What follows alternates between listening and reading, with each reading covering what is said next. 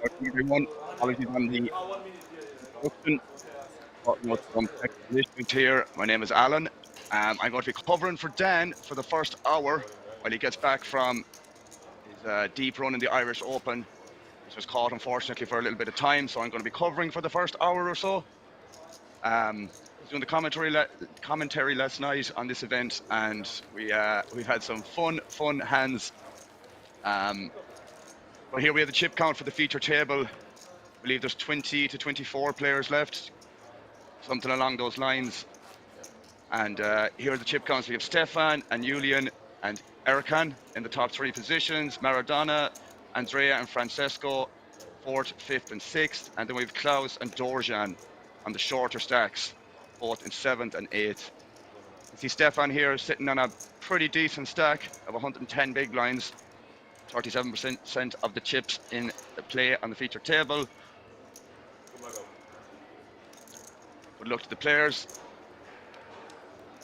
Dealing has started. So as I said, guys, I'm just going to be covering here for the first hour while Dan manages to make his way back from his deep run in the Irish Open. Finished 39th yesterday. Here we are in the action with Klaus. We had Klaus on the feature table yesterday as well, I believe. Could be an immediate all-in for Klaus. So it looks like.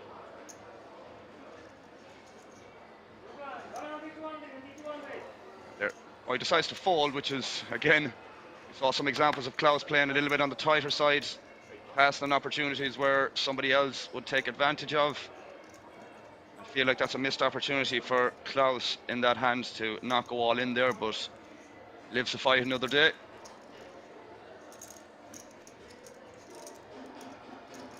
Francesco here in the small blind, debating whether to call, fold or raise. Wouldn't be folding personally myself, but there we see it.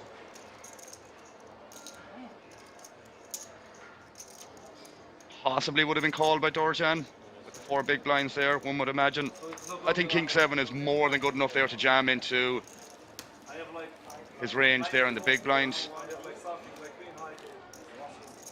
There's 2 potential mistakes there by players. We saw there with Klaus folding the ace-10 off 9 big blinds, ace-10 suited that is. Francesco probably missing an all-in there versus Dorjan's shorter stack blind v blind.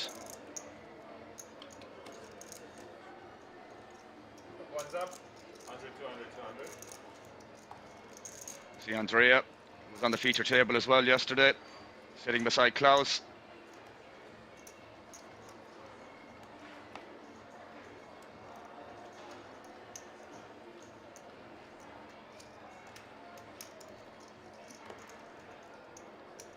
Maradona now with the jacks under the gun. Very, very nice hand.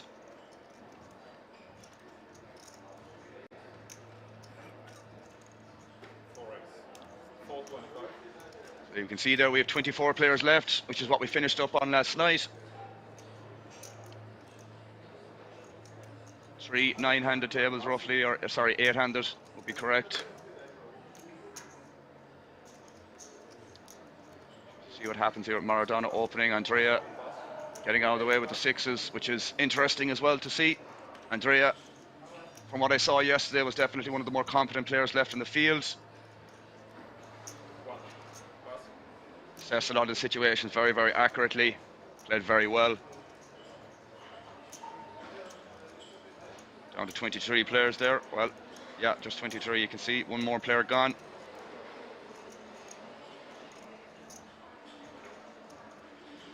Not a lot Dorjan can do here off 2 big blinds with 9-2 off. Just fold. We have Julian, one of the bigger stacks, defends with the 8-10 off. Saw some examples of people overfolding potentially with these hands from yesterday. Julian not afraid to mix it up, defending versus min. Not the best flop for jacks here, but pretty good board for his overall range, one would imagine. Jacks with the spade here is good. Would imagine it's just going to be a check back here, but you can also go for a small bet here, given how good the board is for your range and how wide the big blind is going to be defending. He's going to be pretty handcuffed here, facing this bet. Can't imagine Julian going anywhere for that sizing though, so he decides to call, which I think is absolutely fine. Go to the turn. 7 of spades. Would imagine this is just going to go check, check. More than likely check, check on the river potentially, but we shall see. Very interesting lead here that Julian is thinking. I really, really like this.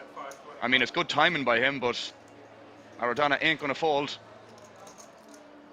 Problem isn't this spot. Maradona can still have flushes himself, and obviously a lot of premiums like 2 pairs and sets, strong top pairs, etc.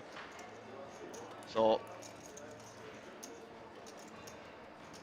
would like to think that Julian has a plan in mind to bluff rivers as well, on certain rivers that is.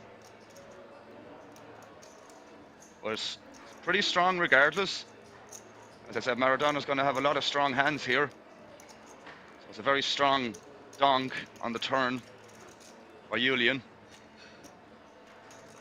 But as I said, maybe this guy has a plan in mind to bomb certain rivers, but if he decides to do it on this river, it probably is not going to get through. Julian sitting there with the third nuts. Second nuts, actually, technically. The jack of spades. And this is ill-timed by Julian. It's not going to work, I don't believe. And the problem is with this hand, it's better to do what the donk on the turn with a spade, not just random air. And it's a snap call. Yeah.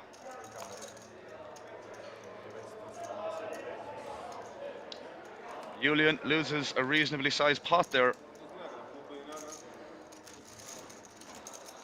Yeah, I think if Julian's going to make that play, he's better off doing it with a spade on the turn.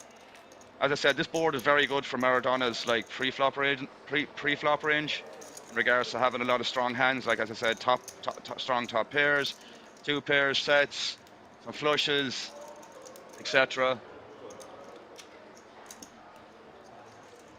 So probably a bit of a misstep there. To be honest, I don't really mind the donk on the turn, but I think when the 4 to the flush completes on the river, Julian probably has to give up there, because so much of Maradona's calling range on the turn is going to contain at least a spade. So one would imagine there giving up on the river is probably the best play, given you might not get as many folds as you like. Yeah, I agree, Alex. Check and turn is the best play. I wouldn't do what Julian did there. So that's probably a misstep. And if you are going to make that play, I would assume doing it with 1 spade makes the most sense, and not some random 1 pair hand potentially turned into a bluff. But I for sure would check turn as well, Alex. I agree with that.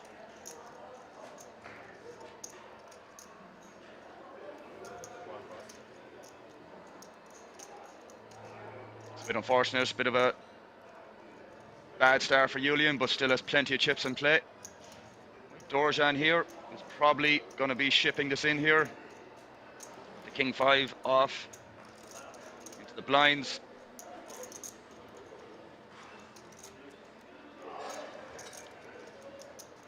Looks like it's going to be going in the middle. Can't imagine he's going to be folding this here. I think it would be a mistake of 2 big blinds. What do I know?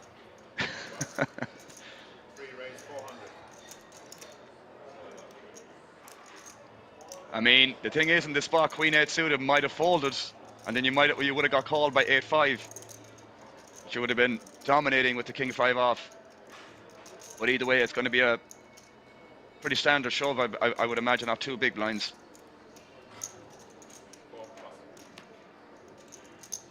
Julian takes that pot down. surprised to see Maradona fold 8-5 suited there. So a few examples of probably a little bit too tight and passive play, which again we saw some examples of that yesterday too. I suppose when you kind of see some players like that, you can maybe categorize them as maybe one of the not so experienced players, or maybe some of the weaker guys. But I definitely think you have to be shoving the king 5 off there, off 2 big blinds when it's folded around to you on the button. And at the same time, you definitely want to be defending 8-5 suited versus Julian's open.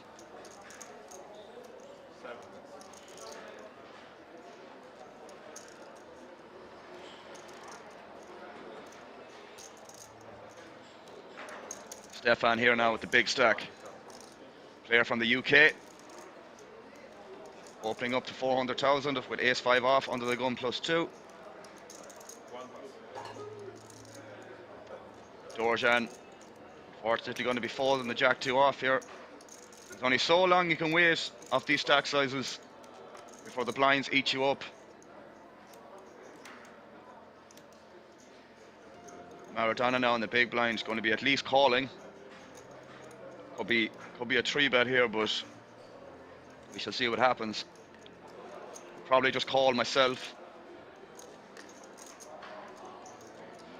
But at the same time, Stefan will probably be opening super wide. Would definitely be 3-betting this if he had opened in later positions, but maybe this just is mostly a call in this exact spot, given he's under the gun +2. Stefan opening.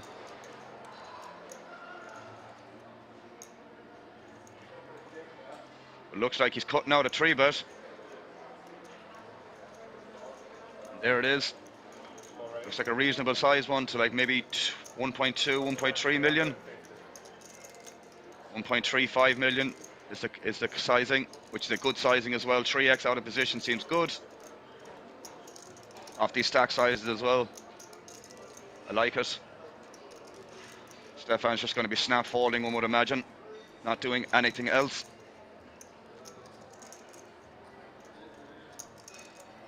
Klaus getting out of the way with the king 3 off.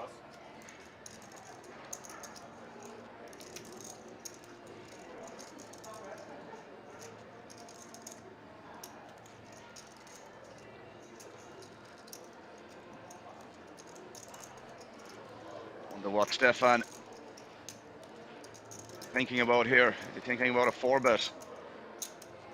Will be a very, very strong play given the shorter stacks on the table. Will put a lot of pressure on Maradona.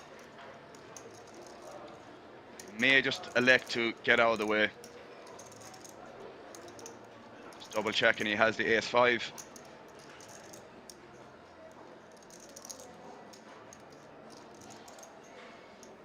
Yeah, just decides to let it go. I can definitely understand the thought to at least think about 4-bet bluffing there. As I said, there's shorter stacks on the table, so I mean obviously that's kind of what Maradona is doing there is very, very strong given that dynamic as well. But you know, if Stefan decided to 4-bet bluff there, it would be pretty goddamn strong as well. So yeah, obviously just easier to fold there with the ace-5 off, but he obviously at least considered a 4-bet bluff there, I would imagine.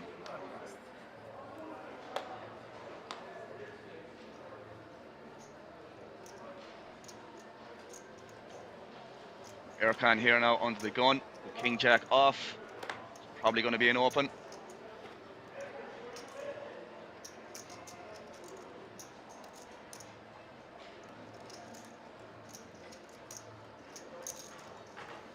Raise 425, 8 plus. Open to 425,000, a little bit over 2x, a little bit over a min raise. 1 plus.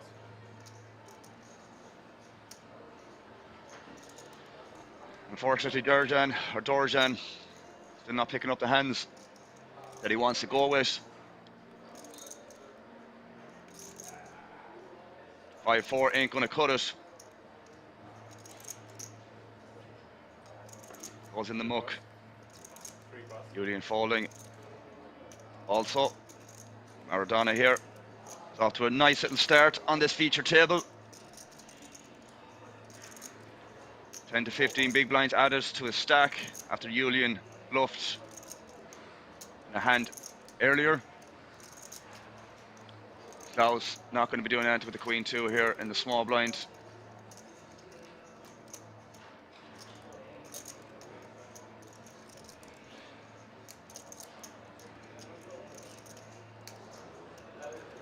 Not sure what he's thinking about here.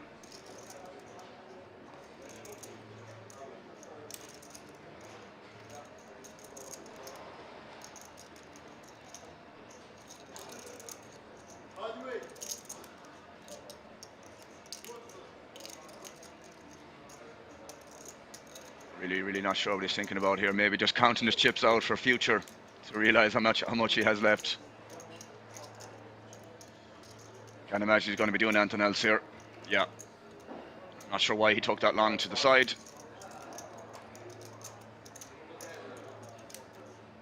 Andrea is definitely going to be defending here.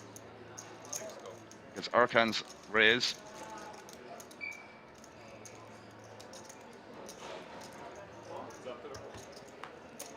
Heads up to the flop. Queen 10 versus King Jack. A 9 in the window, an ace and a 10. So a piece for both. Good shot for Erkan here. Pair 10s for Andrea. Relatively good board for Erkan's range as well. A lot of 2 pairs, a lot of sets, a lot of straight draws, flush draws. I'm sure he's just going to go for a small bet here. Having the jack of clubs here is very nice also.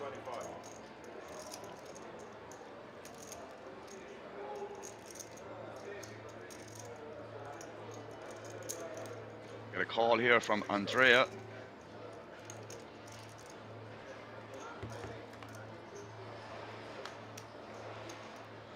Nine on the turn. 6 check.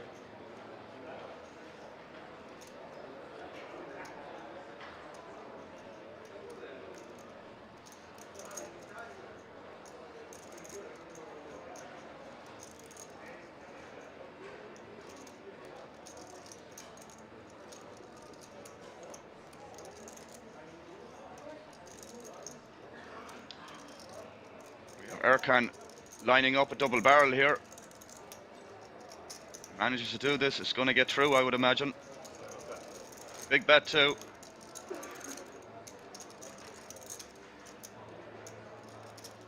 Andrea's in a really tough spot here. I think we're just forced to fold in these positions. Not a lot you can do here.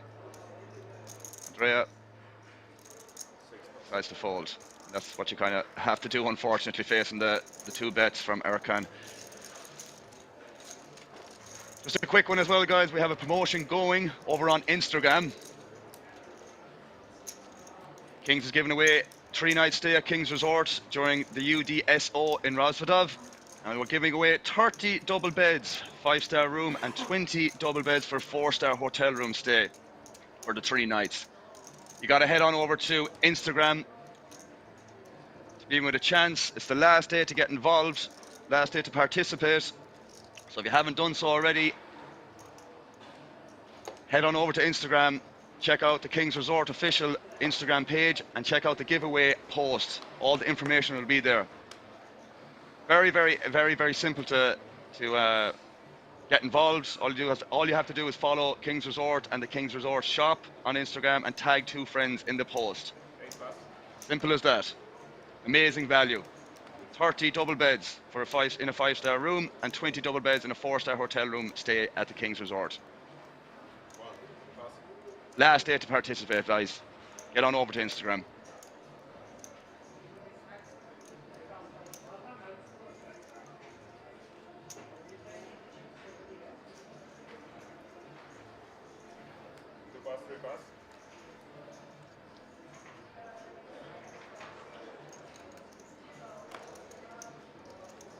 Maradona here now on the cutoff with ace-5 suited. Coming in for an open, I'd assume.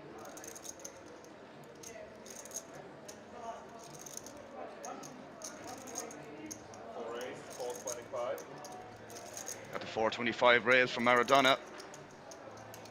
Klaus now with the king 8 off. They're probably going to be folding, unfortunately.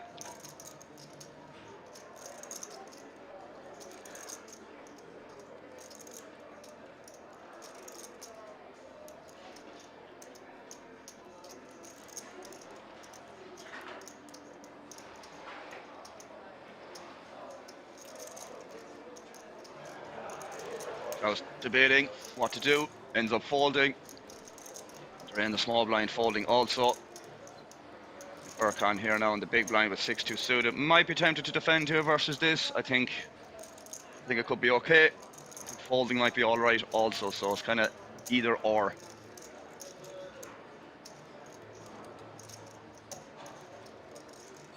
Yeah, I kind of get the feeling that Erkan is probably a confident player too. Again, I have not checked out any of these players' hand and mob, but I made an assumption of Mikhail yesterday, who's obviously a King's Resort reg, and a couple of the mods dropped the hand and mob link for him yesterday, and my intuition was correct. Guy is an absolute crusher. Not sure if he's still in the field. I know he was still in yesterday, so maybe he's on one of the outer tables. But yeah, I kind of feel the same indicator from Erkan that he's a pretty confident player. But to get down to the last 22 players out of 2,300 roughly, it's a fair accomplishment. So you have to be some form of a decent player, one would imagine. With Maradona betting the flop, very nice flop for him, and taking it down. Not a lot Erkan can do in regards to defending versus the bet.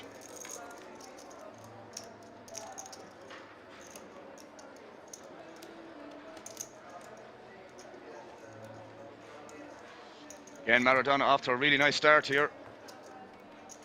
Nearly doubled his stack size from what he sat down with.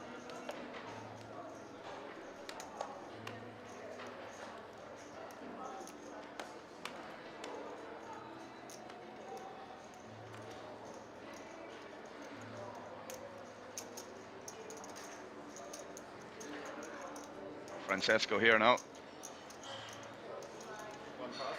Fold.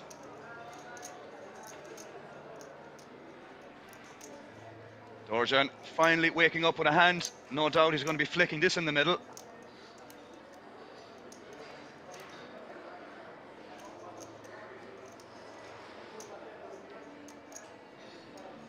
Not going to come across much better hands to shove of two big blinds.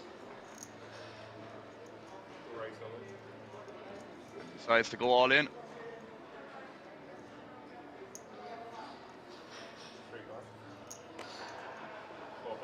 I'd imagine the big blind is going to call here pretty wide, given it's only a min open thereabouts, a little bit bigger. Yeah, it's nearly 3x roughly, but still probably going to have to call.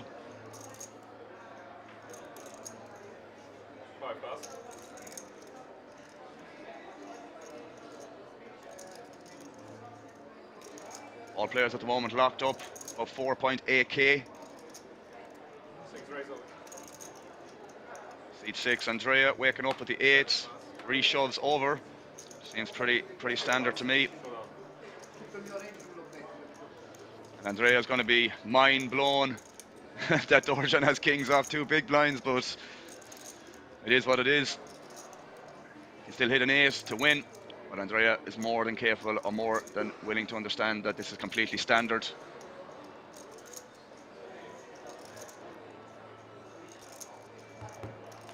See a flop, 1.6 million in the middle. Good flop for the kings. Good flop for the kings so far. 8 and an 8 only for Andrea. It's a 2. Still has plenty of chips left after this, Andrea, so nothing to worry about. It's a 7.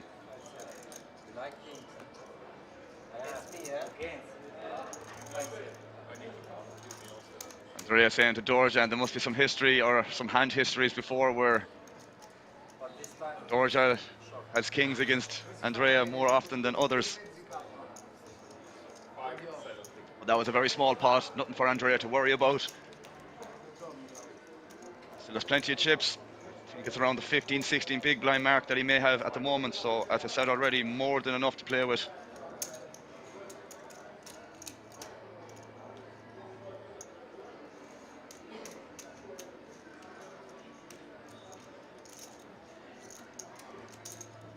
But yes, very nice for Dorjan to pick up kings there in that spot.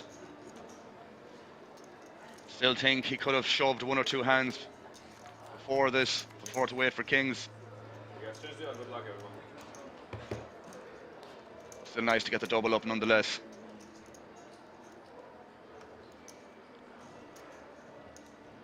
Just a brief announcement as well, guys. If you haven't checked out the Kings Resort YouTube page, the link has been dropped earlier on in the Twitch chat. If you do manage to get over on there through the link, be sure to hit that subscribe button. And if you're feeling extra spicy, be sure to hit the notification bell to get notified when Kings Resort uploads a video. And from what I can tell, it's a video every week.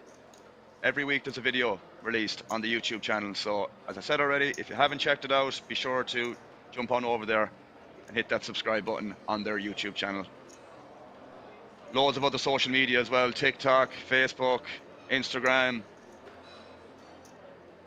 to name a few.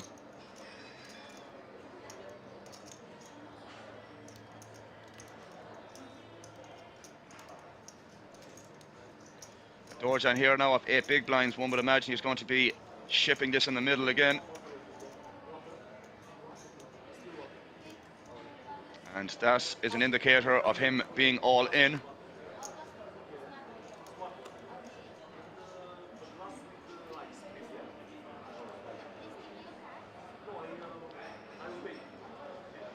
Nobody is willing to be a customer at the moment. Klaus again going to be folding. Redraw folding also by the looks of it. Erkan here on the dealer button going to be folding also. Stefan. Can you stay with the big chips in front, please? Because we don't see it. You stay with Mario and we don't see nothing. Stefan pointing out to Dorjan that he would like the big chips out in front, and he can't see with the Luigi and Mario. Car protectors, whatever you want to call them. Which he's absolutely more than entitled to do. He gets the fold, which is fine. Unfortunately, Francesco is going to have to fold here too, and Dorjan is going to pick up the blinds and antes.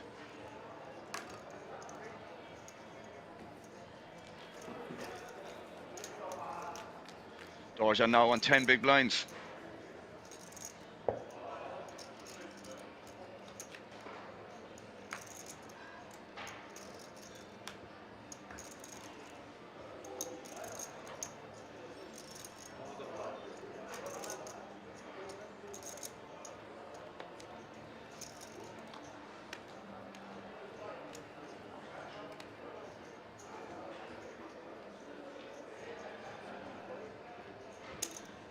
Julian folding under the gun.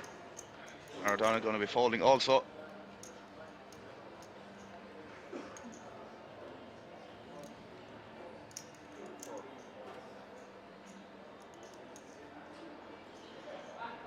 Klaus here now, unfortunately, going to be folding also. Andrea Roner folding the Queen 9 in the hijack. Erkan might be tempted to open this. Decides not to. I think that's fine also. We have Stefan here now on the small or on the button. He might decide to pass on this. It's definitely weaker hands.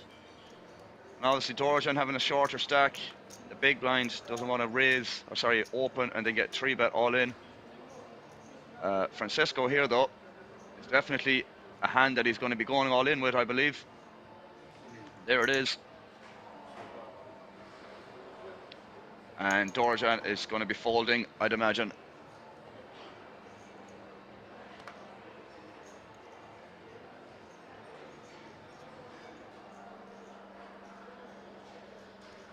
Don't think you need to call here.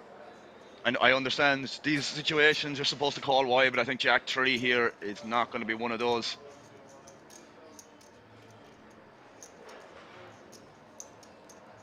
And he does decide to fold, which again I think is absolutely fine.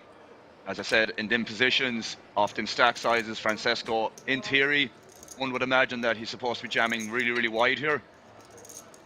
Even still, Jack 3 probably isn't going to be good enough for a call there. Jack 3 suited at that.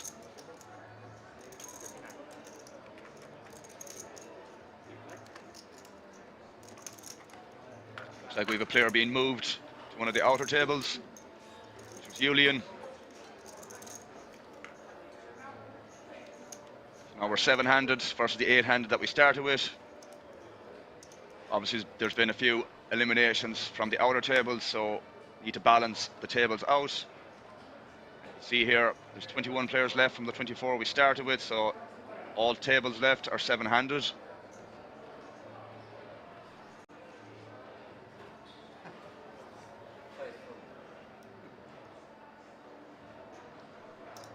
They're going to be folding here as well, and as the table gets more short-handed, puts a lot more pressure on the smaller stacks or the shorter stacks to get the money in the middle, because the blinds and antes will be coming around to you more frequently.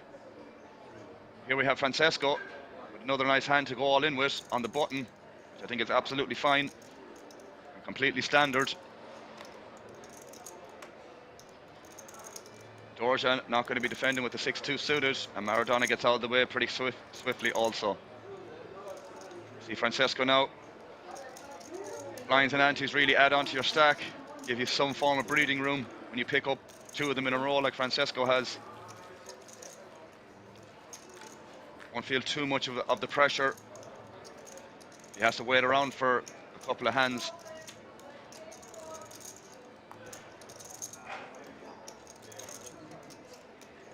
But yeah, there's a lot of 10 to 15 or sub 15 stacks left in the field, I believe. So yeah, as that is the case, there's just going to be a lot of 3-bet all-ins and just open raise all-ins, stuff like that. Just kind of standard practice with stack sizes being that shallow, around that sub 15 mark. When that stuff starts happening, Andrea here under the gun with king-queen suited off 11 bigs, and you can see the blinds increase as well. Surprising to see that fall by Andrea, maybe because there's some shorter stacks in the field where pay jumps are applicable, and there is a pay jump for the next person that gets knocked out, so that obviously crossed Andrea's mind. Good observation by him. So there is a pay jump after the next elimination. You're going to see players make them tighter folds. I think king-queen suited is probably on the borderline of going all in and folding in this exact situation with the pay jump. But I'd imagine Andrea knows if there is shorter stacks, which there is even on this table. So he decided not to go all in there. Stefan in the hijack here, opening with queen 5 suited, applying pressure, opening wider with the stack size that he has, which is exactly what he should be doing. Maradona debating whether to do something frisky here, and Klaus is going to be going all in here, I would assume.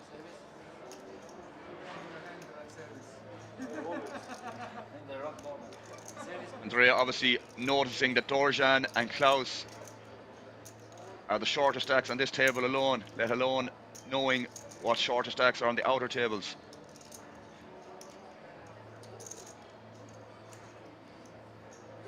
Klaus is going all in here. Stefan priced in, I'd assume, and he snap calls with the queen 5 suited and has decent equity against this hand exactly. We're going to see some flops, turns, and rivers.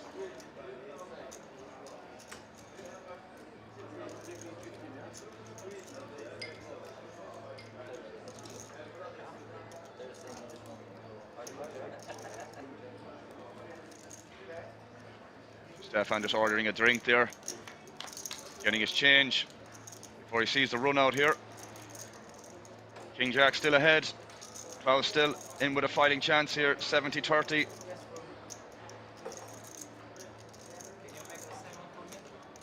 More outs for Stefan here, a lot more at that. 10 outs in total. See what the river brings, and that's a straight. We lose Klaus, unfortunately. Decent run for Klaus. He was on the feature table most of yesterday also. He's done well to be eliminated in 21st place and guarantees himself a payout of 4.7k. Nice little payday regardless. Of course, he would have liked to have run deeper, but still can't complain there. having that result out of 2,300 players. Stefan continues to build his stack. Huge chip leader today. I'd assume he's a chip leader with that stack size with this amount of players left. If not chip leader, then definitely up there. But again, part of me feels he's more than a competent player. Now we're six-handed, and again, more pressure on the shorter stacks as the table gets more and more short-handed at the moment.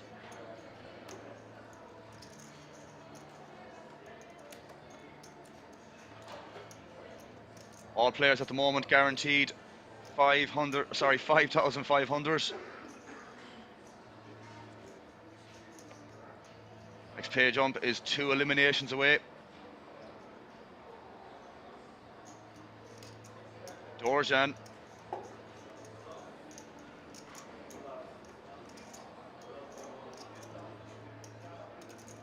Contemplating something here with Jack 6 off, which not sure why. Maybe tanking a little bit, potentially, if there's some action happening on the outer tables. We saw one example of this yesterday. Decides to get out of the way, which I think is absolutely fine. Maradona on the button here. Not going to be doing too much with the 8-4 off, one would imagine.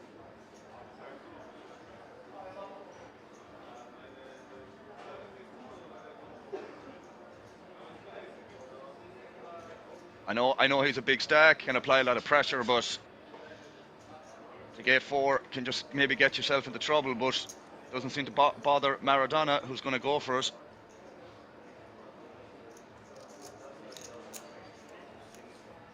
Gets through. I just realised there that there was only the one blind due to the fact that Klaus got knocked out the hand prior. So Maradona only had one player to get through there, so I think raising there, applying pressure to Andrea, makes a lot of sense. So opening the 8-4 off there makes it probably a decent play, I would say.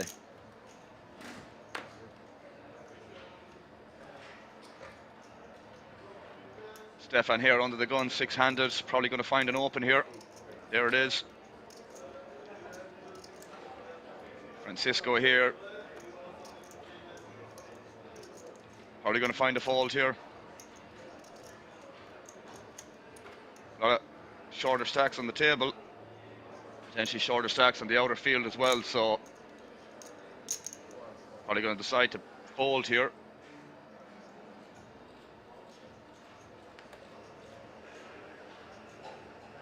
Dorjan getting out of the way as well.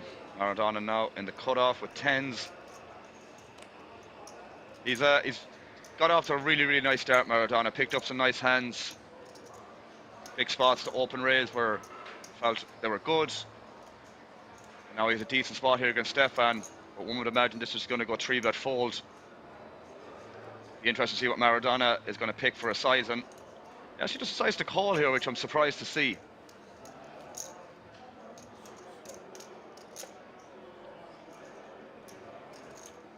But obviously calling here is absolutely fine as well in position versus Stefan opening in the tighter formation or tighter position. And calling here is fine. I do think you want to have some 3-bets here sometimes as well.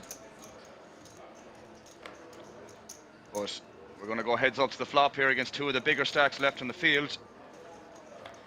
Maradona versus Stefan, King 7 versus 10s. One over to the 10s on the flop. Not much going on here for Stefan.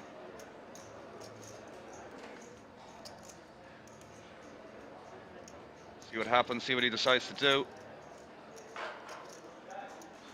He does decide to check, which I can get behind. Haven't got a lot of backdoor equity here with King 7. It's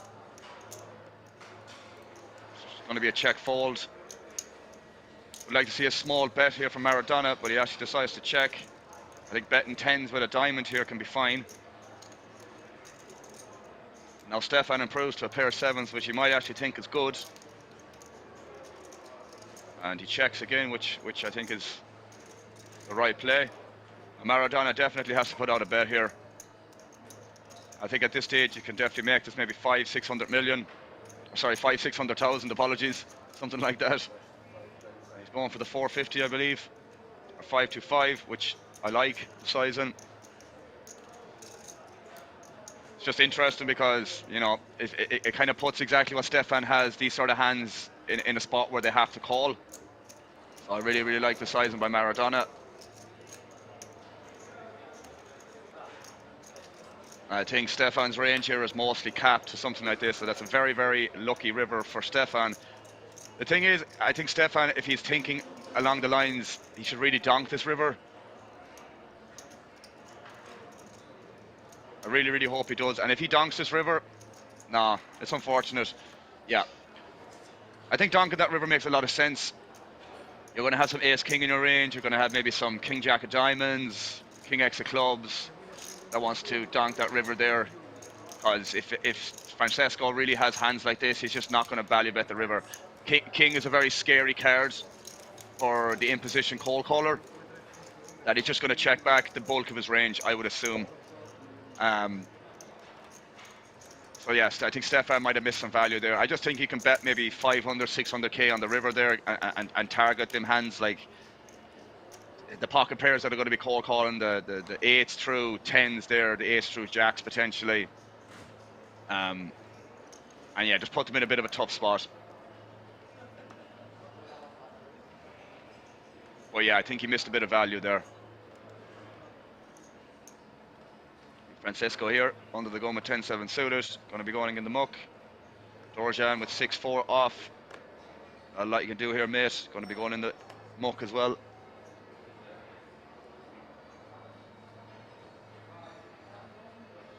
It is a pretty fancy watch. I think someone, yeah, Will Poe, I forgot to read your comment, but yeah, it's a freaking bird cage on his wrist. It's a baller watch, I'm not going to lie. Yeah, I agree, Alex. I think 3-betting there is absolutely fine. I think cold calling is as well.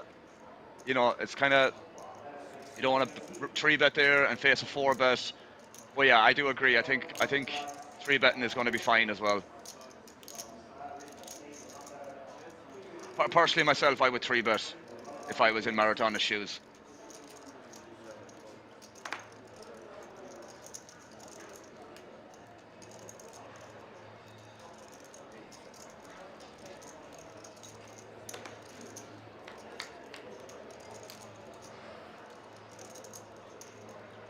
Blind on blind action here with Erkan and Stefan, both having an ace.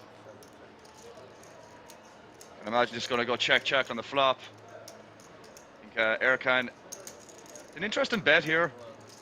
And I saw this before in certain things that I've studied with blind v blind here, with cash games, where betting these sort of worse ace x and getting some better ace x to fold, like ace 8, ace 7, is a thing. But checking back here is what I'd probably end up doing myself, because turns and rivers get tricky.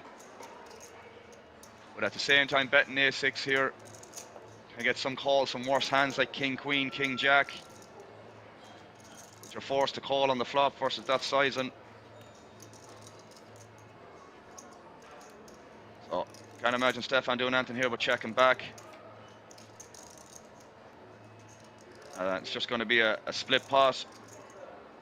Unless Erkan wants to turn this ace 4 with the ace of clubs into a bluff here. The king is a good hand or good river for Erkan, but decides not to, and it's going to be chopped up. Probably no need to bluff that there, but at the same time, it's not exactly a lot of showdown value there with the ace 4. Given you have the blocker to the club, you can actually have some flushes there, so part of me believes that bluffing that sometimes wouldn't be a bad thing to do, especially that exact combo. I mean, if you check call the flop and get that exact run out, you may want to at least consider bluffing that. At the same time, I don't think you're going to win that often, so if that's the case, then you probably want to end up bluffing. As I said, the king is a good card for your range. A lot of king highs and stuff like that, you're going to check call on the flop. And there's also the possibility you could backdoor on some flushes as well, so as I said, having that ace of clubs there is very, very relevant in that spot.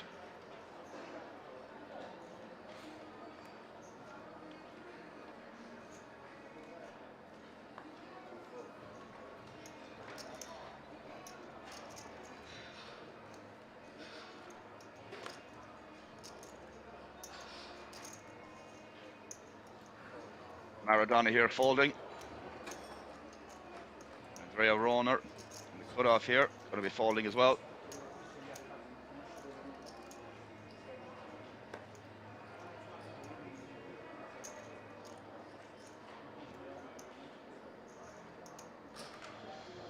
Erkan here now on the button, debating whether to open the 7-5 off here. Yeah, again, seeing Erkan push these hands with the raises kind of solidifies my kind of thought of what he is as a player. And for sure, I think he's definitely more competent than some of the other guys on this table. Saw him double barrel in the spot with a gut shot there. Got Andrea to fold second pair. Defending some hands where people may end up folding.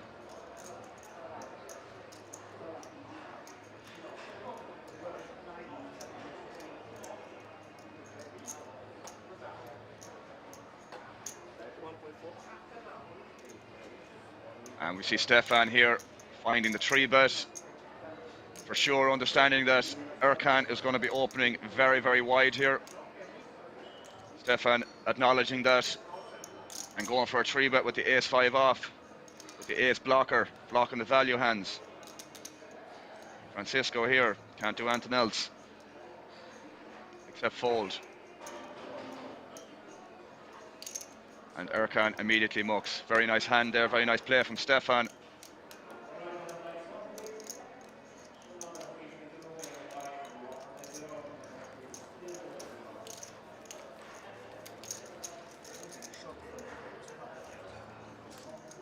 Sure, Stefan is playing very well at the moment also. A couple of guys playing well, running well. Maradona off to a very good start. Erkan as well, applying pressure in spots, taking advantage of some passivity. Same thing with Stefan. They're the three guys that are kind of more or less running over the table, or at least applying to be the table captain, so to speak. All sitting on the 30 to 40 big blind plus stacks. The ones that have some movability, and I think Andrea knows. Oh wow, he actually passes on the Jack 10 there. I suppose Dorjan is sitting there with a shorter stack as well, so I think we have a pay jump in the next knockout. No, it's 2 players away. Not that immediate yet. Erkan here now opening the ace-jack off in the cut-off. Francesco here definitely has to at least consider 3-betting all in. It might be called by Erkan. I don't really want to see a fold from Francesco here. I don't really want to see a call either, but it's very, very awkward when you're going to be out of position here with 7s. Better off to 3-bet, get this in, get folds from worse hands, get folds from better hands as well, or hands that have like better equity or decent equity against your hand.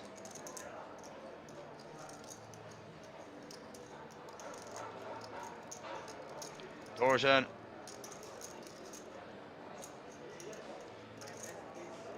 taking his time with the decision, but I don't think there's much to debate here. Should be a pretty standard fold, and that's what it is. Yeah, I don't like the flat here from Francesco because a lot of stuff post-flop, you're just going to be unsure where you're at. Unless the flop comes to 7, you're going to be unsure where you are. And Erkan, being a pretty confident player, understands this. I have no doubt he's going to at least bet here.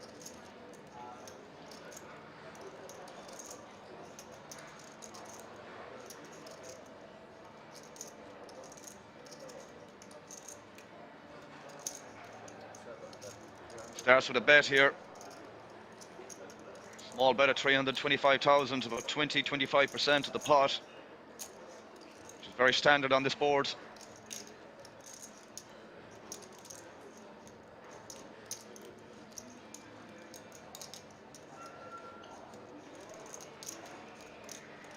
Imagine Francesco is going to be at least calling here. Not doing anything else, I'd assume.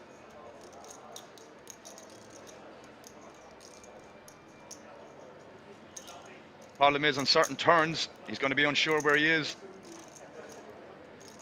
You have to at least call here. Nothing else to do.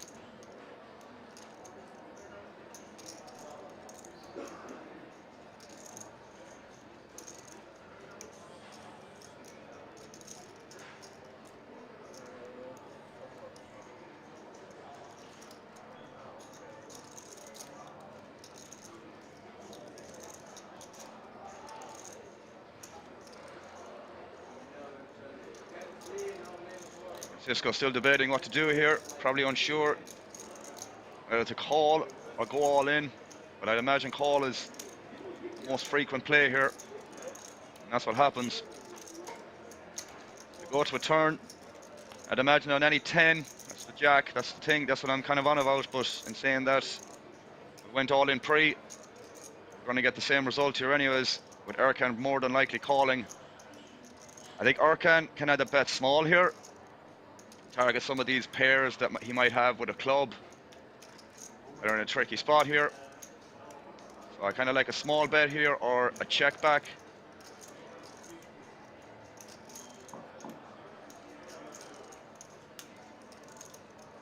I think betting small here is a good play, and again it would just put a lot of pressure on the sevens hand. So you could maybe do 400 to 500k here. I think is good.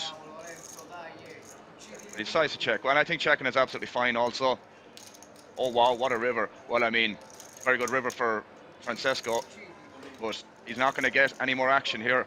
And it's just funny how immediately he just goes all in. He didn't hesitate at all. Can't imagine he's doing that if he doesn't hit the 7. But a nice hand to first Francesco either way. Gives him a bit of breathing room. Adds maybe 5 to 6 big blinds to a stack there, potentially a little bit more. The blinds and antes as well.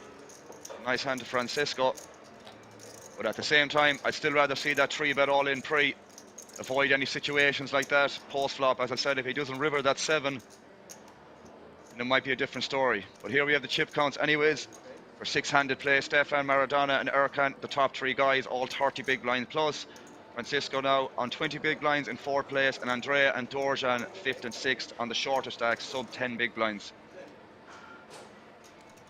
So definitely going to start feeling the pinch here, as I said numerous times already between yesterday and today. As there's less and less players on the table, the blinds are going to come around more frequently, and therefore you've got to start paying them more often. Short stacks are going to feel the pinch mostly. Big stacks are going to be applying more pressure, trying to steal the blinds more aggressively to add on to their own. Francisco here now on the button into 2 of the shorter stacks with Dorjan. Or sorry, 1 of the shorter stacks, my apologies. Would like to see a normal open here. Can also jam, which is fine also. But I think off 20 big blinds, we kind of want to have more of a raise first insights and for min or something like that. Because big blind can wake up with a hand here, and it's just a bit of a dicey spot if he does. But in saying that, Dorjan's here on 5 big blinds, so going all in can't be a bad mistake either, if it's a mistake at all.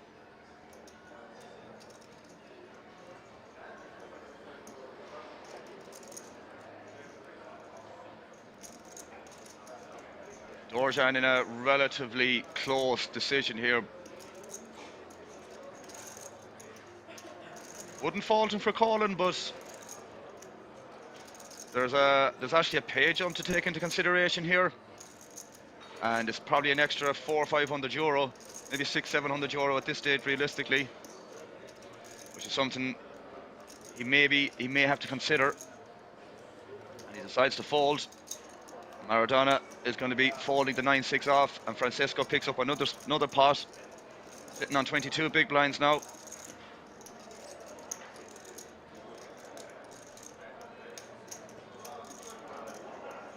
Relatively healthy stack for Francesco. 2 Italians doing pretty well at the moment. Maradona and Francesco both on 22 and 34 big blinds respectively. Both doing relatively well since the start of coverage here.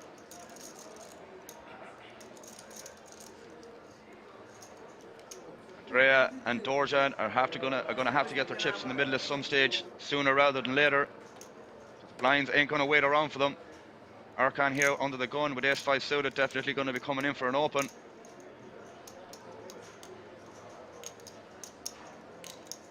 What happens? It's about 425k. Seems to be the standard open raise size on this table. That's what it is, 425.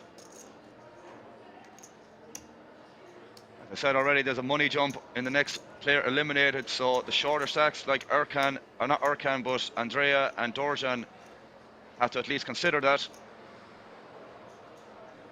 As I said, we don't have the information for any outer players or any of the outer tables in regards to stack sizes, so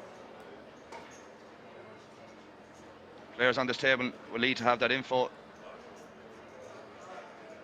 Base their decisions off that, especially Dorjan and Andrea, as I said, the two shorter stacks on this feature table. So they may be pushing their time on the decisions to hope that somebody on the outer tables get knocked out, or they can bank themselves another 500-600 euro in a pay jump. Dorjan probably going to fold here again. Not a lot you can do. Other ace X you might decide to jam there. Maradona might be tempted to cold call this out of the small blind, which I wouldn't blame him. It would be a fine play on a six-handed table, no rake environment. Calling here is fine. I think 3-betting is absolutely fine also. Folding I think would be a mistake, but maybe I'm the one that's wrong in these assumptions. He tells Erkan that he folded king queen. Erkan might be laughing inside, asking why you folded king queen. I know I would. Erkan might be thinking that's a bit of a let off there. Didn't have to see a flop, took down the blinds and the ante. Big win, as I said, they add up to the stack. As I said, Erkan and the bigger stacks like Stefan and even Maradona are probably going to be putting some pressure on, but I'd imagine Erkan and Stefan seem to be the two most confident players at this table. Saw some nice 3-bet bluffs from Stefan. Some good raise first ins with some of the more marginal hands where other players may decide to pass on the opportunity. We have Stefan here opening the queen 10 off and under the gun. Again, completely standard on a six-handed table with a massive stack that he has. It just seems to be growing, growing and growing. Andrea, again, on 6 big blinds now. He needs to find a hand to go with. And Erkan, similar spot. I think earlier on he had 10-8 off here and he defended. And he decides to do it again. And again, this is just the difference between understanding what you can and can't defend versus certain raise first in sizes. And Erkan is clearly understands that this is a defend, especially versus Stefan, who's going to be opening really wide. Well, not really wide, but you know, wider than others, given the stack size he has. It's a very nice flop for Erkan. Stefan here is just going to be a standard C-bet, relatively high frequency, one would imagine here. Two-tone texture here, dry enough board. A lot of hands that Erkan is going to cold call or defend pre-flop. Going to have mostly a tough time defending on this flop.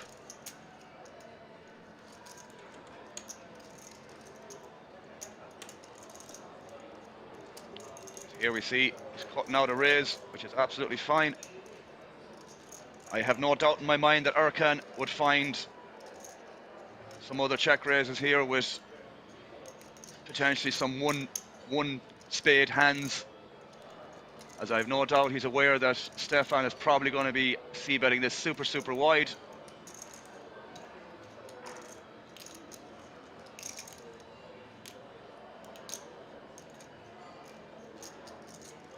But in this situation, Stefan can't do anything else except fold. Nice hand to Erkan there. As I said, I have no doubt that Erkan, even if he is check raising that flop, I believe he would find a lot of bluffs as well, or very close to the amount of bluffs that he should. Stefan still with a massive chip lead, close to 20 million in chips. What a dream spot to have this much chips this late into this tournament with so much money up top. 131k for first. But the next page jumps. 17 players remain. 6,250 euro. Within 17. Next player out gets 5,500. By all means, for a 500 euro or 490, 500 euro buy-in, still a pretty decent day's work. No way should anyone be upset or annoyed running this deep out of such a big field. 18 players left out of 2,285. Huge accomplishment nonetheless to run this deep. Maradona here now in the cutoff with ace-4. I think he understands that this is going to be a raise, but Andrea's sitting there with a shorter stack behind him, so maybe that has to be taken into consideration as well. That's what happens. And Andrea, as much as he's aware to be shoving pretty wide in this spot, I would assume 8-6 off ain't going to cut it, unfortunately. Erkan here may decide to limp, may decide to raise. Don't think he's going to fold, but at the same time I don't blame him. It's pretty bad hand, let's be honest. He just decides to get out of the way.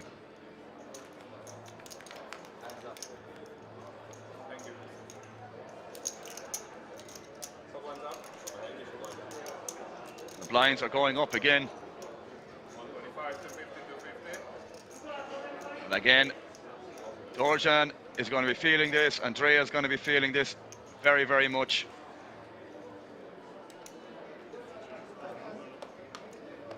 We're talking 2 or 3 big blinds that Dorjan probably has right now.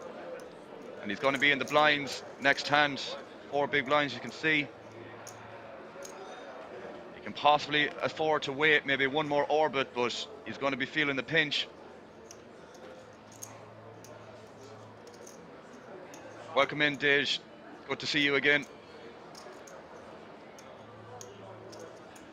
Happy Easter to you also, mate. Good to have you in again. The entertainment value from the stream, the feature table last night was second to none. It's good to have you here yesterday as well. Welcome back on in. Andrea here now on 5 big blinds. As I said, the blinds just went up. We're feeling more and more of the pinch. Erkan here now. Even these guys need to be considerate of what they're opening, but this is going to be very standard open regardless.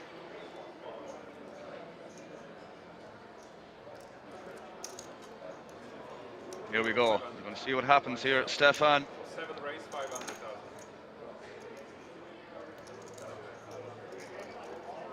Erkan opening for min, a little bit over min.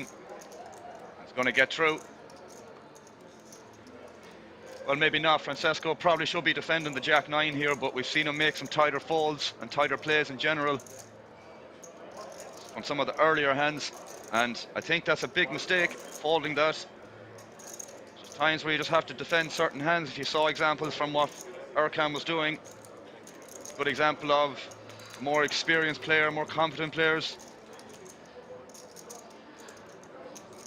I'm not 100% sure, Dej. We don't have information on the outer tables, unfortunately, but we both know that he made it through to day 3 here. But I can't say for sure if he's still in it. And unfortunately, just have information on the feature table, and that's it. From what I've been told, anyways, unfortunately. But he was still my pick if he's still in it. Maradona here now. Queen 3 UTG getting out of the way. Unfortunately, Andrea is going to have to wait one more hand. Yeah, I hope so too, Dej. 6 plus. 7 plus. Or kind of the cutoff here, going to be folding that also. How much you place it? Like 4 million? Stefan. 4 million? Stefan might be tempted to just go all in here, apply pressure to the small blind and target Dorjan in the big blind, who may be inclined to call wide. Or he just may decide to go for a standard open. 25. 525. May accomplish the same thing and still potentially fold if Francesco wakes up with a hand. But Francesco is going to be folding this time.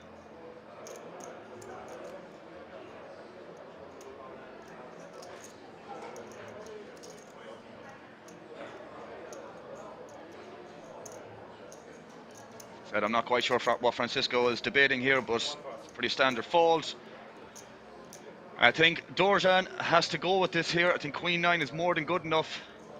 With Stefan raising super wide here. You can see it's a 60-40. I think this is just the bullet you have to bite here, Dorjan. But the thing is, in this spot, there is a pay jump for the next guy, Eliminators. But at the same time, there's only so long you can wait in these spots before you get blinded out completely. So I would feel Dorjan needs to take a stand here with the Queen 9.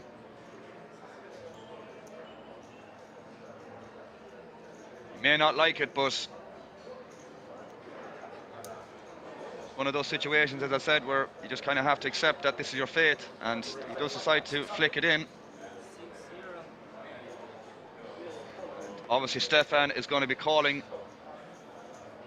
we're going to be seeing some flops, turns and rivers. Ați 7 la damă nouă, 3 blind. Ducem sau? So Stefan, the favourite at the moment, 60%, little under 60%, but we'll make it easier on the eyes, saying it's a 60-40 here.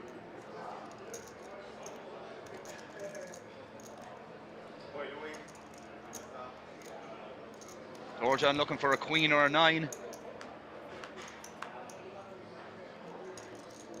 Flop is not a good one. Oh wow. What a flop, eh? Dorjan is ahead for the moment. 75% of the time he's going to win. But an ace or a 7 is what Stefan needs. Regardless if he wins or loses this, he's not going to be too upset. With any 5, 7 or ace on the river. Yes! And it's a double up for Dorjan. Nice double up for him now. Puts him up to maybe 7 or 8 big blinds, some breathing room, and Andrea is now the shortest stack on the table. Quite the interesting flop there. Quite the interesting flop. See the ace in the window. Kind of thinking to yourself, it's not going too well. Then you see the queen and the 9 peel out. Put a big smile on Dorjan's face and decided to hold on the turn and river. As I said, that gives him a bit of breathing room now. Need a bit of luck in them situations, and Dorjan definitely picked the right time to be lucky.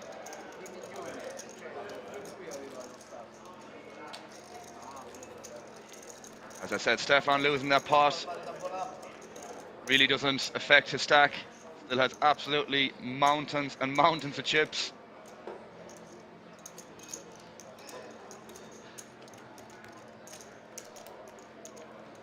Pretty irrelevant pot for Stefan, but a huge pot for Dorjan. As I said, probably puts him up to the 6 or 7, potentially 8 big blind stack. See Andrea here now, having to fold, 9-4 off. Erkan as well. Stefan here now with another more than reasonable hand to open in the small blind, or sorry, in the cutoff. That's what happens. Opening to 5-25. Francesco here now with an extremely strong hand. Probably just going to 3-bet jam. Just no hesitation in the all-in.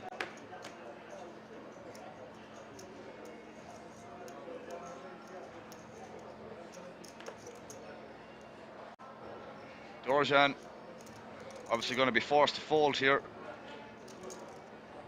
want to risk those chips just after winning them. As I said, it's not really a hand you want to do it with anyways in this spot. Stefan opening and Dorjan or Francesco just 3-betting all in.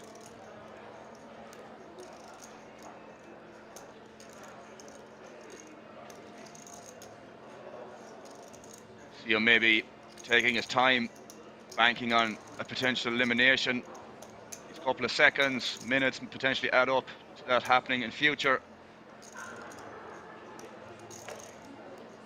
Definitely not a hand you want to Pass 4 How bars. much is it? I'll count. do anything else with.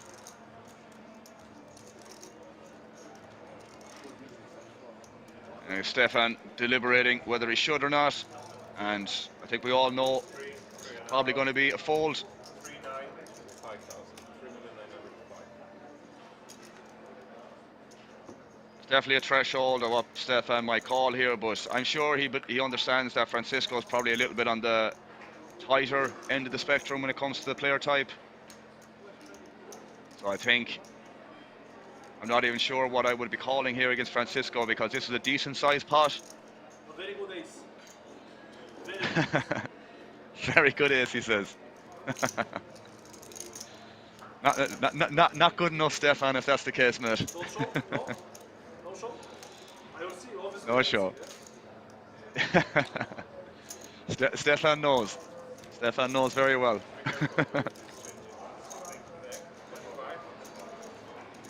Nice hand to Francesco.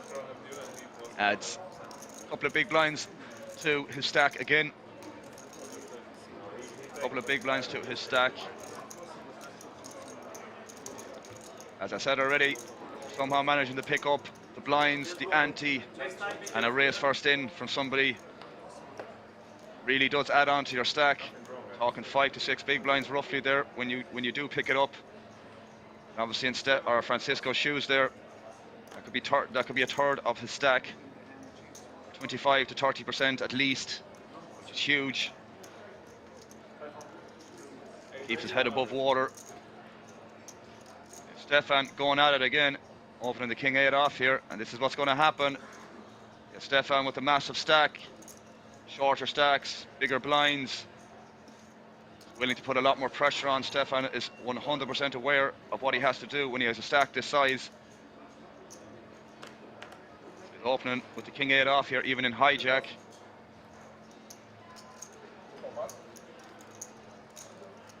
And he's going to get it through. Andrea, unfortunately, on life support here, sitting on the 3 big blinds, potentially going to be eliminated if he doesn't get a double up, I should say. There is a pay jump for the next guy who gets eliminated. Sorry, after the next elimination, we're talking €750 of a pay jump. So the information we have of the 2 shorter stacks on this table, Andrea with the 3 big blinds and Dorjan 7 or 8 big blinds roughly at this stage. Them are the 2 guys that need to get their money in good and hope to hold. Francisco here on 20 big blinds, which is a decent sized stack at this time. This should be an open. Unfortunately, again, he passes on these opportunities.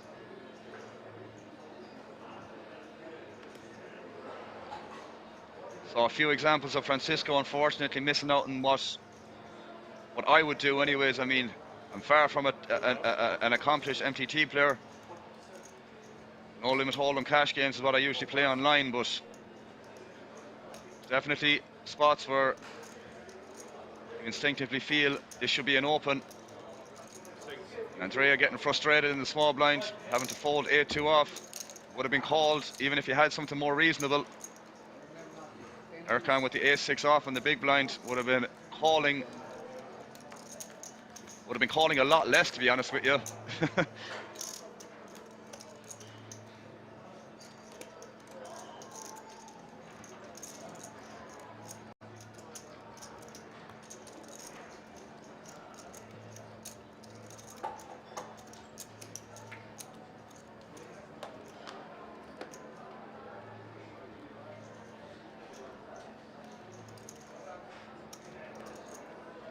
Francesco here now under the gun with 10-9 off.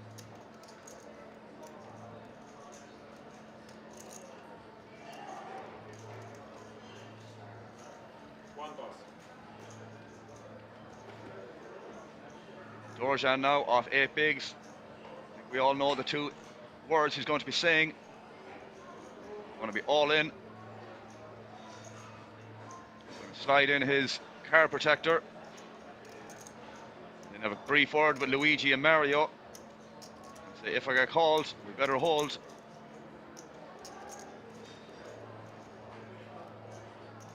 Again, very deliberate in his decision making, tanking a wee bit to, as I said, potential eliminations. Race all in.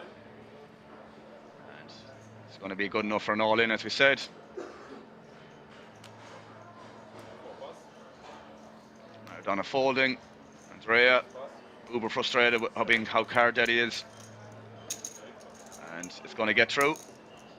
So Dorjan up to 10 big blinds now. As I said, once you get an all-in through here, pick up the blinds and antes, it equates to about 2 or 3 big blinds of an increase. And in Dejan's shoes there, there's a 30 to 40% increase in his stack size, which, as I said, is huge.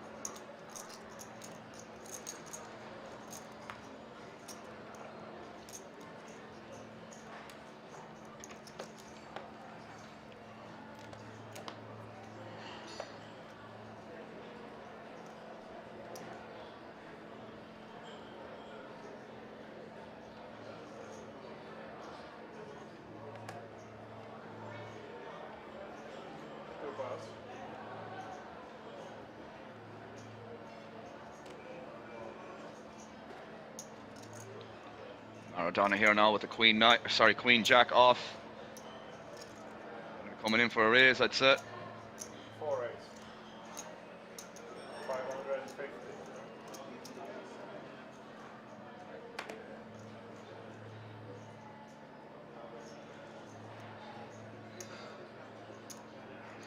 Pass, 7 pass, 8 pass. Falls around to Francesco in the big blind. With 10-9 of diamonds now. Francesco, I understand there's been some marginal spots. You cannot be folding this 10-9 suited here. Let's be clear. This has to be a defend, mate. I understand you might be a little bit anxious. Wow, wow, wow. We can't be folding this, bro. We cannot be folding this. This is criminal. This is leaving so much money on the table. Too much to be folding that. And again, Queen Jack is getting falls from 10-9 suited in that exact spot. It's going to be a good day for Maradona. It's going to be a good day for Maradona.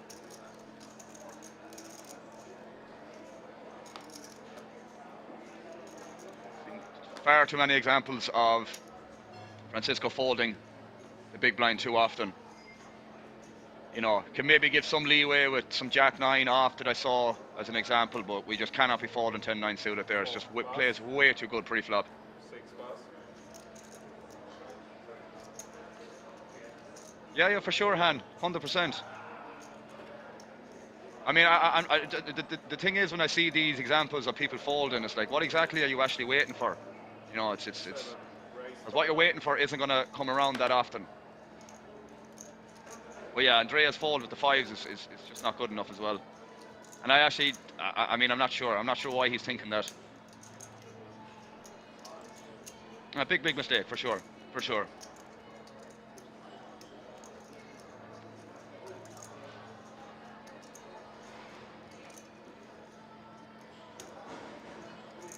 Yeah. Here we have Erkan, the raise and the cutoff, and Stefan here. These are the 2 of the bigger stacks at the table here, so obviously Stefan's going to be looking for a 3. Stack Erkan, which would be nice. Yeah, for sure, Hans, I know. From my perspective, it's a little bit frustrating to see that they're leaving, as I said, money on the table by folding these hands and just whatever the case may be. But yeah, it is frustrating. But yeah, I feel like they're pretty obvious spots as well.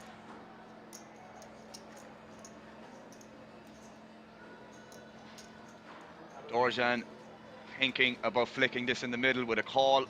This would be a spot that I actually wouldn't call with the 6-4 off. Playability multi-way, doesn't play well.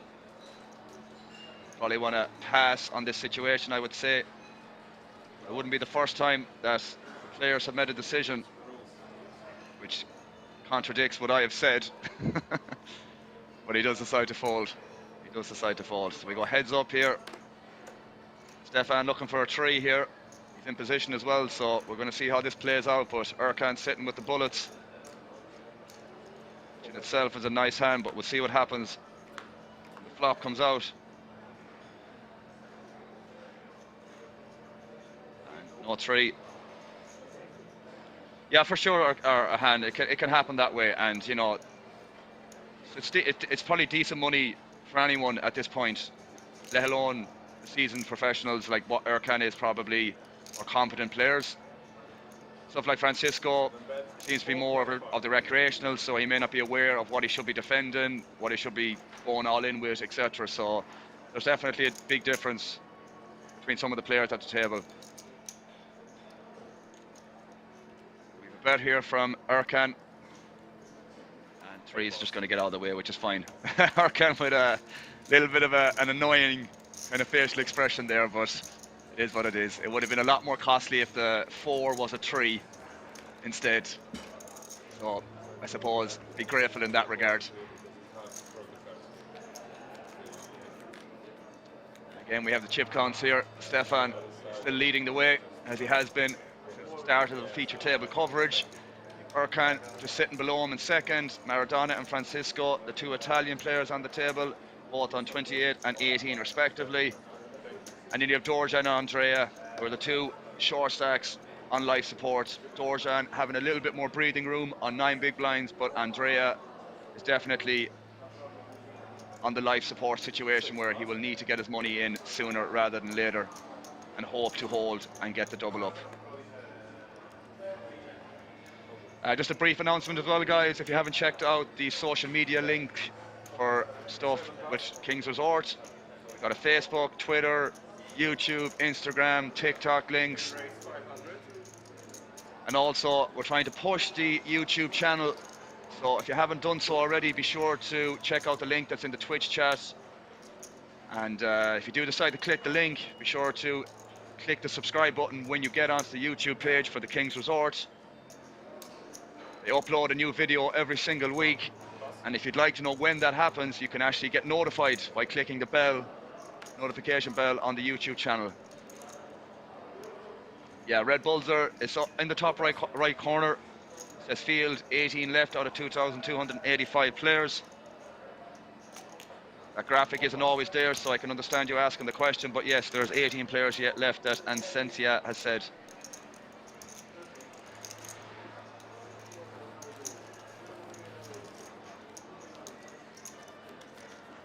Well, at the moment, Hans, they're actually running a Instagram post where they're offering multiple deals on a giveaway, where they have 30 plus 5-star rooms available. And let me just check, open the Instagram link again. So if you head over to the Instagram page, Hans, there's an opportunity to win a 5-star room. They're giving away 30 of them, and a 4-star rooms where they're giving away 20. And today is actually the final day to participate in the giveaway. So be sure to head on over to the King's Resort official Instagram page. All you have to do is follow the King's Resort Instagram page and the King's Resort shop on Instagram, and basically tag 2 players. Tag 2 players in the comment section on the post on Instagram. But I would have to look into it, but I wouldn't be surprised if they had some deals on hotel rooms. Yeah, I mean, driving 8 hours one way and not staying would be a little bit exhausting, I would imagine.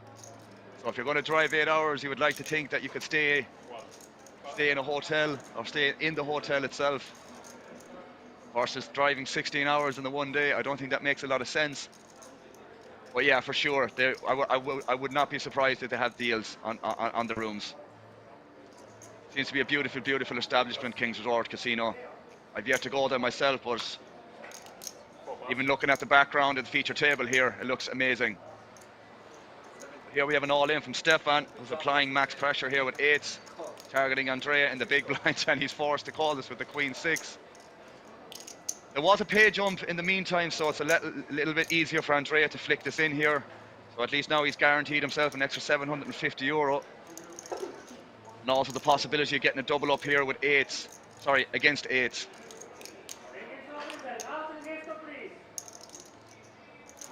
We shall see. Andrea needs a queen here. A third of the time he's going to win this, so he's going to see what happens.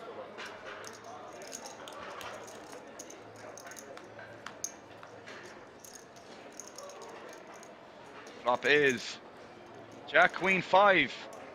Stefan not happy, but again, it could be a lot worse when you think about the stack size, or sorry, the pot size.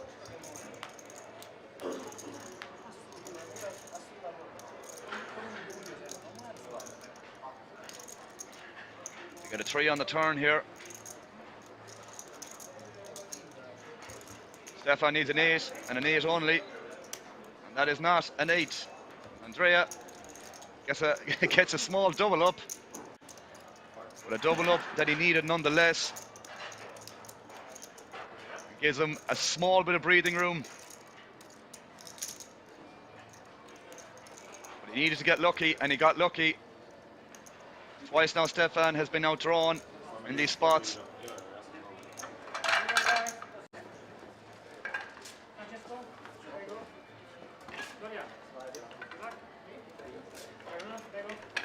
Here we have the chip count, as I said. Andrea getting a small double up there. Was sitting on 2 or 3 big blinds, now on 5. We still have Stefan leading the way. A very, very strong stack.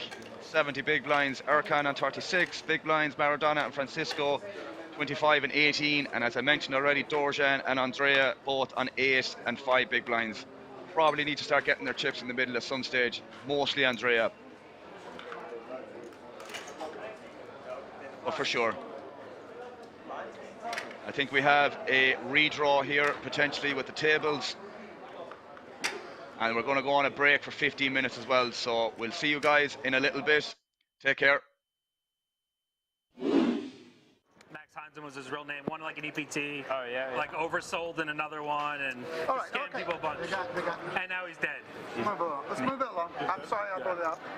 He goes in now. He just goes in now. He's dead. Hey, you suck out of me, you eventually die. That's the rules. Fair enough. I rarely get in ahead, so most of you guys are safe. That's some brutal table chatter. Not gonna lie.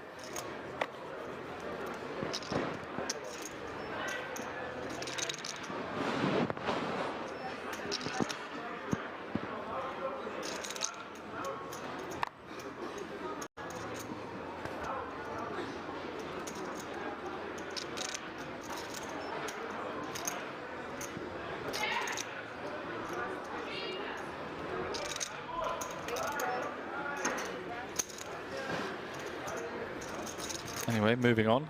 Here we are. Green Dreams, I believe the answer is yes.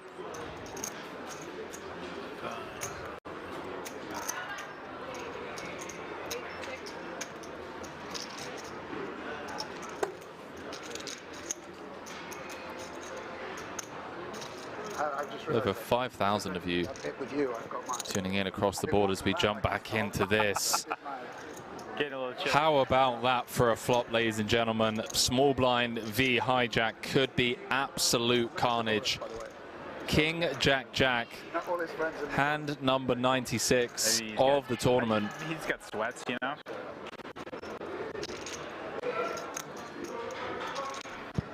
Adams with trip jacks, queen kicker, Pidden with trip jacks, 10 kicker, ace or a king would chop it. 2 to come, 1.9 in the middle. Strap yourselves in, ladies and gentlemen. We could be down to 5 after this cooler.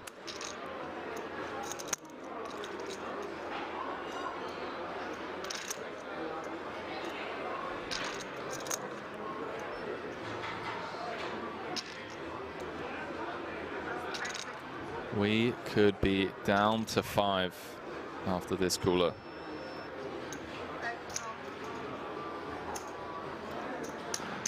Adams going nowhere. 12. Understandably so. 11.95 to be exact. Deuce of spades on the turn, changes nothing. No.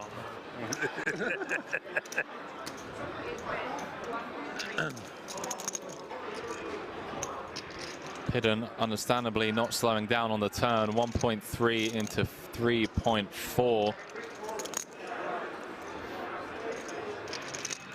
You fully retired now, or what? Pretty much. You know that spot where you folded the 7s? No. I opened into Tim's big No line. active businesses. Yeah. 8. Yeah, super tight spot for me, obviously. What would you 4-bet versus or pass? What would Adams you? just makes the call. 4 of spades. Backdoor spades do get there. 6 million in the middle. Don't think Adams will be folding to a jam if Pidden decides to. Does announce all in, and can I just have a confirm account? it's just going to ask for a quick count before flicking in the call, one would assume. And we're going to be down to the final 5 players unless Timothy Adams folds trips here. Obviously losing to ace jack, king jack. Check. Does make the call. Jack no good for Pidden, out-pipped by 1. Good game, man. And ladies and gentlemen, Unlucky. we are down to the final 5 players here Good game, man. in the 50K Diamond High Roller. Wow. Sorry, I didn't realize you guys were... We lose Daniel Pidden in 6th place, 119,500 euros for his efforts. What you had? King Jack and...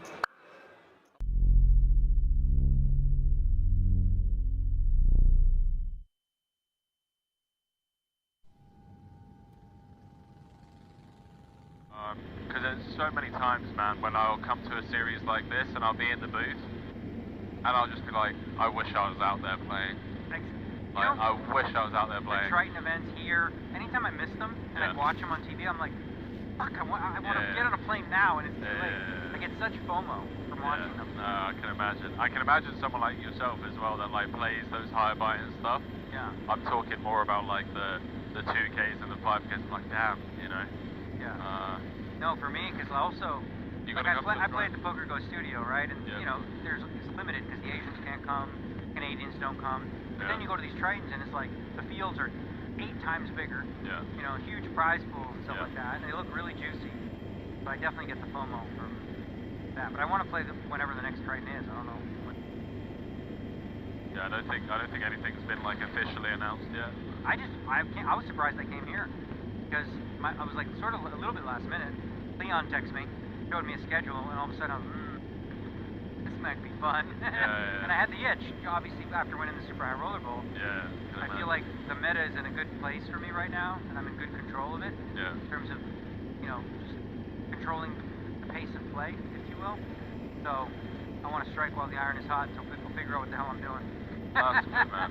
No, I'm glad to hear it, because I know it was pretty brutal. I remember watching you get to a point where, especially like the Poker Go tour, selfie stick. Yeah. Oh, I didn't see that. Oh man, I trashed the selfie stick. You know, that was a 250K. And it was like, that was WSOP. Yeah, I was on my second bullet, you know, whatever, 210s against David Peters. Yeah. Runner, spades, he hit, you know, and I just was like at my peak, and I had this selfie stick, and it sort of half broke, and I just threw it on the ground. And then Justin Bonomo said I beat women. As a result, because I broke a selfie stick, and he's like, well, this is clearly a sign that women are afraid to play. I'm like, have you ever watched sports in your life? Have you never seen a football player throw his helmet, a golfer throw his, you know, stick? It's called passion, buddy.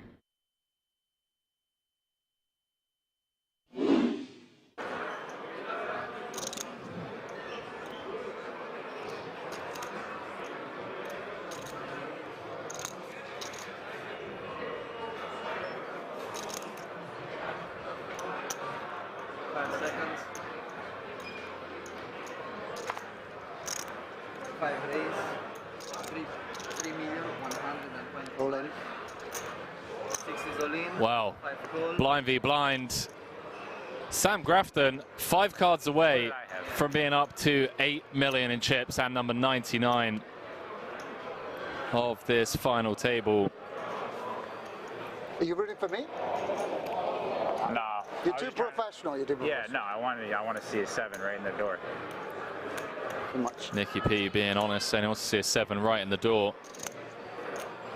If Squiddy can hold here, he's going to have over 30 big blinds. Needs to fade a 7. And now needs to fade a 6 or a jack. 7 would give him the straight. Adams going from 3 to 7 outs. I wish you called them the kings. 10 on the turn. Now giving Adams some chop outs. Deuce of clubs.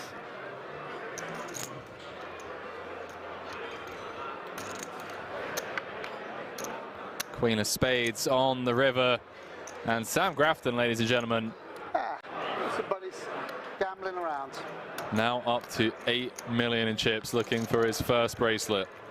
Okay, we have 2 million, 3.5, 6.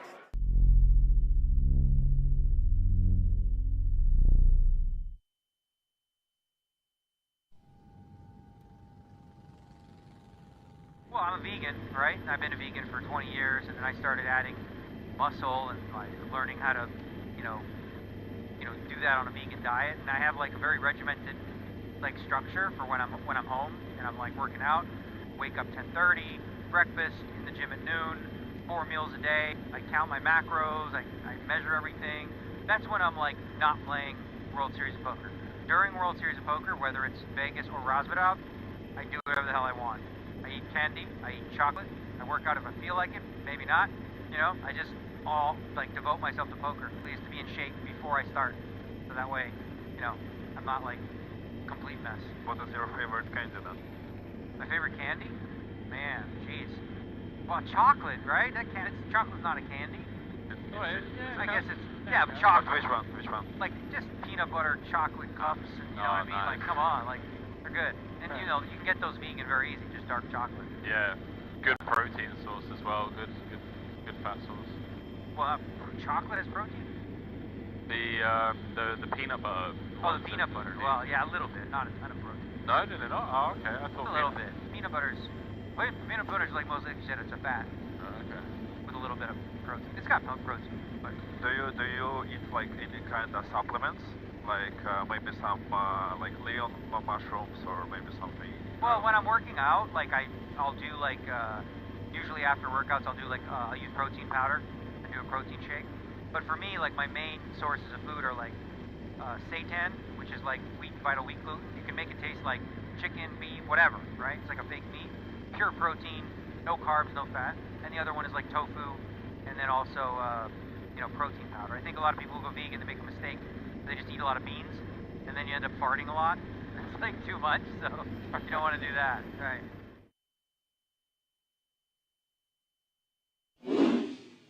And you stumble across cobras and all sorts of creepy crawlies when you're out in the dark. It's too hot to wear trainers. That little layer of protection. I'm talking out my ass. We already know that the socks don't help. The cobra wants a little snag of a toe. Chat, I'm getting delirious. Okay, we're 14 hours in. I feel like Joey Ingram on one of his deep dive investigations, minus the edibles. Shout out Pappy.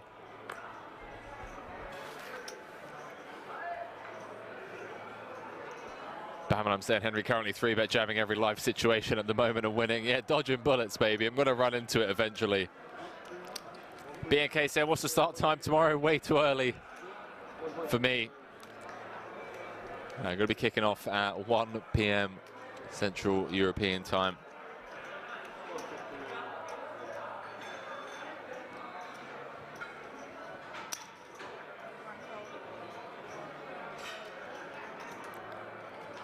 So 9 hours from now. Oh, hang on a minute. Hang on a minute. We got a bit of a cooler here. Oh boy. Danny gonna have to pull an old rose stucco on Riyadh, who sucked out with the 10s against Queens for the chip lead pot against Punat Punsri earlier on. And well, 110 dead. Not helping the young Dane.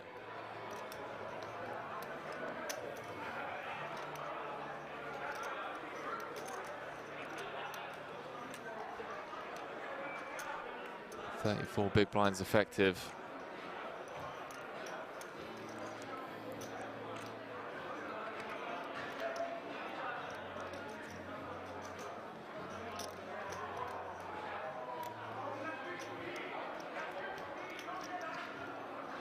Lift off time, chat.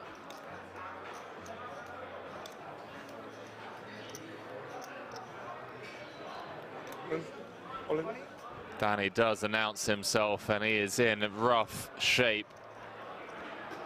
Already seen a 10 dead. Heart's working for him, but he's going to need to pull a miracle out of the hat. 14 hours into the day. 5 cards away from elimination.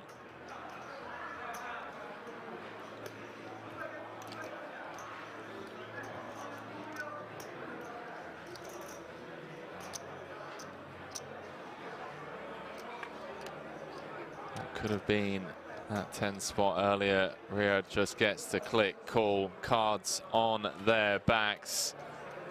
2.9 million chip pot. 43 left in the record-breaking World Series of Poker Europe main event. If the Frenchman can hold, it's going to be up to over 5.4 million. 9-5 deuce.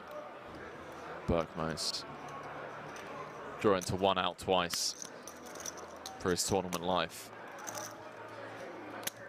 8 of diamonds changes nothing other than the tees, of it being 4 across.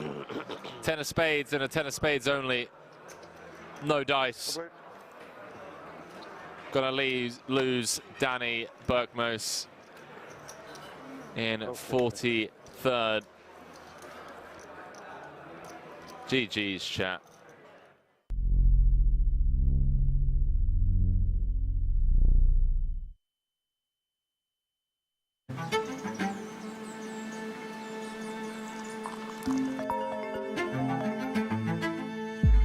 What's up? Good morning. Are you ready for today? Yeah. See you at Kings.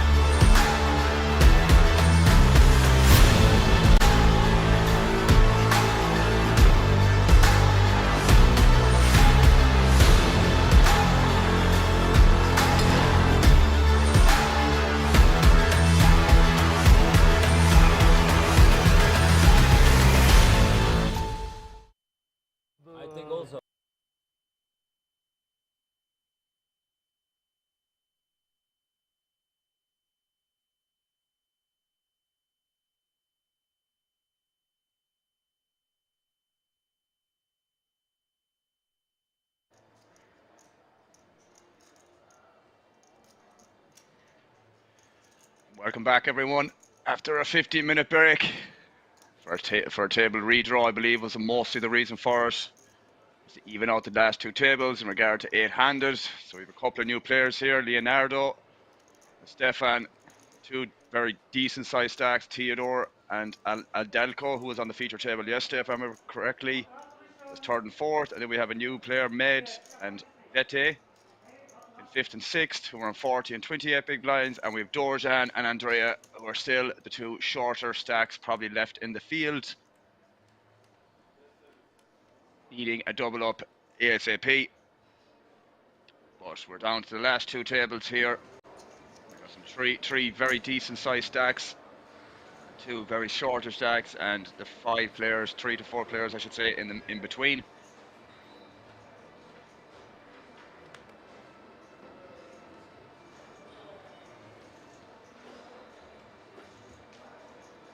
First hand here with Dorjan off 8 big blinds, probably a little bit unsure what to do here.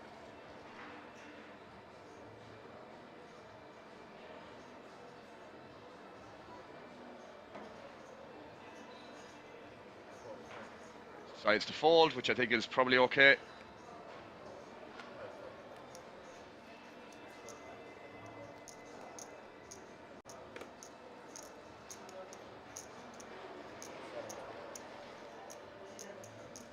Leonardo, the new guy, new Italian player, folding as well. Folds around to the button here from Med. I think that's a Moroccan flag. Please correct me if I'm wrong, but pretty sure that's a Moroccan flag. We got some Vete fans in the chat. Little Lady B, welcome on in. Cheering on Vete, I should say. Med decides to open this on the button. Stefan here on the big blind. He's probably going to start defending. We have some new chip denominations as well.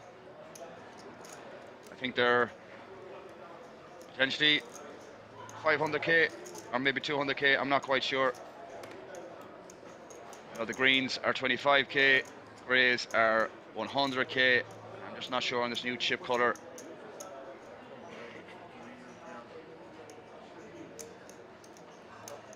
Decides to 3-bet to 2.3 million, which I really like. This is twice Stefan now has been aware of how wide the button is going to be opening. Capitalized on that before the first break, where Erkan opened a speculative hand, maybe it was 7-5 off, and Stefan in the small blind decided to 3-bet the ace-4. And a very similar situation here, where Stefan decides to also 3-bet the ace-4 again from the big blind versus the button open.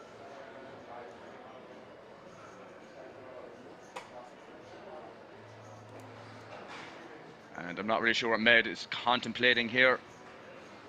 Extremely doubt he's going to do anything else except fold here.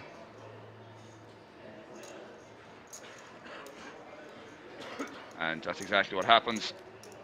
Stefan capitalizing or being very aware of spots where he can start 3-betting, put a lot of pressure on them sort of 30 to 35 big blind stacks with these hands. It's mostly because of how wide the button is going to be opening in that spot. They tried to get away with it and was punished by Stefan. Punished by Stefan.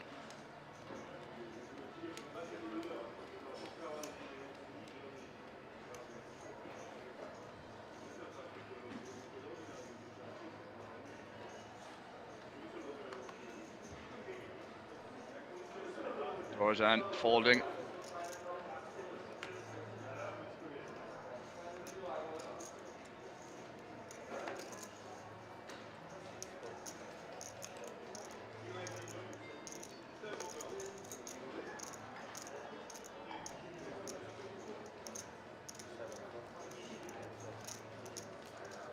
Folds around to the button, which is Theodore. We had a different Theodore on the table, feature table yesterday.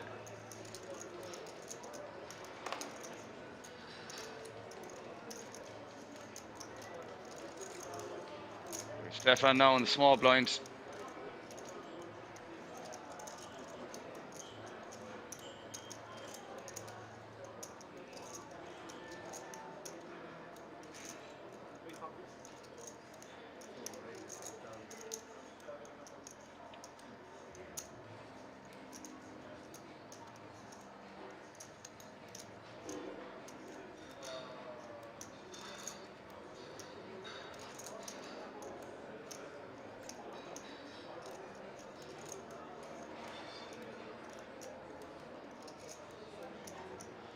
Stefan here opening into Andelko's. Andelko was a bit of a wild player yesterday. The man is a huge fan of the small to medium pocket pairs. Two interesting hands where he had 5s and 6s for two huge spots where he won both flips against Ace King.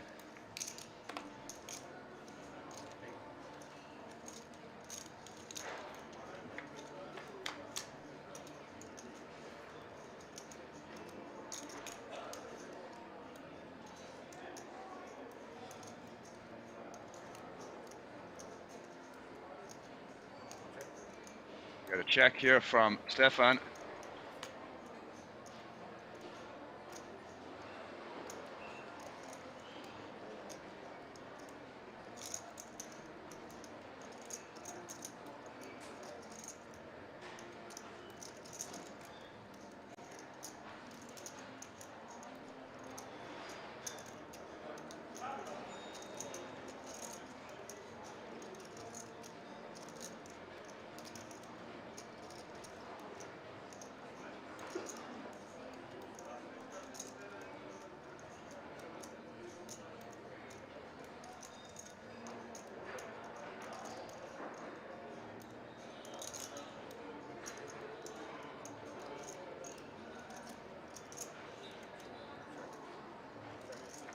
Check, check. Delco checking back the queen high straight here, trying to be deceiving.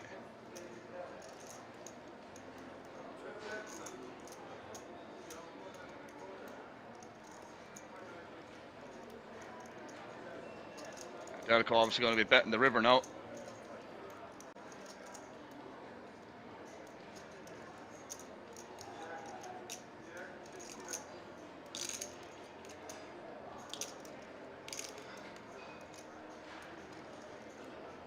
Stefan debating whether to bluff catch here.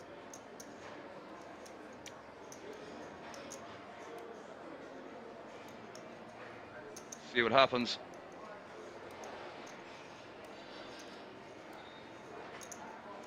He's going to decide to fold here, and that's exactly what happens. Might be some better one pair hands to call there. As I mean, if Andelko was thinking about it, he can probably value bet some decent 10x there, even some strong 9x. Jack X is going to be a pretty high frequency value bet there, even on a 4 to a straight board, I would think anyways.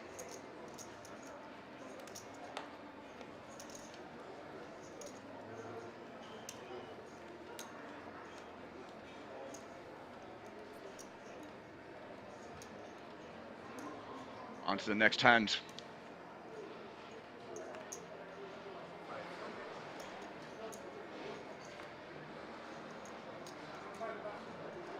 Andrea folding. Leonardo, one of the new, probably the tournament chip leader, I'd say. Picks up a nice hand here under the gun +1. Going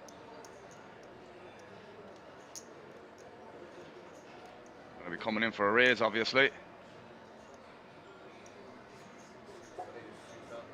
There it is.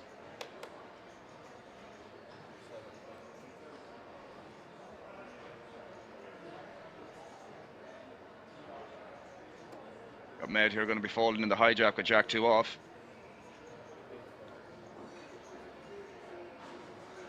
Theodore on the cutoff. King 9 off. Probably going to be a fold as well.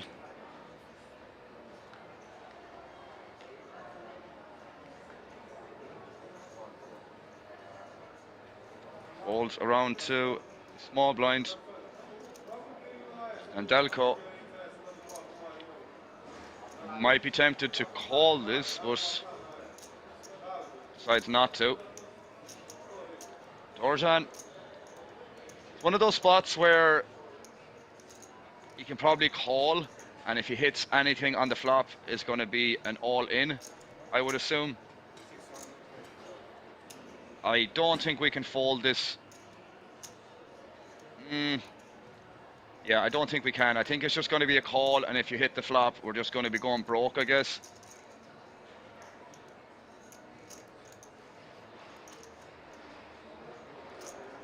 Don't really want to see a fold here. But it wouldn't be the first time where somebody has made a fold where I would have most definitely called a lot. Players under decision in the opposite direction. But I do think we have to call here. Dorjan electing to fold.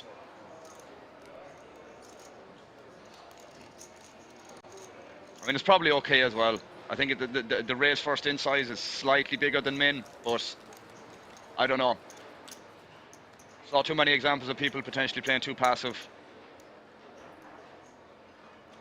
But against his stack size, maybe folding is probably better. As I said, if we call and we hit Anton on the flop, we're just going to be going broke. But at the same time, it's not ideal. We got Bird in the house. Welcome on in, sir. Nice to have a mod. Nice to have a mod in the chat.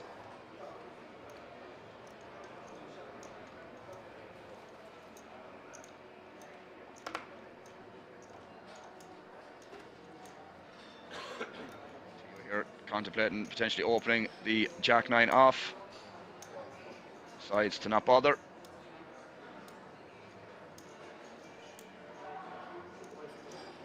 Stefan here, opening the King-9. Again, aware of how big the stack is.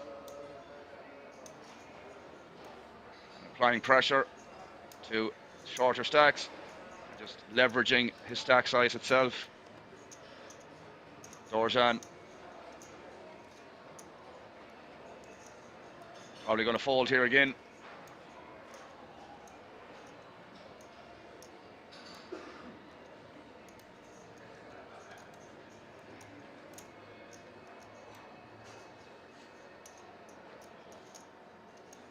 Take his time to deliberate what to do.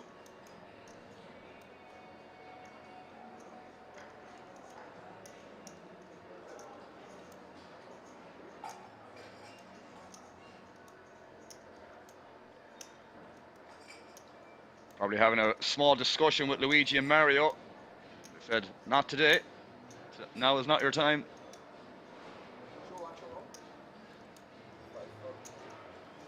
Andrea still keeping up the trend of being extremely card dead. Got very lucky with the Queen 6 versus Stefan's 8s just before the dinner break, or just before the break, first break I should say. We rivered the Queen to give him the double up to 6 big blinds. He's more or less back into the same, back to square one as he was before that double up. Maybe a little bit more breathing room, given it's an 8-handed table now versus the 6-handed for the break. The blinds won't be coming around as frequently, but still them short stacks are going to be feeling the pinch.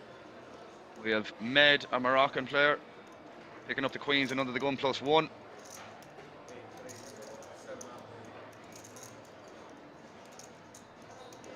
I think them pink chips are 500k.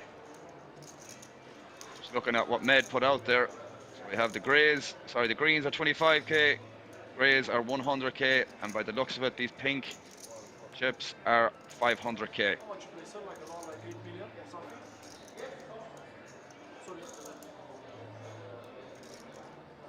Med has been asked a question here, refusing to answer. Stefan thinking about doing something out of the ordinary.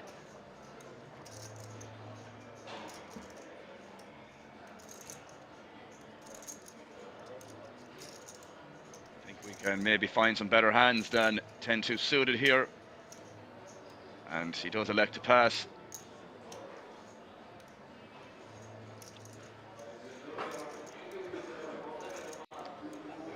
And folds around to Dorjan on the button, sitting there with 10-7. Bear in mind we have a pay jump for the next guy who gets eliminated. It's roughly around the same as the previous pay jump, 700 to 800 euros, so that has to be taken into account. With Dorjan, with Andrea sitting with a shorter stack, slightly shorter. Leonardo is probably going to be defending here. Pretty standard, I would say. Face completely covered up by the hood. Just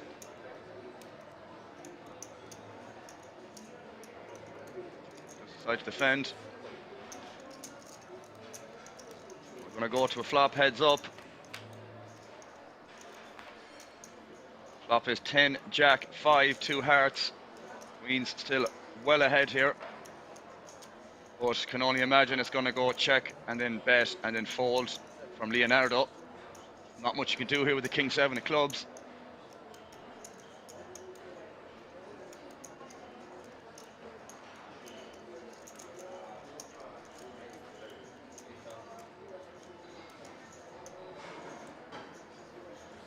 Exactly what happens, unfortunately. Can't do much else there.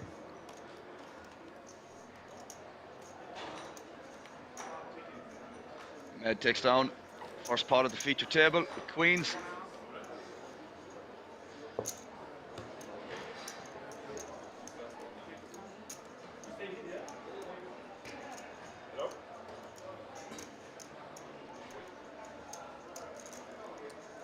We have the chip counts again. Leonardo, Stefan and Theodore, top 3 stacks at the table. We have Adelco, Med and Vete, the 3 next stacks below in 4th, 5th and 6th. We have Dorjan and Andrea, who've been on live support literally since the start of the stream. Started the table coverage, feature table coverage. So as I said numerous times already, 2 guys that desperately need a double up, but also realise there is a pay jump after the next elimination. That'll be playing on their minds, whether they should or shouldn't make a decision in going all in. Very interesting dynamic when there's 2 players sitting this shallow, sitting this short, I should say. Especially when there's a pay jump, as I said already, for the next elimination. See who's the first to get out, or get to bust.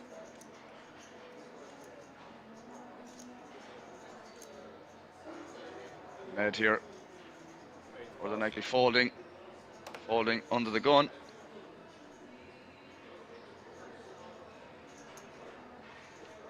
Goes around to Theodore here, who's for sure going to be opening here off this stack size.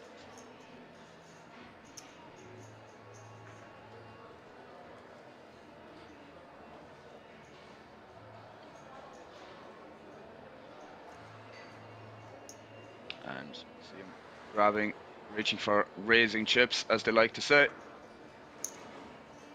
1 raise, 650. 2 pass. 650 of a raise. 2.1, 2.2 of a raise first in size. Dorjan, again, not much you can do here, mate. Just unfortunately have to fold.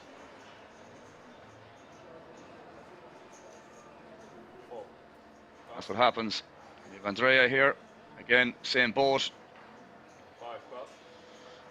I can only imagine what tournament poker feels like when you're sitting on sub 10 big blinds. 6 pass. And you're just waiting for the hand, waiting for the hand, waiting for the hand. And I can imagine it can get pretty frustrating when you're waiting an orbit, it hasn't happened, and you're waiting a second orbit and it hasn't happened, and stacks are just getting shorter and shorter.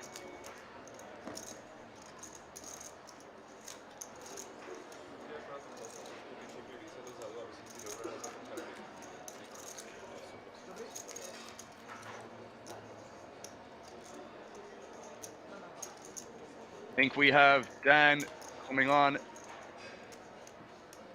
to take over after maybe the next couple of minutes.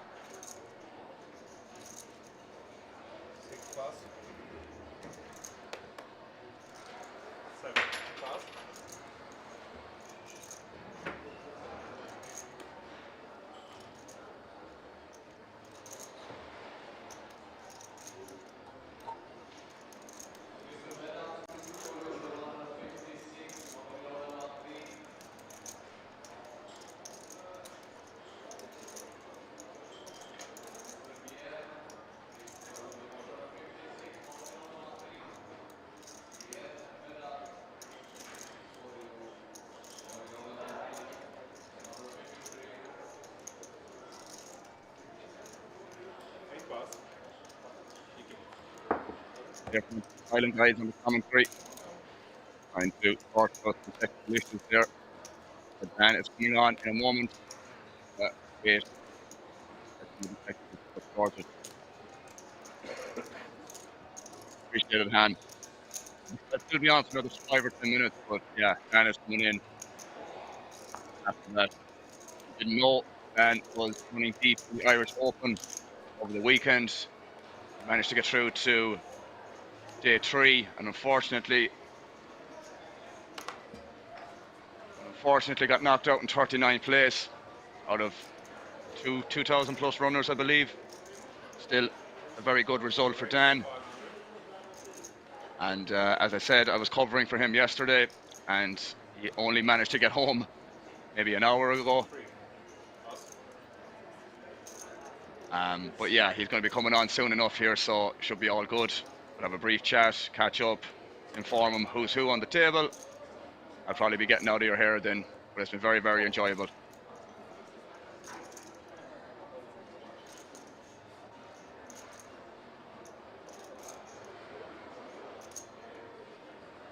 Here we have a hand. Stefan, who's opening UTG with King Queen off. And we have Andrea, who's been waiting literally all day for this. He's got the jacks.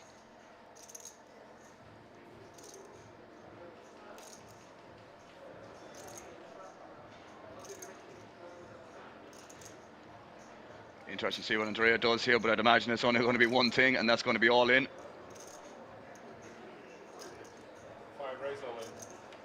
And that's what happens. So Stefan obviously going to be calling this pretty happily, given the price he's got, etc.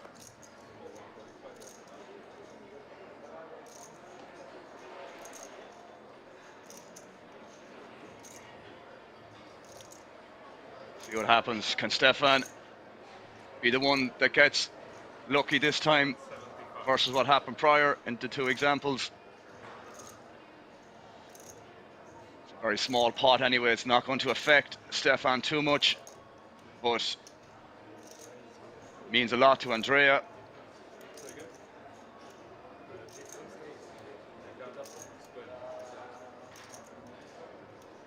They're just asking brief question to the dealer. Potentially contemplating overcalling here. Decides not to.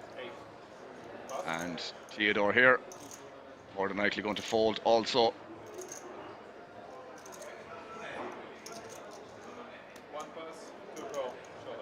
And Stefan looking to seek revenge. Seek revenge on Andrea, and this is actually a pay jump spot here, I believe. Next player out gets 5,500, but we should see if that's going to be the case here. Obviously, Dorjan wants Andrea to lose here, because then he will get the pay jump. So we'll see what the flop brings.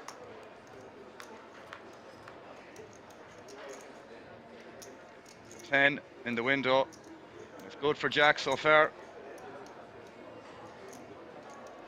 That's some 2 overs, backdoor straight draw, but Jack's obviously being blocked here by Andrea, so not too many extra outs here for backdoors.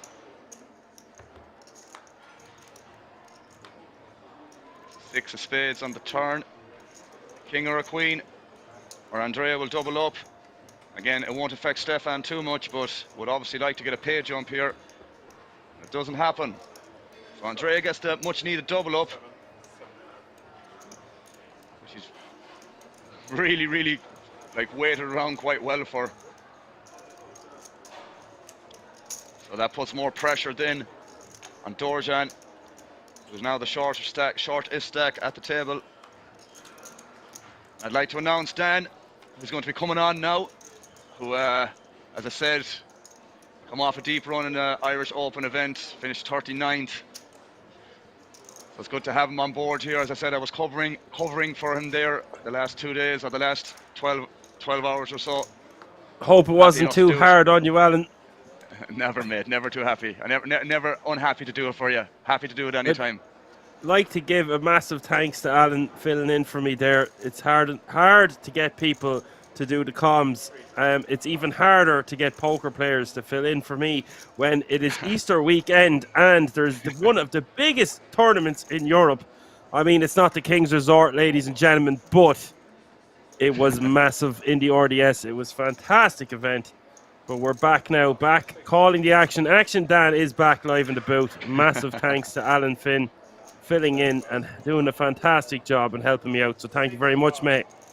No bothers at all, man. As I said, any time, more than happy to do it. Yeah, there's been a few interesting characters here, man, but I'm sure you'll pick it up as you go along. Yeah, as I said, I think it's that simple. I'll stick around for a couple of minutes and I'll probably head on then, man, if that's all good. Absolutely no problem, Alan. I am running you over time, but I missed my train at midday by 1 minute. 1 minute I was running up with a hot coffee, I might add, along the platform, but alas, it was too late.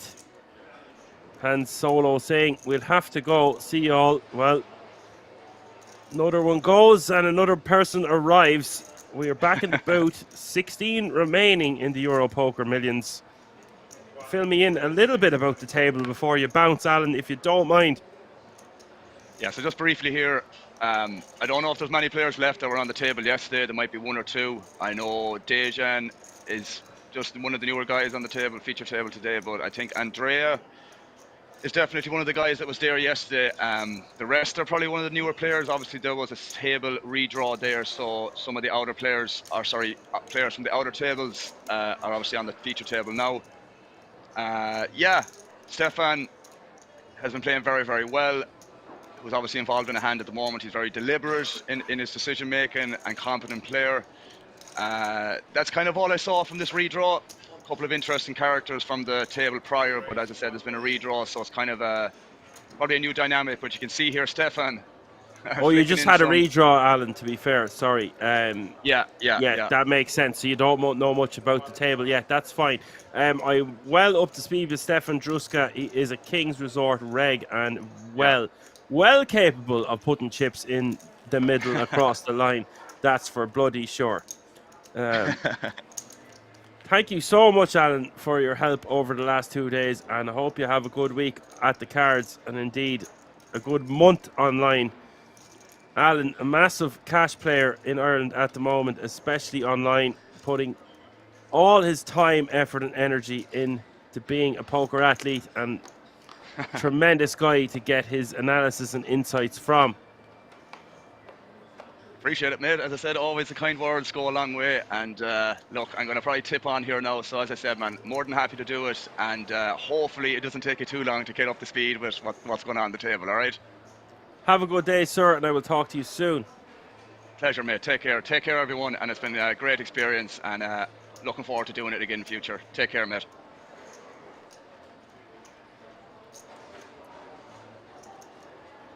So guys, I am delighted to be joined with you on this Monday afternoon for the Euro Poker Millions, the final day.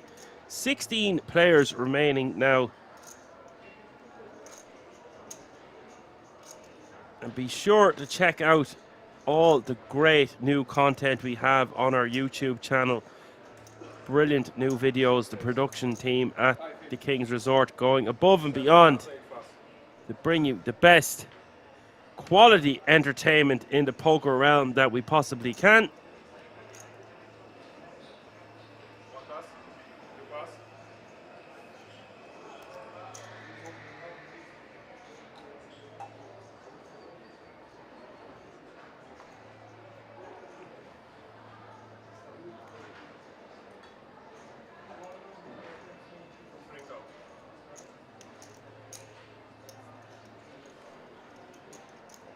There is a name that I recognize from the past. Leonardo Sabatino from early position, opening the trees to 550k. And meter calling in the big blind with the ace-9 of spades. Flop coming ace-8-4 here. Leonardo whiffing. Top pair for meter. But I would suspect with a stack as big as Leonardo Sabatino's, we will see him c-bet. Can rep an ace or something of that magnitude on this board. bets 625k.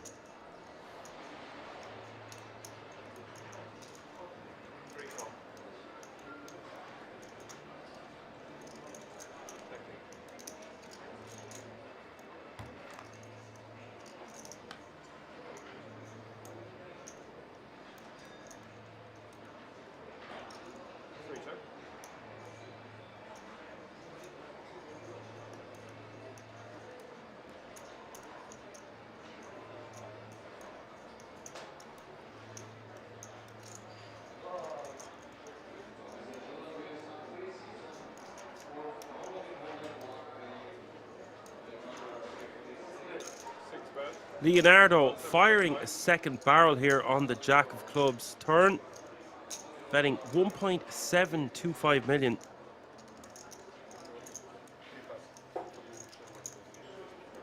And look at the power of position here, ladies and gentlemen. Meter folding a hand as strong as ace-9 suited, top pair 9 kicker. Leonardo getting the job done here with the double barrel.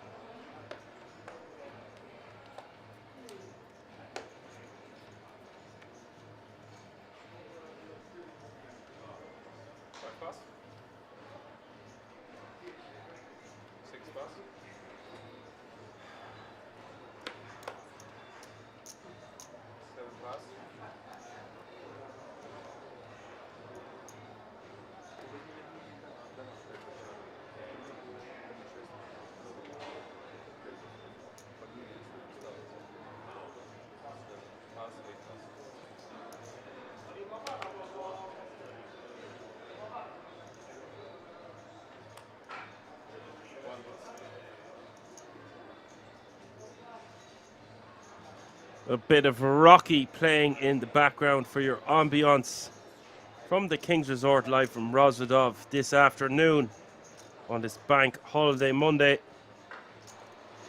Hope you're all very well.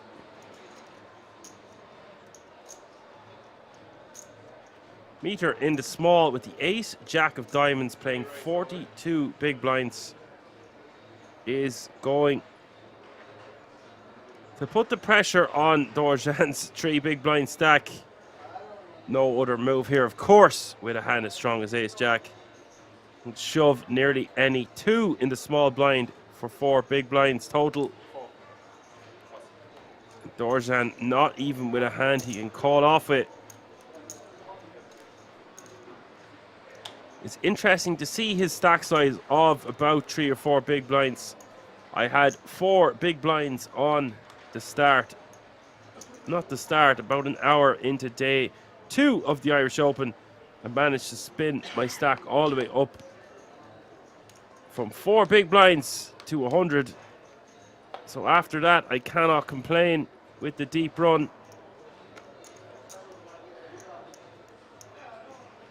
And if anything, it's just made me more hungry to play great live events such as the one you are watching today. And then Peter Vitislav, who you've seen on this stream before, is raising to 600,000 early position with the pocket sixes.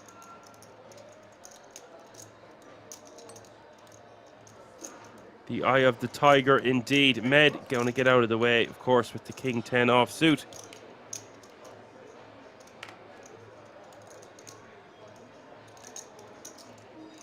How much you play? Like 3 million? 1 plus 6 million? Stefan asking for a count. Pocket 10s in the cutoff.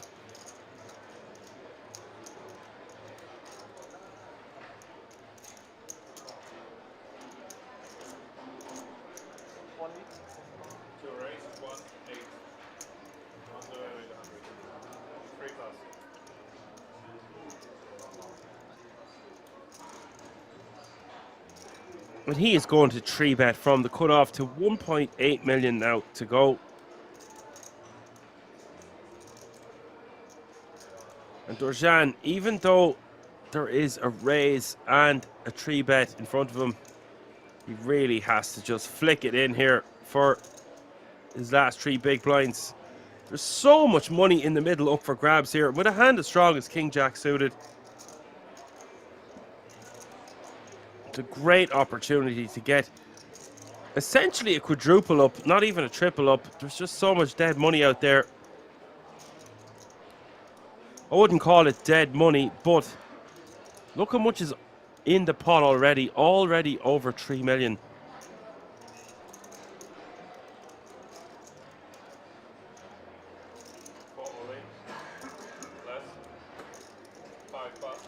And he does eventually call all in for his last 900k. And this is a fantastic opportunity for Dorjan to triple up. Peter wants to see a flop here for an additional 1.2 million. This is ambitious at best with a hand as weak as 6s here. There has been a 3-bet and an all-in. He is getting a great price, however, to try flop a set with his 6s. The problem is he only has 4.5 million behind, which is less than 20 big blinds. 900 inside the 1.8. 3 players, 1 another.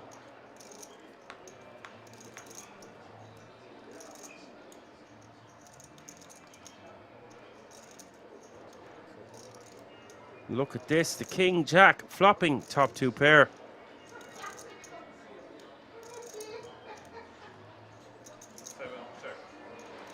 Out flopping Druska's pocket 10s. 5 million in the middle. And the decision on Druska here.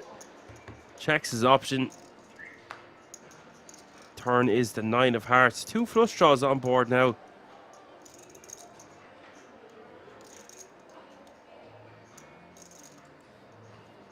Druska most likely just be happy to get the showdown. He can hit a straight, and he has got straight blockers.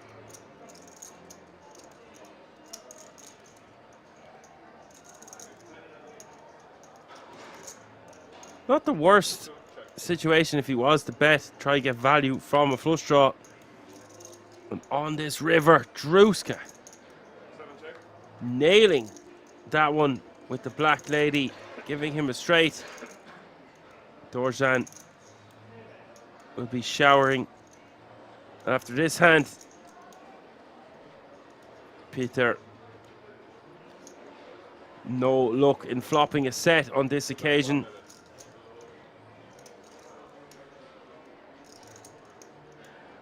Druska betting 1 million.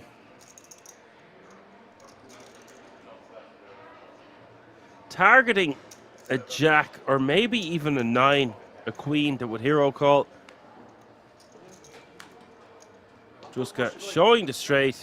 Dorjan has been eliminated in 16th place, and he will take home €5,500.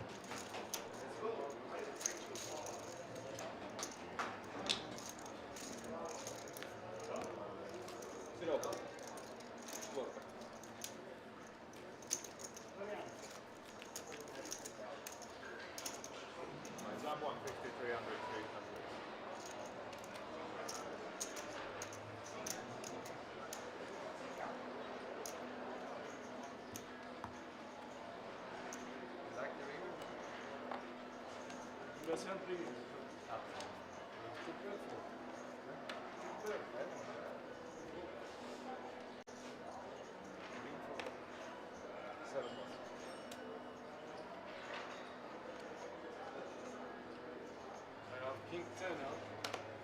King 10. King 10.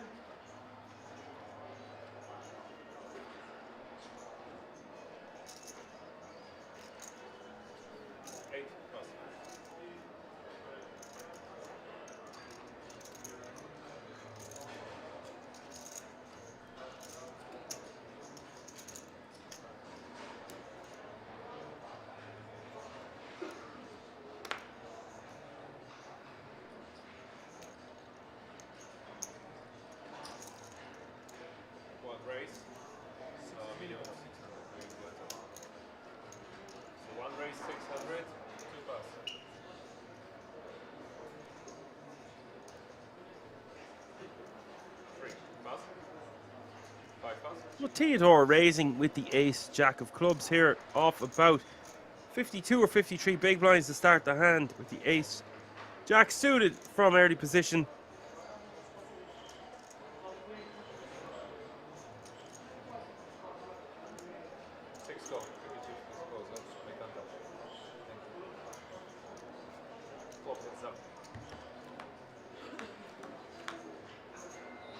And we have someone, Ratch, saying hello in the chat. Hello, Ratch. What are the pay jumps? Right, so currently there are 15 players remaining, all guaranteed a minimum of €6,250. And first prize tonight is going to take home the Euro Poker Millions title and €131,000. Also, first to 12th place will all receive a €10,350 World Series of Poker Europe main event ticket. So we are 3 eliminations away. It's Ratchavej. Ratchavej, my apologies. Thanks for correcting me. That's how I learn. King, Queen, 9 is the flop. 1 club. And a bet of 800k from Theodore. Leonardo wants to see a turn card with his 10 deuce of spades. Turn is the 8 of diamonds.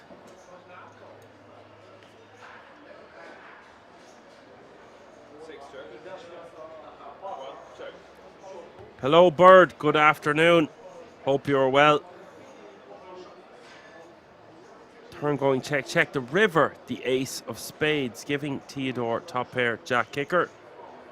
Leonardo coming up short, missing his straight. He has a 10 blocker, but it's a bad card for him to try rep anything. He's just going to check his option. Theodore going to have a value bet. We want him to bet somewhere around 1.2 million. Maybe even $1 million is fine.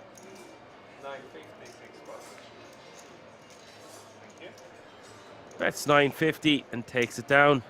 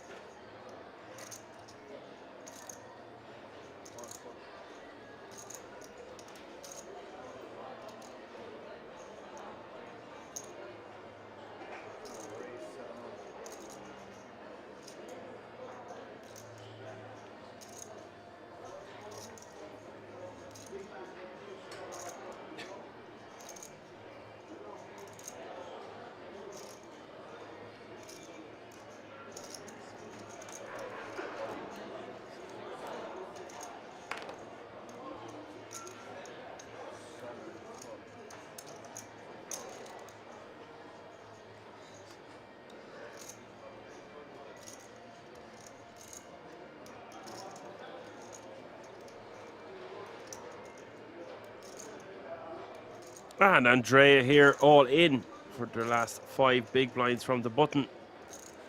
Stefan going to call the additional 825k. And it's all in. The fella called the other fella. 3.8 million up for grabs. 15 remaining. Flop is Jack, 5, Queen. Andrea hitting top pair, top kicker. Turn is the 3 of diamonds. And Stefan going to need help on this river, or Andrea will double up to about 13 big blinds. And he does do just that.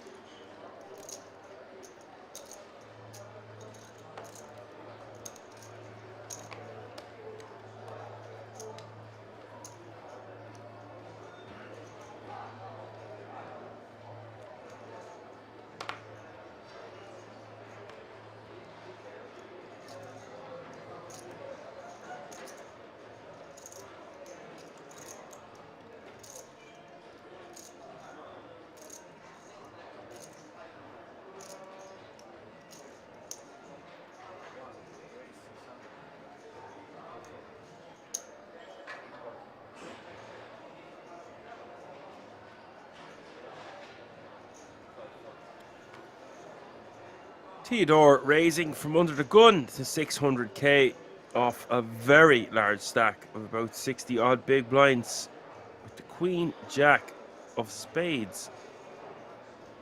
Meter deciding he wants to get frisky, calling in the hijack with 4-3 of diamonds. Leonardo with the decision on the button. I really would like a raise here from Leonardo, but because the original opener has come from under the gun, it is understandable to just call on the button. They are both playing very deep here. Leonardo just going to call with the dominating King Jack of Hearts. And the flop is King 5-3. We've got action time with Action Dan. Theodore with the flush draw. Leonardo with the top pair.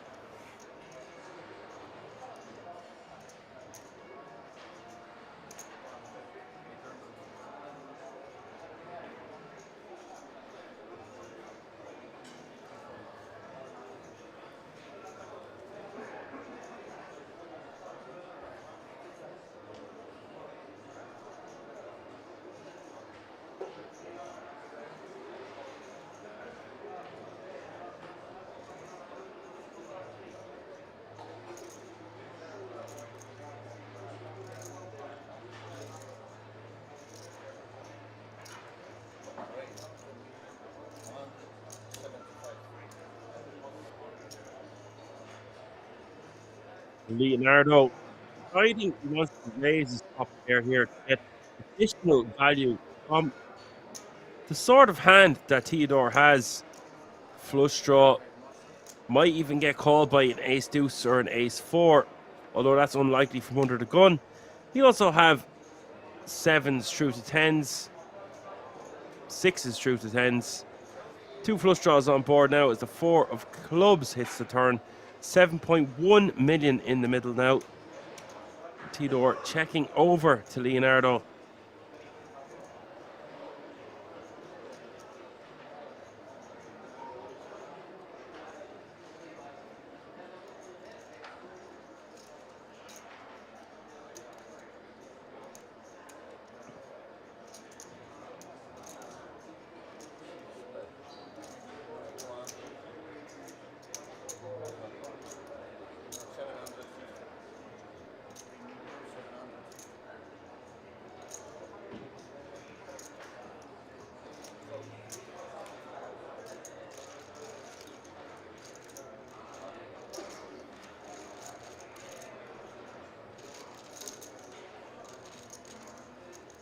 Leonardo taking it down with a bet. Nice pickup for Leonardo, adding 4.225 million to his stack and playing 24 million now, which is just shy of 100 big blinds.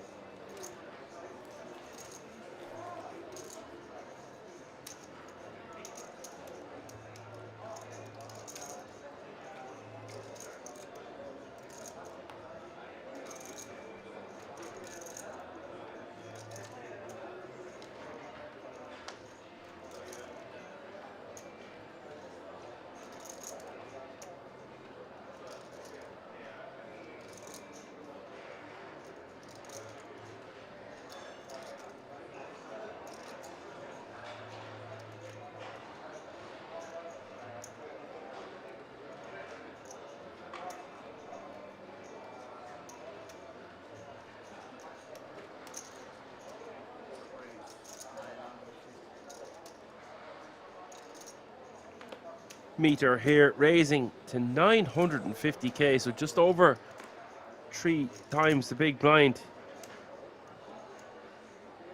With the ace king of clubs from under the gun.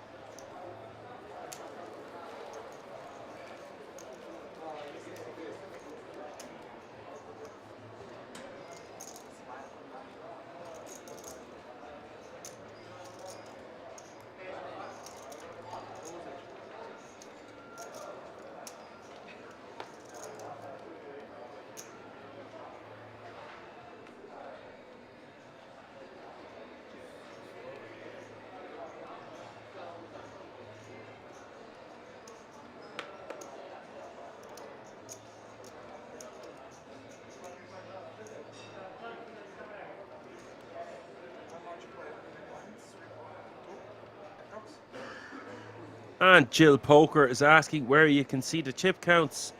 If you go to the Kings Resort website at www.kingsresort.com, you can see the start of day chip counts. As far as updates, we only have information about the feature table and no information on the outer table. We are on a 30-minute delay.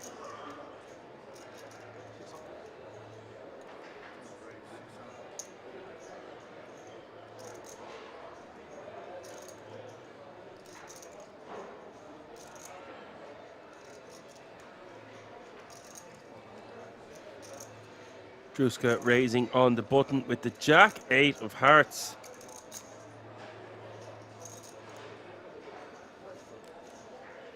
Gets the job done with the raise.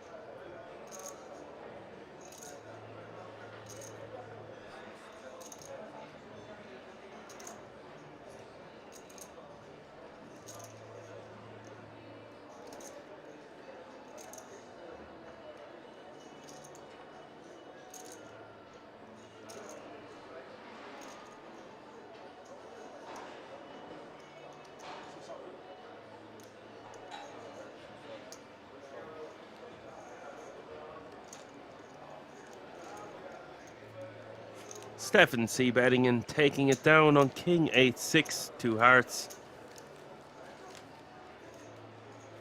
14 players remaining now, all guaranteed €6,250.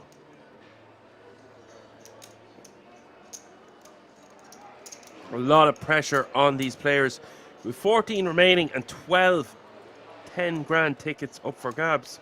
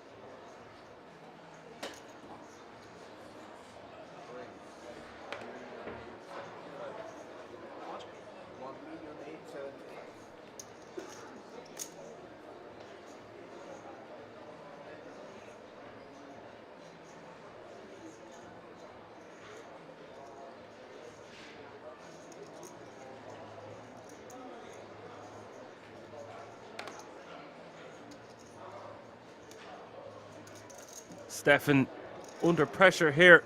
The original opener from the hijack getting 3-bet from Leonardo. Stefan with the ace-jack and Leonardo with the dominating ace-queen offsuit. And as you can see, they're basically playing identical stacks. Very deep for this tournament, especially with 14 players left. But again, and I will definitely continue to mention it, the ticket worth €10,350 is up for grabs. So all of that is going to factor into the players' decisions.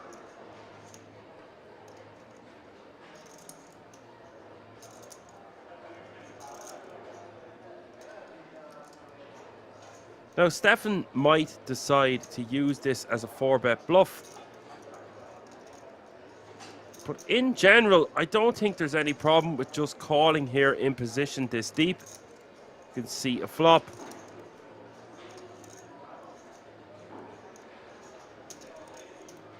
But I would prefer to put this in our 4-betting range, especially with the pressure added with the ticket up for grabs. Does do exactly what I thought he would do. Pieces together, a 4-bet, that's a lot of pink chips, ladies and gentlemen. That's 3.7 million. And now, if you are Sabatino and you're in the small blind, having 3-bet an aggressive opponent like Juska, our options are to fold or to go all in and give it the full hog.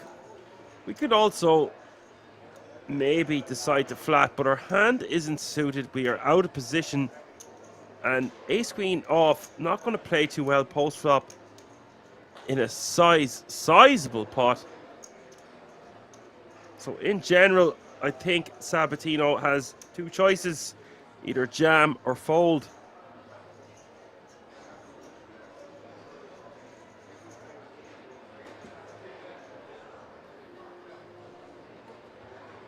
Instead, he clicks it back, essentially committing himself. He basically jammed. He made it 13 million, I believe, and Druska with just 5 million behind. Savage play here from Sabatino.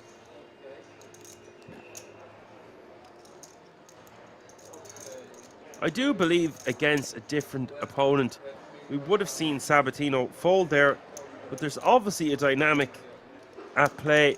And that's before we factor in the 10 grand ticket.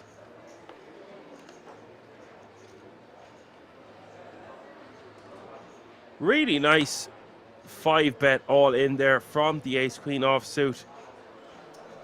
Hope you're enjoying all the action so far out there, ladies and gentlemen. If you're tuning in on Twitch, YouTube, and of course Facebook, we're on all the social media platforms. Also, Instagram, Facebook, Twitter. We have a TikTok channel up and running. The TikTok official at the King's Resort official on TikTok, if you want to find us there. Bit of a tongue twister, that one. But our prime real estate of content and entertainment is over on YouTube. So make sure you like and subscribe to that channel if you like what you are seeing here. And Pockets asking for the prizes. The prizes are as follows. You can see the top right hand corner of your screen. 13 players remaining from a whopping starting field of 2,285. All players are now guaranteed a minimum of €7,045, and they are all playing for that prestigious title as the Euro Poker Millions 2023 champion and €131,000. And on 7-9-7-4, Med betting into his opponent on the turn. Stefan with top pair, top kicker, not going anywhere. And we will see a river with 3 million in the middle. The river is the deuce of clubs. And Med with a very, very small bet of 600k. Stefan with the immediate call will take that one down. Med will be playing under 6 million going forward, and Stefan with over 20. Small blind is now 150k. 300k is now the big blind with a 300k running big blind ante.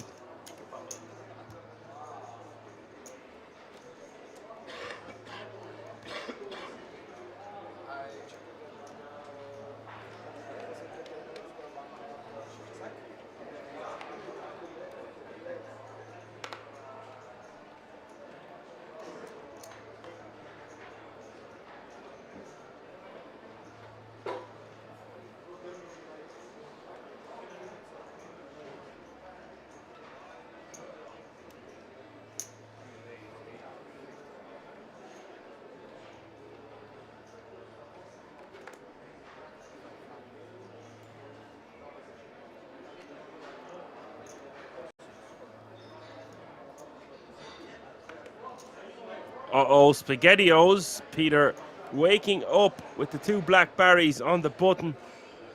Facing an open from Meter. Meter raising 850k and the 2 black berries all in. Over the top on the button.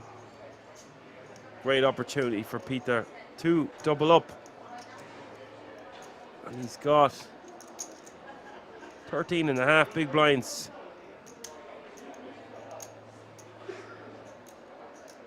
We'll just call it 14.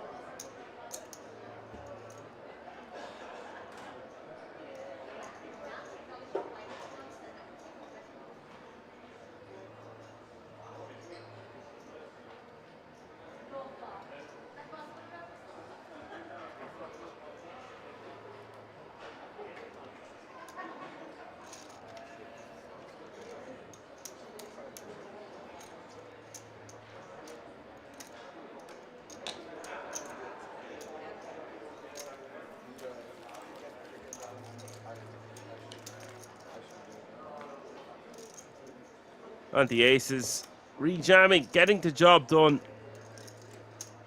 Taking it down, add a nice chunk to their stack. Obviously looking to try and get the double up there with the 2 black berries, but a nice pot to take down nonetheless.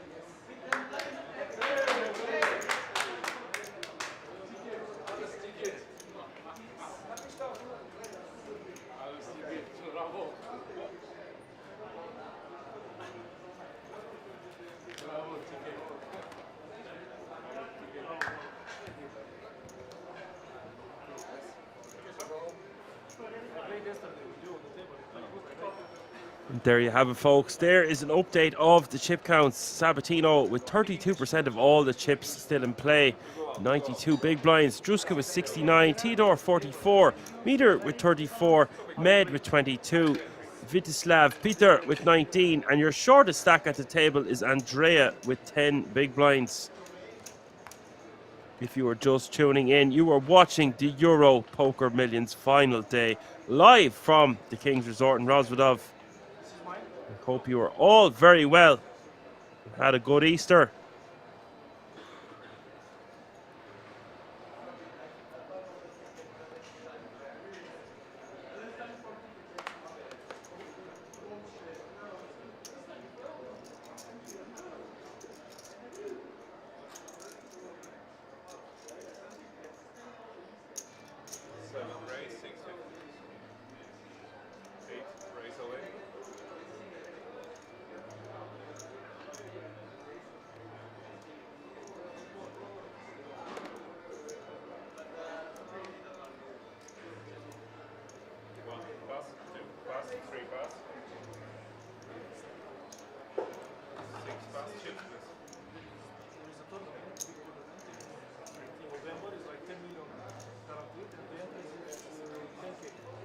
Master Voltaire TTV saying the ticket is worth more than ninth prize. Yes, that is the additional amount. And you can see from the top right hand corner of your screen, we have reached 12 players remaining from a starting field of 2,285, and that means all players remaining have secured a €10,350 World Series of Poker Europe main event ticket. Meanwhile, back at the ranch, Med moving in all over the top of Peter's open from under the gun with the Jeffries. Will rejam for about 22 big blinds, take it down. And all chips so vital to pick up at this late stage. 12 remaining now. All players have secured that ticket, so that means they can chill out a small bit, but there is the small matter of how much money they are playing for. 12th place is €7,045. First place, €131,000. Massive difference. Huge pay jumps, and we expect lots of action today as we play down to a winner of the Euro Poker Millions tonight. Lots and lots of chips in play, of course. There is a lot to be said about how great the structures are at the King's Resort, but the Euro Poker Millions very deep indeed.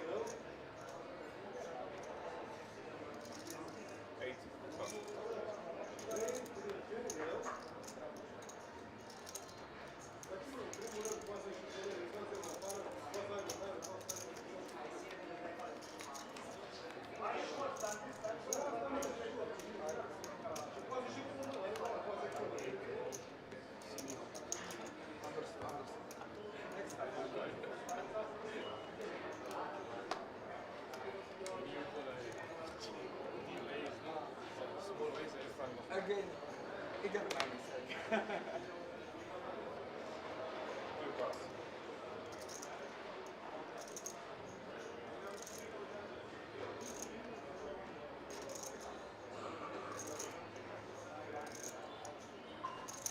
race. 1,075,000.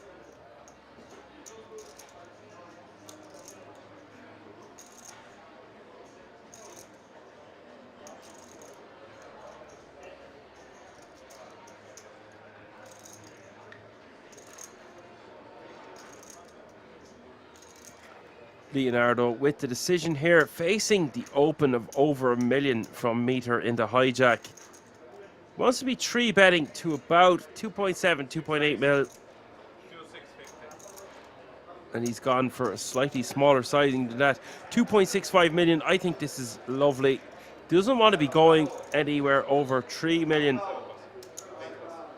Want to keep our opponent in, lest him call with inferior hands like the one he is holding.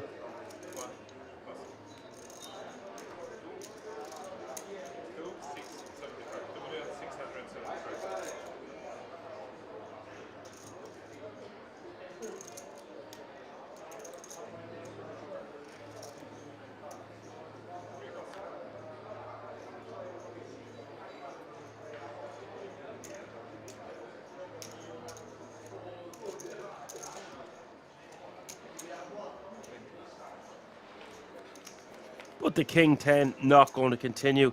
Another nice pickup there for Sabatino. Great awareness there with his sizing that he chose to use for his 3-bet.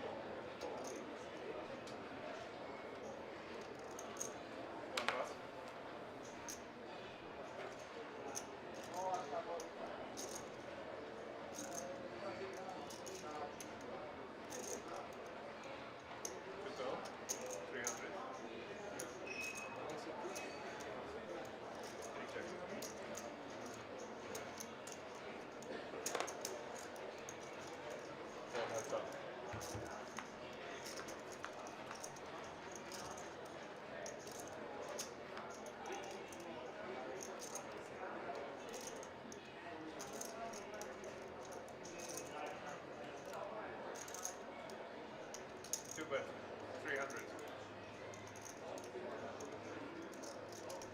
Three calls, guys. You have to. Yeah, sorry.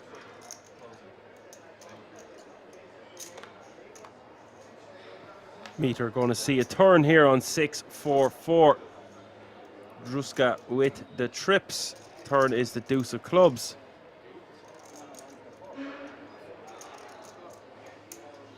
Druska wants to be barreling this a second time to get value from a 6, some diamonds, maybe even an ace-high type hand. Meter with the open ender. And we'd expect him to continue with the 7-5.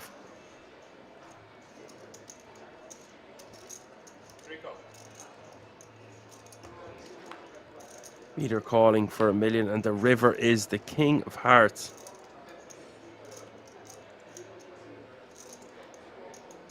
Druska with the check mark, of course, with the trip fours.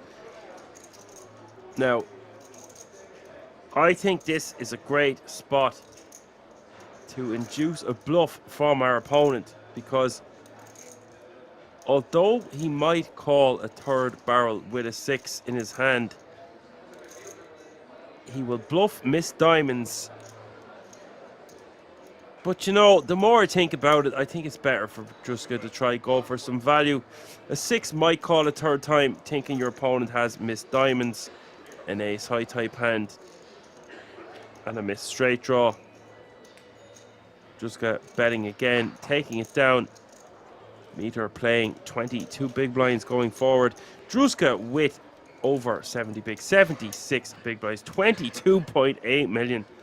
Loving life with such a nice stack. With 12 remaining in the Euro Poker Millions, live from the King's Resort in Rozvadov. 3 eliminations away from the final table. That 10 grand ticket secured for every player remaining.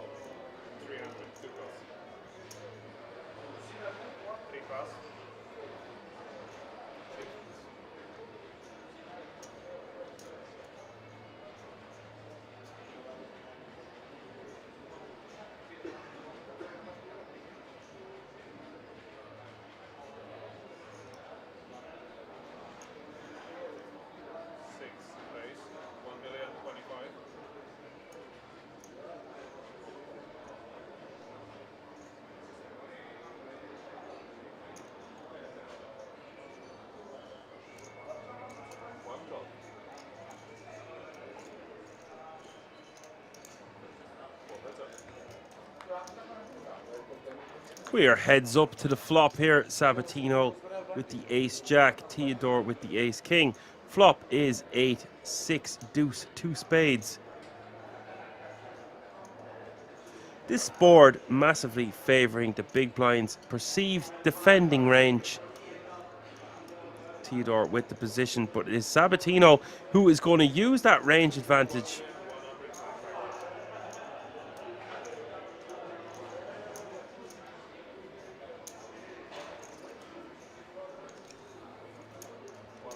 And a bet and a call. Turn is the deuce of clubs.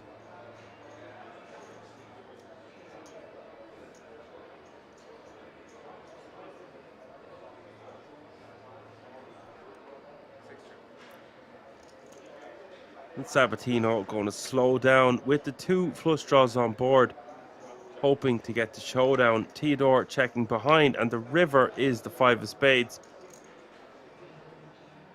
Now, with nearly 5 million out there up for grabs, I think Sabatino has a clear bet here. He can rep a straight, a 2-pair hand.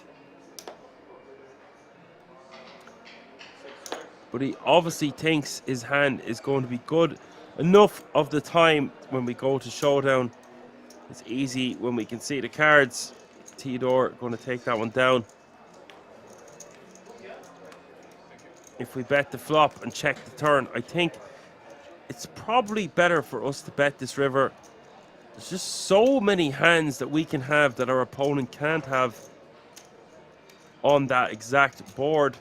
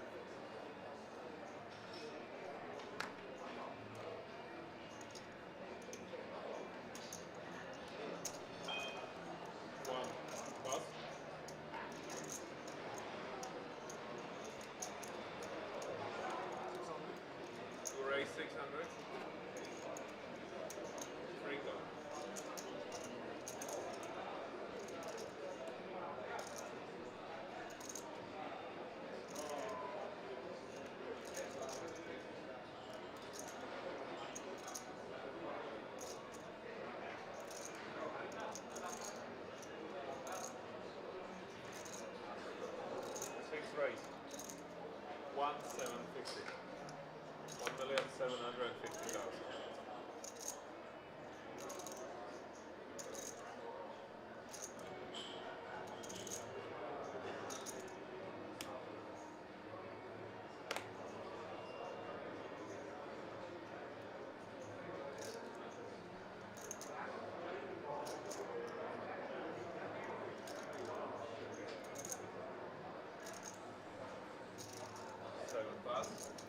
Druska with the original open with the sixes from the hijack, getting called by Meter in the cutoff with Queen Jack off suit. Sabatino using fives to his advantage here, 3-betting to 1.75 million from the button. Action back on Druska. With both players playing very similar stacks and knowing each other's game, I expect to see Druska just call here.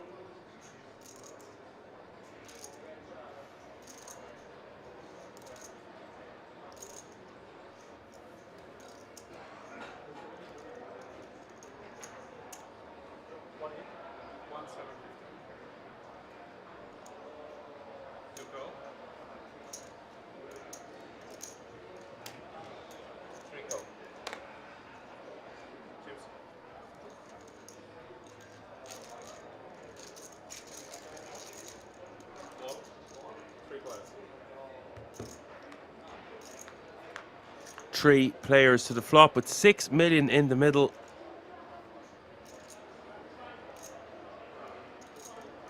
Ace, King, 9 is the flop. Sabatino and Druska coming up short here. Meter not having a piece of it either, but with Queen Jack, I expect to see him make some form of a bluff, but he doesn't. Checking over to the aggressor. Actually, the more I think about it, Sabatino 3-betting pre. Meter, of course, having to check from the cutoff. Sabatino betting now on the button. 2,250,000.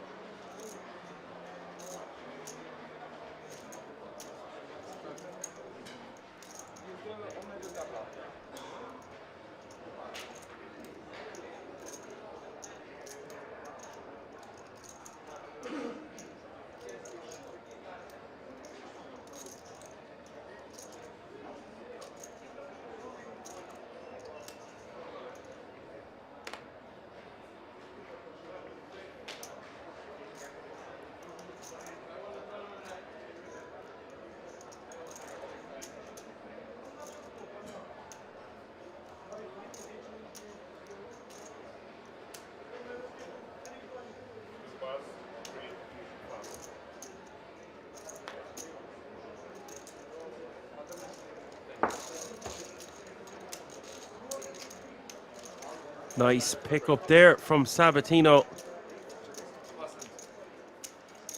We will have a break after this hand 65.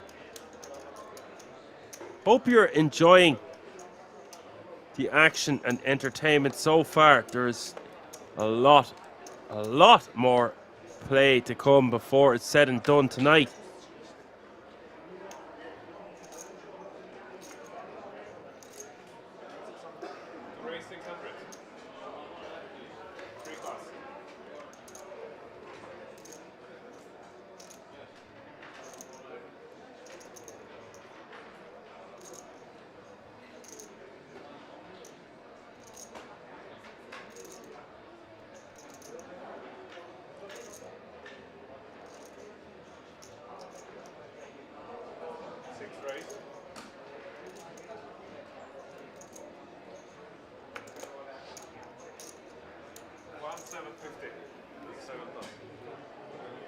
Sabatino 3-betting to 1.75 million with the Jeffries from the cutoff. Somebody enthusiastically slamming down their cards into the muck. And look at this. Action time with Action Dan. Theodore in the big blind with the Kings at Kings. Facing an open from Druska and a 3-bet from Sabatino.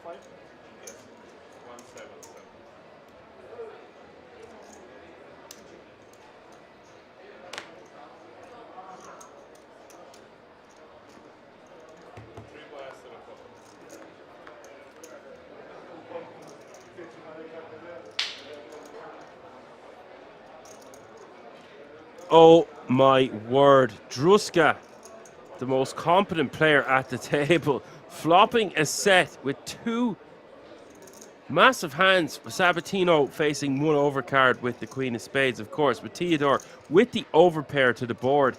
5.775 million in the middle. It is Sabatino to bet. Wants to be betting somewhere around 2.2 million here.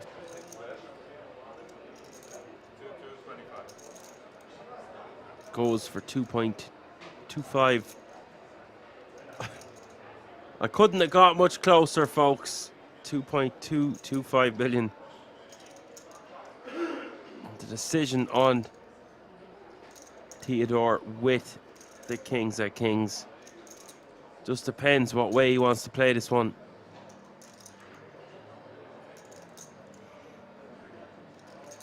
Little do both of these players know that Druska is waiting at the back post here with a set of sevens.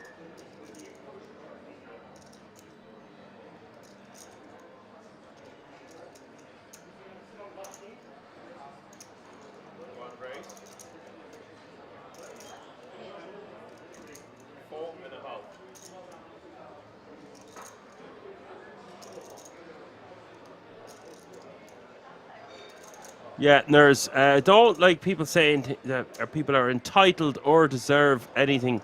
That's just egotistically driven, in my opinion. Theodore was trying to set the trap.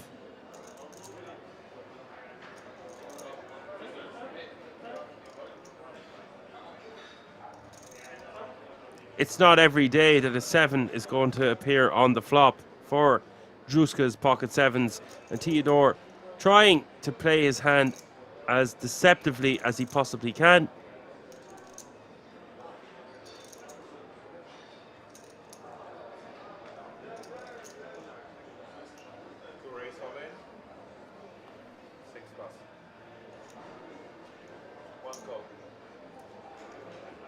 Theodore snapping it off, right? And I know, of course, he's got to go all in here with the kings, but it doesn't even think about it for 2 seconds. Like, what is Druska jamming over a bet and a raise there?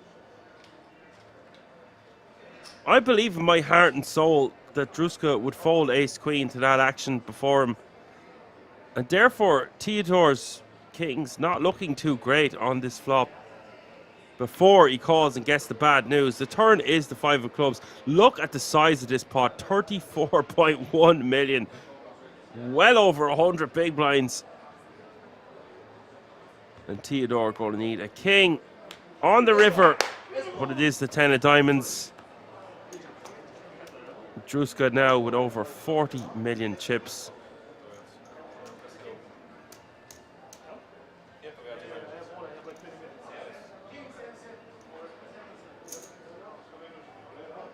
Theodore has been eliminated, and we are going to go on a short break, ladies and gentlemen.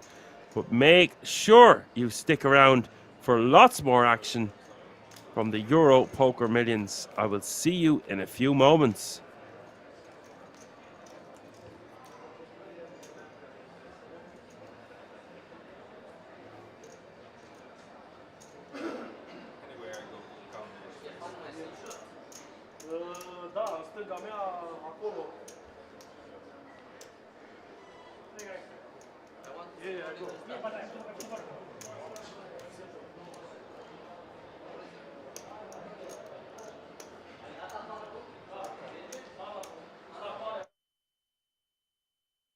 Start of the day. We will not make it. We can bet. This even way less people actually. Less people than the last time, yeah. Because the last time was like 83 or something. The DJs are trying to have a bet at the table whether they will make the money before play is ended for the evening. By one level, no, I don't think so. Everything is too slow. One level more, 20 knockouts is asking for a lot. If it is one level more. I think also so.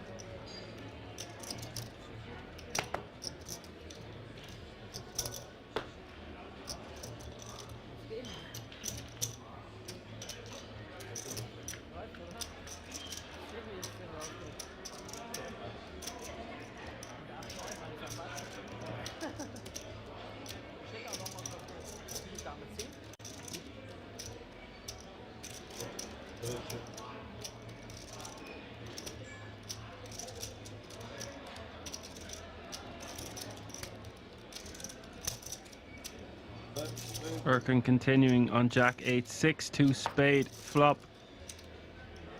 Here and a flush draw for Erkin. Patrick with middle pair, queen of spades in his hand also.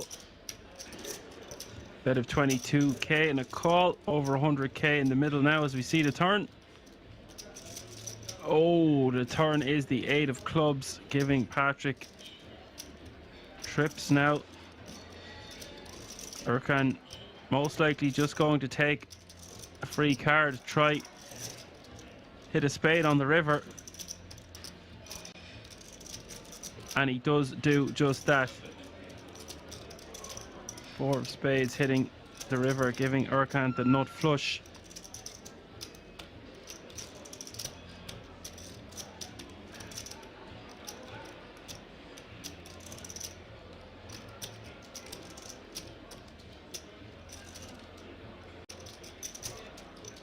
Bet 60.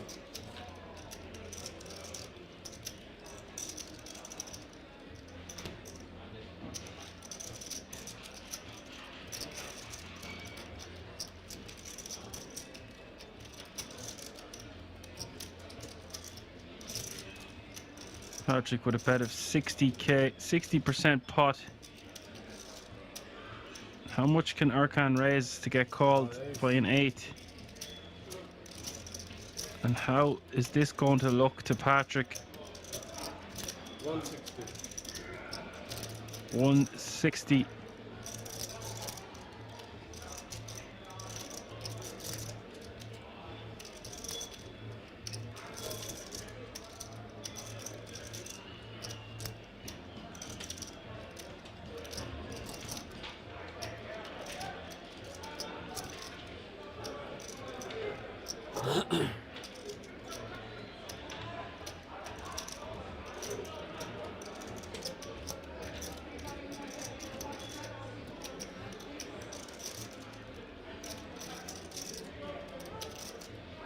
Patrick getting 3-1 on a call here for 100k more.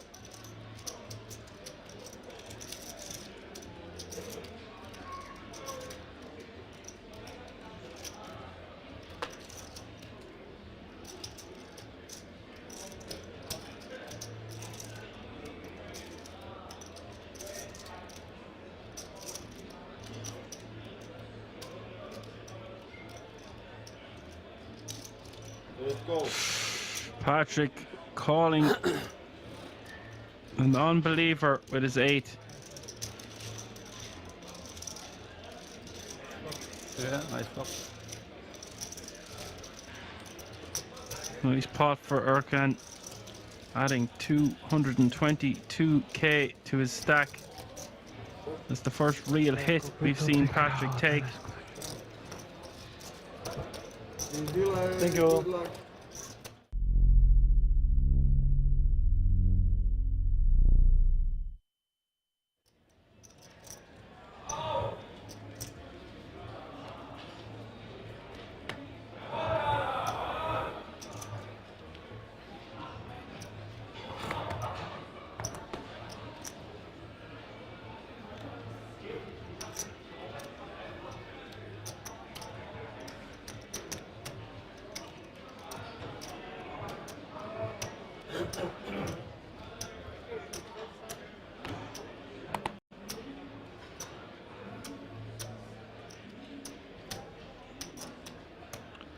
Renato raising to 12k.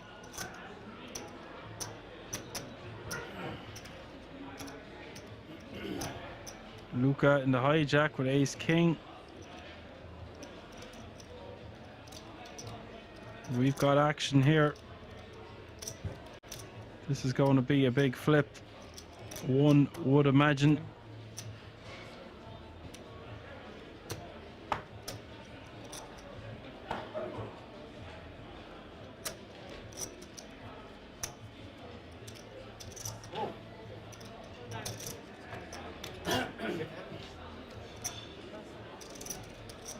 I have a count.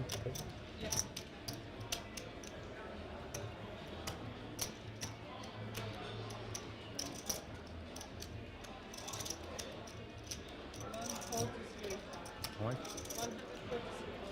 47.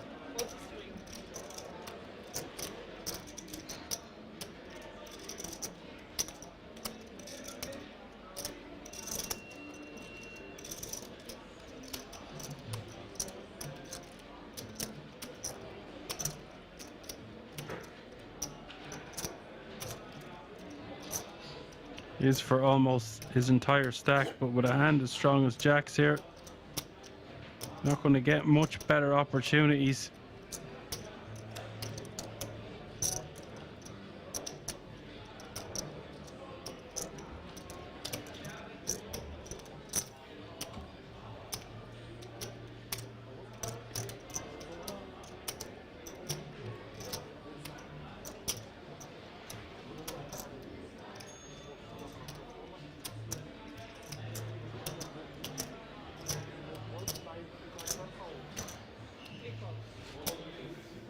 Calls it off. All in the fella. Call the other fella. 301,000 in the middle here.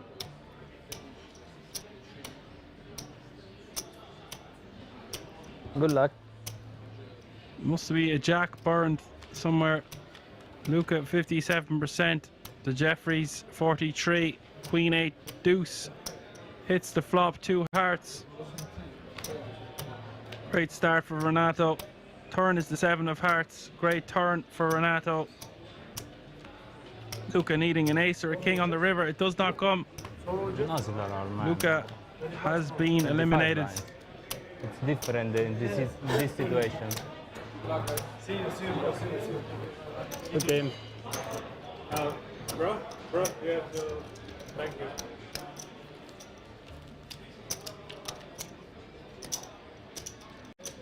Thank you.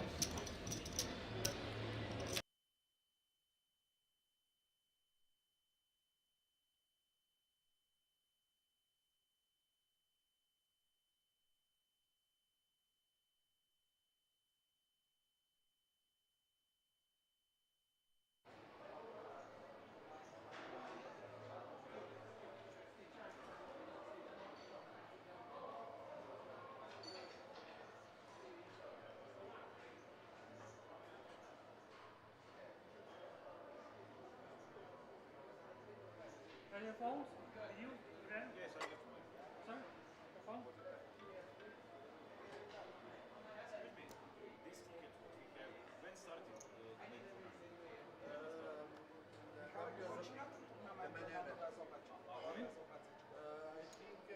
May?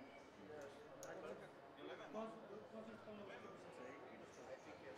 Same just again. September or November. This is when? November.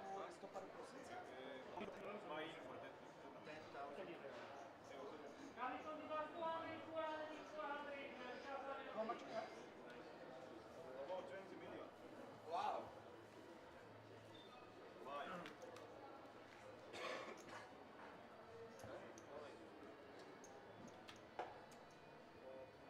5, 4, 7, 4, 8. 4, 4? 5.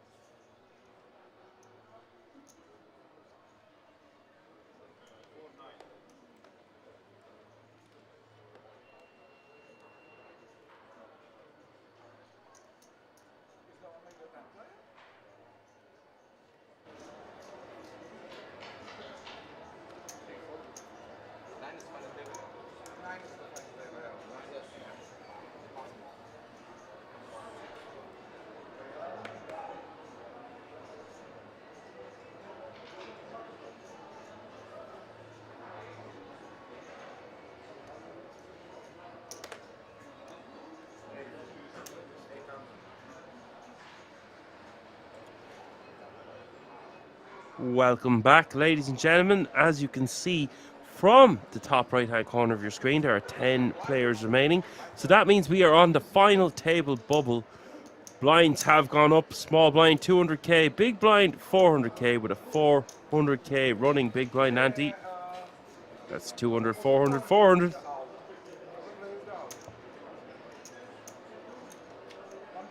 €8,000 for 10th and 11th place. And a pay jump of €1,775 is the difference between 10th and 9th. So a very significant pay jump the players are facing currently. Is Peter in the hijack with ace 3 of clubs with 14 big blinds and the decision.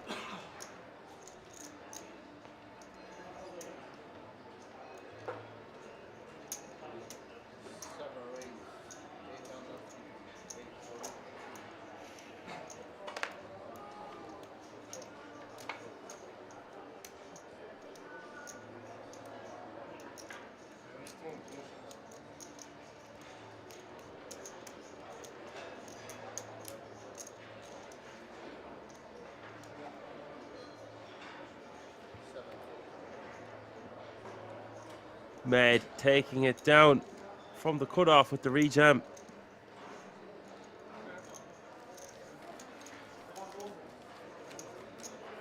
Sevens have been good to players at this table. He wasn't looking to flop a set on that occasion, just rejamming and now playing 21 big blinds. As Aninska says, good luck, Andrea.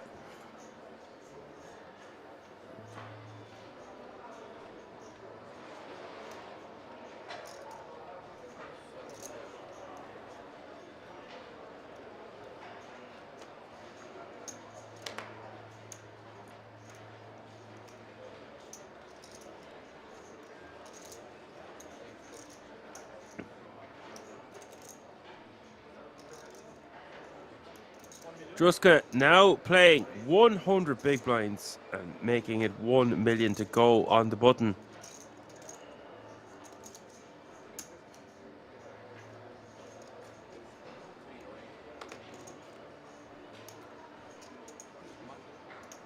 And Meter going to seize this opportunity to rejam 4.1 million.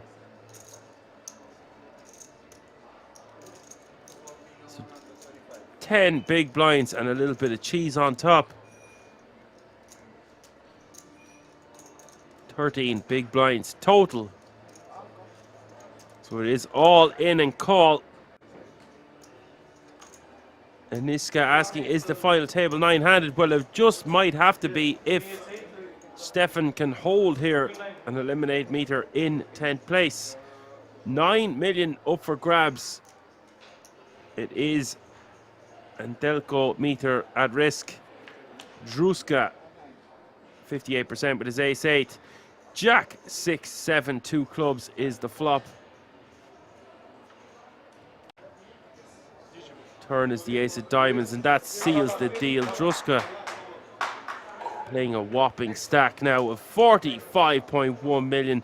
That means Meter has been eliminated in 10th place. Unlucky, sir. You take home €8,000 for your efforts.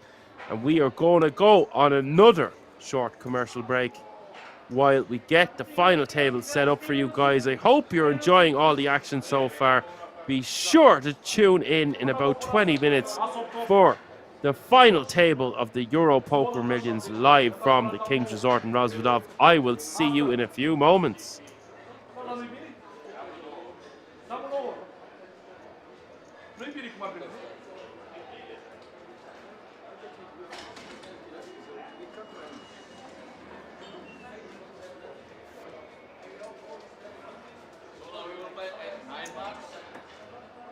Stefan, UFC 2. Leonardo, minute 6. Nico, Caprosini. And Mr. Nancy, 1.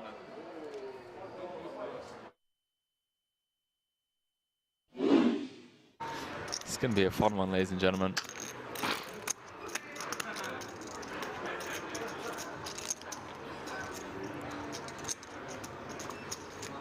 你死咗個。唔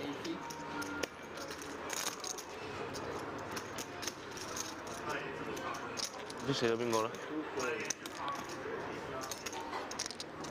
？Martin Cabral, maybe? I don't know. It looks like Martin Cabral. Just me and Canada? Me and Canada. And D-Negs, you're in rough shape, mate. Not anymore. Daniel Negreanu flopping trips. Daniel Dvoris with the nut flush draw. 560 in the middle already. Strap yourselves in, ladies and gentlemen. Hand number 3 of this 50K. Note the stack to pot ratio. Around 4. 160. 1.160. Dvoris going to continue for small. In the form of quarter pot.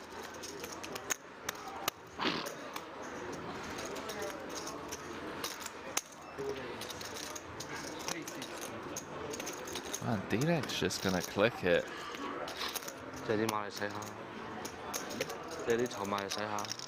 Clicks it to 360. And I was speaking to D-Negs. Went to pick him up from the airport. He's telling me about some of this new funky stuff he'd been working on, and I gotta admit, I'm a big fan of this. I mean, you could get Dvoris to just pile here. Although Dvoris blocking some of the King Jacks, Jack 10s of the world. That may try and get a sneaky one through.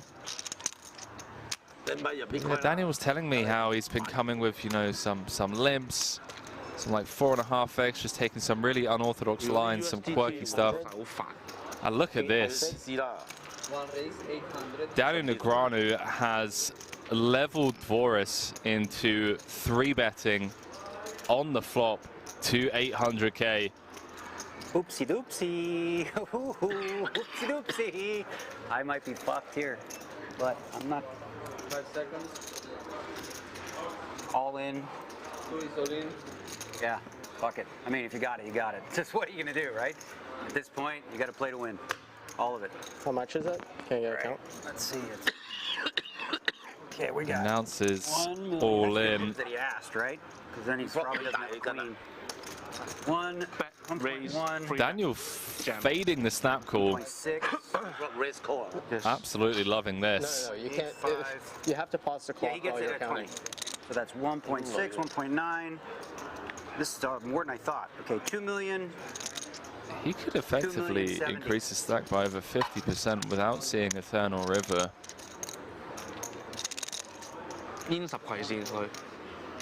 Dvoris just going to run the numbers in his head.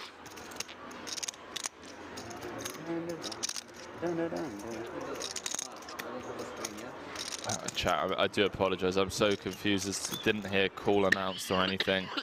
Cards are on their backs. The dealer didn't say call. I'm trying to calm myself because I have PTSD being all in. This is a chip lead pot. Stress disorder. Okay. Ace on the turn. Changes nothing, although Dvoris does pick up an additional 2 outs. Ace or a spade needed for Daniel Dvoris. And there it is, 6 of spades, corner Nobody pocket. would believe me, I promise you. Nobody would believe me of how, like, I could feel that one. I could feel it. 6 of spades, corner pocket, and we're gonna lose Daniel Negreanu. Oh, you know, you need to fold, yeah. You got me covered, right? Daniel Negreanu gonna bow out. No, no. Anyone knew, I swear. Like, I guess you guys see it. I'm always on TV when it keeps happening. Oh, boy. Yeah, you almost have it nice every fucking 3 days. Wow. Fuck. As I said, we have PTSD with you, Daniel. I'd never go all in. I don't think I'd ever be busted. That is how it works.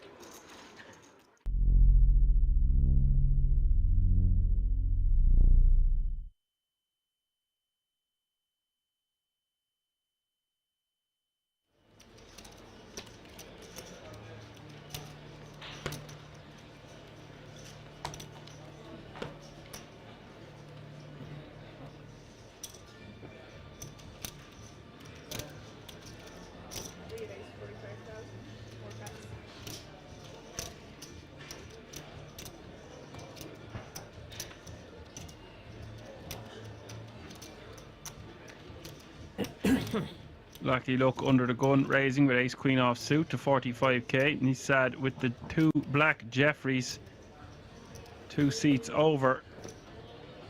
Raise. He's going to raise.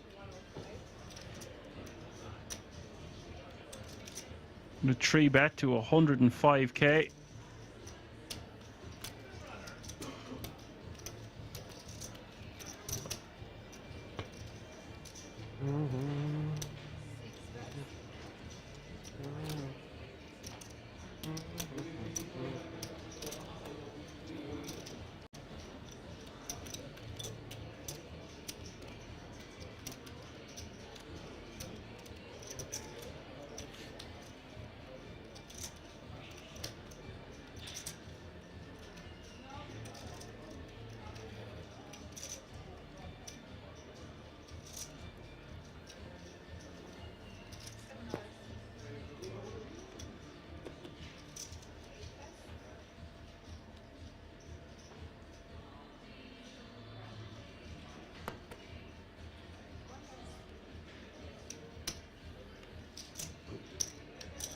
Maxi now in the big blind with 2 9s. A difficult spot. The raise coming from under the gun and the 3-bet from mid position 1.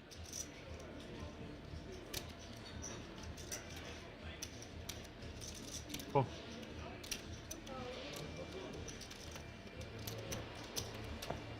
Just calls the 85k more. I think with this stack depth, this is totally fine. Try flop a set 3 ways. Why not? Go 3-way action to the flop, 345k in the middle.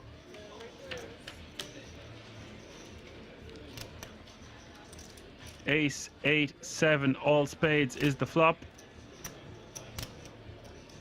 Lucky Luck flopping by far the best of it here. Top pair, queen high flush draw.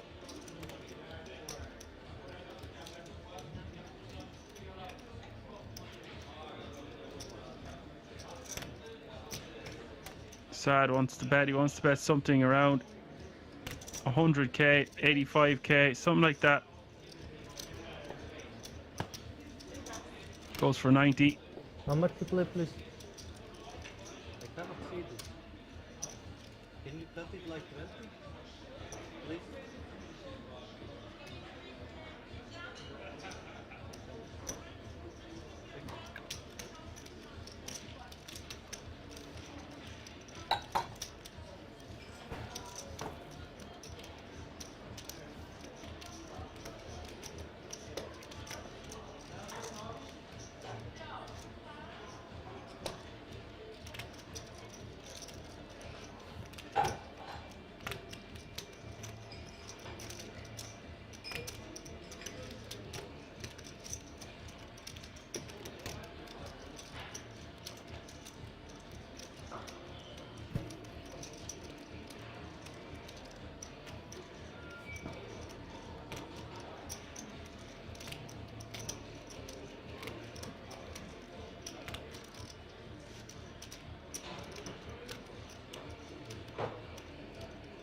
Lucky Luck, the option.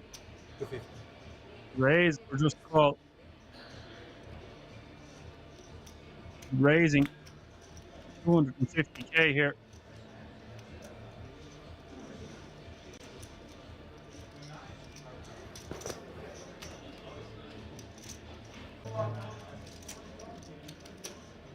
All in.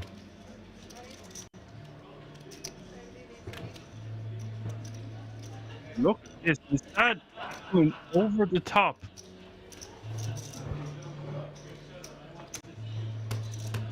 Just the jack of spades.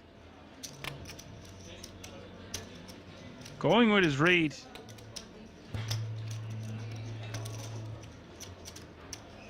Don't know what this accomplishes really. It's a very daring move. Lucky Luck showing significant strength, raising to $250,000 on the flop.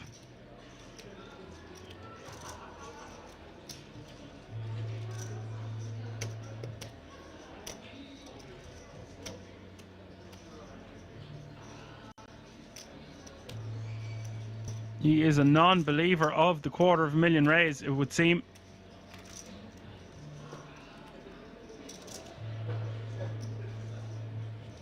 And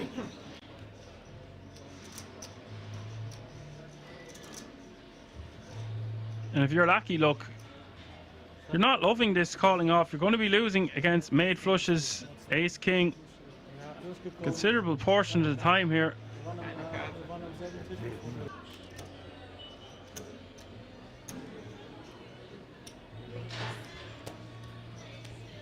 You sure? I fold a really big hand. Wow. I know. You would not Sad. believe if you see. You can see later. Later we can see. Mad genius move has worked. I say no, that's set aces. Or, King, or king of spades. I think set ace. Sad ace. repping a hand stronger than ace queen. Joe, we got later. I think you have maybe a set Getting sevens or eight. lucky look to fold I ace have queen ace with the queen of and spades. very good flash draw. We're playing poker today, folks. Show one time. One card. One card. No. Wow. Ace queen and queen of spades. Wow. On the turn. The move with the jacks, with the jack of spades working this time, but needs to be really careful doing stuff like that.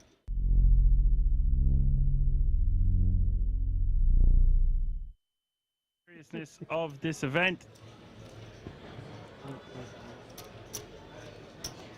The average stack creeping ever closer to $1 million. Je to tam 400?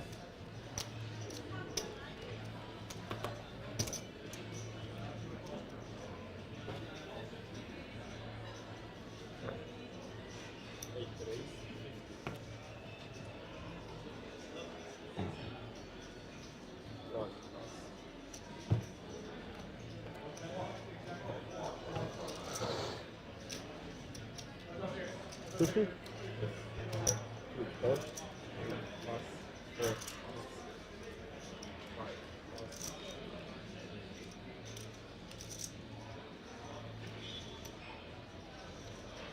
5? Million spolu. How much? Million together. Million. Okay. Exactly. Close 50. 36 players remaining now. Thomas raises to 50k. Mexi calling in the hijack with the jack-9 of clubs. Giuseppe not wanting to see a flop with the king-7 offsuit. We go heads up to the flop. Mexi in position on ace, 10, 4, 2 hearts. Thomas flopping a set. That's 50k and a quick call from Mexi. Turn giving him a world of outs. The 8 of clubs. And oh boy, we've got action. 125. And from Thomas, I don't want to be going too small here with 2 flush draws on board. I want to bet something like 150. Bets 125.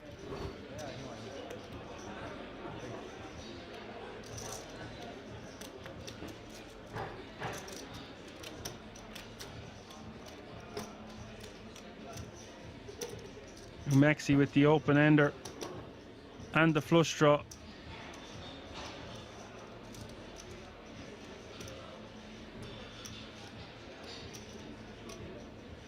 You can see above his head his 8 outs. Looks like he's going for a raise here. A raise to 350. Sweet music to Thomas's ears. All in. Call. Thomas moves all in. Mexi quickly calling. This pot spiraling out of control, out of nowhere. 2.2 million in this pot, ladies and gentlemen. That is 110 big blinds as we are going to see the river. Mexi is going to have over 3 million if he hits. Thomas is going to have 2.2 if he can hold. What a moment for both players here. The river is a brick, the 3 of diamonds. Sit back down, Thomas. Mexi going to lose a massive chunk of his stack. Thomas now going to be playing 110 big blinds. What a difference a hand can make. 975,000. Well, you know what, Apocalypse? You can't say that wasn't an action turn. We want action on this channel, and we've had non-stop action for this first hour of play. We are only live 60 minutes, and look at all the hands we've got to witness.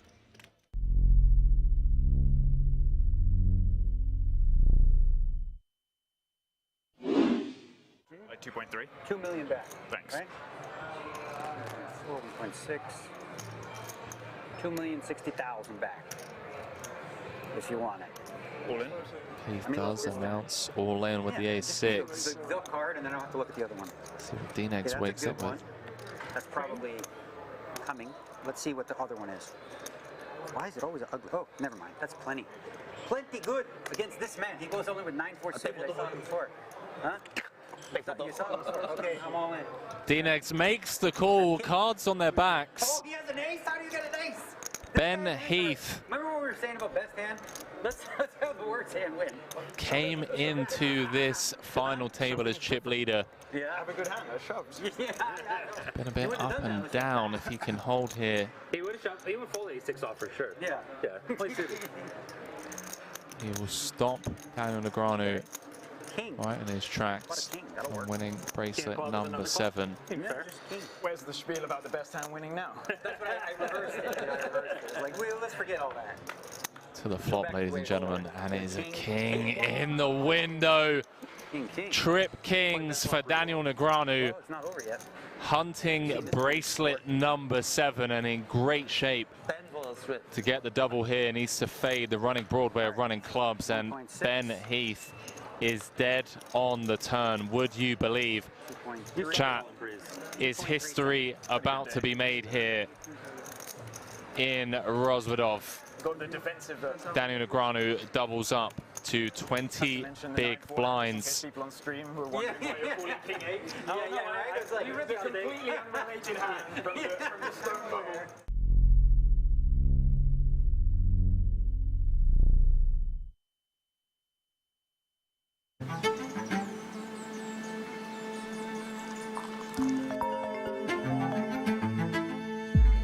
What's up? Good morning. Are you ready for today? Yeah. See you at Kings.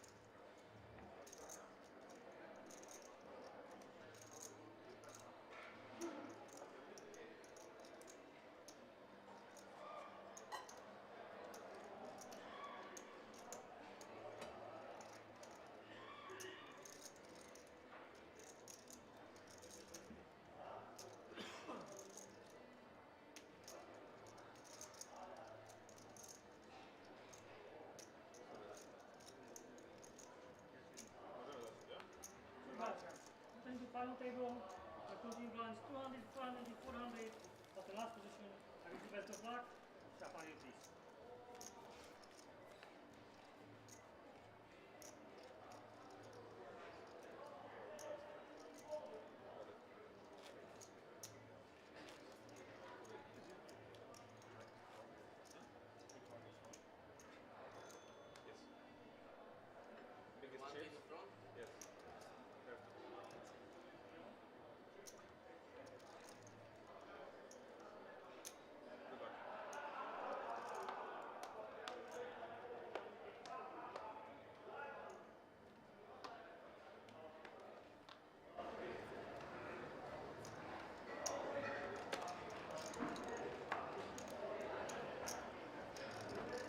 Pass, 4 pass.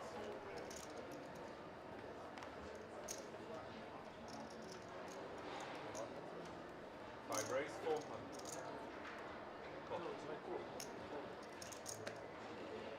6 pass, 7.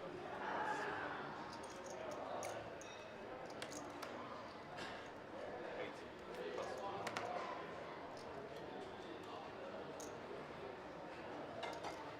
9 pass.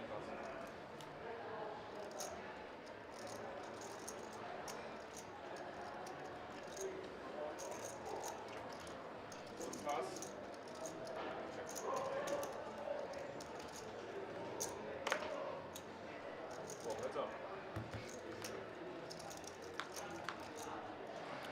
All right, ladies and gentlemen, welcome back.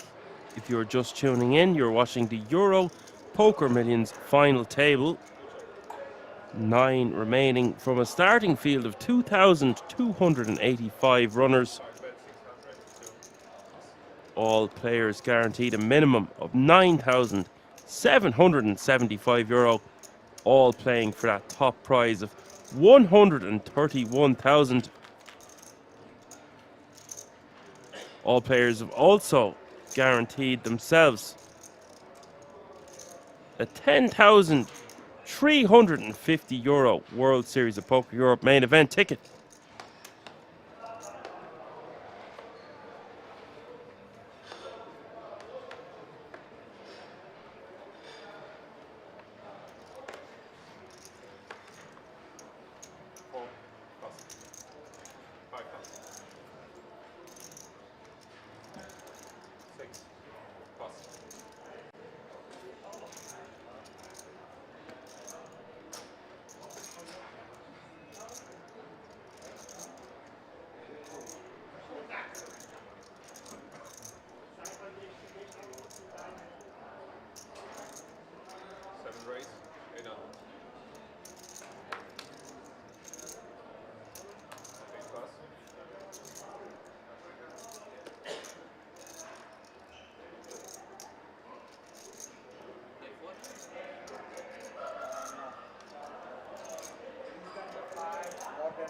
Wazzy Bazzy is in the chat saying, yo, commentator, how you doing? I'm doing well, not too bad, not too shabby. Just back from the Irish Open. I managed to get as far as 39th place.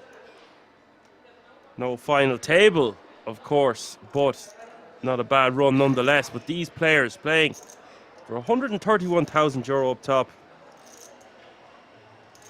You're asking me to introduce the players to you. I will. You can alternatively hand and mob some of these boys and see just how much money they've won previously. Igor Brito, who is a King's Resort reg. We've seen him on the feature table a few times. Great to see him getting there once again. Igor picking up some chips, playing 28 big blinds now. Peter Vitislav, another King's Resort reg.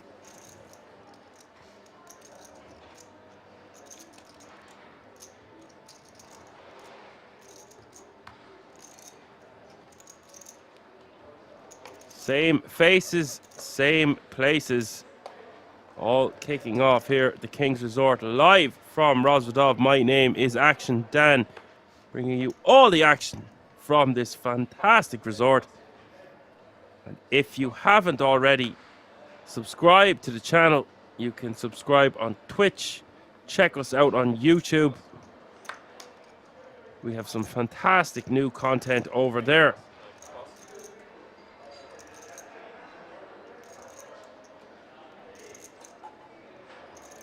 We are also on TikTok. You can find us at the King's Resort Official.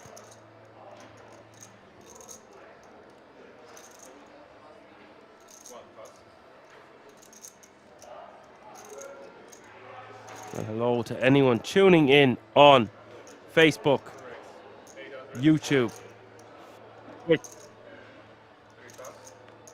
anywhere around the world. Druska is going to be a very difficult man to beat. Wazzy Bazzy asked me to introduce the players. Well, Druska, Stefan Druska, you can just hand and mob that man. He is going to be very difficult to beat when he's playing 100 big blinds. But this is no limit hold'em, and anything can happen.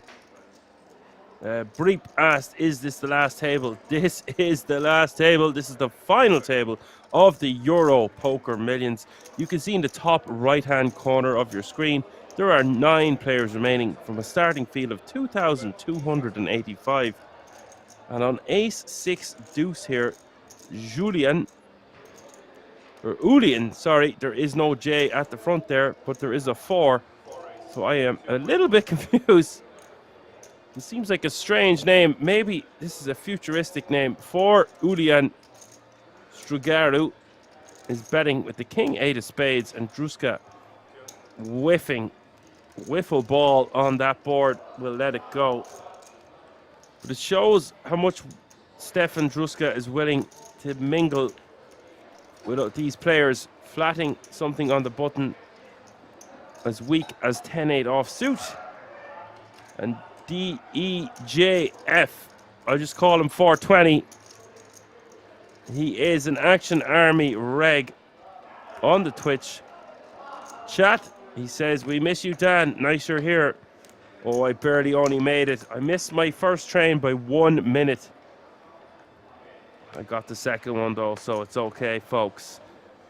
My wonderful mate, one of my best friends in the world, Alan Finn, helping me out last night to do the commentary, and it's such a treat and an honor to have him commentate for you because he has a cash background. He's not too familiar with tournaments, but his cash knowledge can be applied to any deep stack poker game anywhere around the world, really. And he specifically designs his, I would say, his game for online, but it is very applicable towards high-stake cash games. And there's a wealth of knowledge to be learned from that man.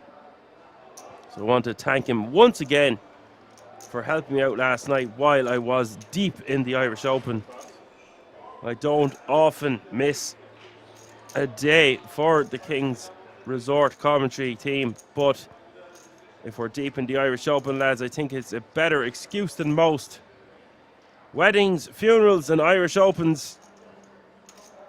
Meanwhile, back at the ranch, Peter with just over 10 big blinds with 2 ladies on the button, facing the open from Igor.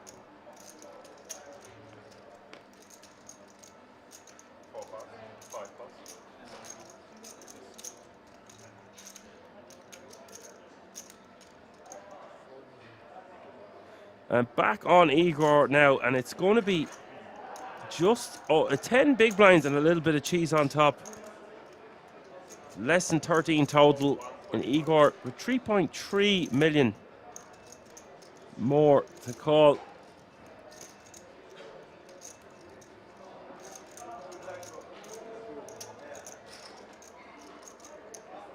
Well, thank you, 420, saying Alan's commentary was very well too. It's great to hear that.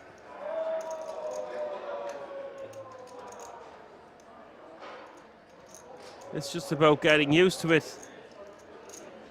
As professional poker players for many years, we're so used to seeing so many different tables in front of us. Our mind is it's working at a rapid rate, and it's very hard to slow it down to just focus on one hand. And then when you try to focus on that one hand, your mind starts exploring different territories, especially when you're commentating on live poker. There's so much going on. And that is why there's so much action to speak about. Igor has called Vitislav's Peter's jam. Now, although this seems like he has to call with sixes, and technically he is priced in, but it was almost 13 big blinds. I think Igor could have found a fold here and preserved his stack, especially with the pay jumps and the ICM pressure. But the flop is king 7-8, and as it stands, Peter Vitislav with 87% to double up here. Turn is the 4 of clubs. And Igor going to need a 6 or a 5 on this river. 9.2 million will be going to Peter Vitislav's stack. River is the 10 of hearts. And Peter Vitislav now playing board, and Igor 23 big blinds for Peter going forward, and Igor playing 18. I think it was just a bit too much for Igor to be calling off there. Some big pay jumps and preserving your stack and picking better spots there to call off about a third or even 40% of your stack there is it's wishful thinking, but to be fair, without the ICM pressure, it's a snap call for just under 13 big blinds.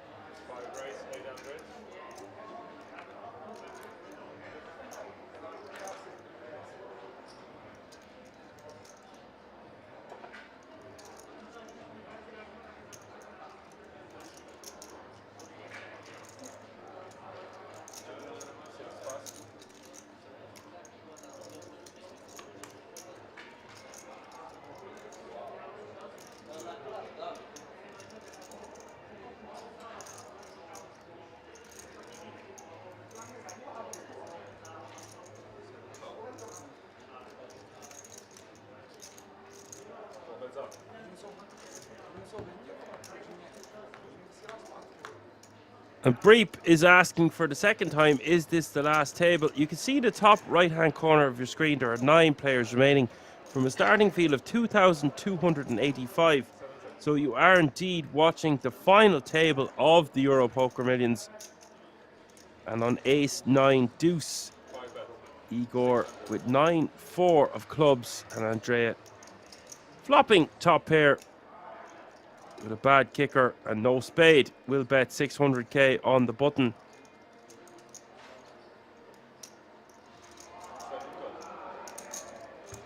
And this is very creative and spicy by Igor. I have no idea what his plan is, but he has check called on this flop with 9-4 of clubs on a 3 spade flop, and now there's a 4th spade hitting the turn, the 3 of spades. I bet 1.1 million.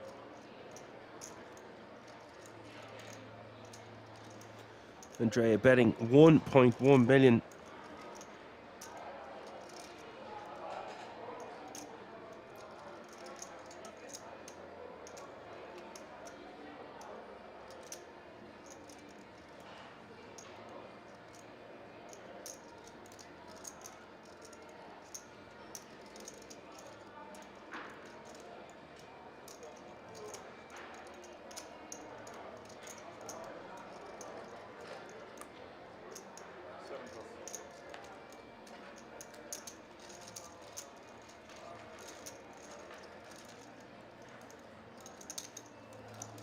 Really would like to understand why Igor was calling there.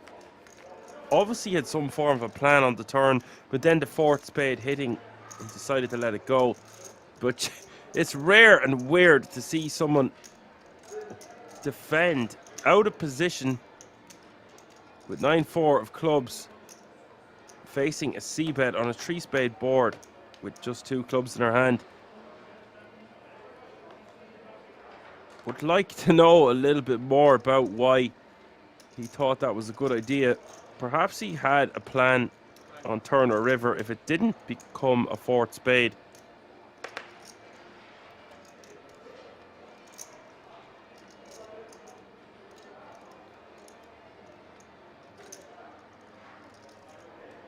One pass, 2 pass.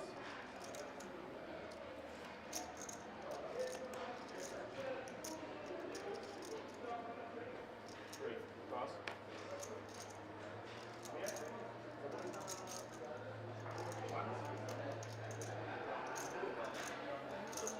4 pass, 5 pass.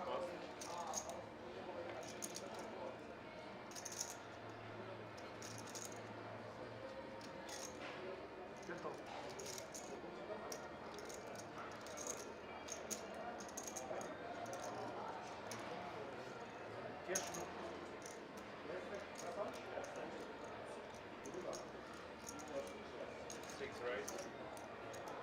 1, 2, 7 cards. 7 pass.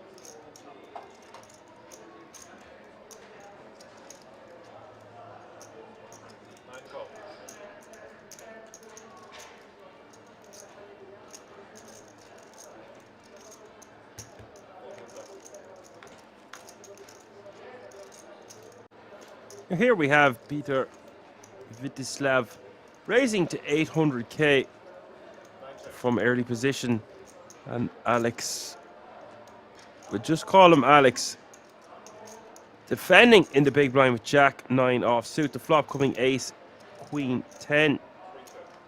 Peter with top pair. Open-ended now for Alex. Turn is the 6 of clubs. Neither player with a club in their hand.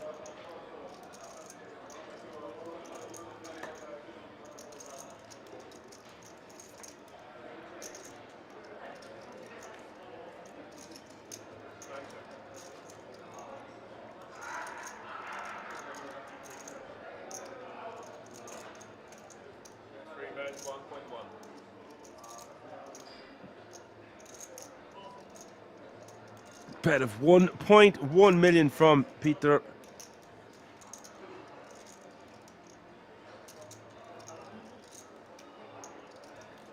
Alex will just release.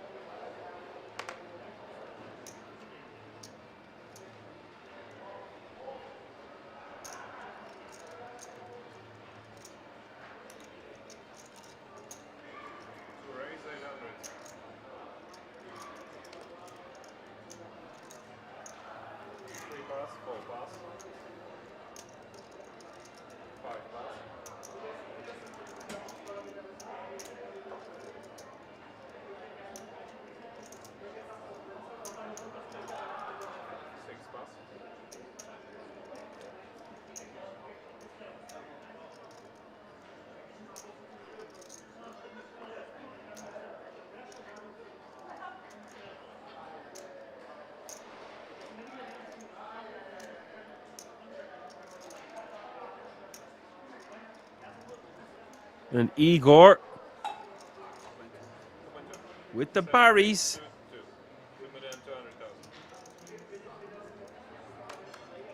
Druska raising to 800k. Igor 3-betting to 2.2 million.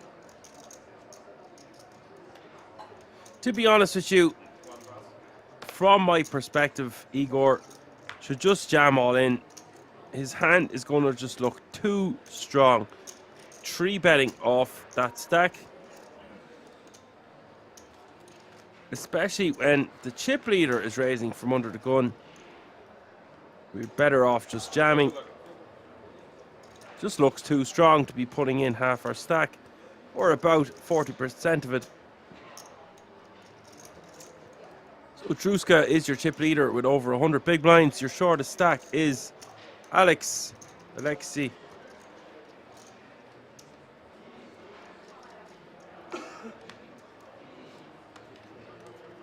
Three players with identical stacks playing 18 big blinds apiece.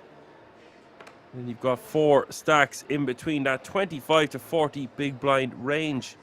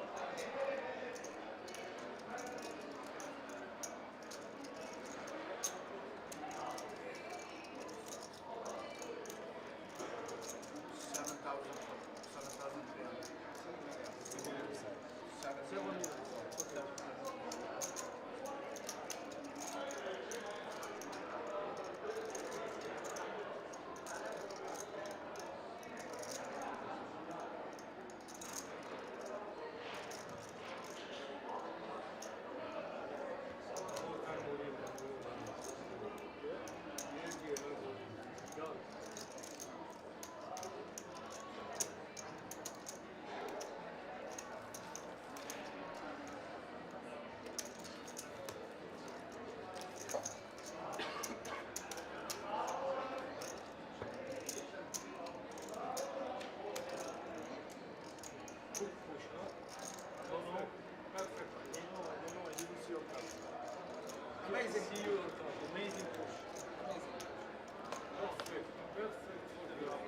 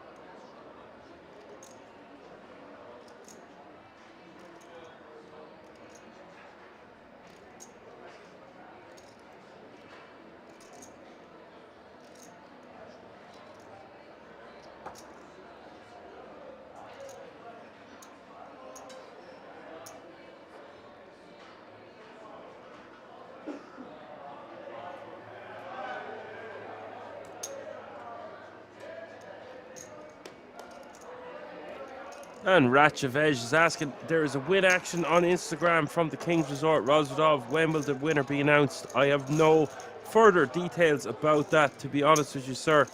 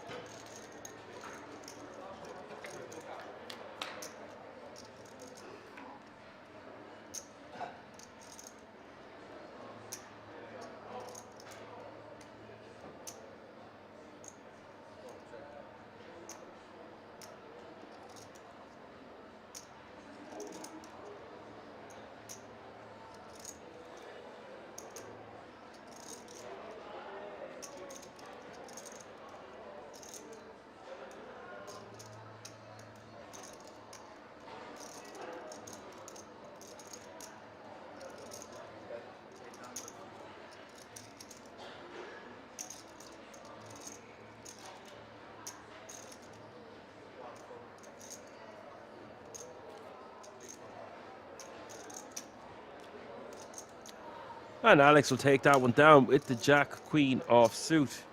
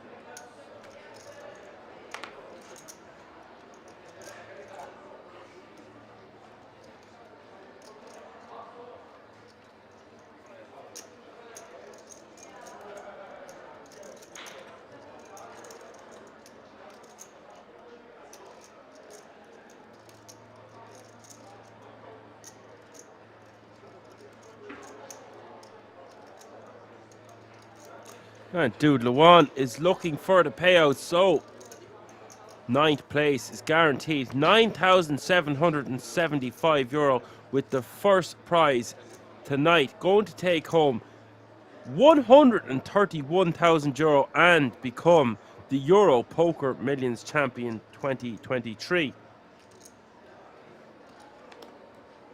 And of course, all players are already guaranteed a €10,350 World Series of Poker Europe main event ticket.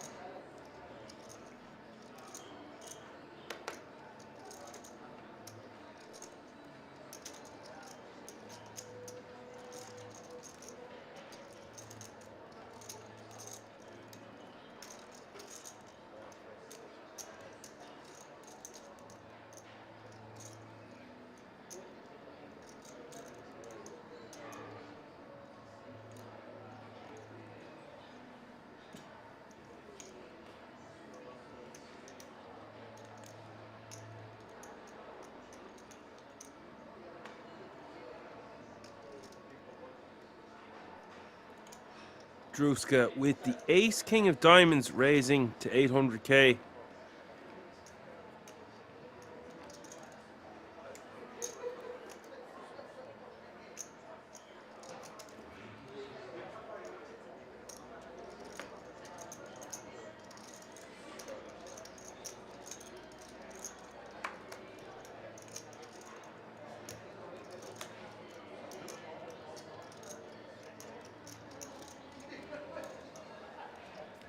Druska will take down the blinds and antes, which are currently worth $1 million. Adding $1 million to your stack every time you take down the blinds and antes ain't too shabby.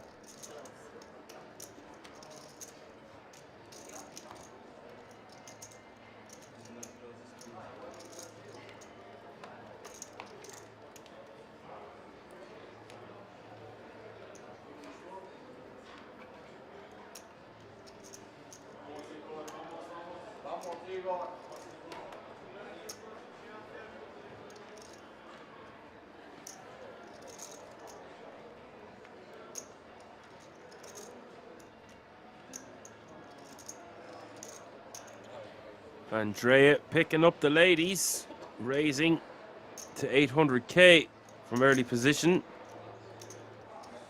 The ladies in red.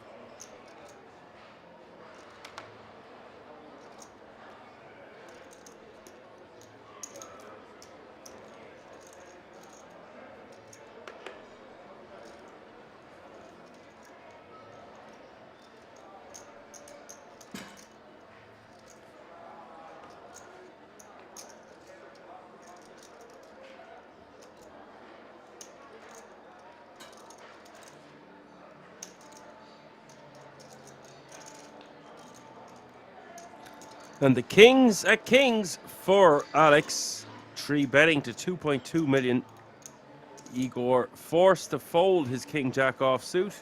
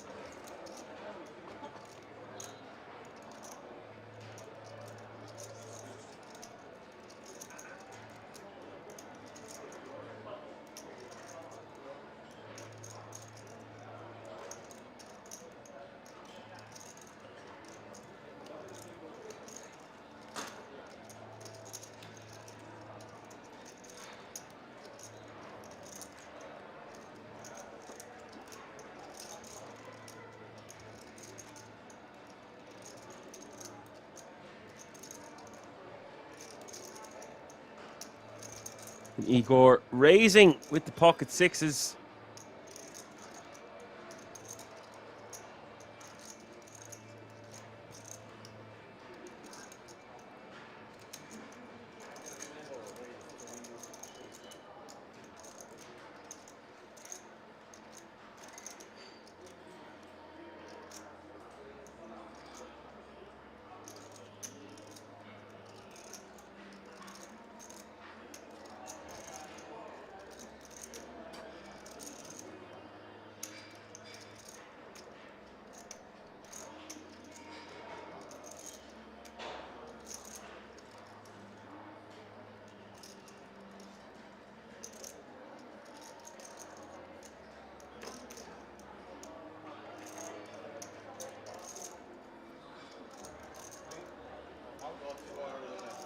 Julian 3-betting to 2.3 million total from the big blind.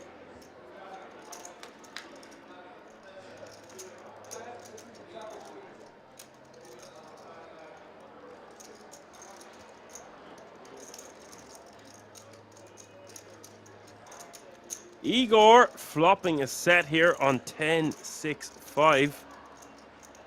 Peculiar to see Igor defending this with the sixes. Julian going to be forced to just put Igor all in. I think 5.2 million out there. Would have expected to see Julian just jam, honestly. But as it stands, he might save himself some chips.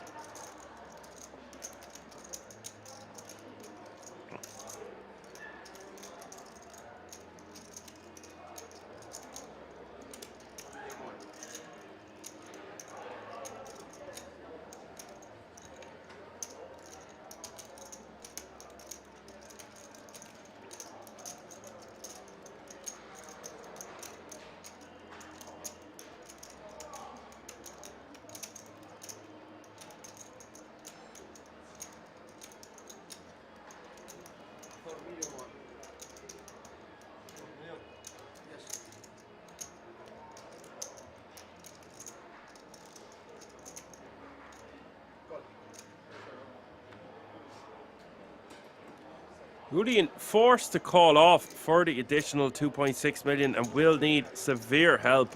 Igor, 94% to double up here to 13.4 million. Neither player with a spade. Julian going to need some severe help. Looking for running spades would be the best option. 10 of diamonds gives a bravo to Igor. Bird says he called that. Yeah, my God, indeed. But it was only 6.5 big blinds behind, so I would have just liked to see him move all in on the flop, honestly. If he is going to bet 1.5 million and call his opponent off, there is no reason, zero reason to not just jam all in yourself.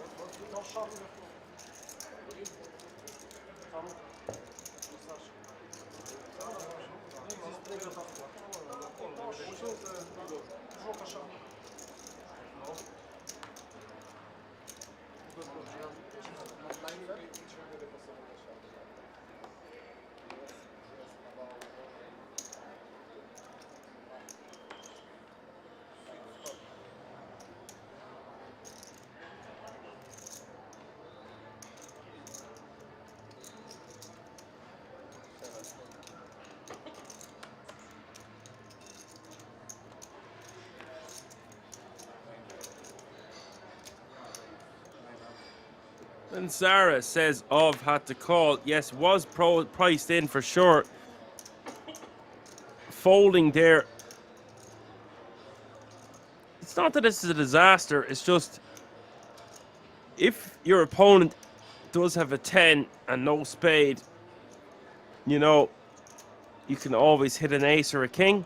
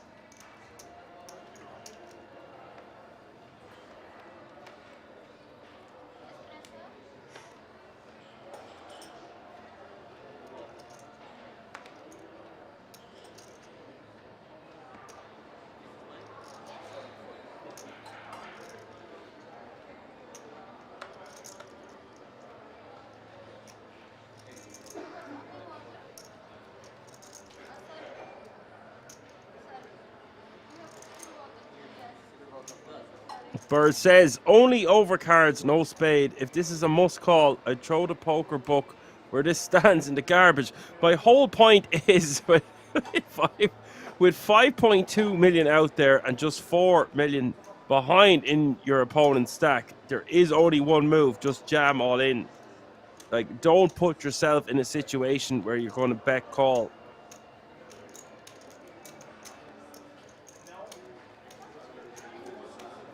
And no one uses poker books anymore. We've got ChatGPT now, Bird. AI robots, everything. It's all fun and games until you have a daughter and she's getting taught how to do karate from a robot. Oh. But the reason I say he must call, he's getting like 4-1. And if his opponent doesn't have a set, he still has 6 outs, which would give him 20. He's more outs. Yeah. If your opponent doesn't have a spade, it's 6 big blinds more to win a pot of about 25 big blinds.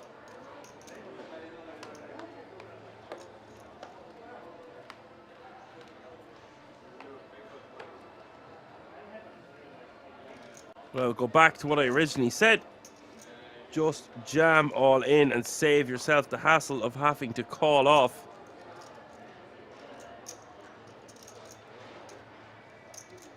And I know there's always a lot of love for Igor in the chat, but like no one is talking about how I don't want to say bad, but it's not a good play to call with your 6s pre-flop there to a 3-bet of 2.3 billion. He left himself with 10 big blinds behind. In general, pocket pairs, deuces through to 6s, we are trying to flop a set. If we are putting in over a third of our stack, trying to hit a set pre-flop, we need to get very lucky, as Igor just done.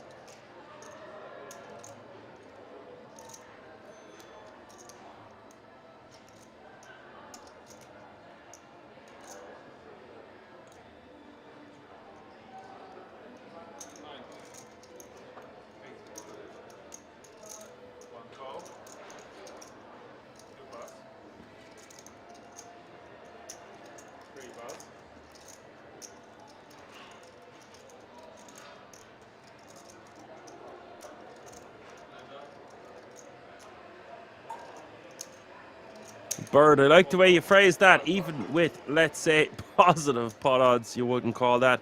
Well, it's just, it depends what range you think your opponent is going to flat your 3-bet with pre, leaving himself with 10 big blinds behind. You keep talking about how bad the call is with the ace-king, but the 6s has no right calling a 3-bet pre-flop. Either move all in or fold. There is significant pay jumps here.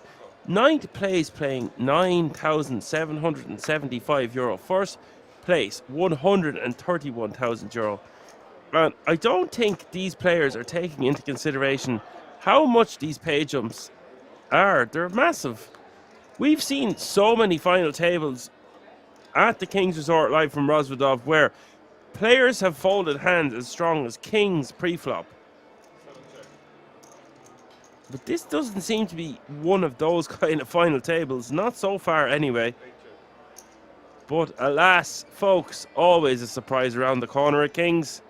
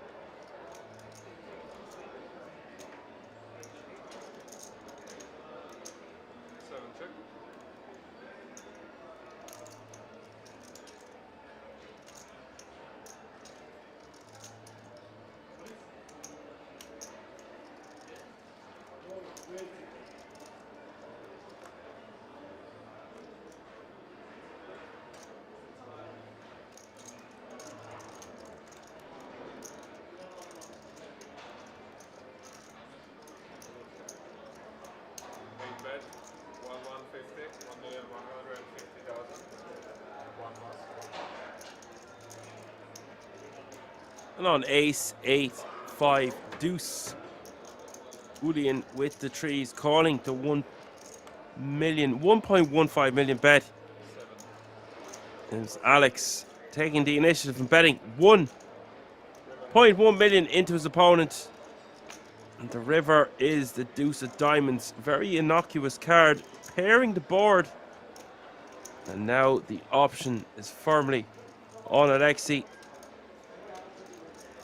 Can he fire the trigger?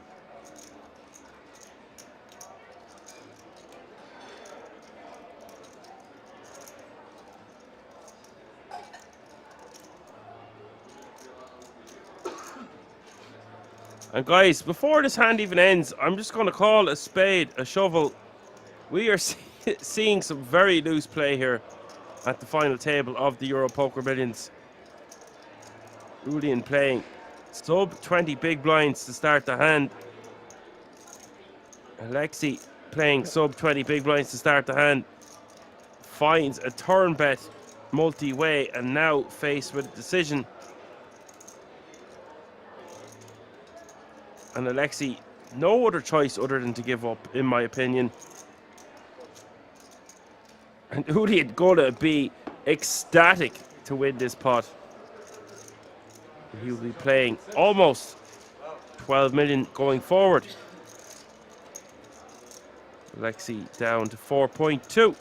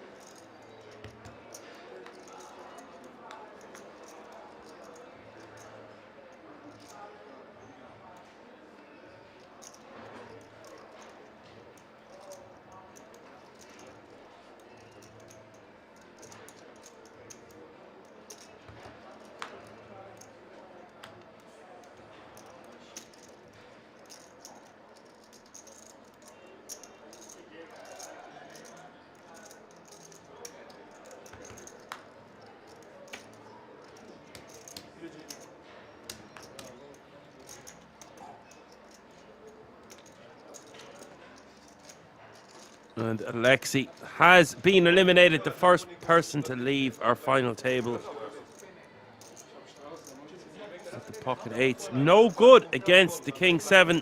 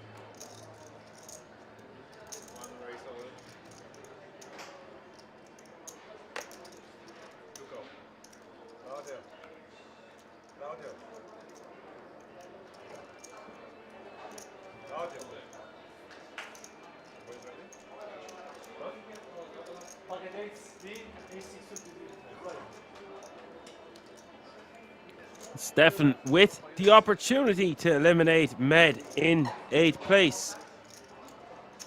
As the blinds have gone up, 250,000 small blind, 500,000 big blind with a 500,000 running big blind ante. There is over 10 million in the pot, so about 22 big blinds up for grabs. It is Med that needs to get lucky, and it is King 10-10 on the flop. Stefan in good shape here to eliminate another opponent.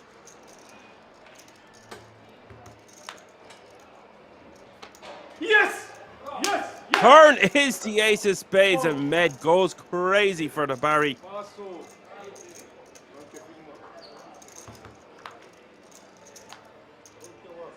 The river is the deuce of diamonds.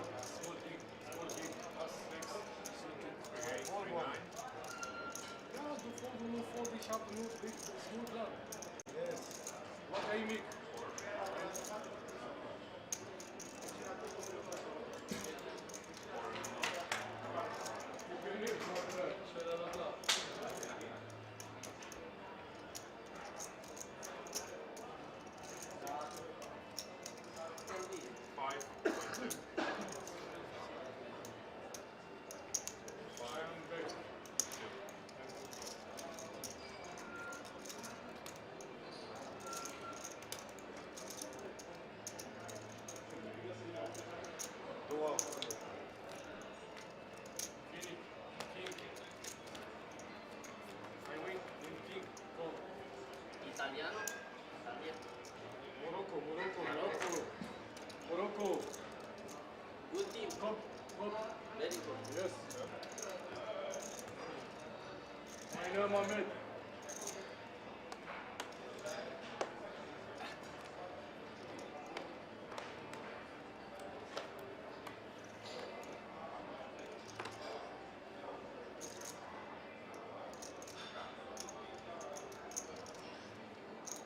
Race 1.1.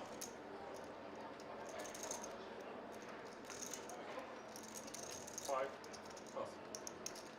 6 plus.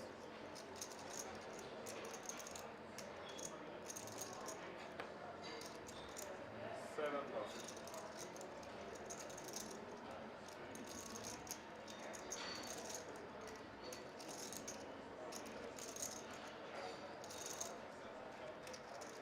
8 plus 1 plus. 2 plus. Stefan. Oh? 10 milyon. 5 milyon usta. English. Yeah, yeah, sorry.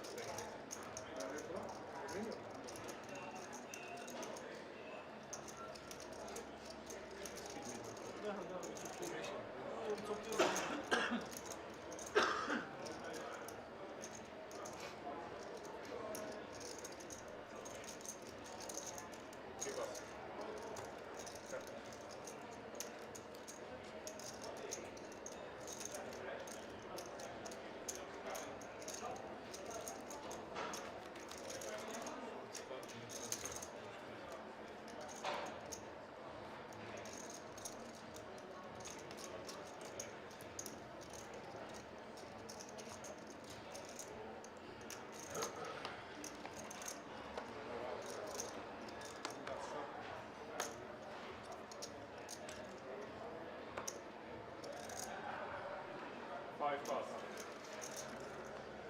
6 plus.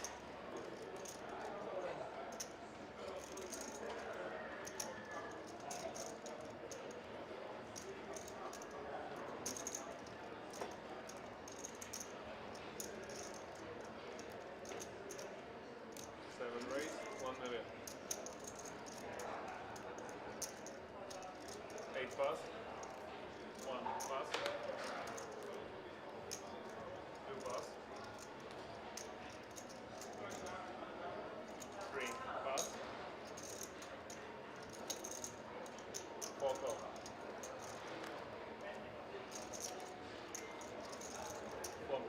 Igor raising to a million with the ace 9 of diamonds.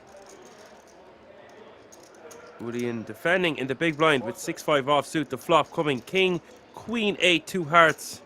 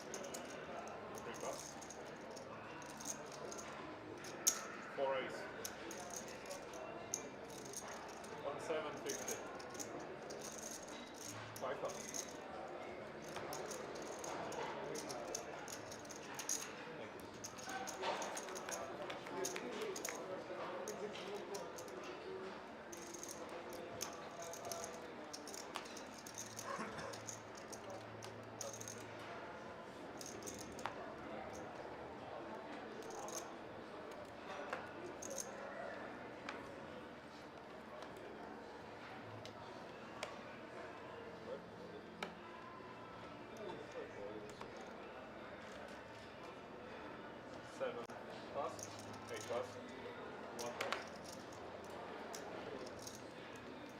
2 pass. 3 pass. 4 8. 1.2. 5 pass.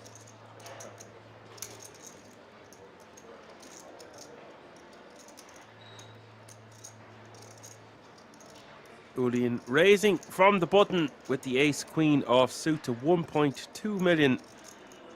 And Sabatino in the big blind with 2 5s, 2 red 5s. 1 2 is 6 go. That's up.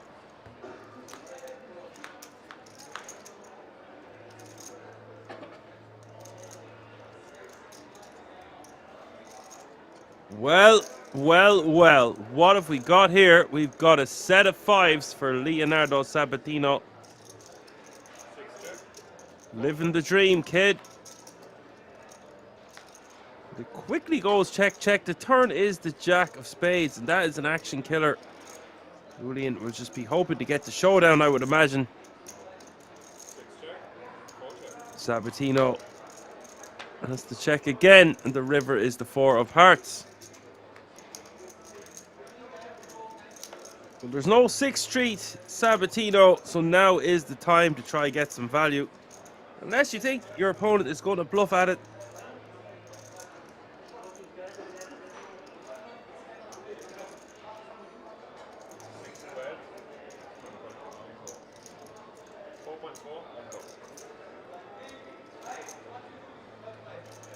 Wow. Sabatino making a huge bet. Getting snapped by Julian. That was for over a third of his stack. And Sabatino now playing 31.575 million as Ivan PT1, one of the members of the Action Army, is dropping in to say hi. Wazza, Kings, Chats and Mod. Hello. Hello, Ivan. Oh, you're using capitals. Oh, no, that's it. Get a ban on Ivan there immediately. He's using capital letters. We can't be having capital letters in the chat.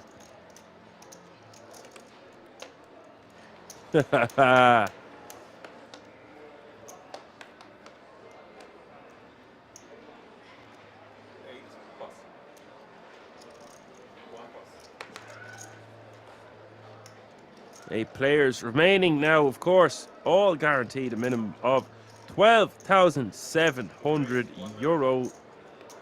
And of course, the €10,350 World Series of Poker Europe main event ticket.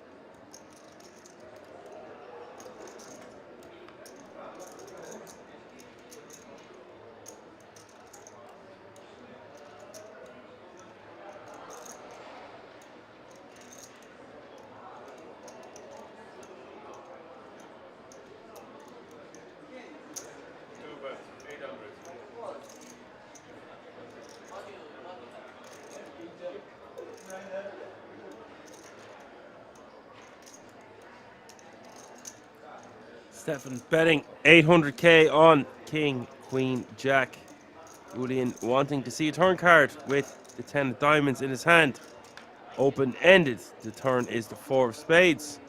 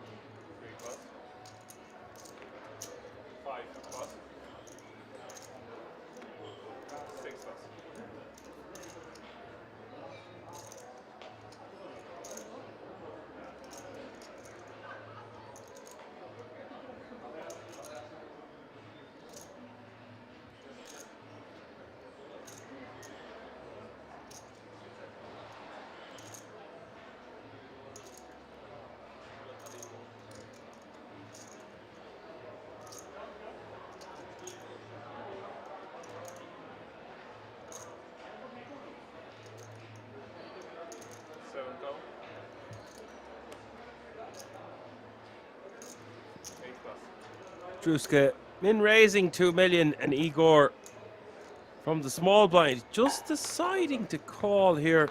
I would prefer a jam from Igor off this stack depth, given that Stefan Druska has clearly shown he is the strongest player at this table and indeed the chip leader.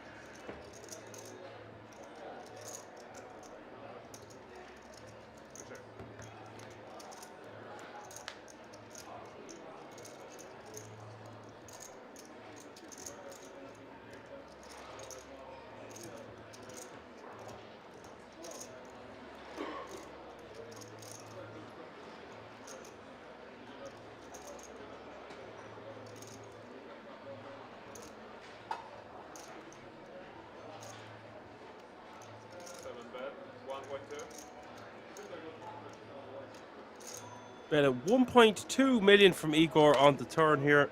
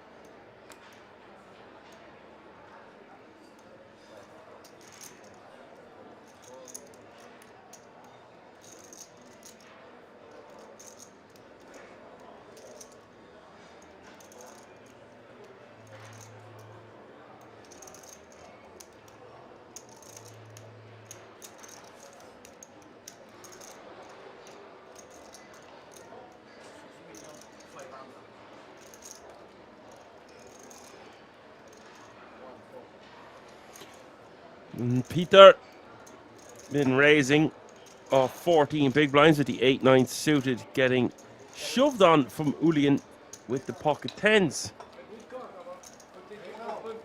It's a bit of a light open from Peter's stack, given that he is raising into a full table.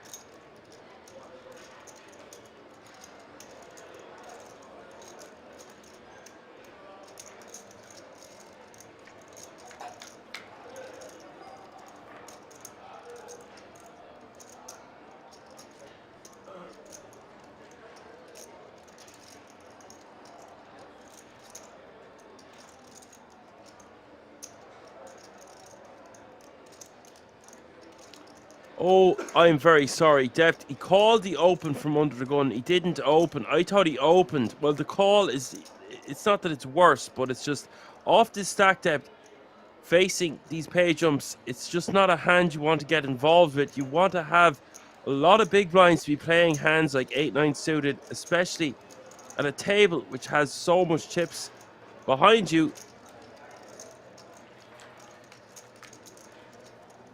So, yeah, no, I'm just going to go ahead and say it. It is worse than opening from under the gun. He called a raise off that stack. It's just no bueno. If we had like 50 big blinds or 40 even, it's fine to call. You might want to put it in your 3-betting range, like very occasionally. We just want to be flatting with them kind of hands from the big blind, the small blind. Sometimes you can flatten the button. It's just you want to see a flop and have playability. When the raise has come from early position like that, I thought there was a jam all in. So my apologies. We just want to be preserving our stack of 14 big blinds. We don't want to be putting money in the pot like that. Just 12 big blinds behind and 5 people to act behind us, give or take. It just ends up giving us really sticky, difficult situations post-flop. A lot of times if we do hit our hand, we're going to have like an 8, a 9, and it's a weak 9 at that. And the best we can hope for is a flush draw and a straight draw a lot of the time. So you're going to be check jamming or just getting it in with a draw. And I just think there's better spots and easier way to accumulate chips at this final table. This has been one of the looser final tables we have seen at Kings this year for sure. So it's interesting to see how this will play out.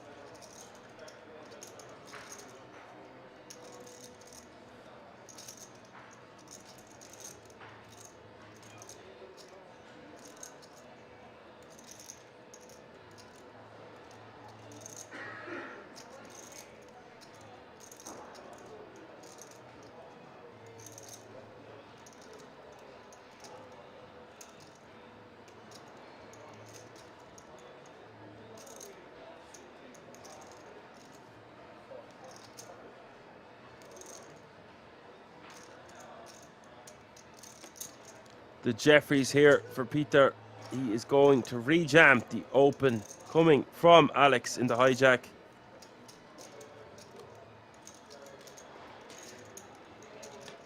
And Adrovacan says, yes, players making some bad mistakes at this final table.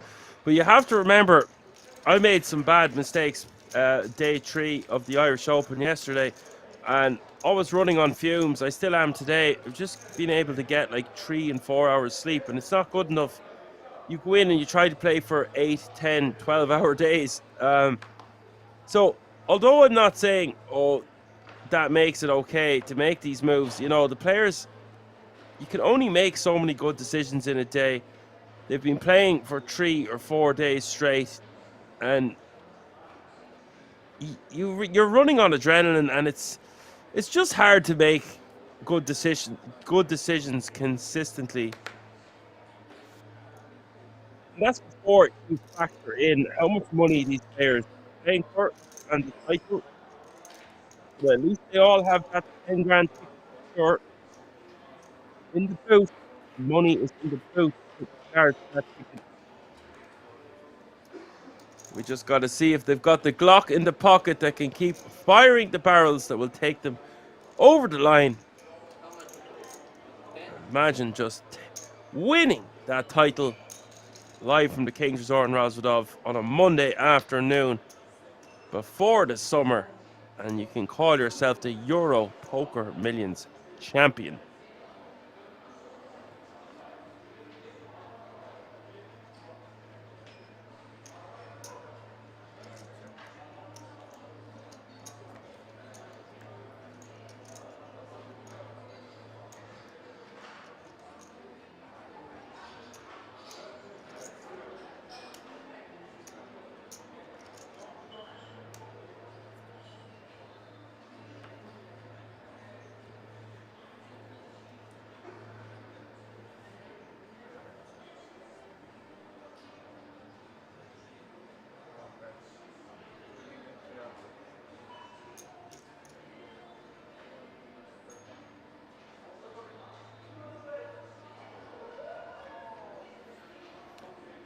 And on Queen 9-5 deuce, 3 spades on the board now. Med betting 2.3 million on the turn, and Alex faced with a difficult decision with 2 overcards out there.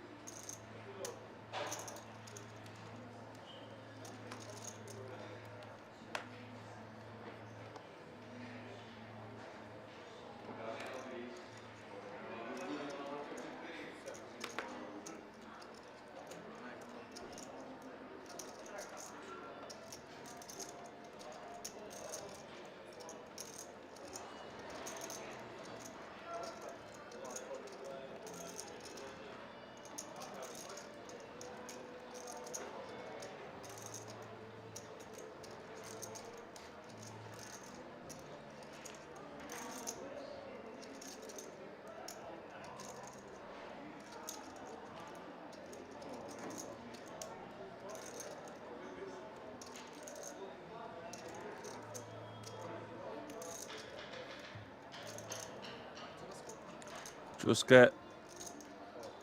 putting the foot down on the gas here, and I don't blame him. I actually like his open from the hijack with 8-5 of spades. Put the pressure on them. Julian calling with the ace-5 of diamonds.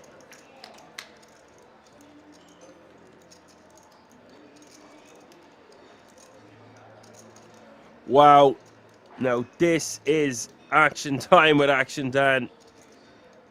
Druska could lose 7.5 million chips here very quickly.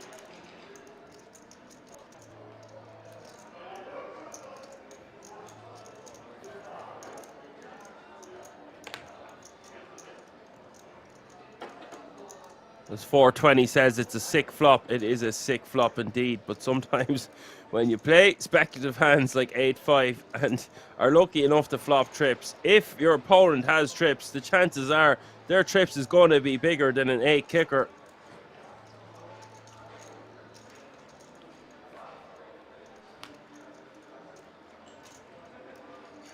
But guys, before that turn card comes out, that min raise from 1 million to 2 million must be super strong, and I just don't understand why you would min raise on a flop like this. It really doesn't make sense to me. It's not like we have loads of big blinds that we're trying to get in by the river. There is no other way around this.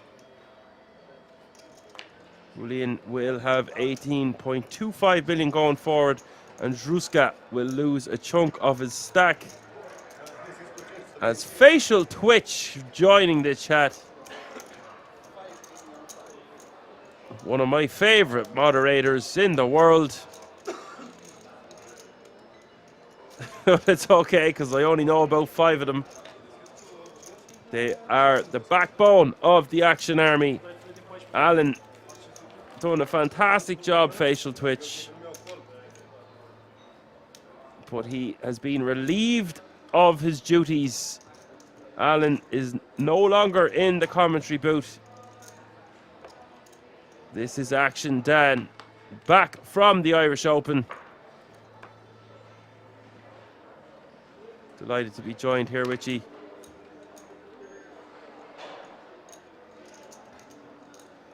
It feels great that I got to play live poker for a few days instead of commentating on it, but even when I'm commentating on it now, I want to be back sitting on that feature table felt.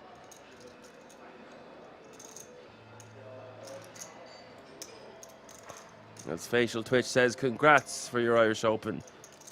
Thank you very much, sir. I had 4 big blinds at the start of day 2. I span it all the way up to 100 on day 2. And whatever happens after that, you have to just say, you know what? I've done everything to the best of my ability.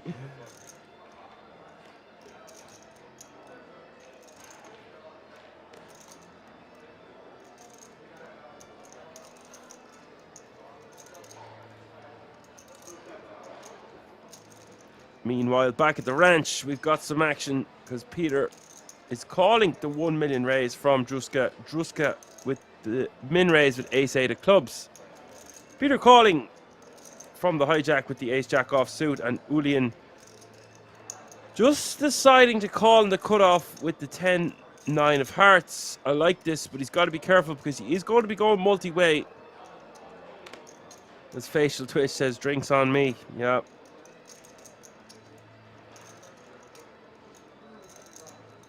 Maybe. Summer is creeping around. It was a great buzz, Facial Twitch. Brilliant to get such a deep run. I will tell you about how my event went if you want to hear about it after this hand. 9-5-5 is the flop. We've got action here. Igor and Julian having a very similar hand.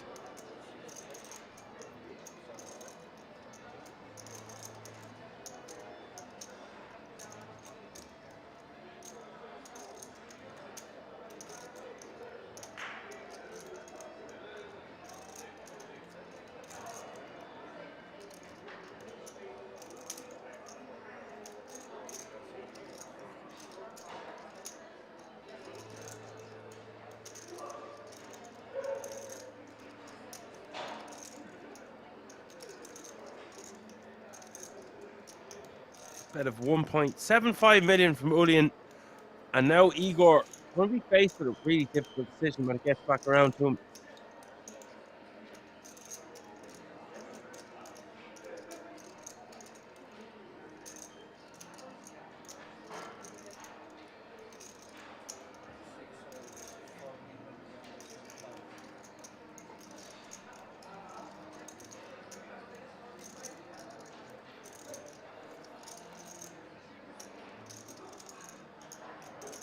But it is Leonardo Sabatino coming in hot with the raise with the King 5 of hearts to 4.325 million.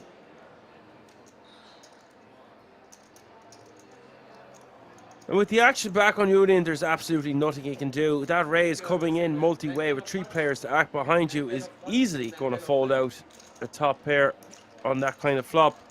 It's either a 5 or a better 9, in my opinion. Possibly an overpair that just decided not to 3-bet pre, but that's probably unlikely.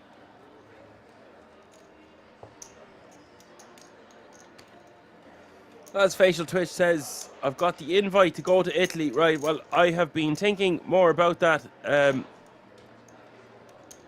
It was easier when your name was just Donkey, but yeah, we go with facial twitch for the foreseeable. If you want to talk more about that, I am looking into when I have holidays over the summer. I'm going to sort something out with regards to doing the skydiving you've recommended. You were on about driving cars, and was there some other adventure sports? You were on about going diving in the Maldives. I don't know how to swim or drive a car. Now, lads, you're learning things about me today. I don't know how to drive and I don't know how to swim, but I'm able to box. So if you want to make a ring, we can dance. As Med raises to 1.3 million under the gun with the Ace Queen offsuit. And Pauler D is asking, the tickets are for the World Series of Poker Europe in which city? It's in Rozvadov. It's about an hour away from Prague. It's not quite a city, but you don't need a city because the resort is fantastic. Amazing place to go and visit. And if you haven't been, it's a must on your poker calendar. You can find out all the information about the resort on the website www.kingsresort.com.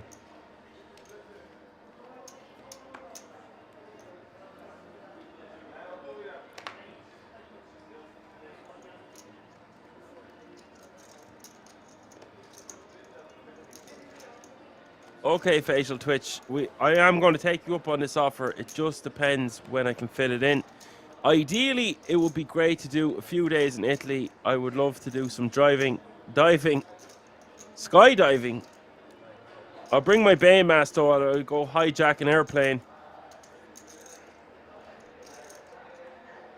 You're the jack of all trades, maybe you're a pilot also.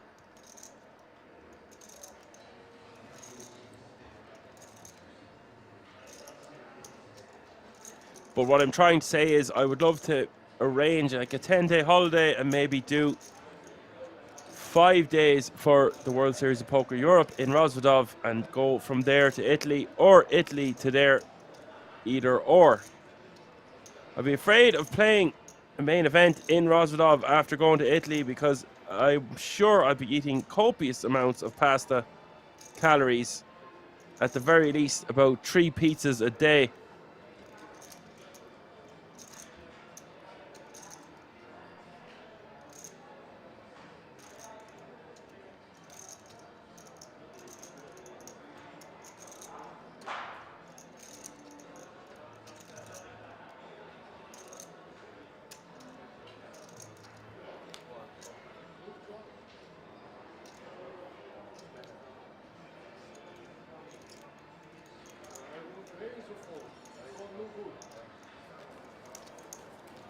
Yes, Facial Twitch. It would make more sense for me if I'm in Italy to go to Rozvadov from there and try to do the 2 trips in one instead of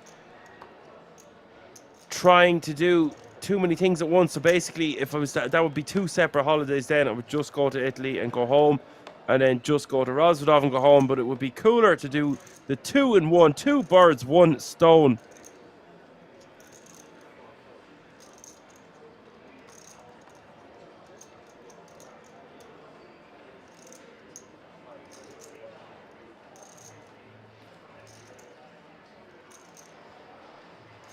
We'll have a deal, Facial Twitch. You'll have to find a place for me to do stand-up comedy or DJ. And then I have no more excuses left in the book. I will have to get Bane on a plane and say hello to my little friend.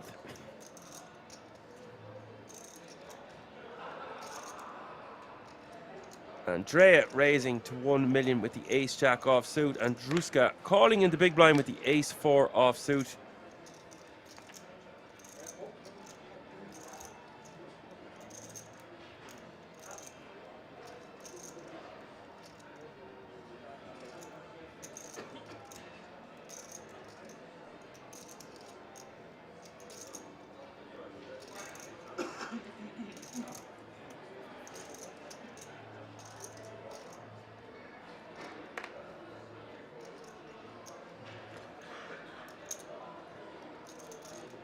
Facial Twitch says it's 8 hours from Italy to drive.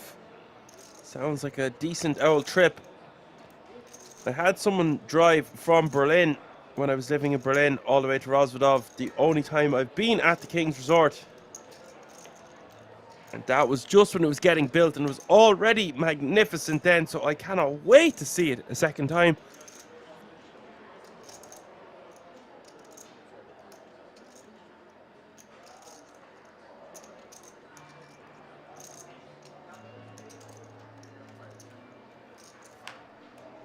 On the Queen, Deuce 9, 8 board. Andrea with the check mark with the Ace Jack off suit.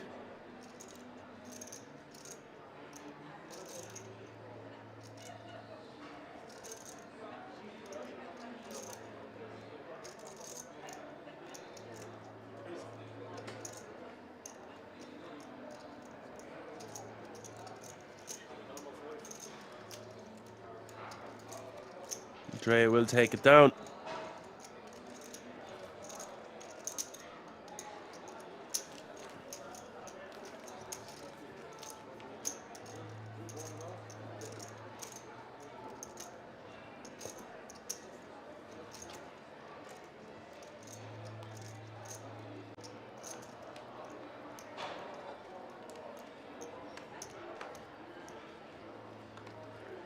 As DJ Gerwin asking, so many hoodies, why is this thermostat always low at these tables? Well, that's just to keep the regs guessing.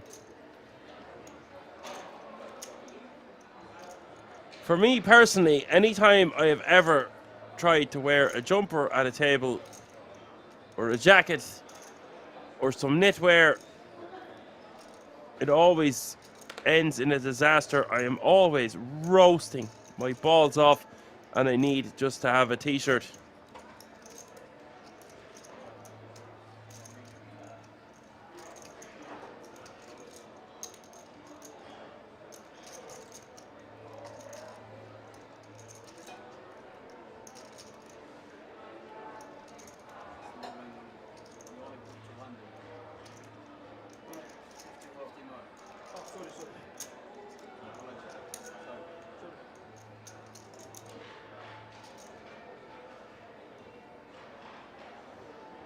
As DJ Gordon says, me too, commentator, amen. Well, I only speak about poker tables in that respect.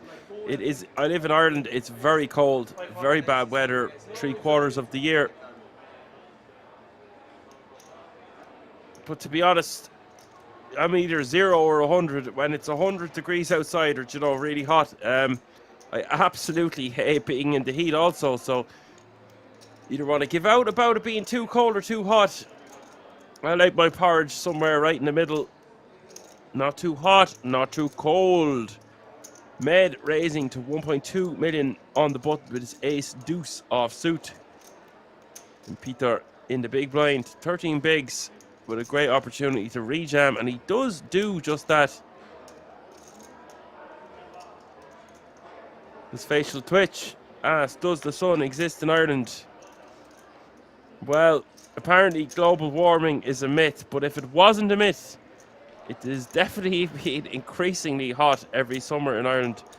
The winter last year wasn't too bad, but we have had some really cold winters.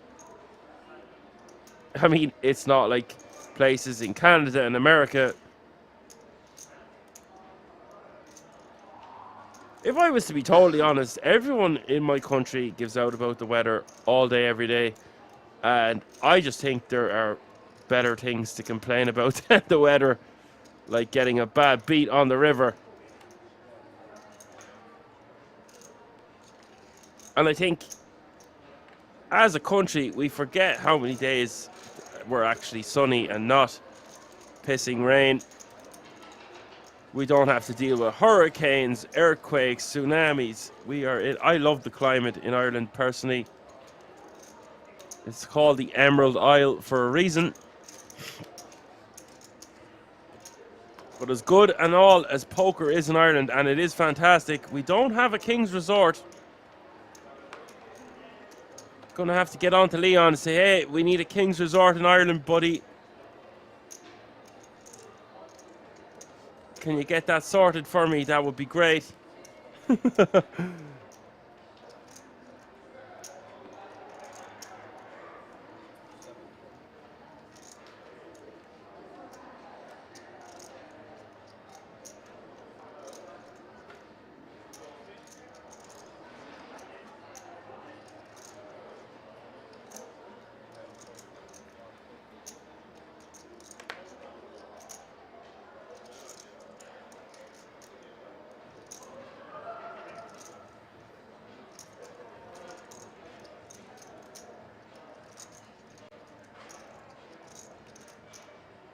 Well, to be fair, Face Twitch saying it's under construction.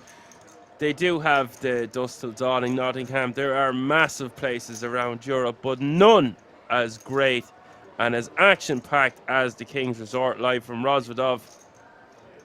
365 days a year, pretty much. 24/7. The biggest action that you will find outside of America and the likes. Definitely the biggest in Europe for sure. As Giant Dad 4-2 off says, is Marrakesh still in? I will eat my hat if he's still in. I cannot believe how many deep runs this man has got. If Marrakesh is still in, I have a special place in my heart for Marrakesh. Really.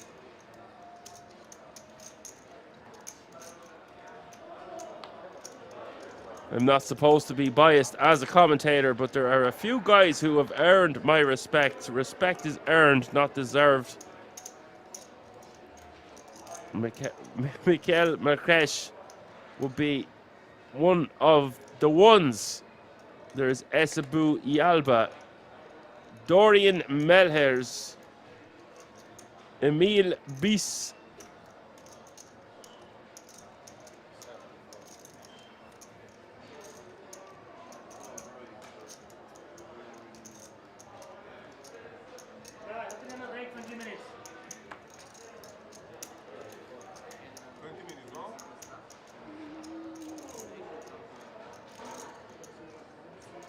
Med in the hijack here with ace-5 off suit.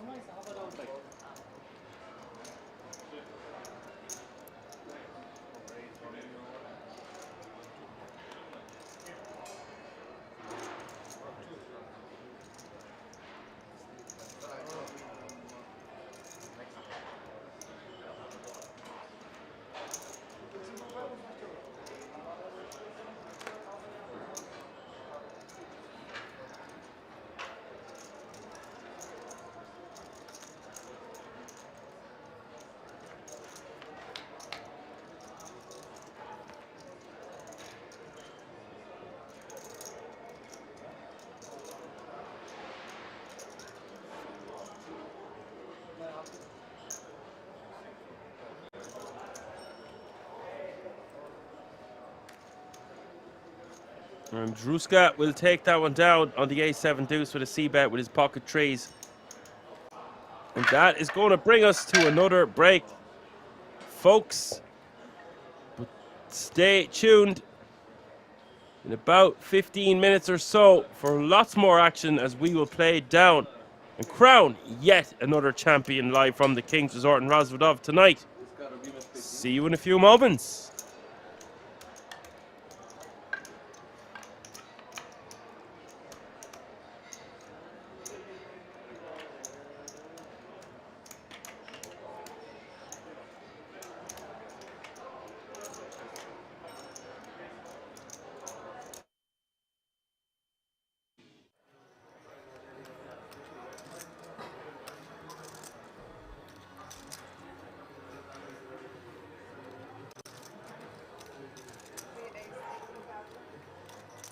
Good boy saying, yeah, I've been using the no fold quite often. It's pretty cool. It is pretty cool. I'm not going to lie. You're just like, yeah, no, I'm out of here. GG's.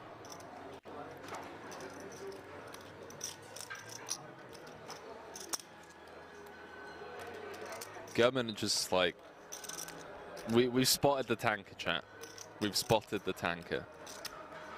Red Misty said, Poker Room Kings, good afternoon, sir, and thank you for the great coverage. Red Misty, welcome to the stream. I understand, like, tanking and whatnot in marginal decisions, but the tanking with, oh boy. The tanking with, you know, the Queen 7 from +1 earlier, now to 10-4, it feels a bit. Poker City now saying, hi Henry, great job as per usual, keep it up, greetings. Peter from Poker City, provide Dutch commentary for Kings every now and then. Shout out Poker City, and now shout out to all the Dutch community members. A lot of love for the Dutchies. They've been a big support over the years as we dive back into this, ladies and gentlemen. If a club finds its way to the river, could be losing a true legend of the game very quickly here on day 3.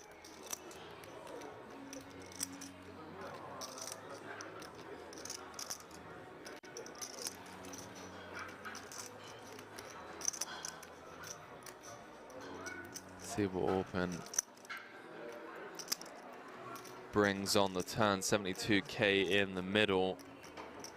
I'm going to slow down. Comes with B50. Two-tone broad texture.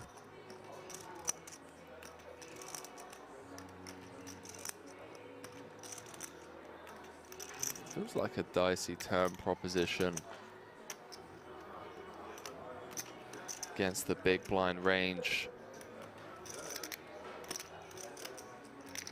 Although Open is going to have, you know, every combo of King 10 suited and King 10 offsuit, and then I guess every combo of 10-8 suited from the cutoff,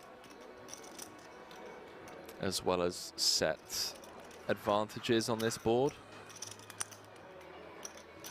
But Victor going to attack this smaller sizing. Did feel like an attackable size B50 on this turn card. Takes it north to 147. Thank you. Been getting laid 2.5 to 1 on a call.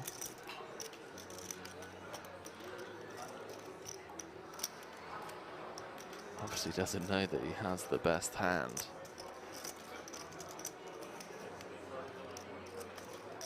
Nine clubs in the deck.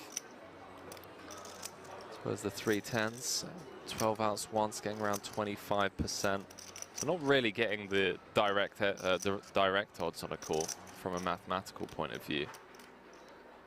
That's if he assumes that, you know, his ace and king are no good.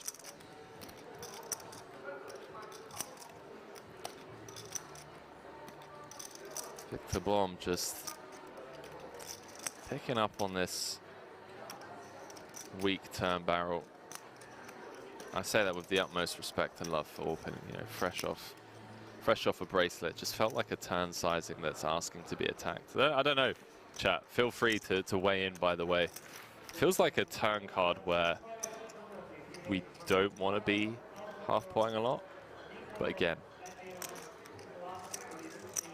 zero authority from me in the booth here. Just felt like a natural big size or a check. Open does make the call. 366 in the middle. Brick rolls off, and Victor Blom with the slap jam on the river with 8 high. Says Isildur, ladies and gentlemen. The fact that Open has taken this long with this decision here, with just ace high, actually thinking this one through. I mean, this isn't posturing, chat. This is one of the best players in the world, #1 on Turkey's all-time money list. Competes festival in, festival out with some of the best players in the world. Typically see him traveling the circuit with Daniel Dvorak, Sam Grafton, Timothy Adams. Open is legitimately considering this spot here. He's thinking of making this call. He's reverse engineering the way that this hand has played out. You've got to think about the range of hands that check raise turn and jam river for value. Blocking King 10, that's obviously one of the the immediate good things about this as a bluff catcher.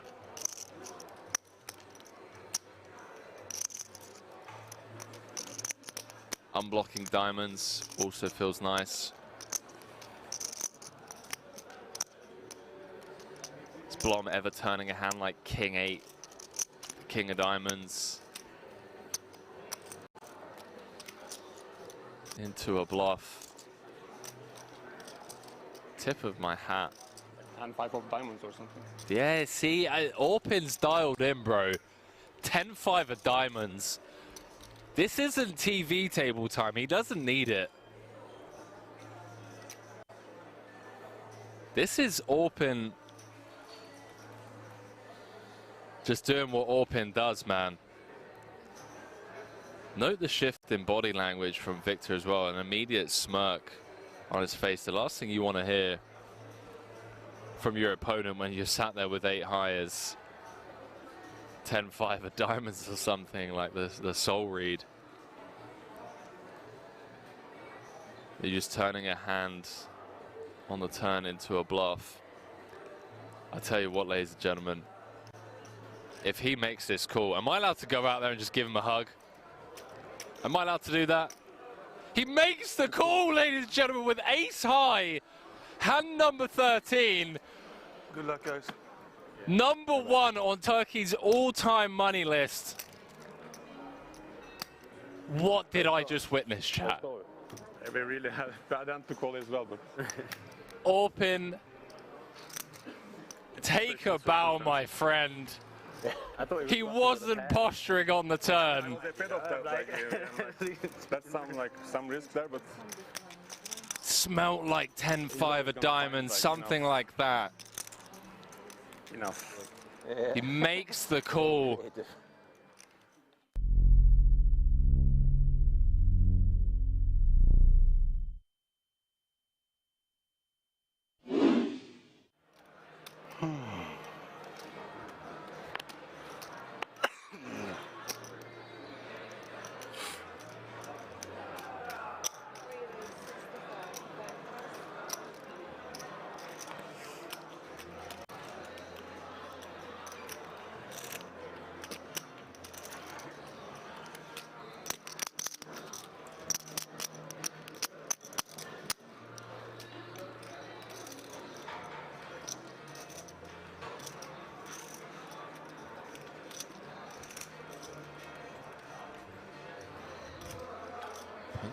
With the queens, second time in the space of 2 orbits. Up against Reed. Comes with the 3-bet on the button to 200k. Start off this hand around about 45 effective.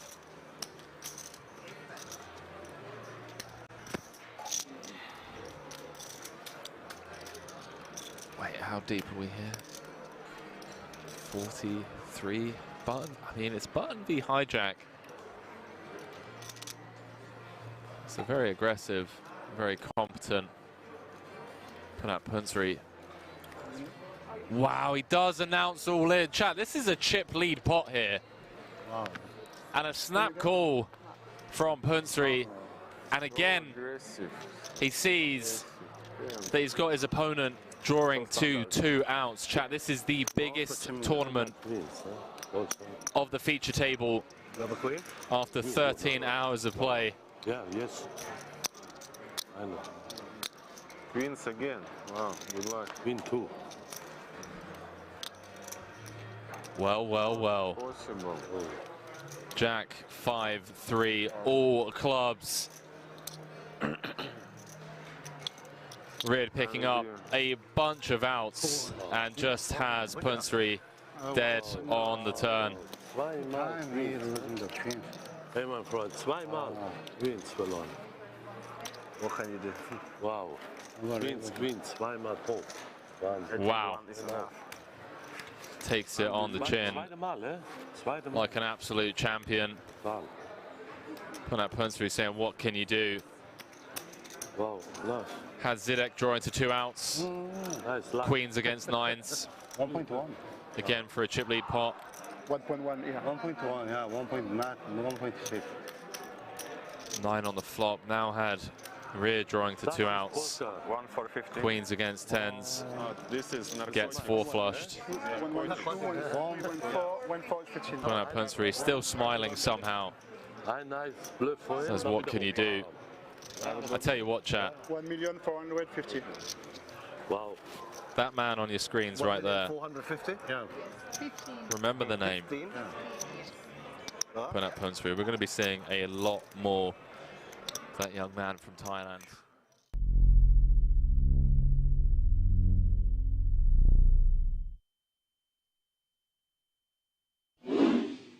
Ice Cold Spear says it's hard to kill D, but not gonna lie, yes, my boy getting it done.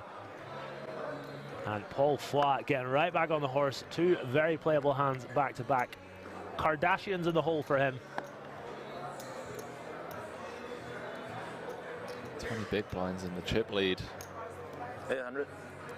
Comes with the min this time. Again, it gets out the way. Oh, wow. Oh, it's a cruel game sometimes. It really is.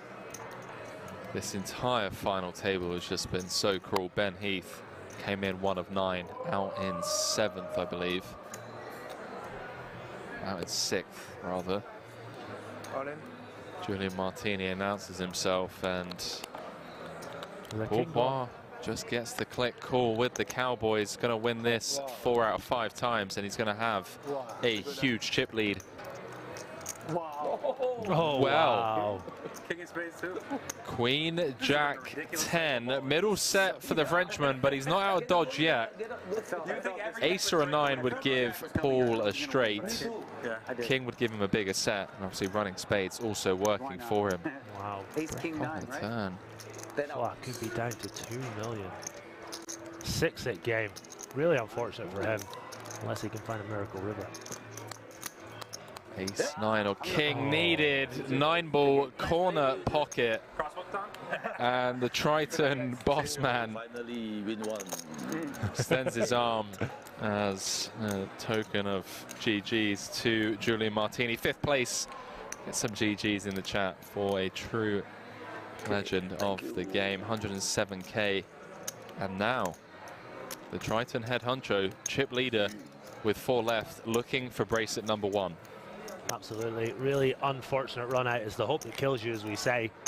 But a valiant effort from Martini, out in 4th place.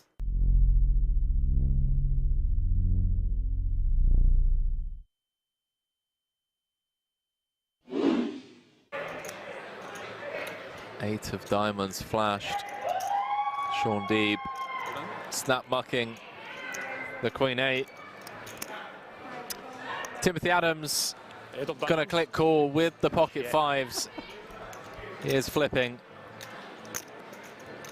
Maybe this is what the Chat, I will catch up with you after this hand. some of the all-ins and All-in and calls. 5 away I mean, it's been pretty fast-paced. from either being down to 4. As a spectacle.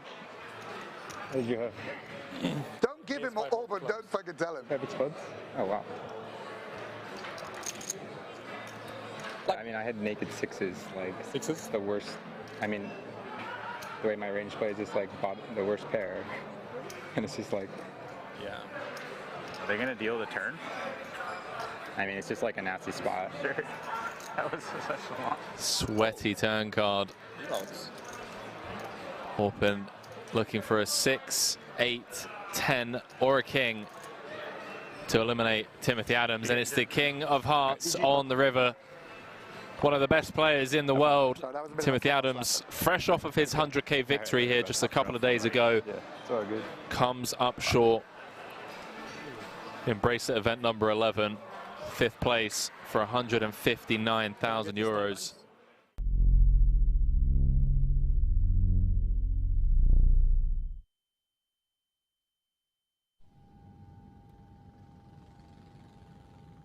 December. So I'm going 7 hours back, right? Okay. So how do you... I'll explain how I did it from home. Okay. So what I do is, my flight left at 10 p.m. Right. Right. I want to wake up around, and it's 8 hours forward. Right. So 10 p.m. my time is 6 a.m. there. Right. 2 hours into the flight is about 8 a.m. Right. So I'm gonna eat at midnight, right? That's gonna be breakfast. Before midnight, I don't have any food. I fast the whole day before noon. So like if you do earlier, it's even better. You know, anywhere from like 8 a.m. to noon, you have a big meal, satiate yourself, and then you basically the time that you will be asleep, you're not eating, right? Then when the new time, like, oh, I need to wake up here, it's like this is true in the animal world too. Like when they eat, that's the start of their day kind of thing. Yeah. So the body's tricked into thinking that, all right, this is the new beginning of my day. I fasted during sleep. So you fasted from 12 p.m. your time. Yeah. You then got on the plane at 10 p.m. You didn't eat until midnight. Yeah. So you went 12 hours. I did 12. Yeah, 12 to anywhere 12 to 16. And that was 8 a.m. Okay, I see. Yeah. So basically, like when I had breakfast, when I had dinner or breakfast at midnight, that's breakfast. Even though it wasn't a breakfast, but that was my new breakfast. Because I hadn't eaten, right? So your body's like, I'm gonna give that a try. Yeah, it's there's science behind it. It's not just like, you know, old wives' tale from Phoenix. It's a real thing. Yeah. I'll have to give it a try. And then of course, you know, if let's say it doesn't work or whatever, and you're up, it's like 4 or 5 in the morning, don't eat. Like, that's the key thing is like, if it doesn't happen the first 24 hours, like, always make sure that you're not like eating, you know, 4 hours before you want to wake up, because then you're gonna stay all fucked up. This schedule here for these events, though, it's so fucked up that I don't even know what time makes sense to wake up, because I think I'm playing a lot of 4 p.m. tournaments. It's pretty late. Yeah. Pretty late. 4 p.m., 6 p.m. till 2 or 3.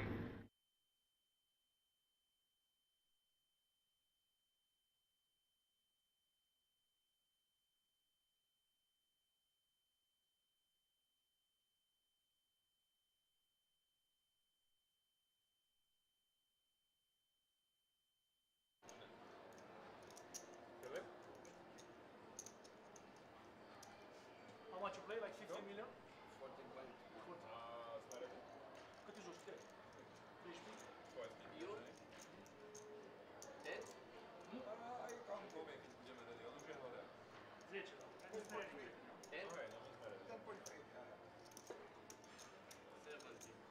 9?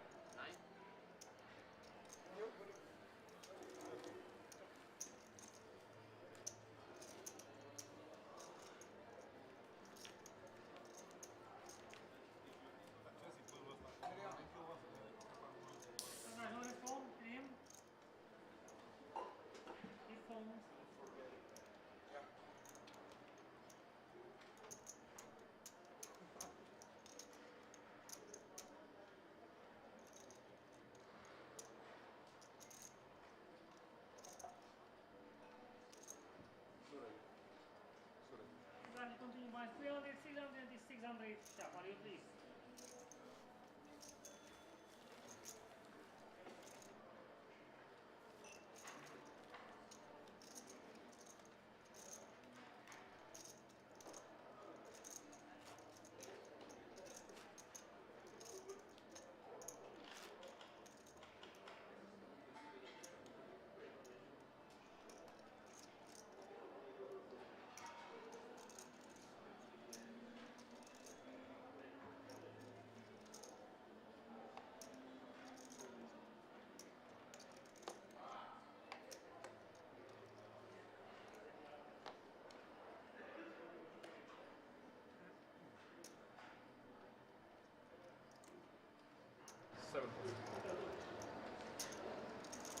Race.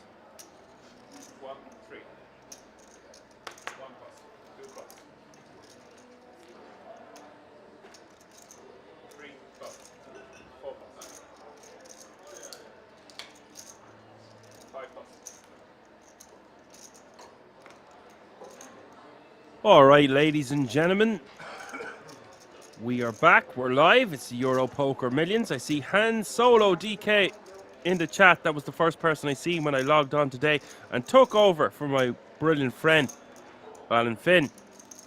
Han Solo asking, is this the final table? You can see the top right-hand corner of your screen. There are 8 players remaining from a starting field of 2,285. So this is indeed the final table All players have locked up €12,700, all playing for that first prize of €131,000. They have all secured a €10,350 World Series of Poker Europe main event ticket. And on Jack 8-4. Sorry lads, I have a bit of heartburn after stuffing my face on the break there. Shouldn't have put the hot sauce on at the end. But we live and we learn. Every day is a learning day. Alex checking over. Oh, checking from Sabatino with the 3 deuce of clubs. Sorry, and Alex betting 2.7 million. And Leonardo not going to be continuing anytime soon with just 3 high.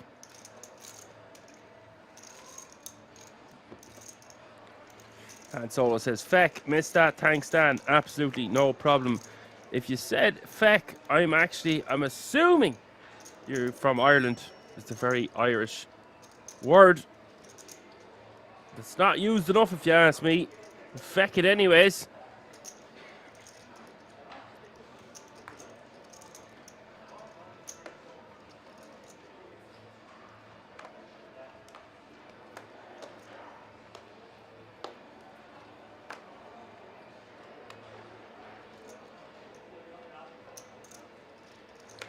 Ah, you're Danish. You must have a little bit of Irish in you if you're using words like feck.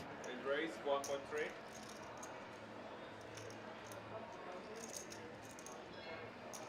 Not saying that it originated from Ireland, but it is one of the only countries I remember hearing that phrase used. Perhaps I am wrong, as I haven't lived in that many other countries. Small blind is 300k, the big blind is 600k, with a 600k running big blind ante.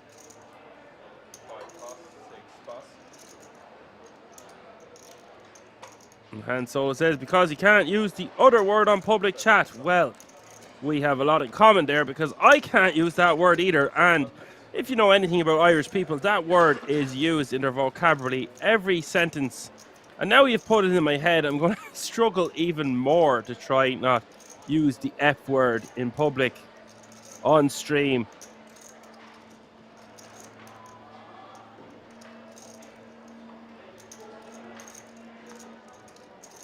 The Facial Twitch says, back in the boot, one day, Don, I'll be with you in the boot, but just have to have a drink. If I'm having a drink, I don't want to be in the boot. And if I'm with you, I hope we are not in the booth. We're having the crack. Because if I'm on my holidays, the last thing I want to be doing is be in the booth. But I'd rather be in the booth than being put in a bin. And Druska raising to 1.2 million from early position here with the ace king of spades.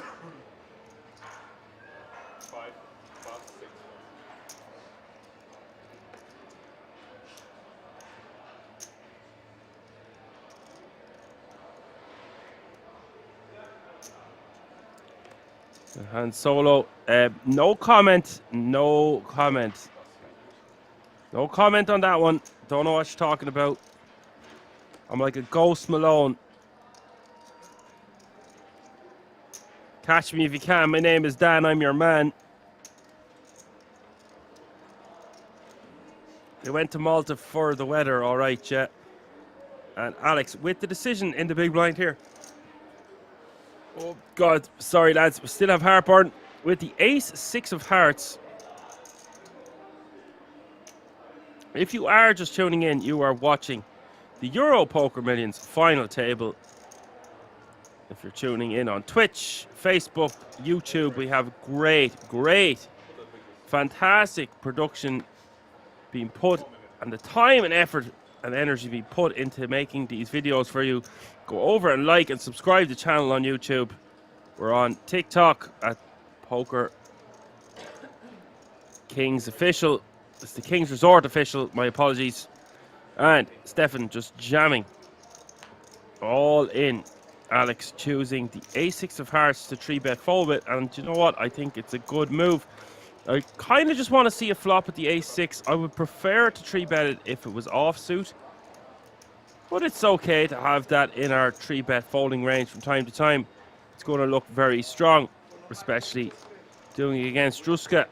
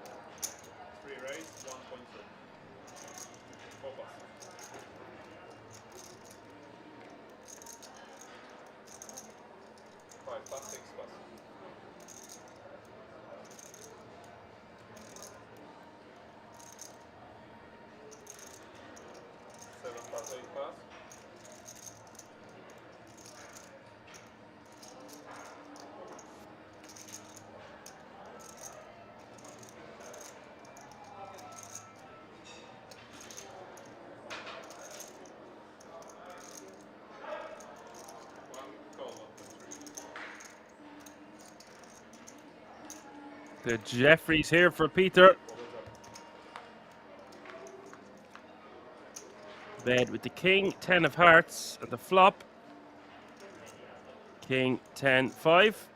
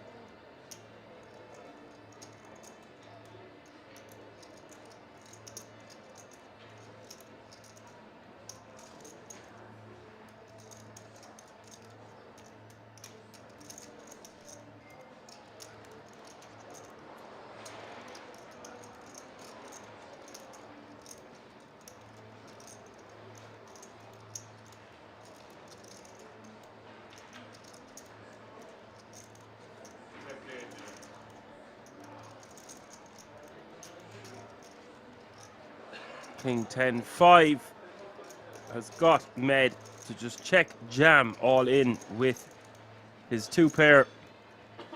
And I'm not really the biggest fan of this. I would prefer if Med just decided to see a turn and disguise the strength of his hand. But to be fair, he is sub 15 big blinds. And if you think your opponent is getting the money in on the flop, no point in hanging around. Peter obviously not able to call off his entire stack with the jacks. And having the jack of diamonds is very important in Peter's hand there because he blocks so many of the draws that would check jam. That makes it way more of a fold than if he didn't have the jack of diamonds. Updated the chip count, Sabatino with 60 bigs, 36 million. Shortest stack is Peter now. 13 big blinds with 8 million. And a good few of those middling stacks between 9 and 16, and then Druska, of course, playing 46 big blinds for 27 million.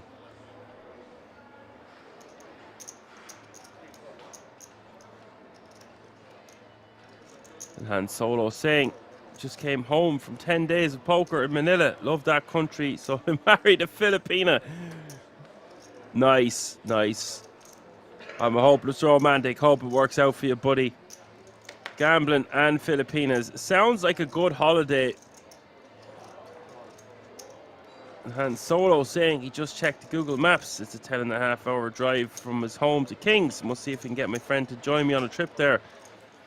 So why don't you just get the band back together, get a fewy in a car, and you won't see the 10 hours for long. It'll fly by, and suddenly you will be at the Kings Resort.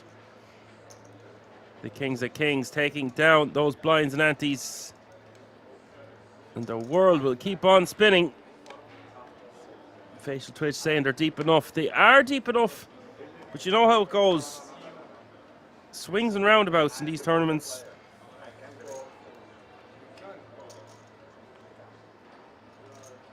I found myself between 20 and 30 big blinds for most of yesterday in the Irish Open, and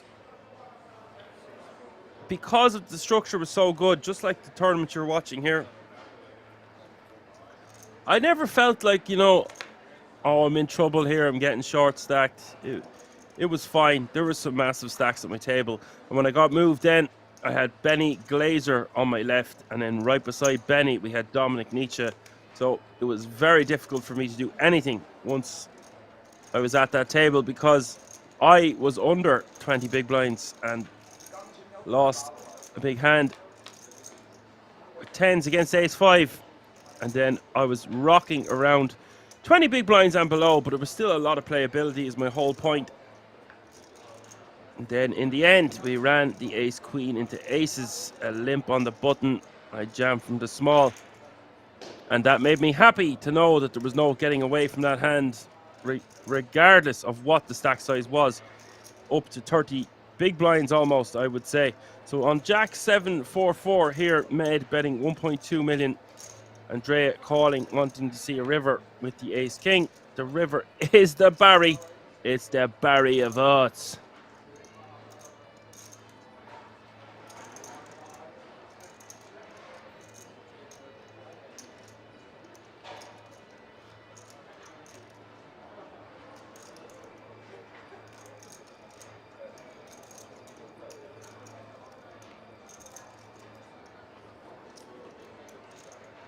$2.5 million is the bet from Andrea. We'll take it down. Has Hans Solo saying that's cool, just need to confirm in Germany will allow us to transit on the way to Kings. No vaccine needed. Guys, I'm revealing lots of information tonight, but I have had COVID 4 times. I have never been vaccinated, and it will not stop me from playing live poker. Let's think about this as a thing of the past. Always think about where you were, where you are, and where you're going to be. And hopefully, down the road, one of those places that you're going to be is the King's Resort in Rozvadov.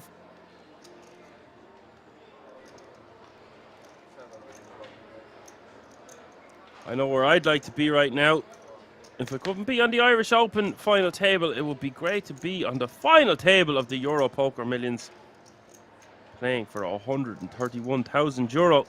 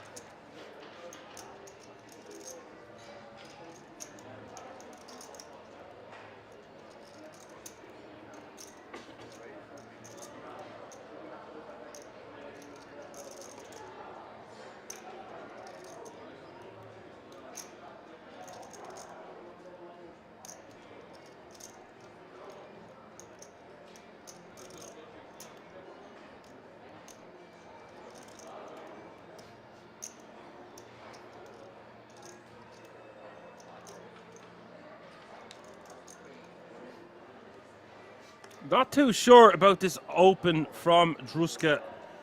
It is King 4 off suit. You just kind of, even if it was King 5 suited, something like that, you don't really want to have a deuce, 3 or 4 as your kicker from the cutoff.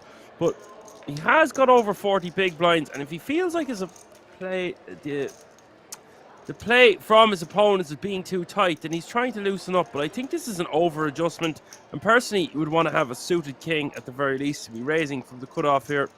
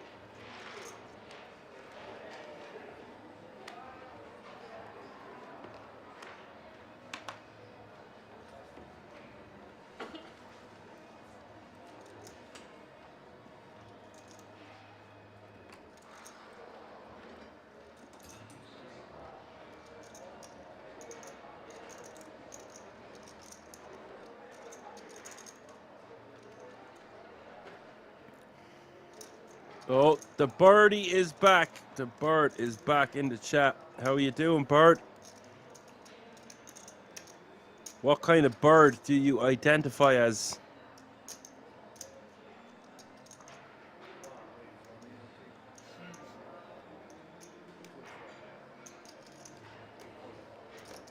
Two ladies raising to 1.3 million.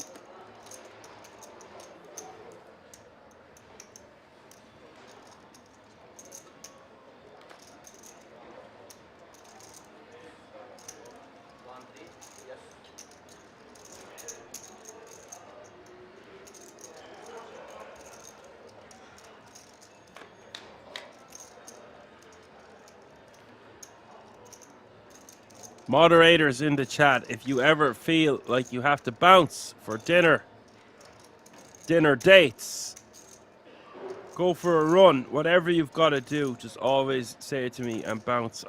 You do such a great job. I'm very grateful, but if you ever have to go and do anything, just go.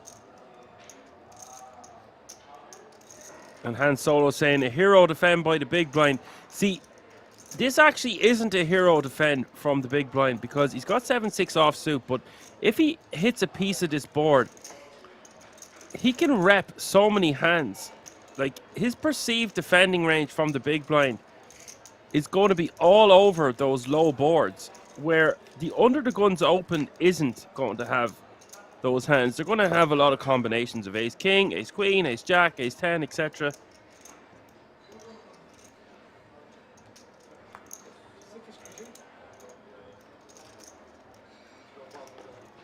Bird's always got me back. Now go enjoy your dinner, you donkey.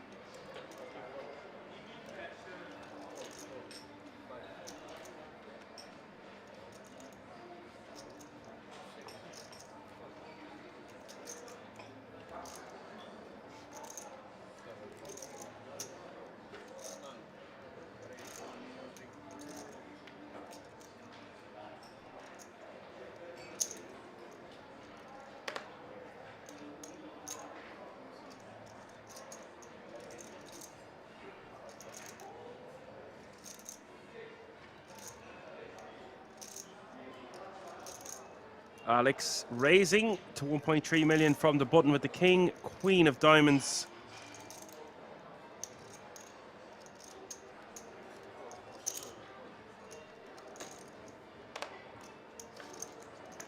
As Bird says, he always has the channel on mute. That makes sense why we weren't talking or communicating earlier, Bird.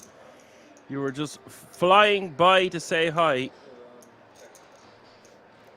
I wouldn't blame you. I would have me on mute also. Every now and then, though, I drop some knowledge. You gotta tune in and listen to find the good. Find the goodness. And Alex trying to find the goodness in his C-bet, but he has ill timing here because Druska has top pair. Will call, of course. We will see a turn. Turn is the Queen of Hearts. Alex now smacking that turn card. Top pair, king kicker. Question is, do we want to check back and get some value from a bluff on the river from our opponent if he's like a missed flush draw or a straight draw, or do we go for more value now? I think it's a better option to set up a sizing that we can jam on the river. Something around 2 million seems good to me. Goes for 2.5. I like the sizing. You can see if Druska calls a second time, there's going to be over 10 million in the pot, and it's easy for Alex to just shove on blank rivers.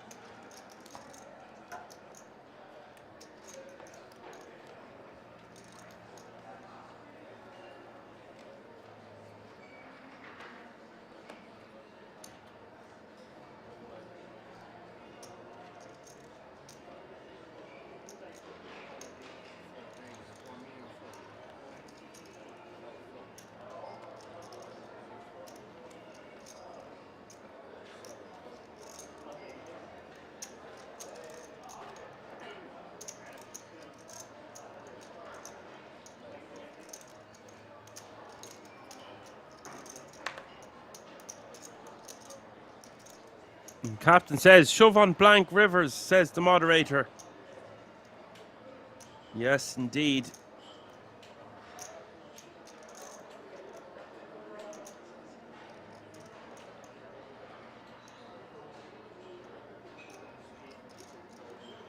It doesn't have to be a blank river to shove all in with top pair. I'm just saying it sets up the pot nicely. There will be over 10 million in the middle, and then we can jam because we have under 10 million in our stack. So the stack to pot ratio will be about 1-to-1.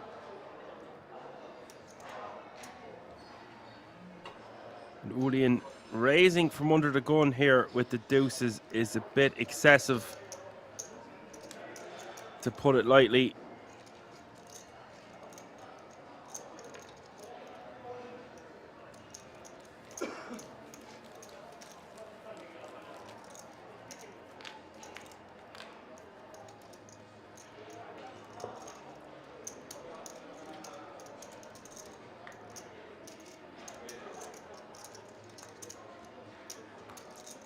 And Reactions is saying to check the river is okay. The other player paid or raised best hand. Yes, but we do have two pair. It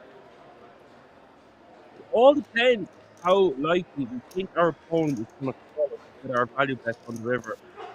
Value jam, whatever the bet will be.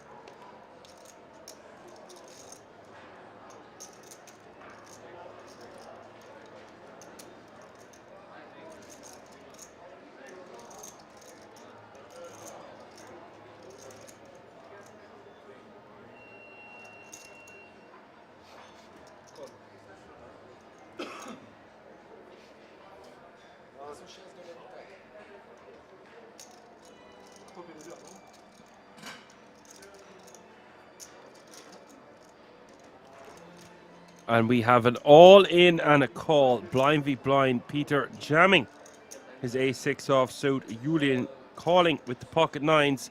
17.2 million up for grabs in this one.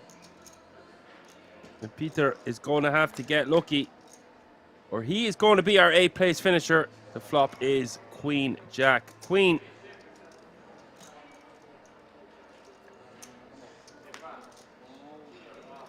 Turn is the 9 of clubs. Julian absolutely smashing that one out of the park, eliminating Peter in 8th place, and he will take home €12,700 for his efforts. And that means 7 players remaining now, all guaranteed a minimum of €17,300. Julian now playing over 20 million.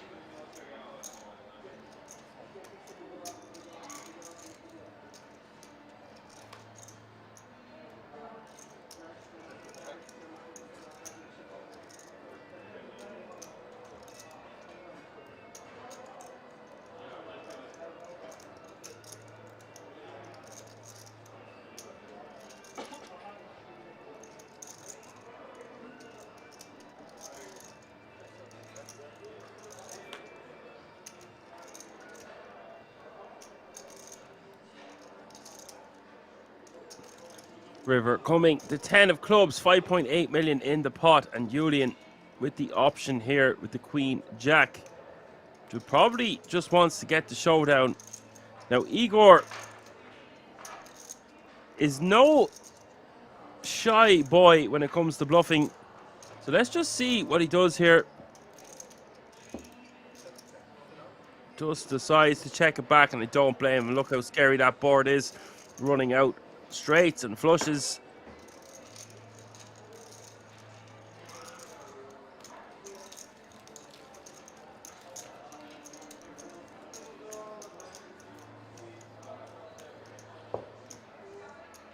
As Han Solo says, it's pretty good for a €490 investment.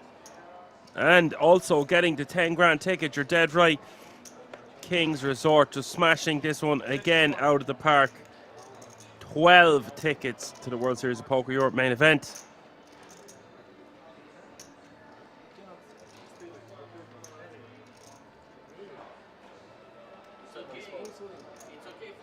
Han Solo saying, never seen that payout structure before.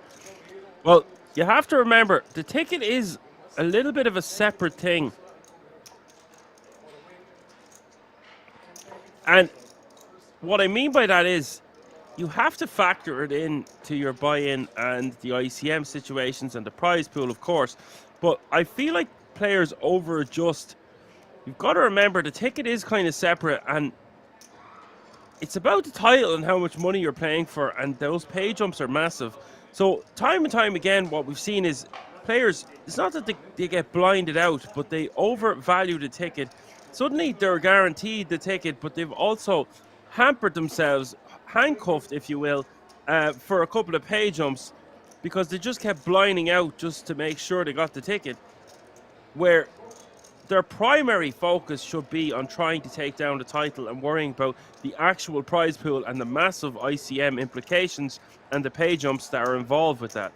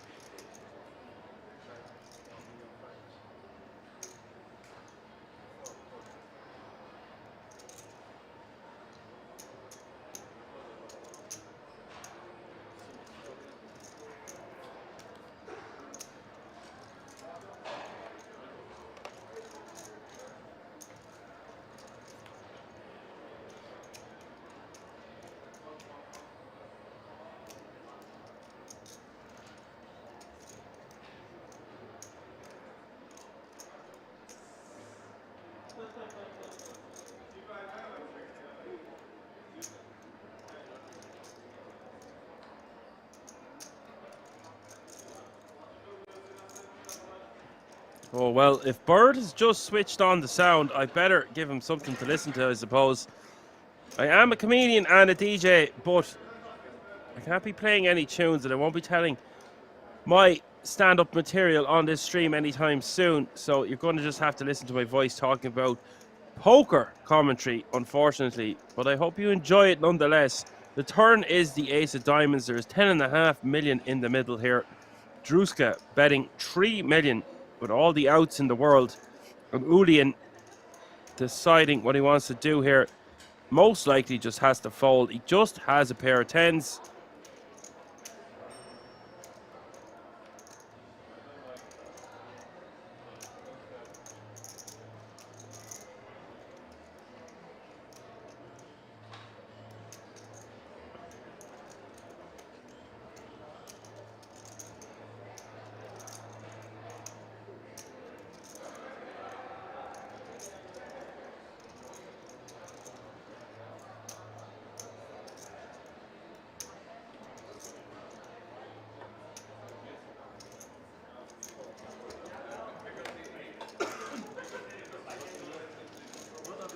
And Julian folding. We got some interesting comments in the chat. Han Solo says, yeah, really good point, Dan. My name's Don, but I'll accept Dan, that's fine. That's why we're so confused with the play from Andrea when he folded 5-5 with less than 3 big blinds left in chips just before he took over the stream. Okay, there's 2 points there. One point is that Alan is commentating on that, and not that he has no background in playing multi-table tournaments, but he is a cash specialist, so therefore his primary focus is deep stack poker, and that's why I love getting him on the chat. He brings a bit of a flavor and a different aura to the room, and he always has interesting points and analysis that you wouldn't get from a tournament reg. If he folded with less than 3 big blinds left, it's difficult. I don't think we should be folding 5s with sub 5 big blinds, to be honest. I made some really, really tight folds in the Irish Open with 5 and 6 big blinds, and I believe that's what can tell me to get a good result out of the event. I'm very confident with my push fold, and sometimes you're like, oh my god, am I being too much of a nit here? But you just have to do what is right in that moment. And I get very annoyed at myself if I go against my gut feeling, and it does happen way too many times, way too many more times than I would like to admit. Undead Funny says he loves poker. Well, you've came to the right place, buddy, because we all love poker too. Or says, you understand the point as a player, you always have to think it. And in mind, and even if it's I don't care about and or tournament ticket, I play my game as if it wouldn't be there. There is still the information about the tournament ticket. You cannot deny that. No, it has to be taken into consideration. It is a huge factor. It's a €10,000 ticket. Oh, come on. It's massive. But are you going to let that hamper your chances of taking down a title and becoming a champion in the King's Resort over a 10 grand ticket?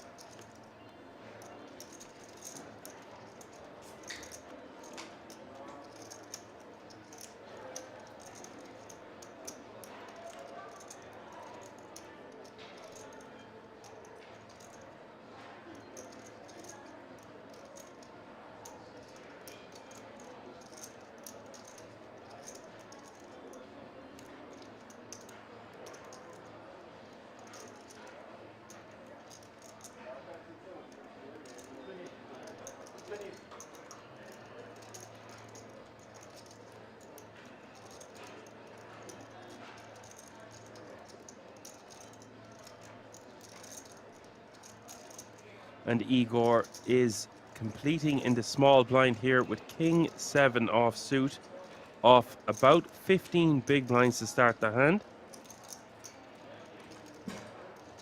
Alex is going to seize the opportunity to raise it up, realizing that Igor is most likely not going to check jam, but he does do just that. Nice play there from Igor and a really nice pickup. He's very close to 20 big blinds now.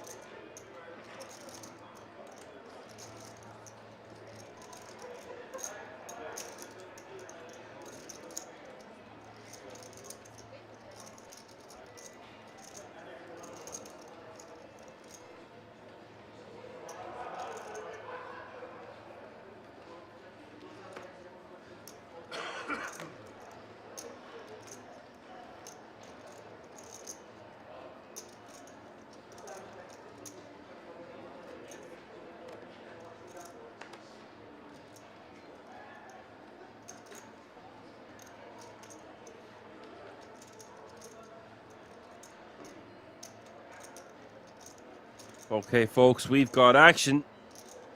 Zruska with the pocket nines, min raising.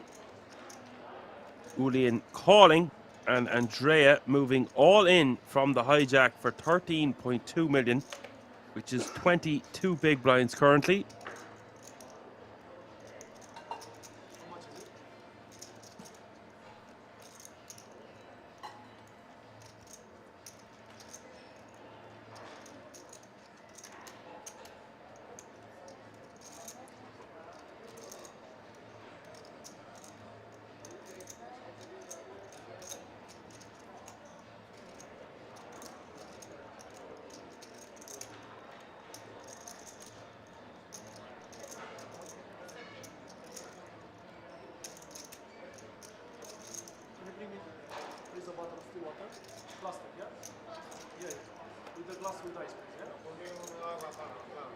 As Bird says, a tough decision to make with nines. It is a very difficult decision to make with nines.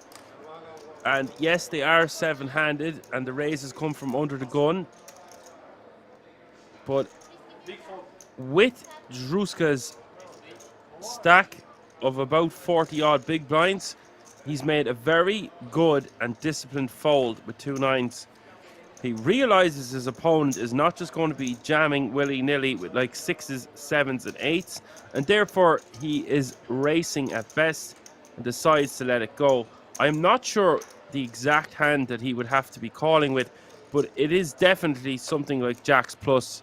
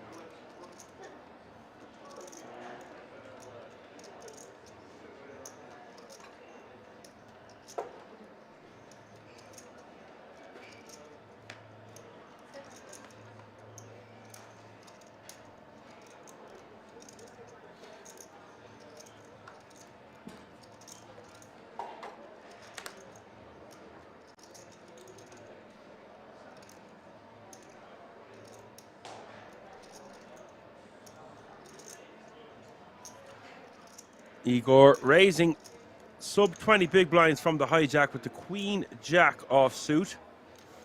That will get the job done. Like pick up for Igor.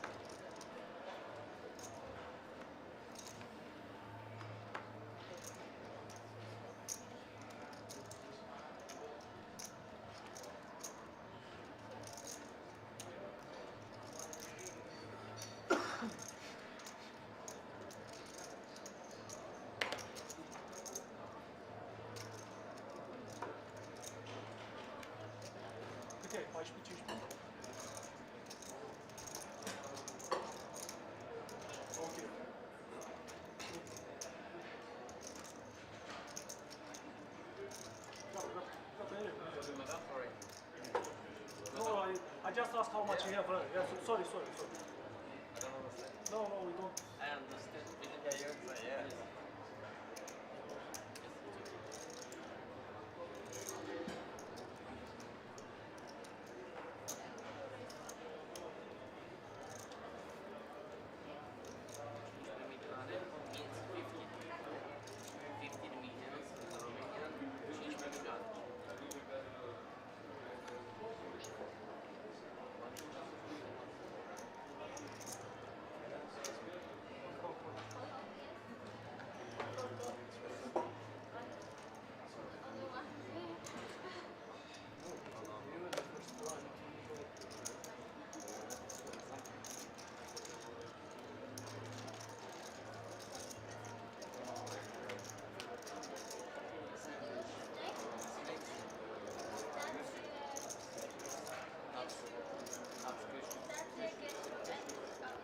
And a set here for Druska.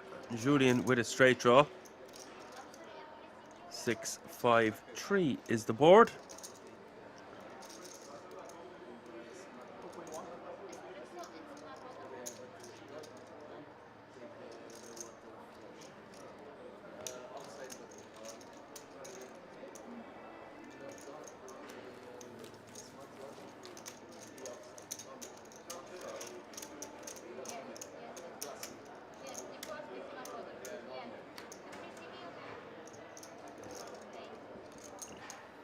And that's his comments in the chat are like starting to piss me off. Just have the crack, bro. We're all here to have fun. It's a bank holiday Monday. We're calling action. Things could be worse. Happy to have you here, but you know, just stay in your lane. Hello, KMLW. Great to see you in the chat. I hope you are well, my friend.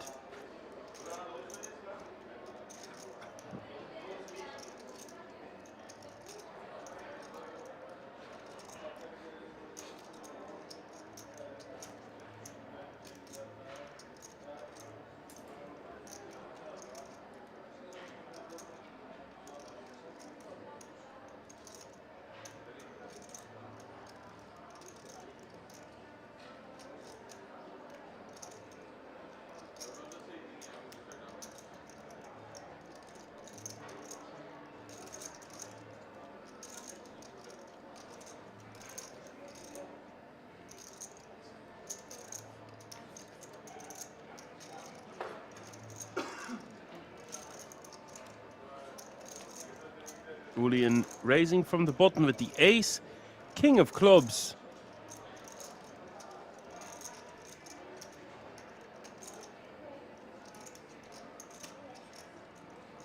And Leonardo Sabatino in the big blind with the jack-8 offsuit. 1 million more for him to call.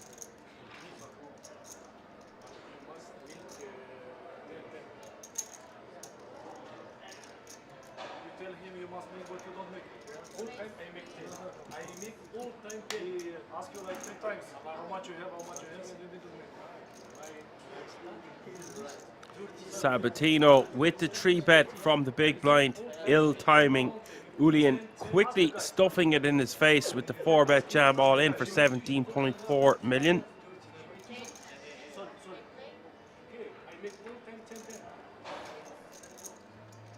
You know what I'm saying, yeah? You know what I'm saying? Yeah. Before, what is different? Yes, couple stacks do it, yes, you know? It's different, but this one, he's saying that... And Han Solo says, Don, isn't the graphics wrong? Runner deuce would give him quad, so not only 4 times 4 as outs, or did someone fold a deuce? If you've seen those graphics and there was a percentage beside them, then that would mean that there was a deuce folded. I can't be responsible while I'm commentating on the hands, remembering every card that is folded. But if you've seen those graphics in front of you, that would indicate to me that there was a deuce folded. The proof is in the pudding, lads. I wouldn't lie to you. And KMLW says, running awesome once more. Lost kings against aces just before bagging day 1 for the Euro Poker Millions main. Then lost 50 big blind pot late into the Euro Poker Millions high roller to 1-outer. Okay. I believe that's one of the first times I've ever seen you put in a bad B story into the chat, but come on, we're trying to have the crack here. I don't do religion, politics, or bad B stories. But I did bust 39th in the Irish Open main event yesterday, so maybe I have a few bad B stories of my own. Who knows?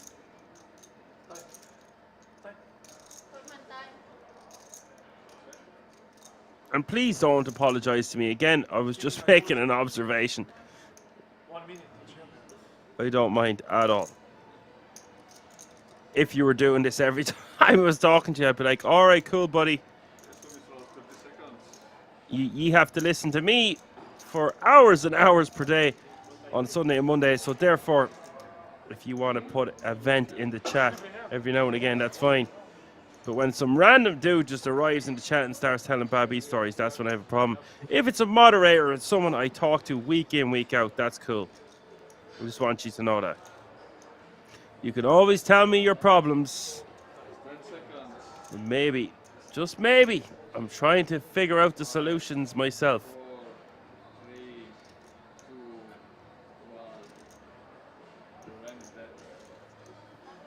This is a ridiculous tank. I don't know what's going on here. I have no idea. Clock is being called with 5 high. This is ridiculous indeed.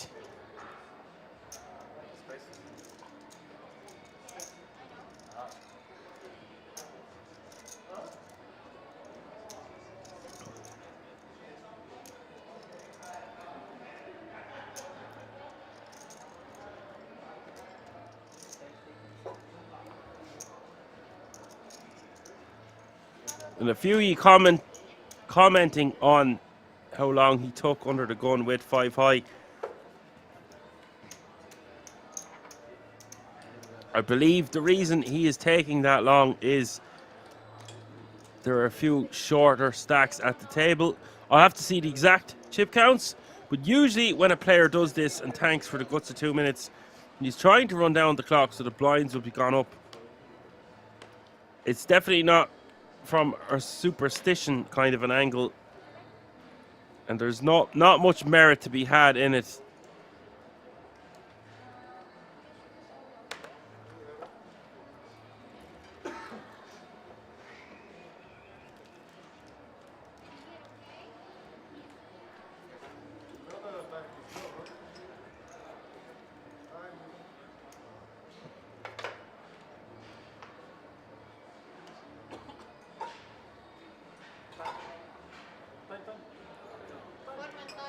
We have like 30 seconds. After 30 seconds, we can call time. He's thinking again, like more than.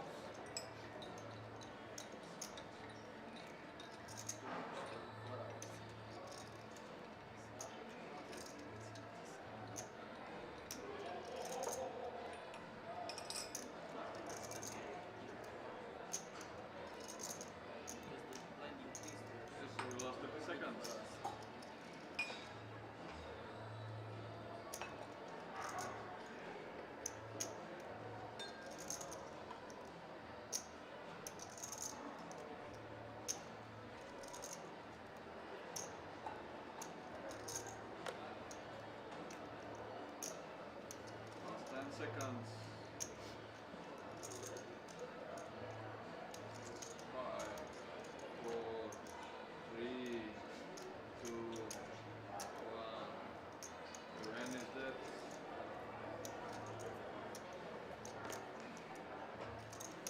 Excuse me.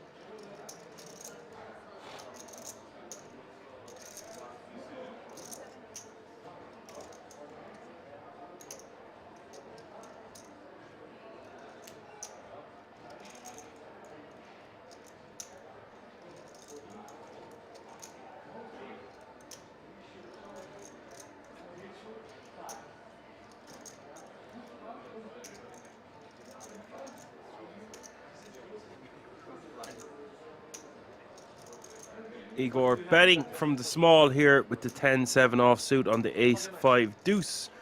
Alex with a 3 for a straight draw is going to float.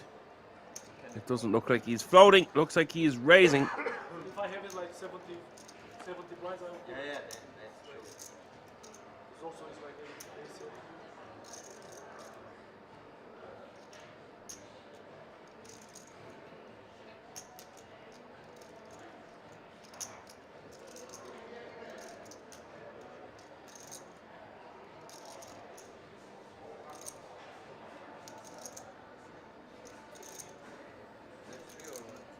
And Igor having to release.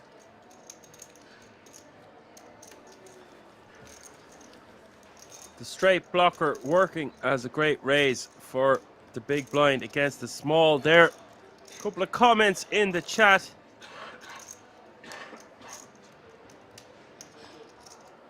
From Oridum. I can't pronounce that right, man. Oridum. Okay, third time lucky. Greetings from Czechia, guys. I noticed that this tournament is in our country, in Rozvadov. What is the prestige, the standing of this tournament in the world? Just asking, no experience watching these streams, but I'm really into it. Thanks for your answer. Okay, that is a great question. We have one of the greatest, by far the biggest and best resort for poker, pot limit Omaha, and gambling in general. For all your needs, really, is in the King's Resort in Rosvedov. The prestige behind it is thousands of people seem to just flock here, especially after the pandemic had finished, and it's creating some of the greatest tournaments on earth. 100% the best tournaments in the world outside of Europe. I just played the Irish Open. I was lucky enough to get a run. I came 39th, and that is the oldest poker tournament in the world outside of Europe, and that was gathering about 2,500 people, a very similar field to the one you see for this Euro Poker Millions. It was a €1,150 buy-in with about 2.4 million in the prize pool. And this is what you're seeing, a very similar amount of entries. There's 2,285 people that entered this tournament. And what the King's Resort does that other places can't is facilitate and accommodate thousands of people throughout a couple of days in the one building. And I think it's tremendous. It's fantastic. I am primarily a poker pro, an online poker pro, and I have reignited my love for live poker, commentating on this every weekend and getting to play it when I can, and I love it. We had an event a few months ago at the start of this year that had over 5,000 runners. I think it could have even been more. I'd have to check my calculator and go back in time. But my point is, where else would you find a place that can facilitate that many entries and that many people in the one room in Europe? You won't. That is what makes the King's Resort special. We have action every Sunday and Monday on the comms, and all throughout the week, of course. It runs pretty much 365 days of the year, 24/7. It's unrivaled, in my opinion. But thank you for your question. I hope I answered it to the best of my ability.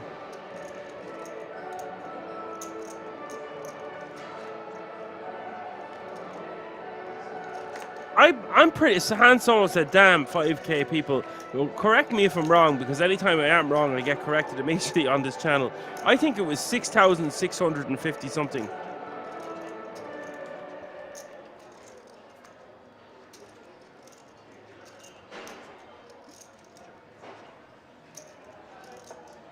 No, KM, I will not say his name again. Thank you very much.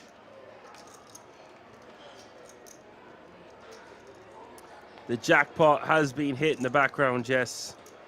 Love a bit of classical music. I love anything from classical music to heavy metal. And a bit of the old poker thrown in between as the blinds have just gone up. 400k is the small blind. 800k is the big blind with an 800k running big blind ante.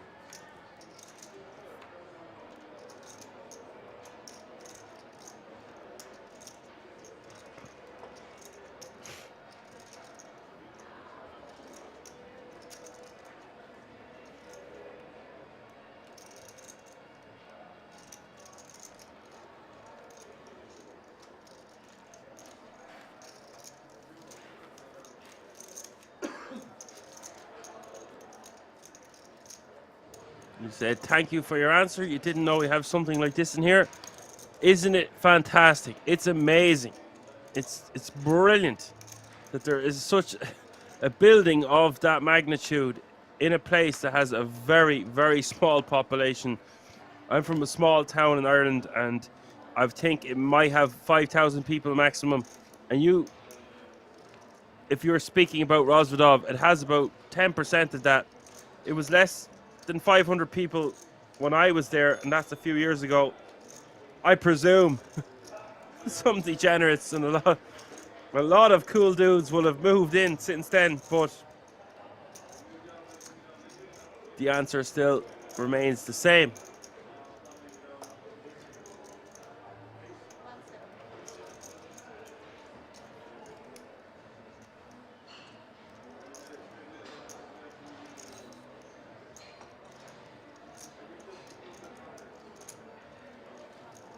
And yes, of course, you can find out all the information about the resort on the website www.kingsresort.com.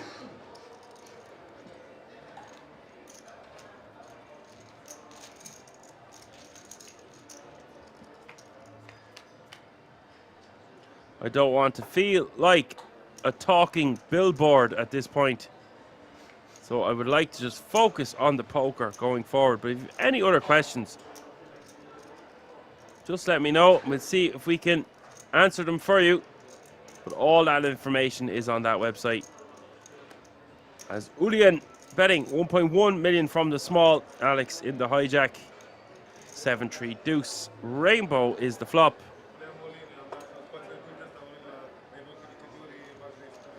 Bird says, don't forget a jacket, it's always cold in the Kings. So it's always cold in the Kings Resort, but yet there's always a surprise around the corner at Kings. So maybe it's an extra special, fluffy, warm jacket.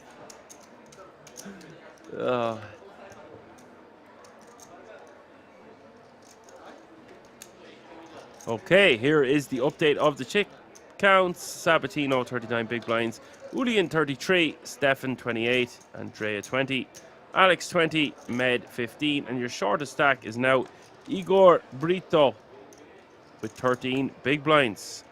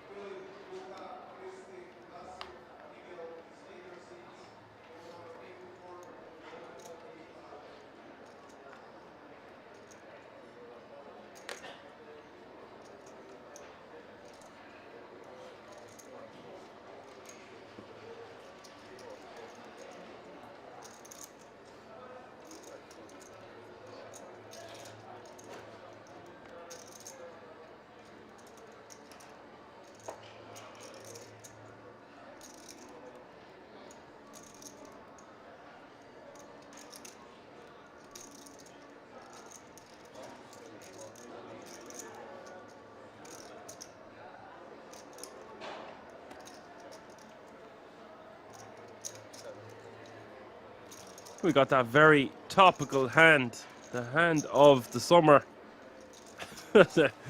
Maybe last summer at this stage. The Jack 4 offsuit getting through. Alex folding in the big blind with the 6-5 offsuit.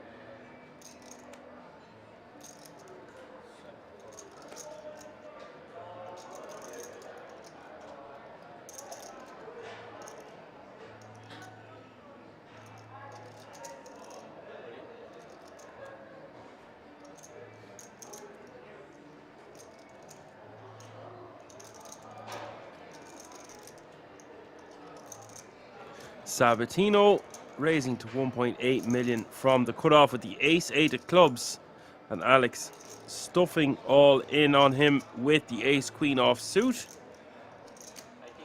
And Med seems to be tanking once more with the 10-3 offsuit this time. He's had strike 2. This is strike 3 in my opinion. 3 is the magic number, but 5 will make you get down now. This is just excessive, it's ridiculous, and I'm not a fan.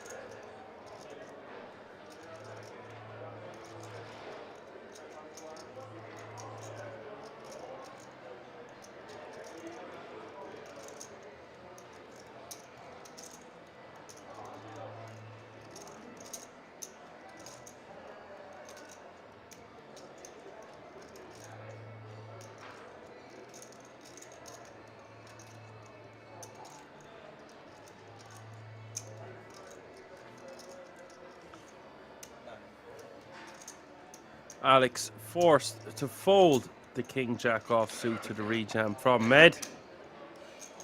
As Han Solo says, I believe I've seen cases where a player is being punished but not being in the next X hands, but still have to pay ante.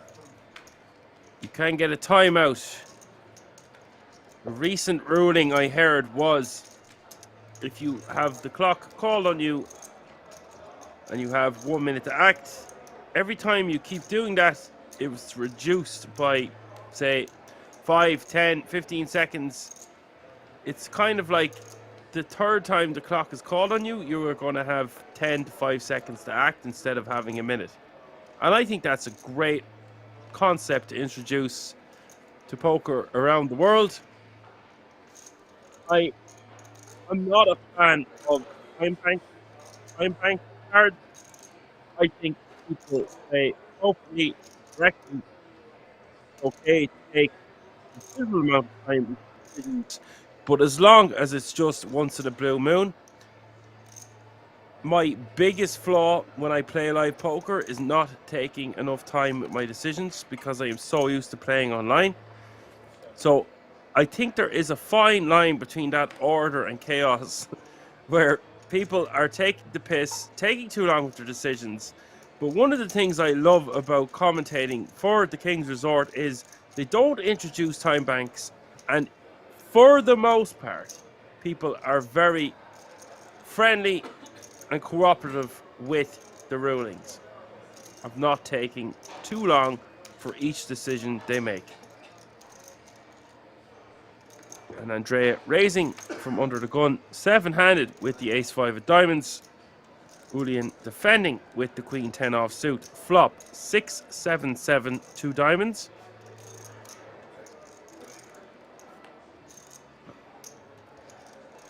Turn is the 10 of spades.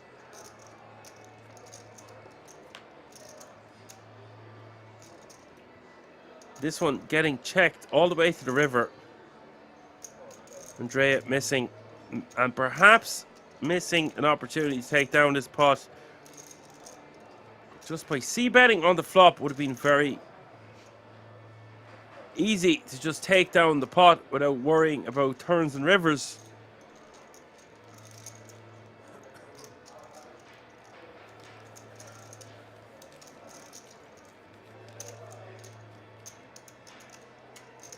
As it stands, the queen 10 going to take this one down. Bird saying they should think about introducing a shot clock at the final table. Not for the whole tournament, but for the final table only. I think that's a very good idea, actually.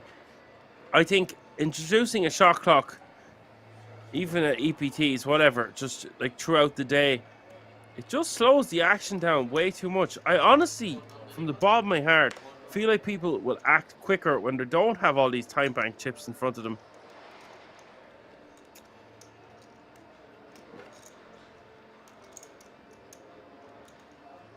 But there has to be a conversation towards the element of how long a person is able to take in relation to the buy-in. I mean, if it's a €10,000 tournament and the pay jump is a few grand, then surely there needs to be more time allocated to your decision.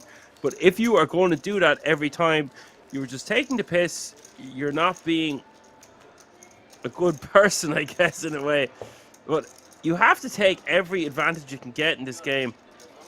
I think it just depends how many times you are going into the tank. If you keep going into the tank, it doesn't matter how many time bank chips are in front of you, you're just going to continue to do the same behavior. It's rude, it's not nice, and it's not fair to the people, especially if you're playing a very short stack. However, if you're playing for massive amounts of money, and we're talking about millions of dollars here, and you are in the tank, I think it's okay to take as much time as you want. I've been in cash games where people have took up to 5 minutes with a decision, and I've never called the clock. Wouldn't even think about it. A few grand in the middle, you know. I just don't want to get involved. But in a tournament where you can get blinded out of the tournament, we are bloody sure. You can bet your bottom dollar. There has to be a time where you say, you know what, you've took enough time with your decision. Either go all in or fold, buddy, or do something, because it's not fair.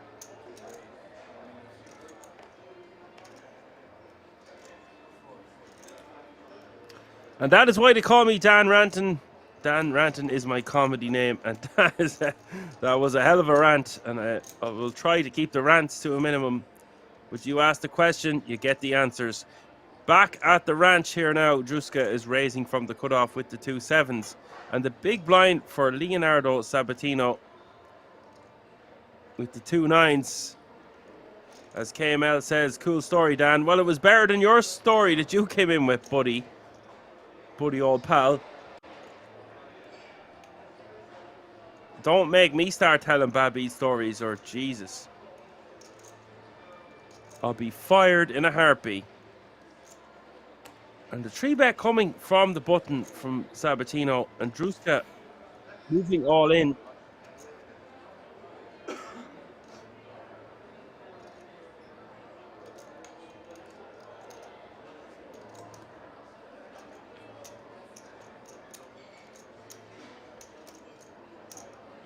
To be honest with you, if Sabatino was going to play this hand this way, I would rather he just jammed pre-flop.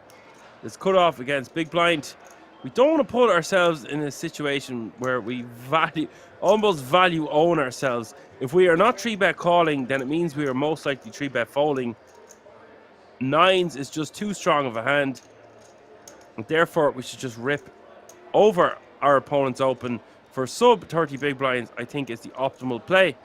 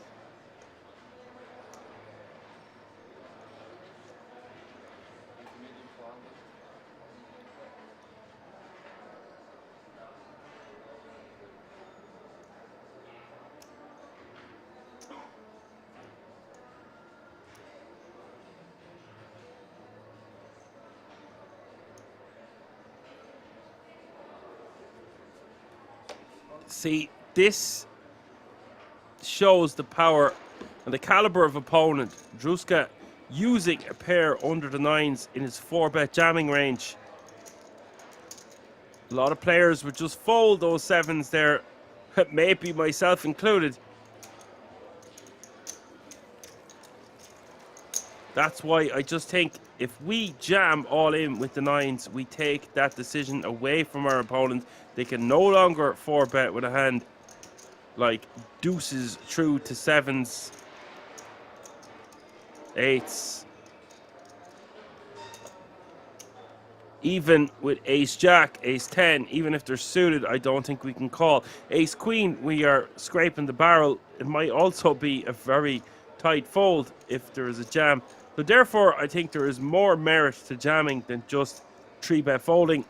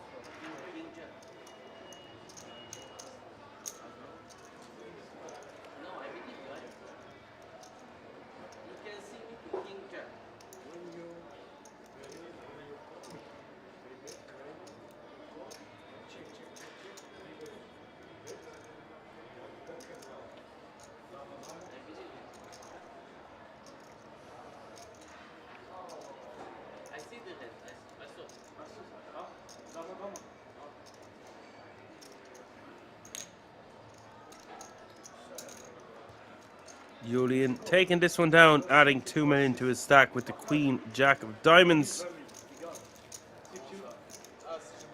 Have a question that's come in saying he's one more, maybe weird question, but he's interested how the graphics knows what cards does the player have. You know, when I was watching poker 10 years ago, there were cameras integrated into the table, but now I cannot see any cameras in or under the table. So how do they know? Well, it's a great question, but we've got things like ChatGPT and robots and artificial intelligence now.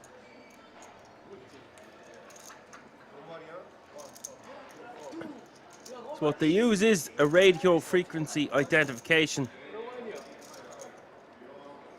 Each card is connected to the radio frequency identification. Therefore, we know exactly what cards the players have at all times.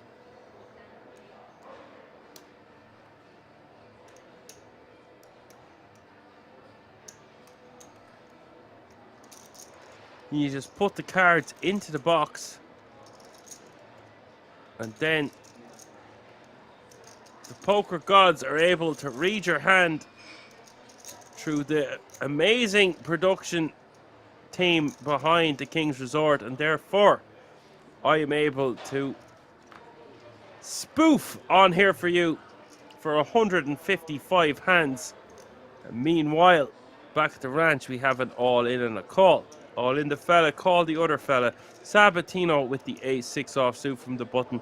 Igor with the re-jam with the ace-jack.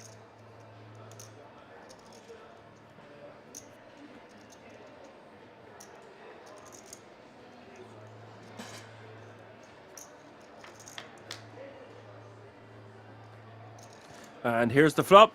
Ace-jack 4 is the flop.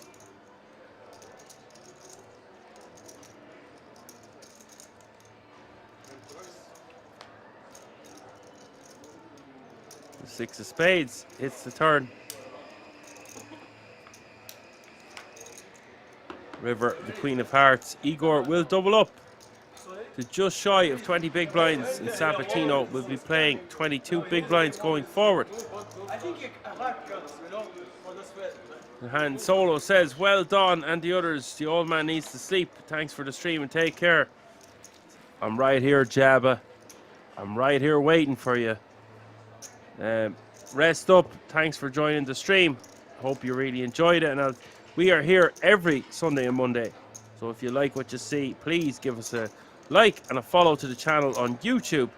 You can find us on Twitch, of course, Facebook. We have a new TikTok channel and all the usual socials like Instagram, Twitter, etc., etc.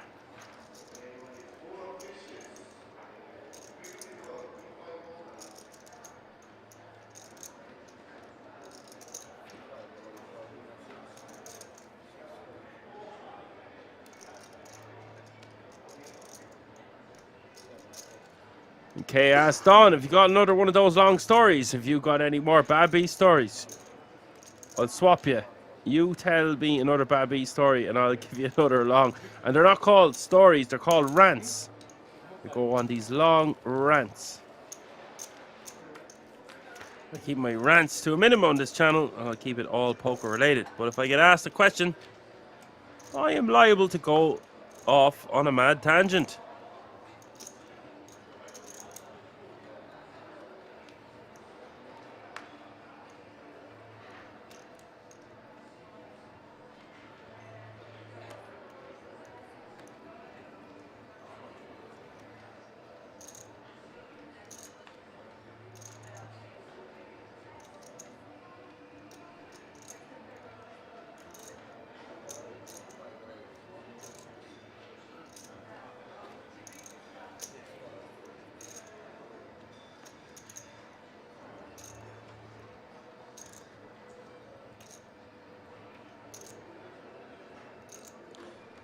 Action time with Action Dan. Andrea with the ace king from early position, and Igor in the cutoff with two red ladies. They're ladies in red.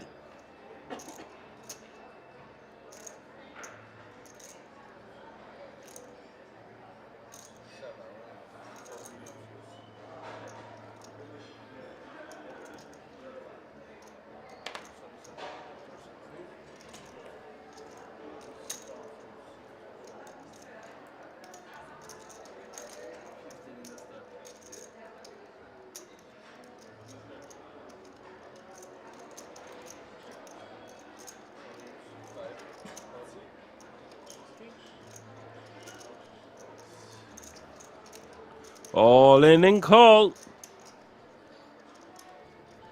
This pot is 33.2 million. Good for about 42 big blinds, give or take. Both players very evenly stacked in chips. It is Andrea at 45% for the ace king, 55 for the two red ladies, 10 for deuce is the flop, two spades.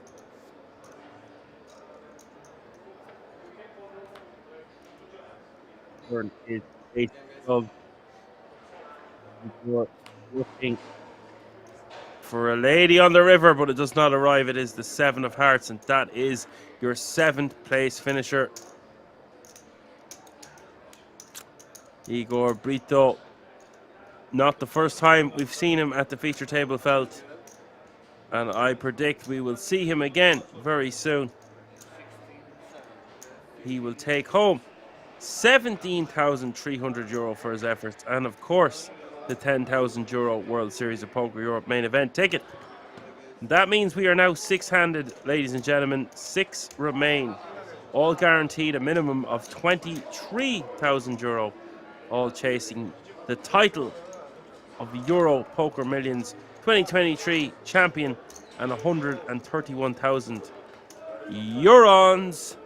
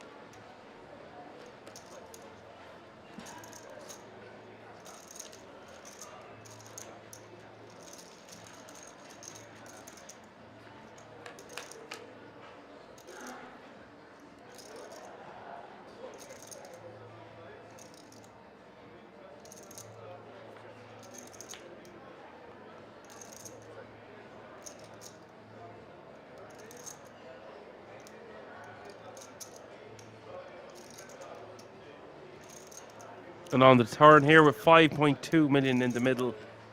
The Jacks not looking too hot here.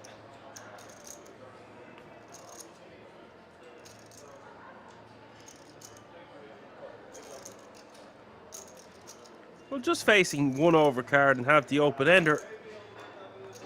Julian in the small blind is going to check his option. Alex will be happy to take this one down. Not looking to get any additional value from a 10.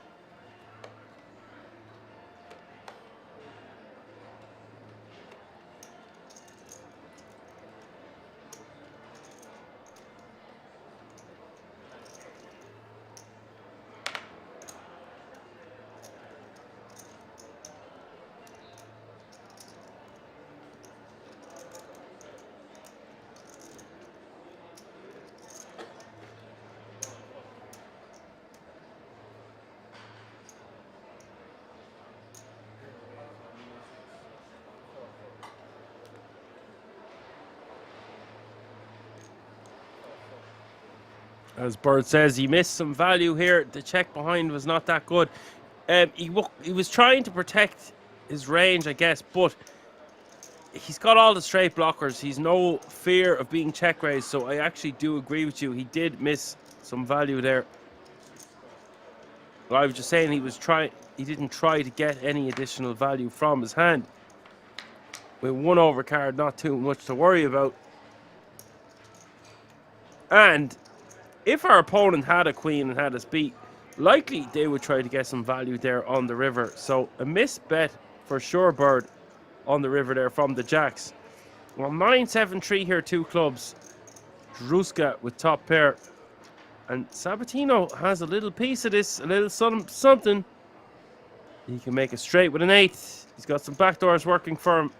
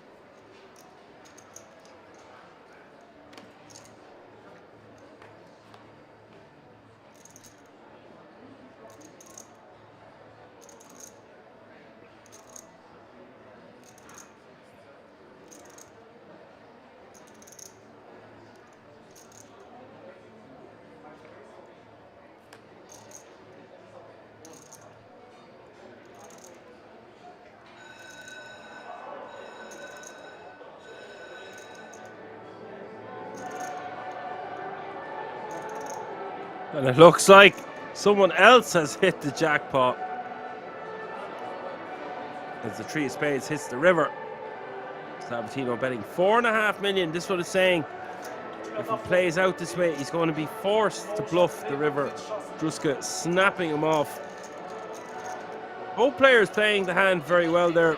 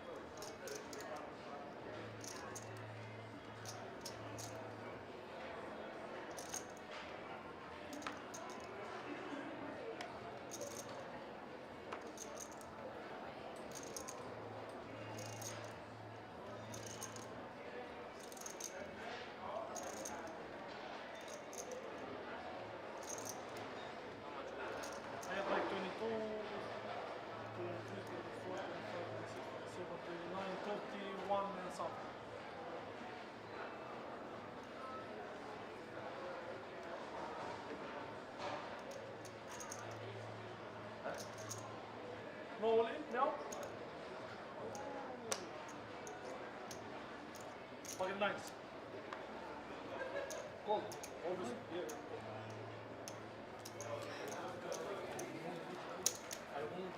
Yeah, I know how you will play. Little question here from Sis42. I love that number. That's my number. 42 will always be my number. Is a little question. How the software knew how much are open, raised, 3-bet, etc. So what you are watching is on a 30-minute delay. And therefore that gives us time for the production team at the King's Resort to get everything in check to provide the best action and content we possibly can for our viewers. And Kay says the dealer has a microphone and announces the actions for the players and the production team. It always helps to have a microphone. Don't bring a knife to a gunfight. That's my piece of advice for today. Don't bring a knife to a gunfight. Sabatino from the hijack. Crazy Daisy. 1.8 million to go.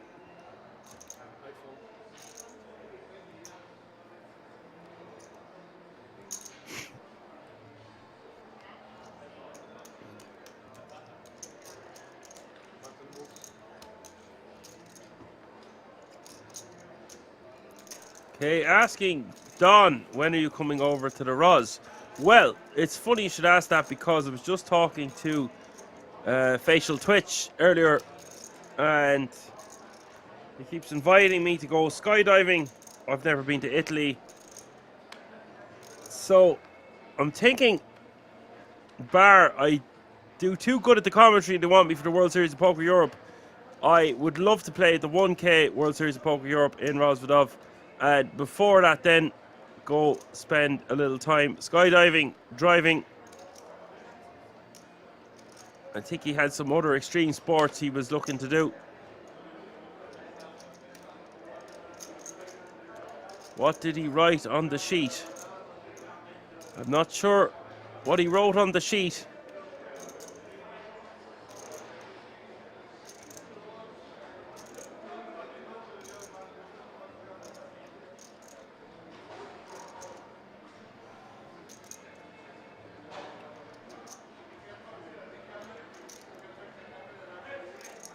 He's out of his game, Med. He's playing very strange. Like, it's like he's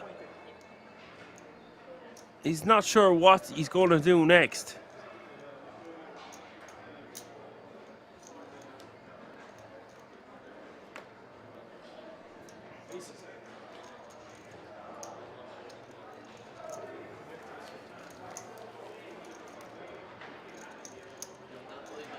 I'm not sure what he's writing down on the sheet. It is very strange that he's... I love a good character, but trying to figure this guy out now has been quite the challenge. I haven't commented on him much. I'm waiting to see what he's going to do next, though. That always intrigues me. I've got my hands together rubbing them. I'm looking forward to seeing how this unfolds. Ambitious 3-bet indeed. Okay, yes, if you're there, if you're going for the World Series of Poker Europe, we can have a rendezvous then. It just depends on how my dates work out. I'm also be pursuing further studies in psychology, so it just depends on how much time I have off. But the World Series of Poker Europe seems like the best time to come over to Rosvedov. It's the biggest event of the year. I will get to see Facial Twitch in Italy a couple of days beforehand, and then we're going to drive up. This is a plan that only formulated in the last few hours, so it's very new. I don't want to say I'm going to be somewhere or I'm going to do something and then cancel at the last minute. That wouldn't be my way, considering I always show up for my commentary week in, week out. If I say I'm going to be somewhere, I'll be there.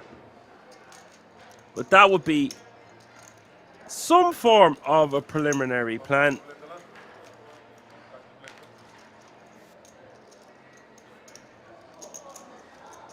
Yes, there is going to be World Series of Poker Circuit event before World Series of Poker Europe. I will be commentating on the World Series of Poker Circuit event before the World Series of Poker Europe. Therefore, that's the time I'm targeting both things. Finally, rendezvous with the crew. So a little bit full hog. hopefully come back to the World Championship ring or title. Maybe even a place. Who knows? I'll just be happy to be there, honest to God.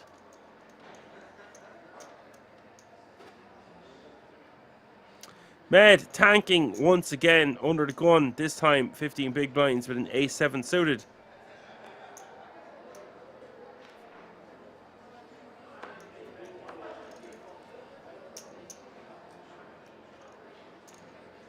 Okay, it says, don't move away from my mic. Well, it's very close to my face, so there's not far I can go.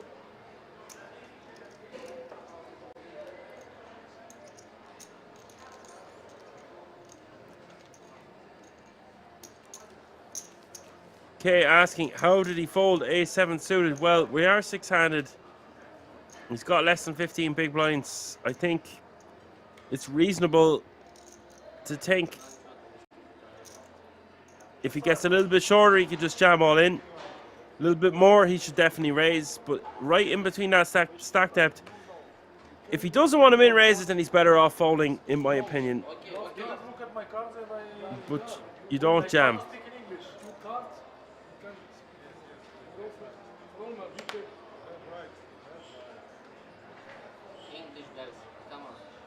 Okay, saying he opened Jack 10 suited the last hand. Well, Jack 10 suited is a way better hand than A7 suited.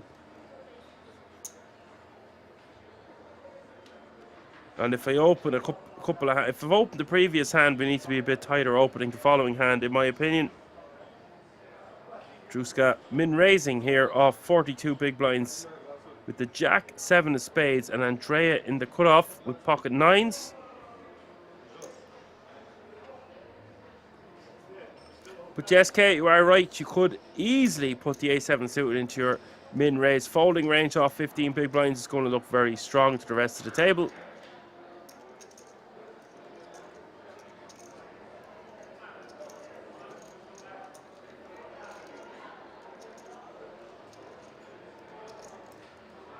Druska with the Jack 7 of spades, Andrea just calling and Med shoving all in, and Stefan is going to get out of the way, and the action is going to be back on Andrea. And I don't know if Andrea can fold here. This is an awesome opportunity to knock out an opponent. It's sub 15 big blinds.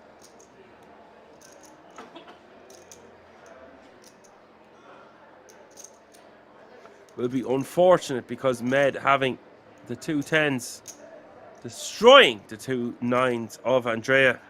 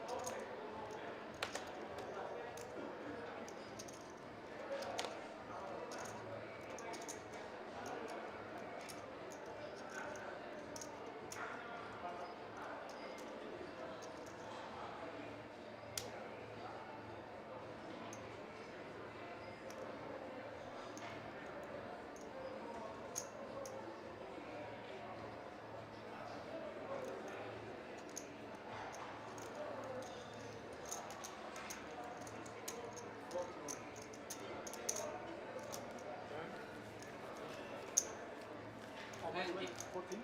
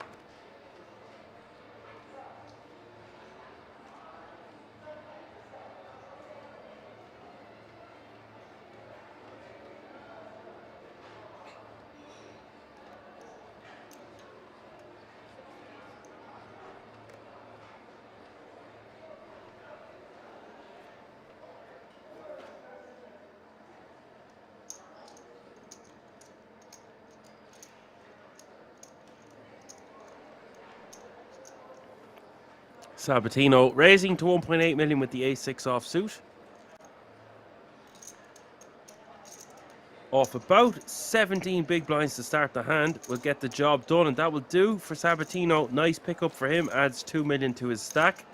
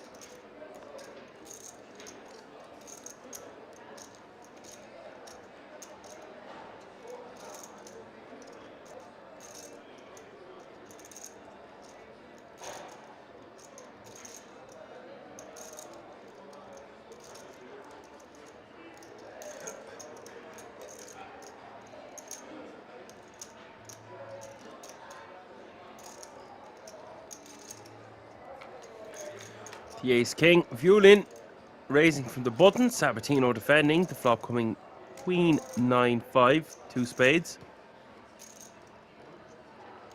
Straight draw for Sabatino. King of spades hitting the turn, pretty much seals the deal for Julian.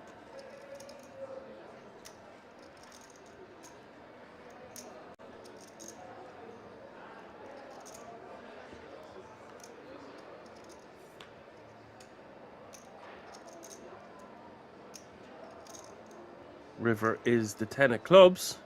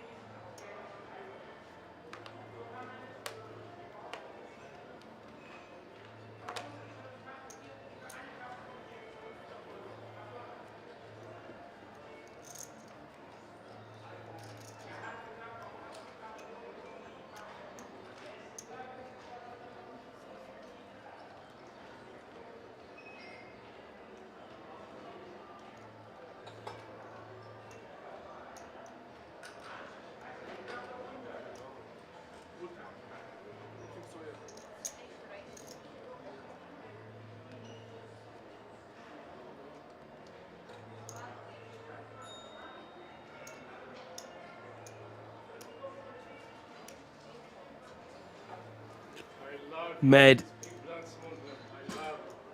folding the ace-10 up. No, he's rejammed. Okay, that's fine, guys. That is going to bring us to another commercial break. I hope you're enjoying the action. Stay tuned for lots more action of the Euro Poker Millions as we will crown yet another champion live from the King's Resort in Rozvadov tonight. See you in a few moments.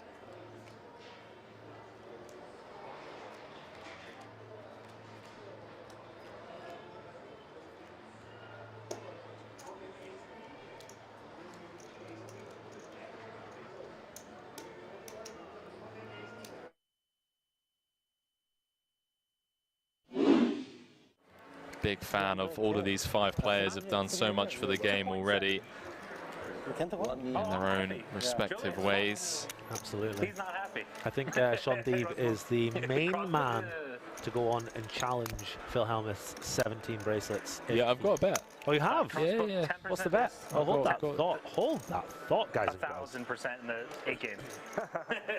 Daniel comes with call. Okay. Yeah, actually, let me think about it. 2.3 in the middle. Oh, shoot, boy. Ace in the window, ace 7-4.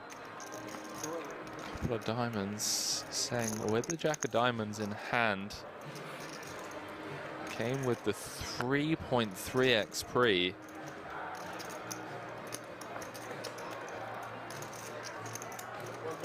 Gonna continue for small.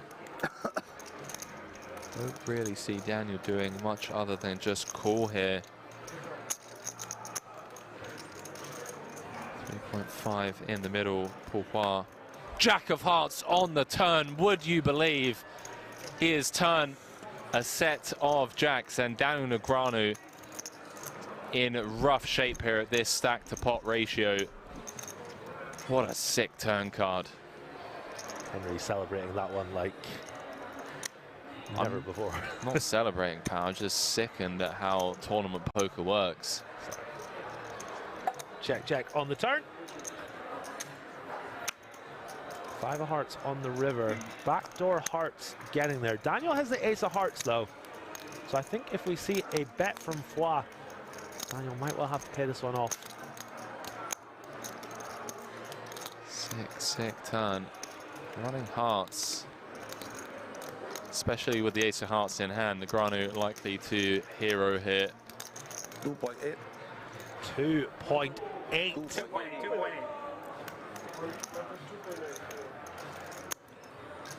Just hoping that ball's turning a hand like King Queen, King 10 with the King of Hearts, Queen of Hearts into a bluff. Does make the call, chip lead pot. Seng up to 11 million in chips. D-Negs down to 15 bigs. Nothing he can do, blind v blind for that run out. You like that turn just a little bit, right? I was not going to give up. I'll tell you who loved that turn. Sean Deeb, ladies and gentlemen. Sean Deeb loved that turn. Do apologise, Pourquoi up to 2nd in chips, 36 bigs, 32% of all the chips in play.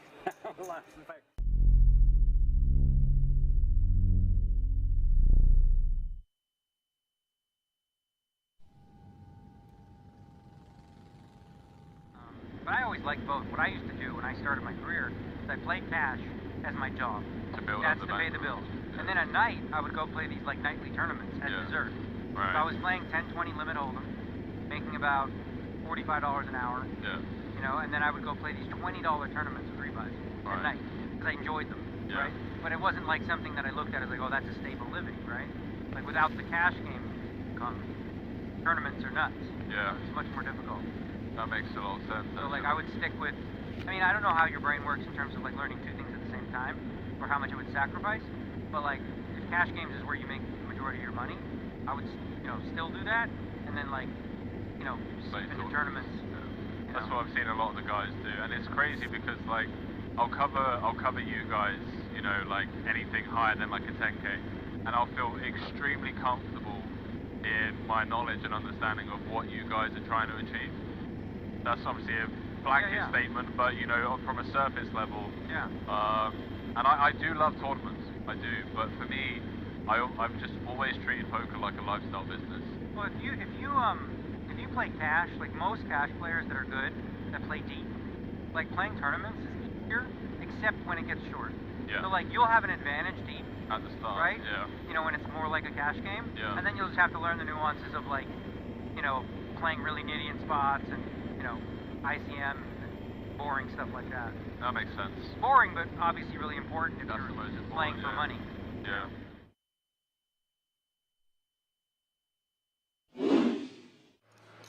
Appreciate it, chat. Really do. You guys have been incredibly kind 9.6 throughout this series. Glad you're all enjoying the coverage. Once again, if you haven't already, please do hit that like button. Before I bust, will you tell me if I was dead there? Really helps us To give Orpin? spread the word and reach a wider audience. As Nicky B says, before I bust, will you please give me that info? Yeah. Sean Deeb, gonna look him up. 7-5 of diamonds. Domination Nation. Huh? Domination Nation. You sucked out on me in the same spot earlier, so I hope I revenge it. I'll tell you another day. No, I can't tell you when I'm playing with Open, right? And Nicky P. I feel like no matter what, I'm just dead anyway. I don't know if I'm supposed to call. Has Deeb in rough shape, 4.4 in the middle.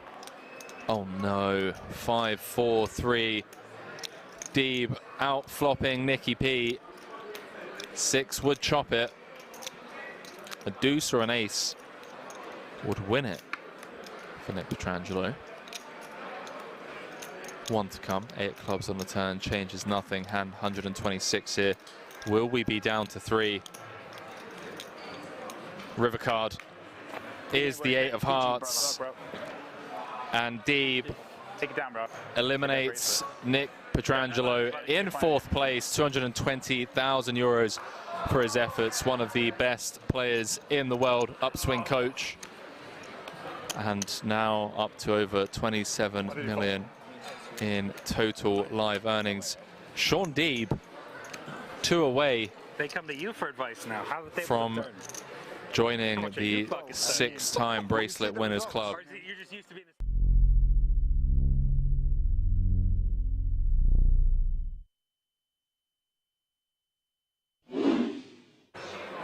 You end up gagging and almost throwing up at the smell of your own, you know. So to counter that, this 12-hour solo commentary stint, felt like you guys would give me a bit of space, a bit of leeway. You just love poker. And let me off the old sock and sandals grind. Oh, good. It is. You know, like my one-time pass.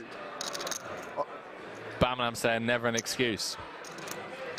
Boots saying agree, sock and sandals is brutal. All right, chat. Okay. But apart from that, I'm all good. And issues with our central nervous system, but other than that. Celebson saying getting paid millions for it. Millions. All right, chat. All right. Okay, no more socks and sandals. I see how it is. Or society. So we jump back into this.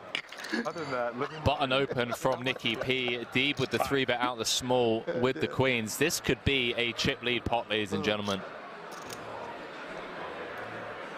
5 seconds. Orpin has woken up with ace queen O in the big. 1 time button. Button v small blind v big blind.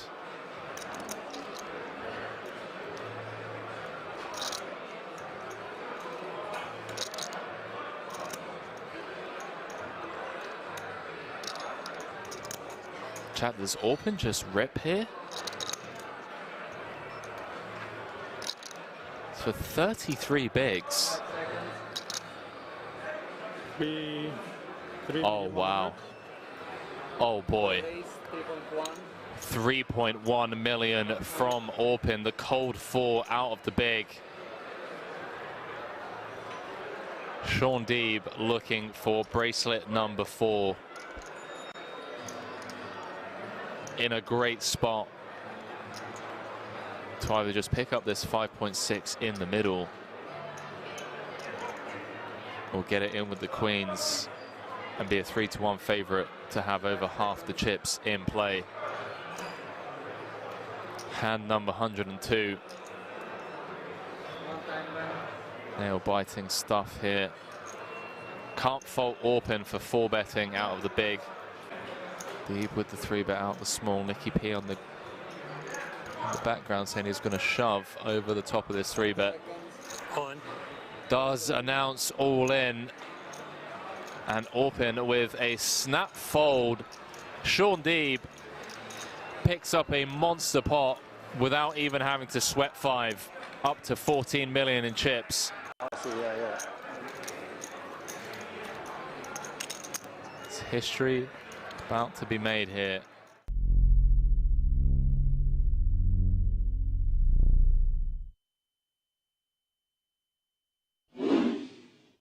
Hansen was his real name. One like an EPT. Oh yeah. Like oversold in another one and scammed people a bunch. And now he's dead. Let's move it along. I'm sorry I brought it up. He goes in now. He just goes in now. He's dead. Hey, you suck out of me, you eventually die. That's the rules. Fair enough. I rarely get in ahead, so most of you guys are safe. That's some brutal table chatter. Not gonna lie.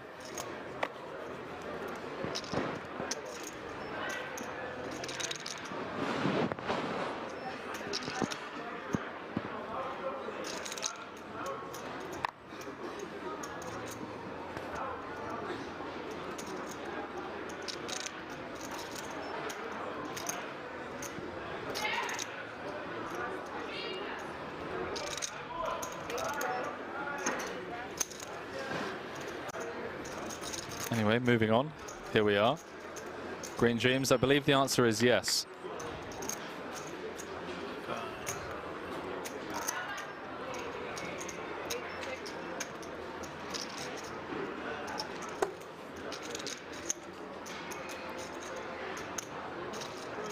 Over 5,000 of you tuning in across the board as we jump back into this.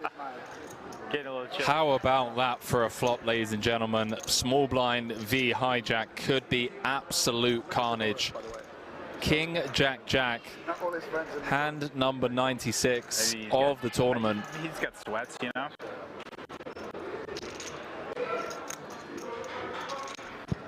Adams with trip jacks. Queen kicker. Pidden with trip jacks. 10 kicker. Ace or a king would chop it. 2 to come, 1.9 in the middle. Strap yourselves in, ladies and gentlemen. We could be down to 5 after this cooler.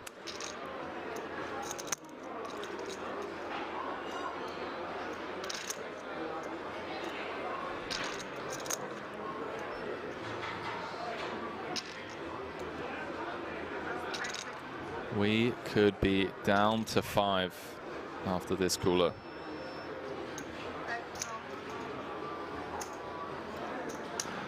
Adams going nowhere. 12. Understandably so. 9-5 to be exact. Deuce of spades on the turn, changes nothing. No.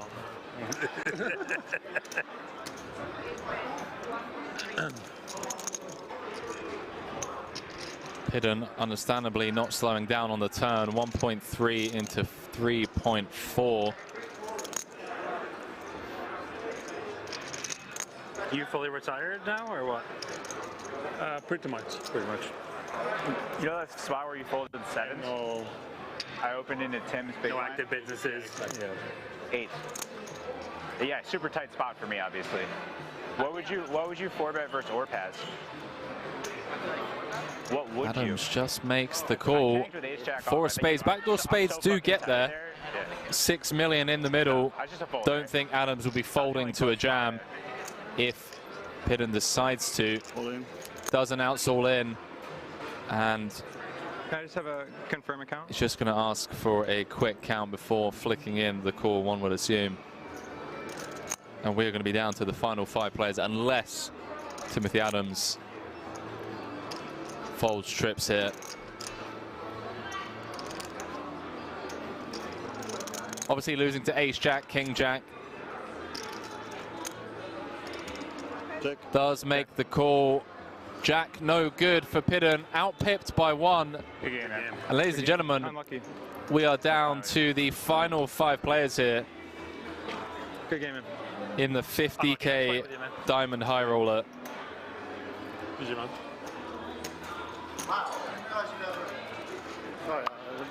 So we lose Daniel Pidden in 6th place, 119,500 euros for his efforts.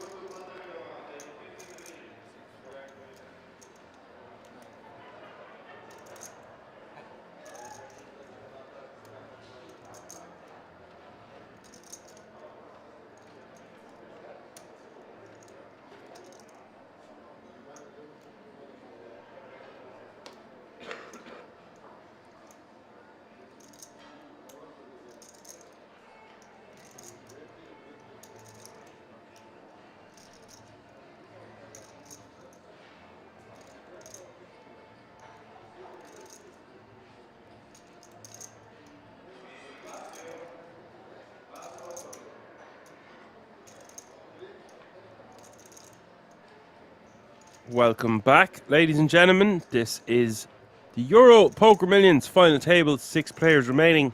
Med on the button here, playing 17 bigs with Ace King of Hearts, and the decision. He's no stranger to taking his time, but he has a legitimate hand this time. Massive hand indeed, 6-handed with the Ace King. Julian calling him off in the big blind with Ace Jack off suit. Massive opportunity for Med to double up here. Julian, not the player at risk, but would be shattered, would have 8 big blinds remaining.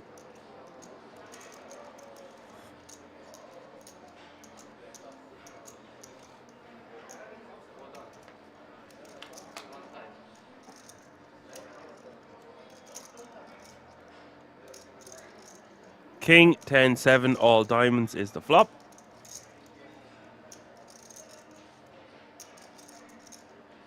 Julian really needing help here. Deuce of clubs on the turn.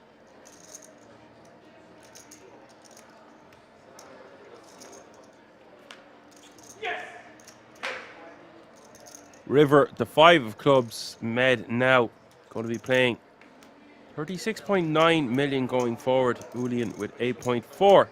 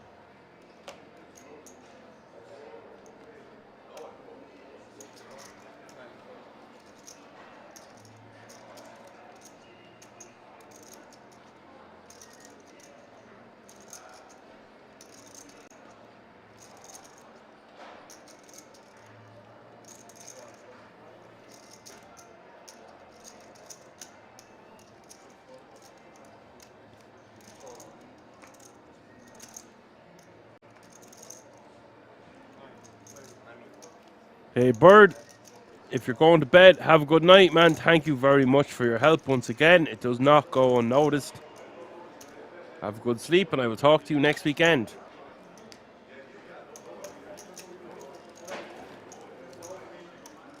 Please, God.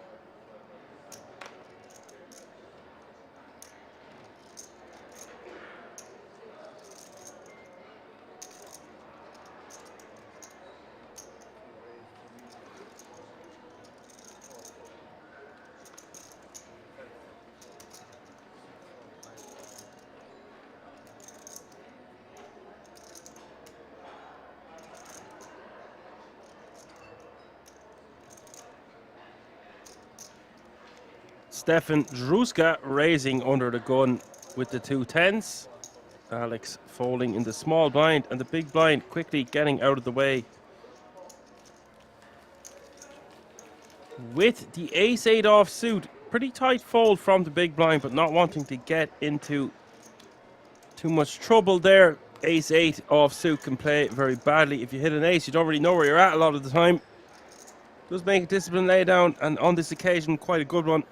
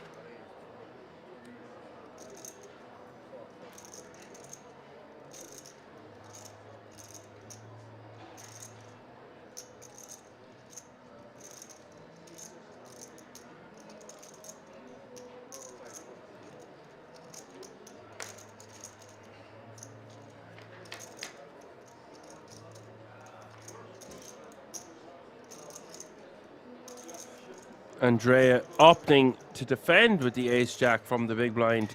The open coming from the aggressive Druska. I would prefer if Andrea just stuffed it all in his face pre-flop, personally. It's just such a great opportunity to just take it down, not have to deal with any bullshit, and just add those chips to your stack. That's the stands. Stefan betting 1.5 million on 10-6-4, 2 diamonds. We are about to see a turn.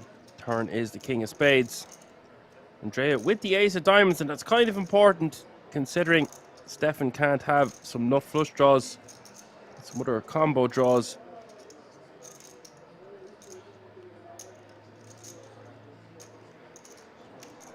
Druska going a double barrel here on the king, getting the job done, and this showing the caliber of opponent you're facing. Druska double barreling, knowing he can get his opponent to fold a 6 or a 4 and possibly even a 10 by the river. So nice play there by Druska.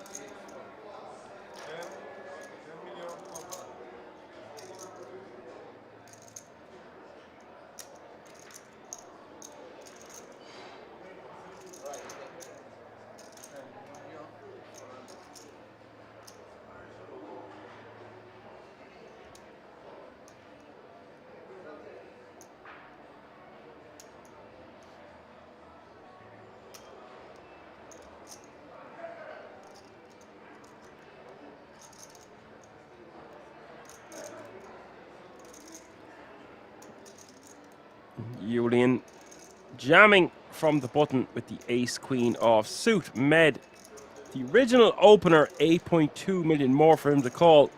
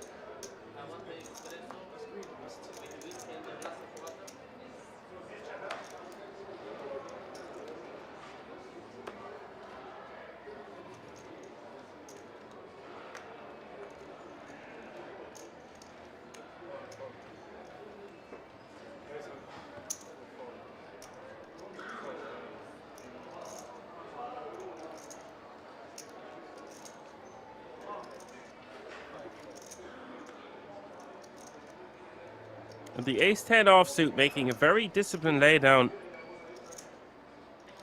We have the luxury of being able to see the cards at home. That is a very good laydown. It was only 10 or 11 big blinds more. Six-handed now. And the pay jump's going to be a minimum of at least 7 grand going forward. The difference between 6th and 5th is €7,000, and the massive pay jumps then, 1st, 2nd, 3rd, 4th. Push TV asking, no deal allowed in the final table. There are officially no deals allowed at the King's Resort, otherwise I'd be out of a job. I'd have nothing to commentate on. They'd all just chop it up six-handed and everyone go home. And as much as that would be great and get an early night, that doesn't create action, and we want action. Away from the table, they're pretty much allowed to do whatever they want. So whatever happens at Kings stays at Kings. Leonardo Sabatino from the button, jamming for his last 10 big blinds. And Alex in the small with King 10 offsuit. And the decision, he's only playing 15 big blinds or so to start the hand. So this is a decision essentially for his tournament. He would be left with 3.5 big blinds if he was to call and lose. Alex going to need a stronger hand than just King 10 offsuit to call all in, and does get away from it. Med, of course, going to fold the 10-9. Nice pickup for Sabatino. He's adding 25% to his stack just by taking down the blinds and antes with a shove there.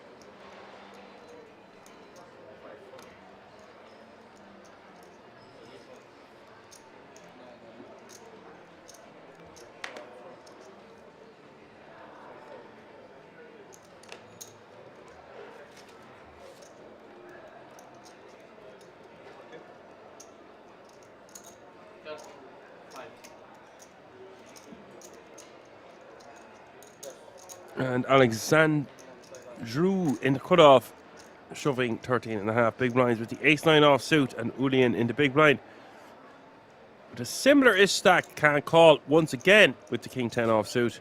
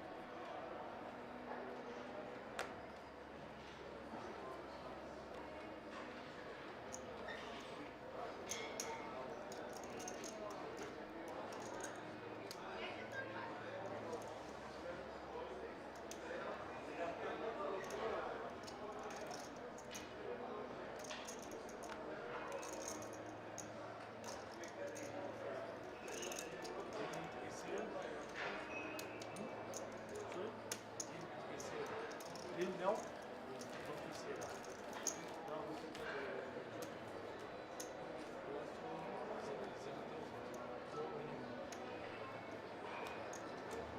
Nobody wants them.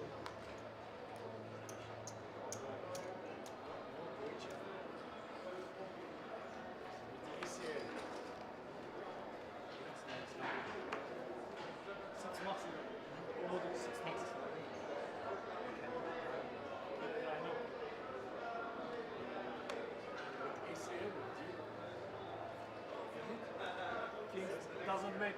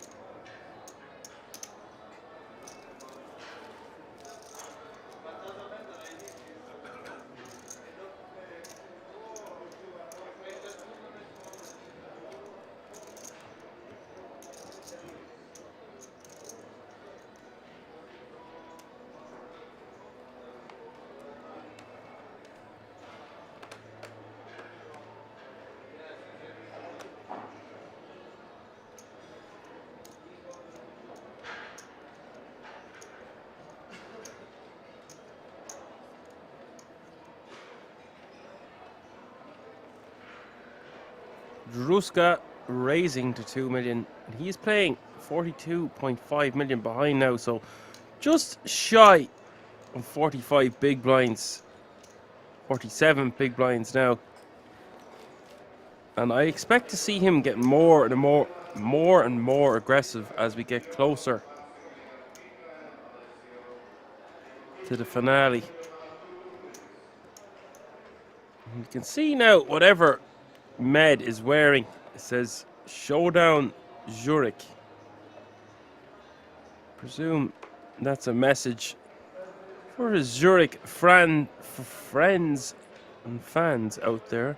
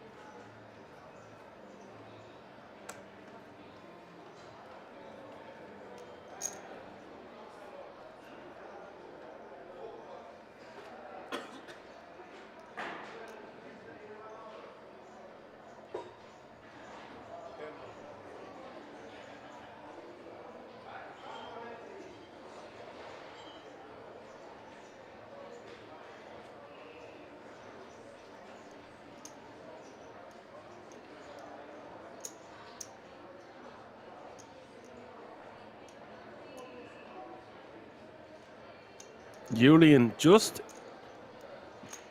making it 3 million from the small blind here with 10 big blinds behind. Not the biggest fan of this. Andrea just calling.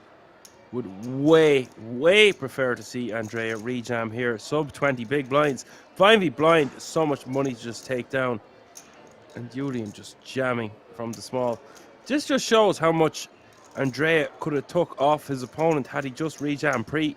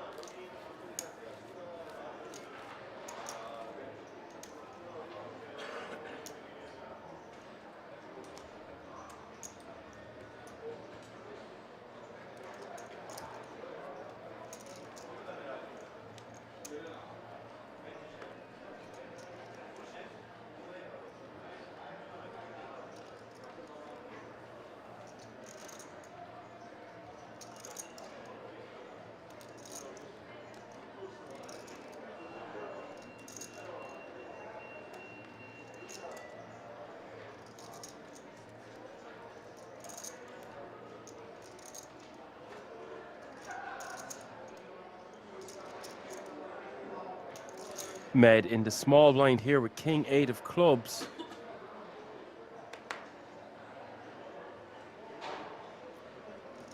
Raising 2.5 times the big blind, 2.5 million now with the King 8 of clubs. And Druska with the decision with Jack 9 offsuit. Druska playing boot. 42 million to start the hand.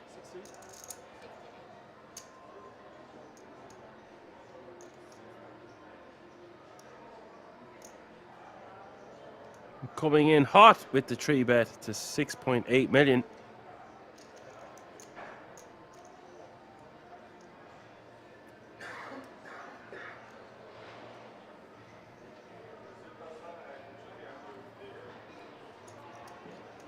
Med forced to fold his hand.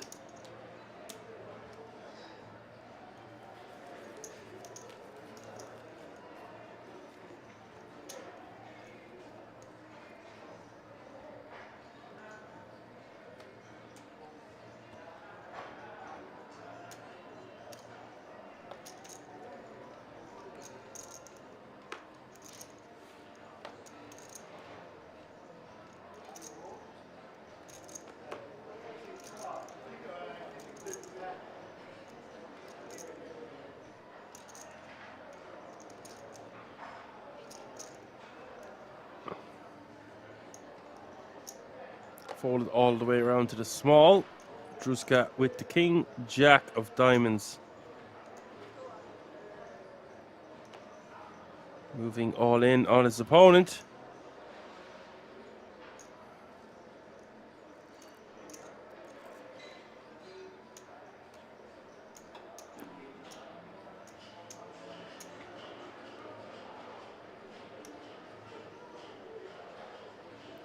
Julian with the 10-8 offsuit.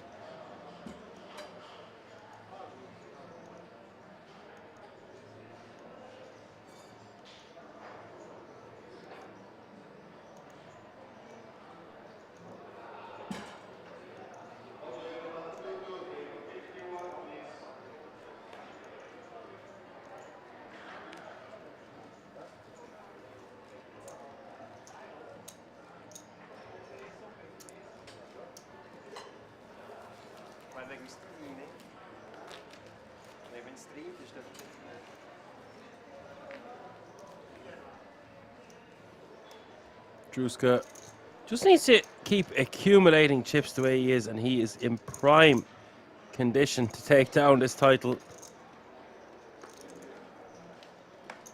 As you all know, and you've heard it many, many times on this channel before, there's always a surprise around the corner at Kings.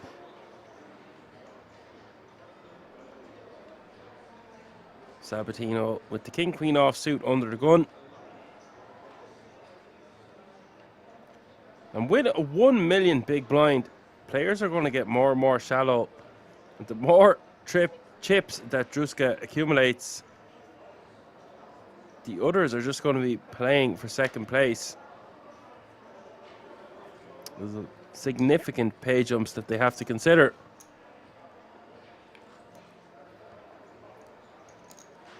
And as you can see, every time that you accumulate just even the blinds and antes, you're adding 2.5 million to your stack.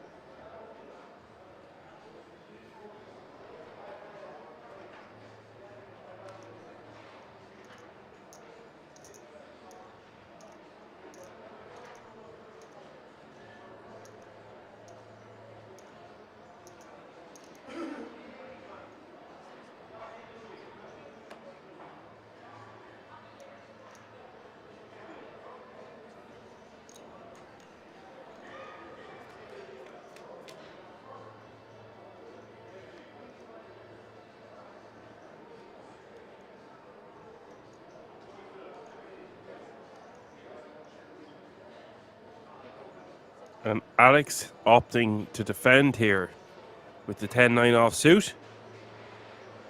Flop quickly going check, check. The turn coming the ace of spades. Ace, ace, 9-7 is the board.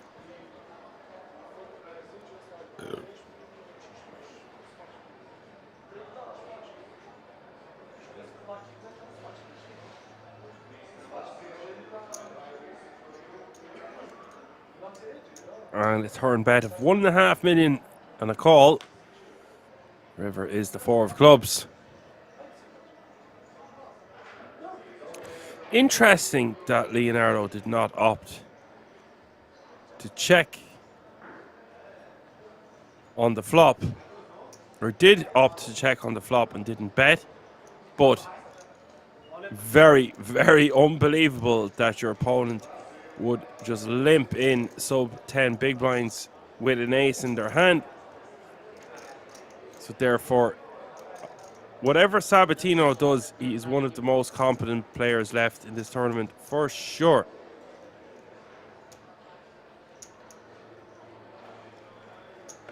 So I understand his reasoning for not opting to c-bet. And it wouldn't have been a c-bet because it was blind v blind. So, waiting for the turn to bet 1.5 million, repping a 9 or a 7 or something of that effect. It's probably better than trying to pretend that you have an ace, because it's just really unlikely that you would limp in. With the ICM pressure and the pay jumps and the magnitude of this final table, there is no way you would just limp and complete in the small blind when your opponent has less than 10 big blinds in the big blind. And Julian will take that one down from the hijack. He's now playing 17 big blinds. The ace jack of diamonds. Getting the job done, folks. I hope yous are still there, enjoying the action.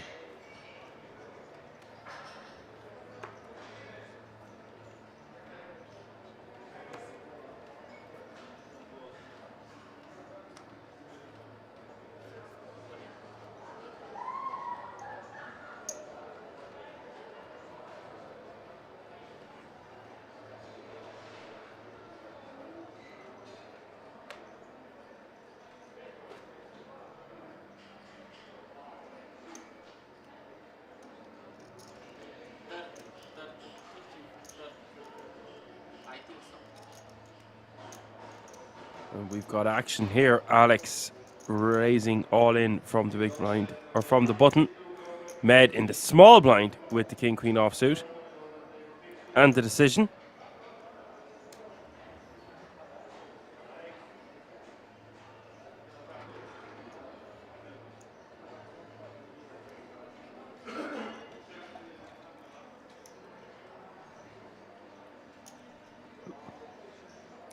And for 13 big blinds, I think Med could call it off there, but ICM-wise, it's probably okay to fold.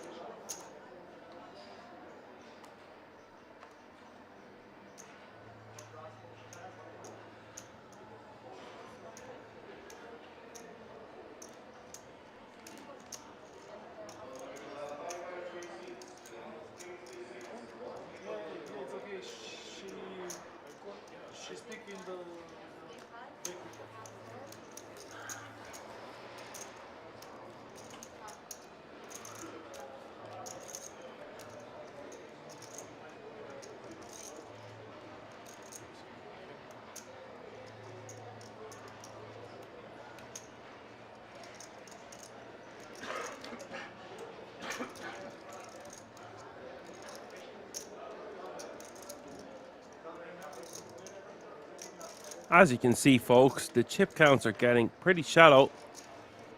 Med with 35 bigs, Druska with 45, Leonardo 16, Alex 15, Andrea 14, and Julian 9. 4 of the players at this final table, all sub 20 big blinds going forward.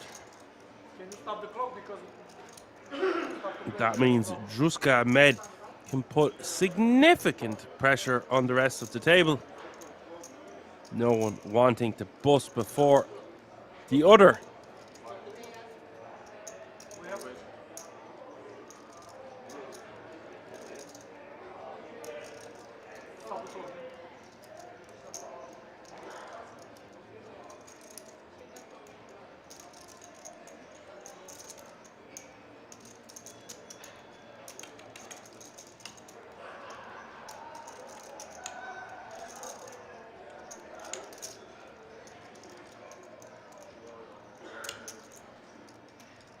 Okay, guys, we need some technical break. Of course, I stopped the clock. I'll give you 2 minutes back. 2 minutes? No, I give you 2 minutes back and but the break is like 10 minutes break. 10 minutes break? 10 minutes break. It looks like the lads are going to go and have a chat. They're going for a smoke break. I will see you in about 7 to 10 minutes. And we will conclude the Euro Poker Millions and we will crown yet another champion tonight. Live from the King's Resort in Rozadov. I will see you in a few moments.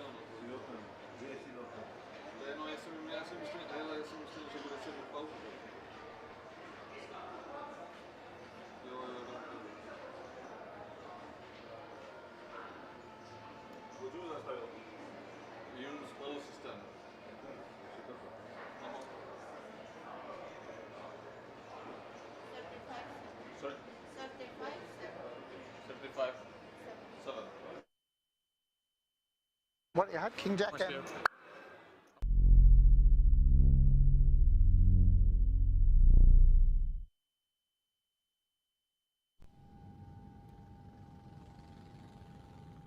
Because there's so many times, man, when I'll come to a series like this and I'll be in the booth and I'll just be like, I wish I was out there playing. Like, I wish I was out there playing. The Triton events here, anytime I miss them and I watch them on TV, I'm like, fuck, I want to get on a plane now, and it's too late. I get such FOMO from watching them. No, I can imagine. I can imagine someone like yourself as well that like plays those higher buy-in stuff. Yeah. I'm talking more about like the 2Ks and the 5Ks. I'm like, damn, you know. Yeah. No, for me, because also, like I play at the Poker Go studio, right? And you know, it's limited because the Asians can't come, Canadians don't come. But then you go to these Tritons and it's like the fields are 8 times bigger. Yeah. You know, huge prize pool and stuff like that. And they look really juicy. So I definitely get the FOMO from that. But I want to play whenever the next Triton is. I don't know. Yeah, I don't think anything's been like officially announced yet. I was surprised I came here because I was like sort of a little bit last minute. Leon texted me, showed me a schedule, and all of a sudden I was this might be fun. And I had the itch, obviously, after winning the Super High Roller Bowl. Yeah. I feel like the meta is in a good place for me right now, and I'm in good control of it. Yeah. In terms of, you know, just controlling the pace of play, if you will.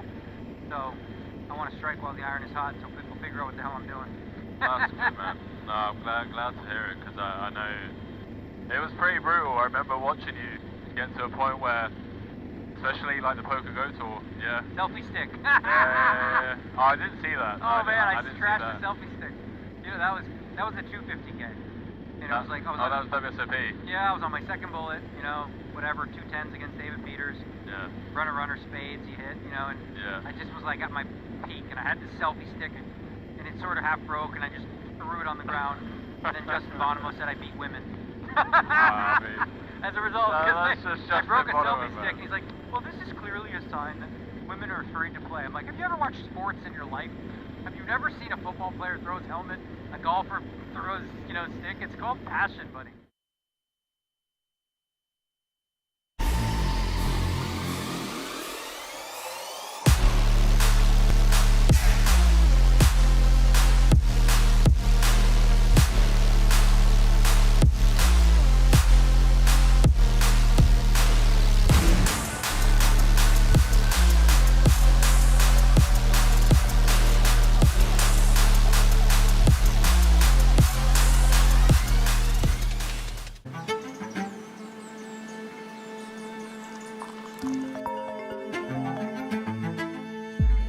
What's up? Good morning. Are you ready for today? Yeah. See you at Kings.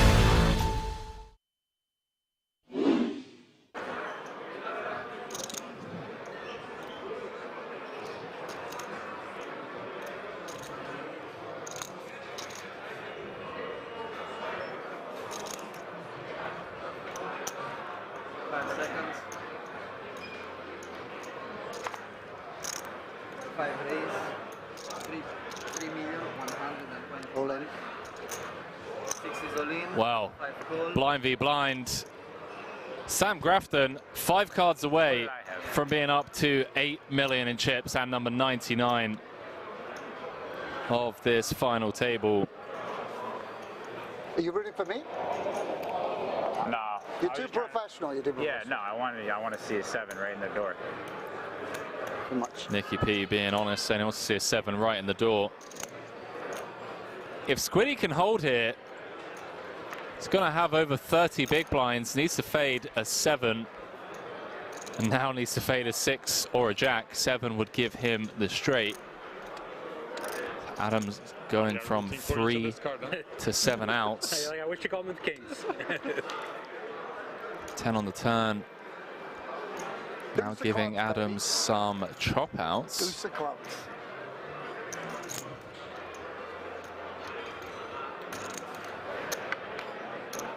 Queen of spades on the river. And Sam Grafton, ladies and gentlemen. Somebody's gambling around. Now up to 8 million in chips, looking for his first bracelet. Okay, we have 2 million, 3.5, 6.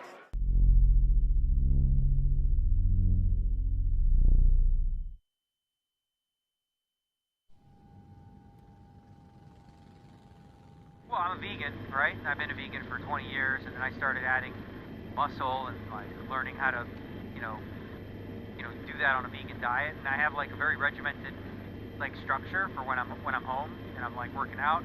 Wake up 10:30, breakfast, in the gym at noon, 4 meals a day. I count my macros. I measure everything. That's when I'm like not playing World Series of Poker. During World Series of Poker, whether it's Vegas or Razvedov, I do whatever the hell I want. I eat candy, I eat chocolate, I work out if I feel like it, maybe not. I just all like devote myself to poker. But the idea typically is to be in shape before I start. So that way, I'm not like complete mess. What is your favorite candy then? My favorite candy? Man, jeez. Well, chocolate, right? That can't. Chocolate's not a candy. I guess it's but chocolate. Which one? Which one? Like just peanut butter chocolate cups, and you know what I mean? Nice. Like, come on, like they're good. And you know, you can get those vegan very easy, just dark chocolate. Yeah, good protein source as well. Good fat source. Well, chocolate has protein. The peanut butter. Oh, the peanut butter. Well, yeah, a little bit, not a ton of protein. No, did it not? Oh, okay. I thought a little bit. Peanut butter's like most, like you said, it's a fat. Oh, okay. With a little bit of protein. It's got milk protein. But do you eat like any kind of supplements, like maybe some like leon mushrooms or maybe something? Well, when I'm working out, like I'll do like usually after workouts I'll do like I'll use protein powder and do a protein shake. But for me, like my main sources of food are like seitan, which is like vital wheat gluten. You can make it taste like chicken, beef, whatever, right? It's like a fake meat, pure protein, no carbs, no fat. And the other one is like tofu, and then also protein powder. I think a lot of people who go vegan, they make a mistake. They just eat a lot of beans, and then you end up farting a lot. It's like too much, so you don't want to do that, right?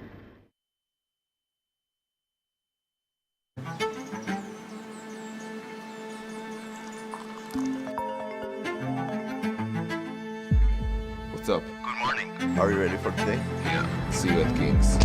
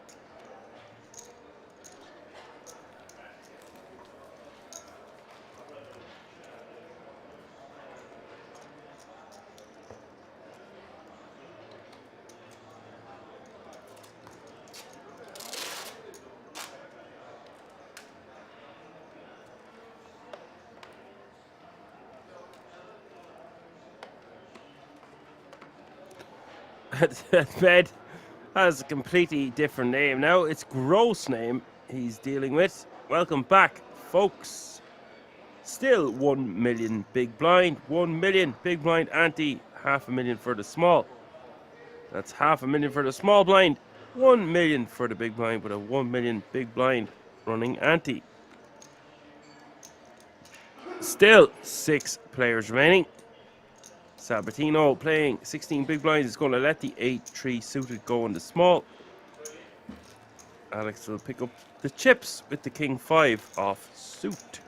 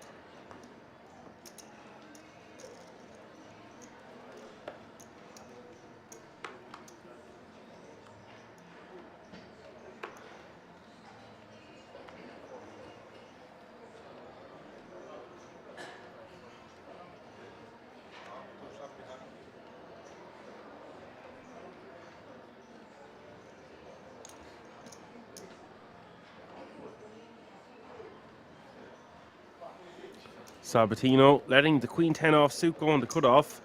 Now Alex on the button, gonna min raise. No, 2.5 times the big blind with the king 6 of diamonds. Med out the way. And Ruska in the big blind with the decision. I honestly wouldn't mind seeing Druska just rejam this one. If Alex had a really strong hand, I believe he would just go all in from the button with 15.5 big blinds. If he had the strongest part of his range, he would raise call, of course.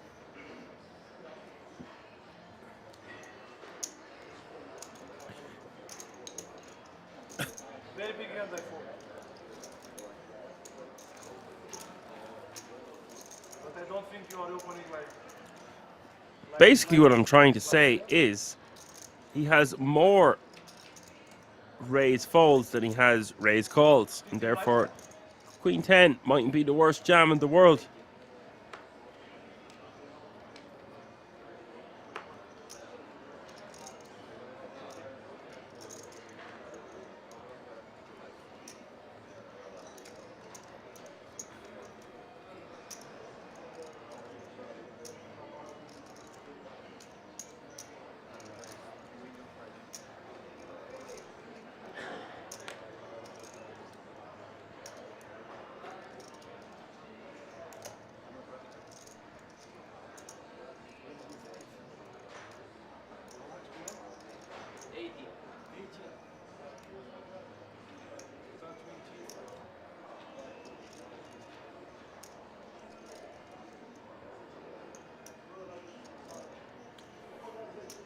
Gross name with the decision on the button.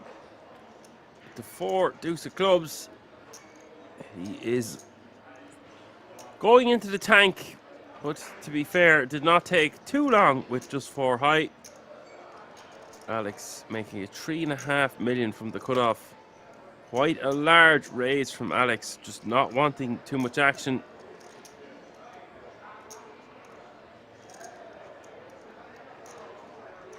Bit of a decision here now for Druska.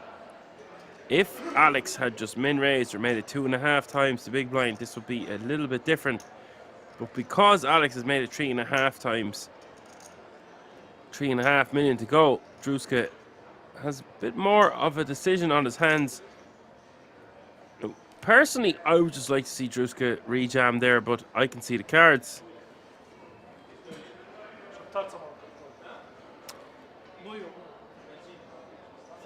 Julian rejamming from the big blind. Be happy to see that he's in a coin flip situation. 16.7 million up for grabs.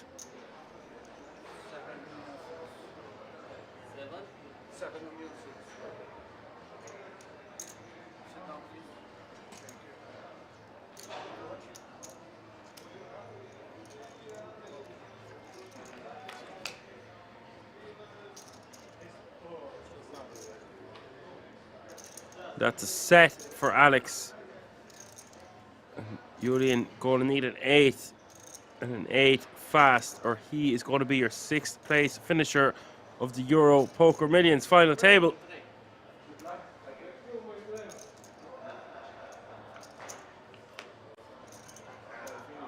Turn is the 10 of diamonds. 18% now for Julian as we go to the river. 7 outs in the deck that can help him. River is the deuce of spades, and that is going to seal Julian's fate. Unlucky sir, good game. You take home €23,000 for your efforts. That means 5 remain.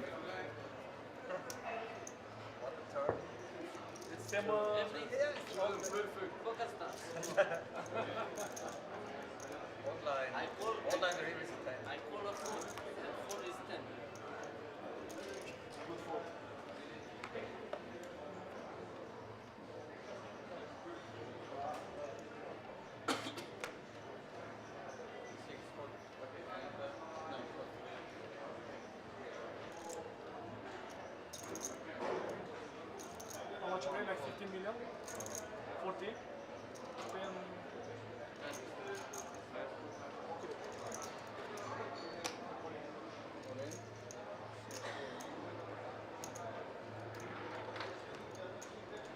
Druska jamming from the button.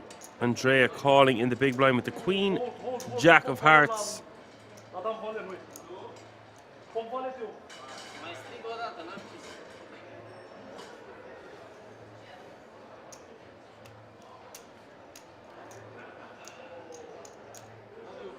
King Jack, wait.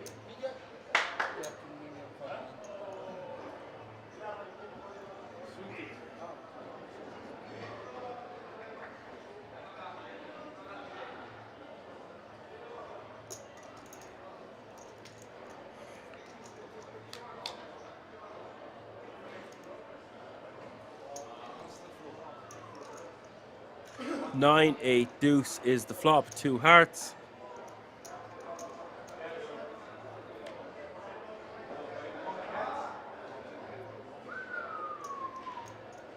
Turn is the king of spades. Andrea still with 11 outs as we hit the river. 28 million in this pot. River is the 6 of diamonds. And bing bang boom, just like that, 2 eliminations in a row. We are 4-handed. Unlucky Andrea, you will take home €30,000 and of course the 10 grand ticket for your efforts. Over 40 grand total, not a bad payday. 4 remain, all guaranteed a minimum of €38,000 now.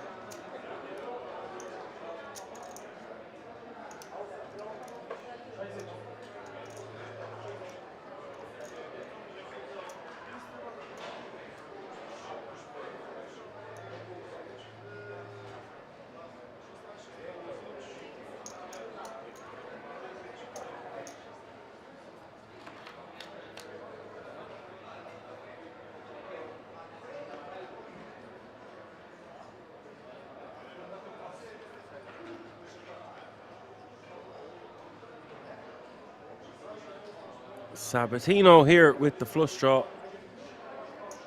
Alex with the top pair. Decent kicker. Yeah, Sabatino just going to check jam this one. Little else he can do here.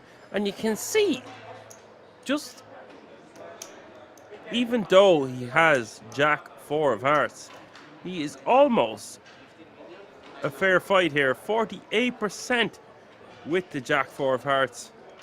That's a lot of equity. Alex forced the call, of course. But we've got all in and call again, ladies and gentlemen. 3 hands in a row. 36.8 million up for grabs in this one.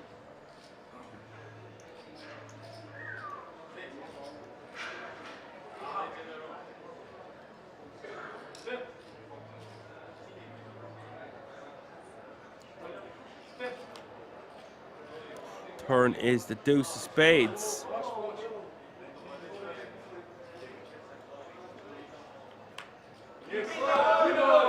River, the 4 of spades. Massive rail in the background for Alex.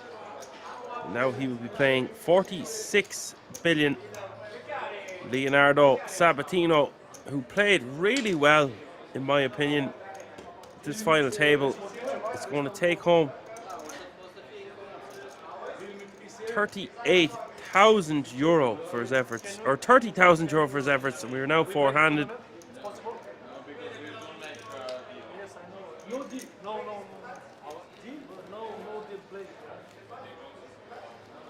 Three players remaining now. Druska with 57 big blinds, Alex with 46, and Med 33.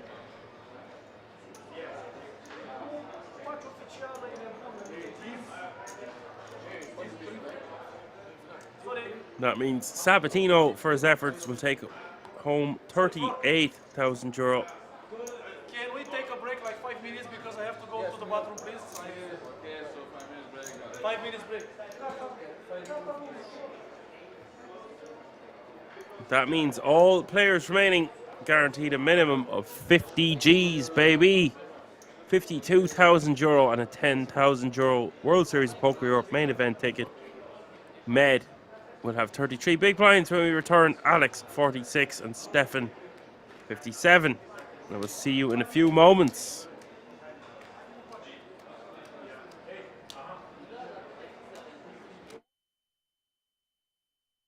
And you stumble across cobras and all sorts of creepy crawlies when you're out in the dark. It's too hot to wear trainers. That little layer of protection.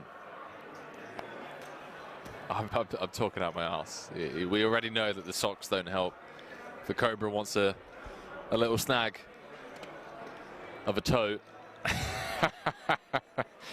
Chat, I'm getting delirious. Okay, we're 14 hours in. I feel like Joey Ingram on one of his deep dive investigations, minus the edibles. Shout out Pappy.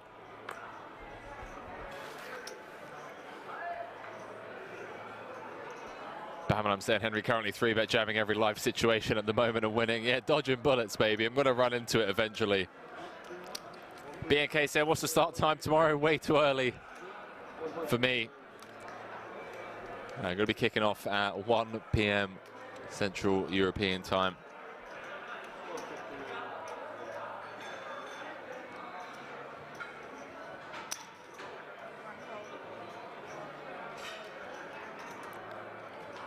So, 9 hours from now. Oh, hang on a minute. Hang on a minute. We got a bit of a cooler here. Oh boy. Danny gonna have to pull an old Rose Stucco on Riyadh, who sucked out with the 10s against Queens for the chip lead pot against Punat Punsri earlier on. And well, 110 dead.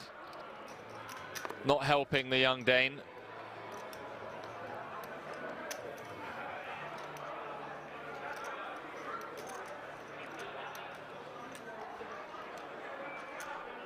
.34 big blinds effective.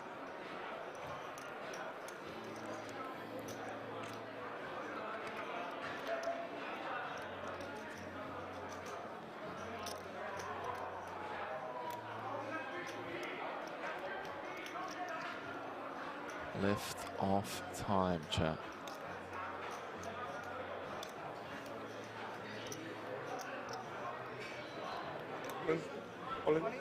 Danny does announce himself, and he is in rough shape. Already seen a 10 dead. Heart's working for him, but he's going to need to pull a miracle out of the hat. 14 hours into the day. 5 cards away from elimination.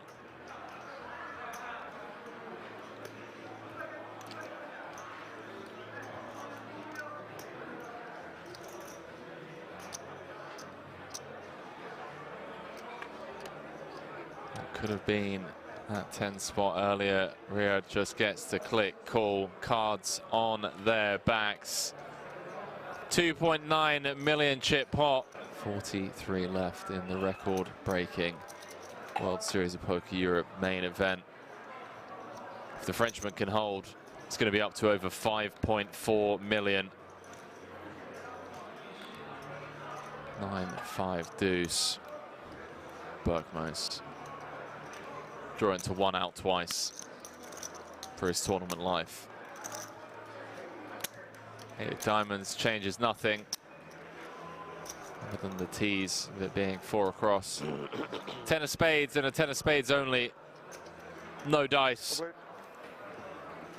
Gonna lose Danny Bergmos in 43rd. GG's, chat.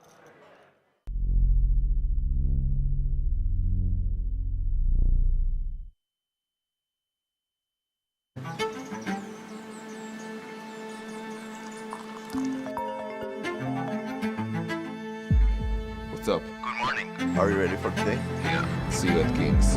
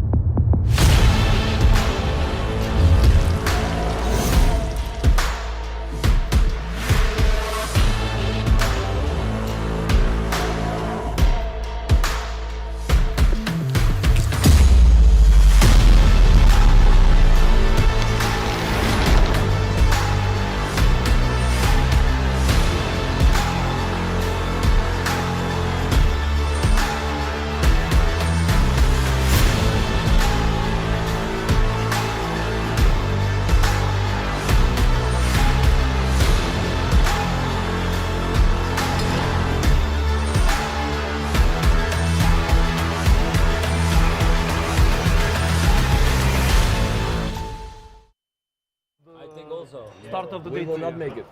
We can bet. This even way less people actually. Less people than the last time, yeah. Because the last time was like 83 or something. The DJs are trying to have a bet at the table whether they will make the money before play is ended for the evening. By 1 level, no, I don't think so. Everything is too slow. 1 level more, 20 knockouts is asking for a lot. If it is 1 level more. I think also so.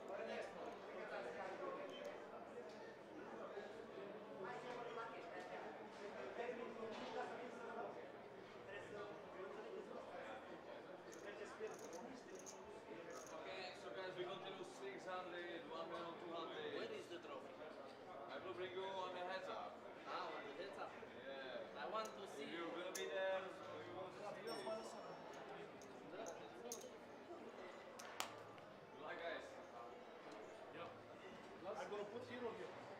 Last drive. What's your name? Last drive. Team. Like a plus drive. Sorry? Last drive. 47, my plus 77. Egal. Ist gut, ja? Nicht? Perfect.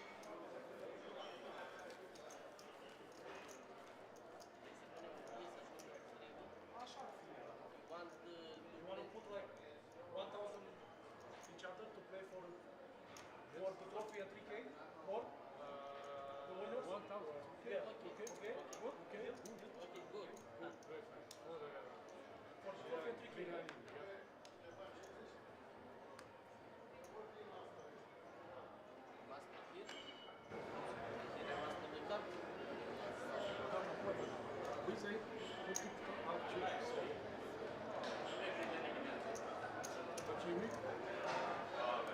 Good.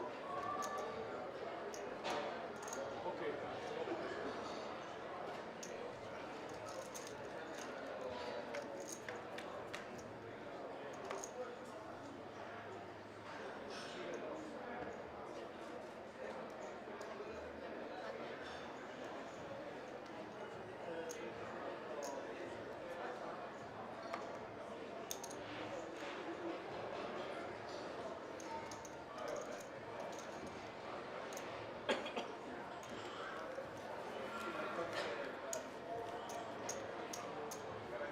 Very fine. For the trophy at 3K.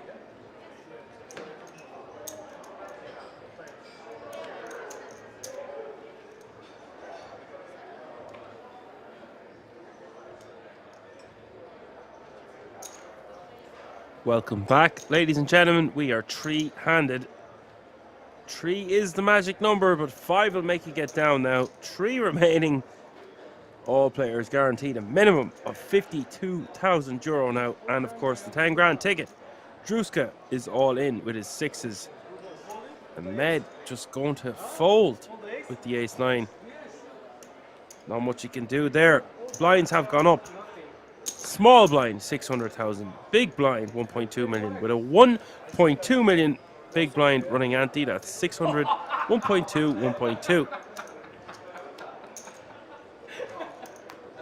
I see you hand for you bluff a lot of 60.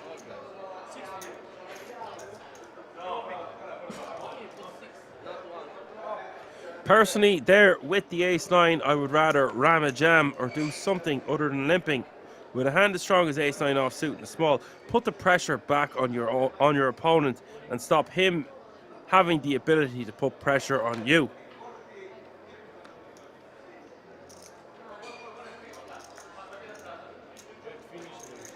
It makes no sense. He's shoving down the button with ace-9 offsuit, but yet he just limps the previous hand with the same hand in the small blind. This time he's 2 opponents to get through. The previous hand he only had 1. Nothing wrong with limping with a hand as strong as ace-9 to small if you're setting a trap. But if you know that your opponent can get you to fold, then you're better off just jamming yourself.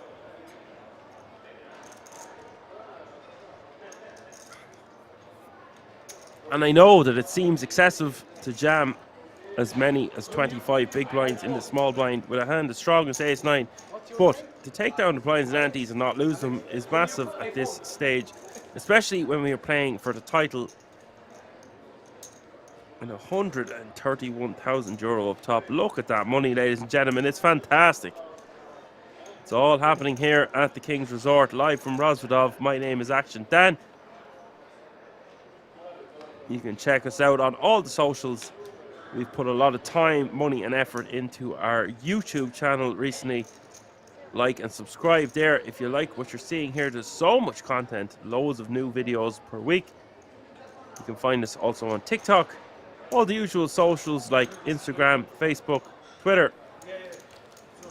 Complex asking which place did Marrakesh bust. I have absolutely no idea. I just did not see him on the feature table. He is one of my favorite players I've ever commentated on. I love watching him play, and we did not get to see him on the feature table today.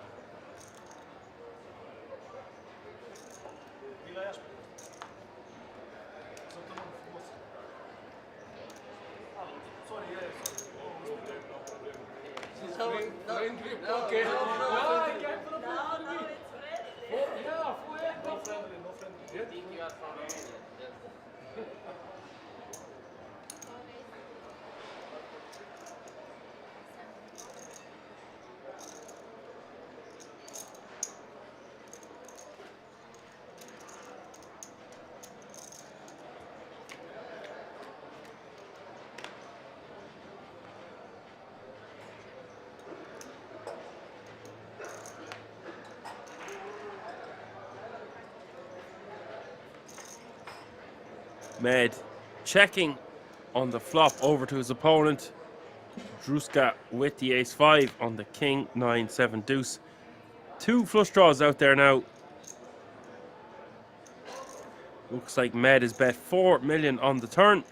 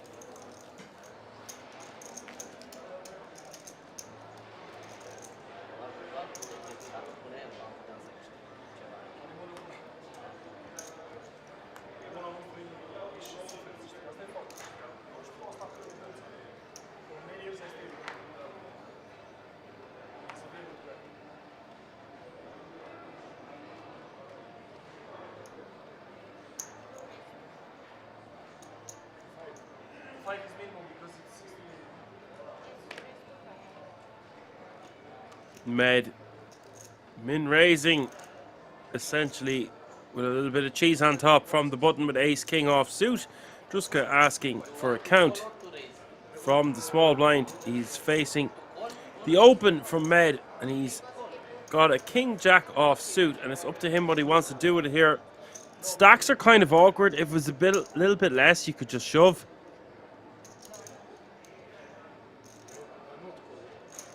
I think this is fine to have in our 3-bet folding range. We also could just flat and see a flop. I think 3-bet folding is the best option personally.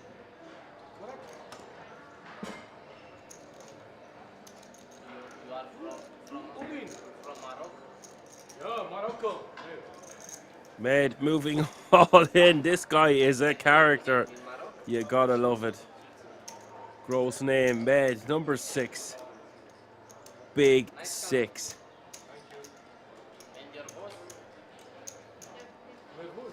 Your boss, your big boss. This is like your sponsor. Club. Poker. Poker club. Okay.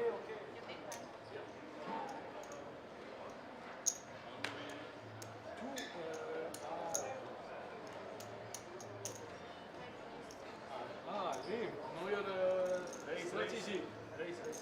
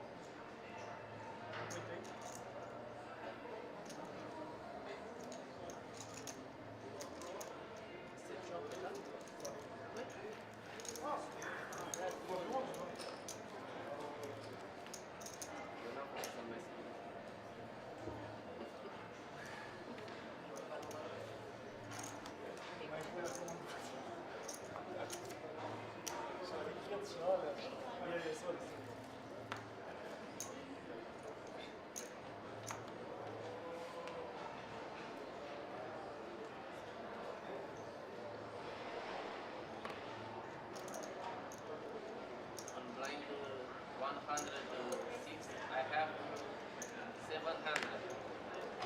4 big blinds.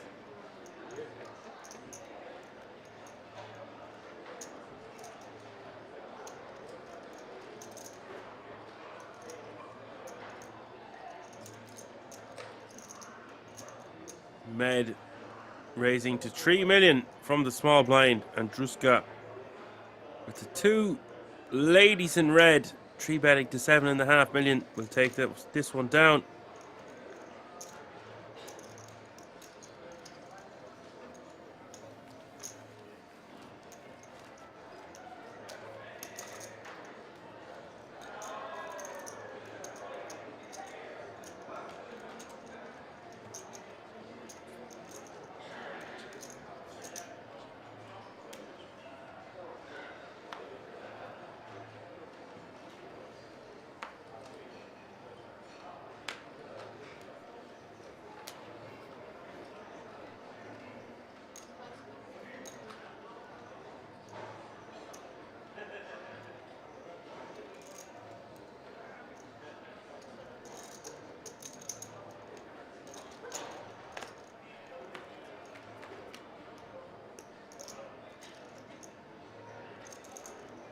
Jack 7-5 is the flop. Going to see a lot of blind v blind battles, especially now that we're 3-handed. Druska with the pair of 5s. Alex going to bet 1.8 million with his king queen.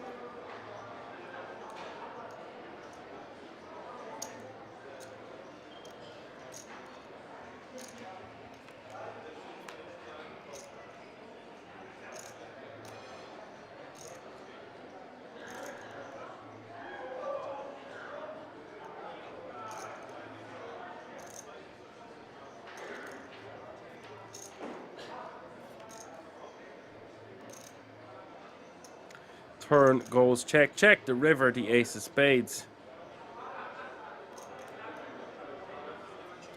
Check from Druska. Alex wants no more of this hand. Will check it back. Druska now playing just shy of 60 million, which is good for 50 big blinds.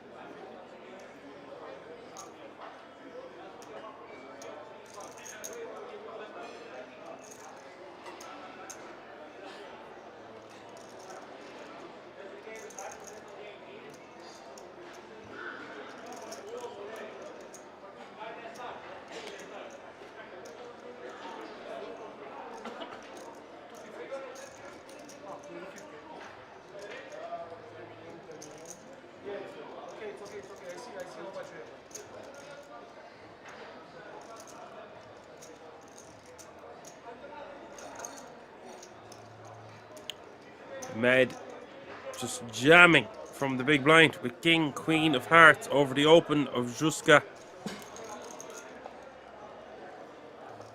This guy is just standing up and stacking the chips.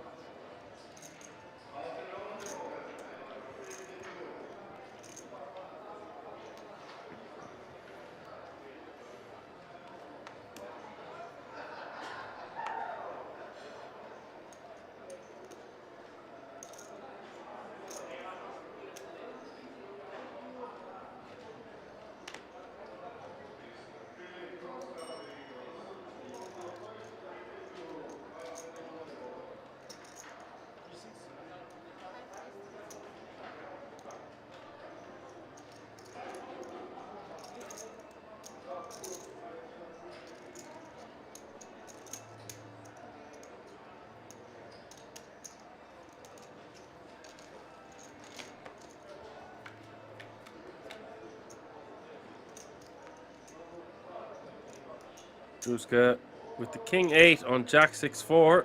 Alex with the 8-7.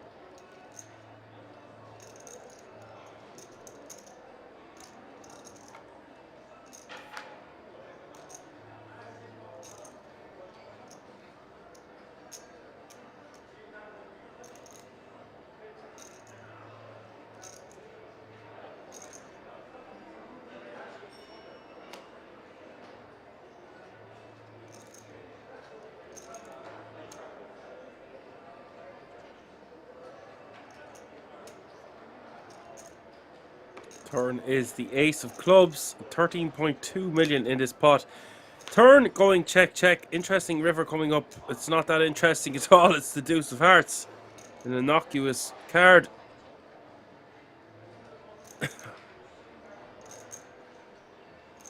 Druska checking over to Alex. And Alex, surely to God, knows he can't win with 8 high. If he wants to get his opponent to fold something like a 6 or a 4, or maybe even a jack, although that's very unlikely, he's going to have to bet, and he wants to bet big. And I see all these green, or these yellow chips. You want to bet about 10 million here.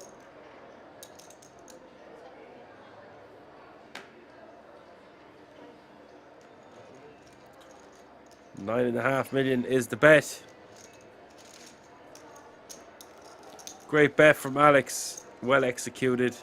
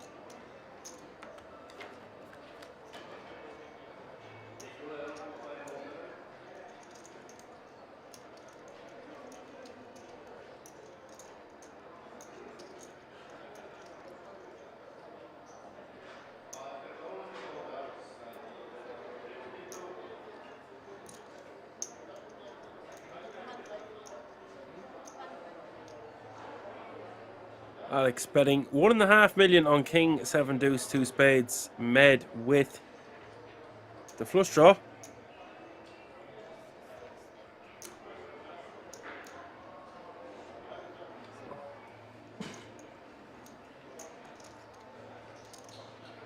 Interesting that Med wants to raise this up immediately. He's now paying 40.2 million. And this is evening out with all 3 stacks at the table now. Between 40 and 60 million, I do believe.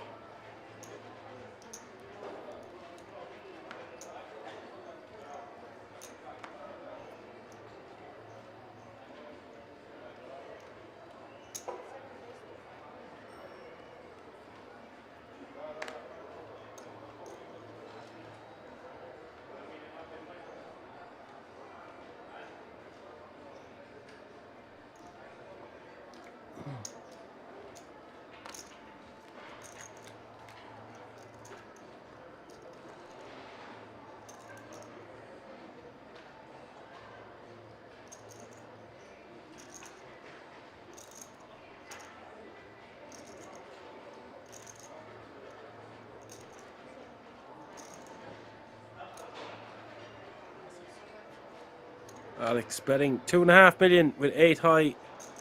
Druska with top pair, 5 kicker. And the decision.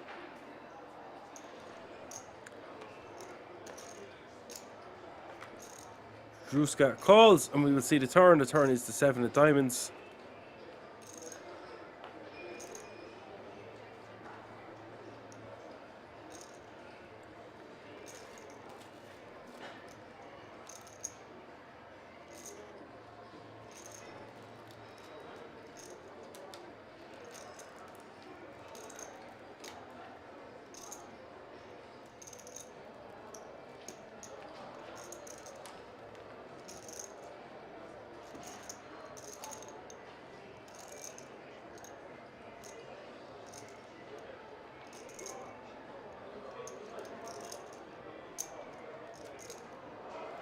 Really nice sizing here from Alex. Alex betting 9 million.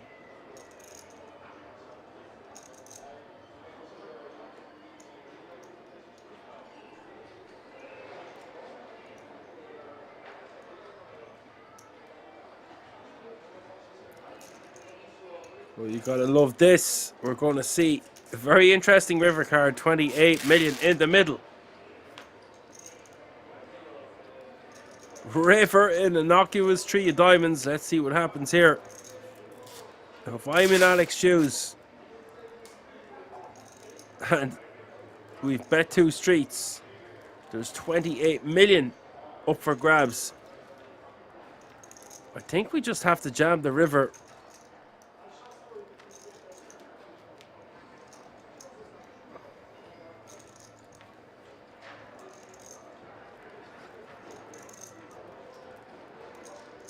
Alex could elect for a smaller sizing, like 10 or 12 million. Maybe something in or around half pot, like 14.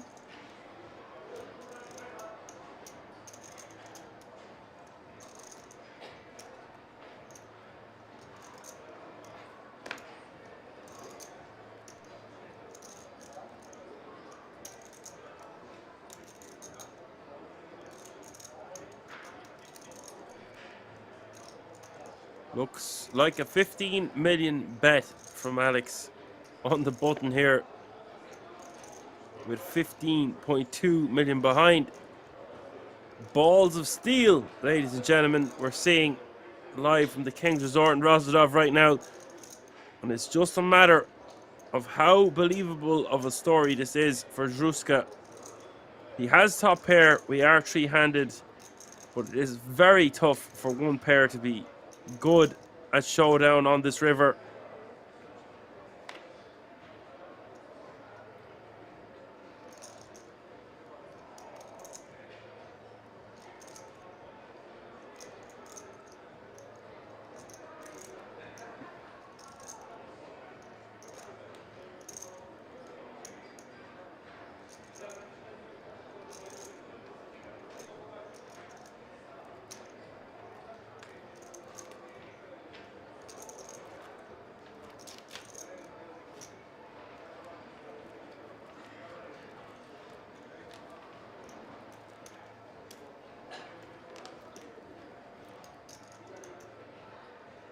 And you can see there is 43 million in this pot. And if Zruska can make this call, he will be overwhelming chip leader.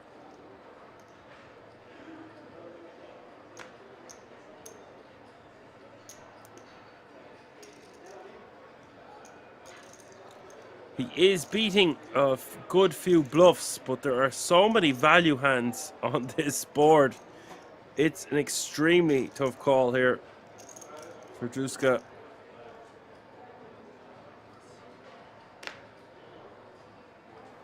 I don't blame him for folding at all.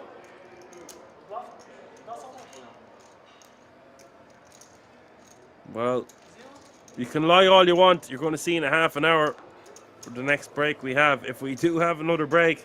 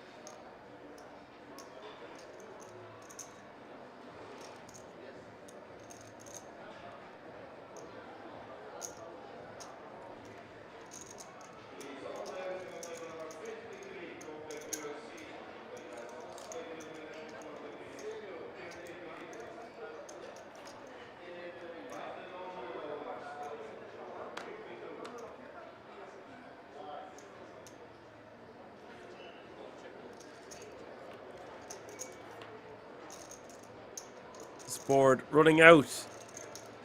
4, 8, 3, 6, 7.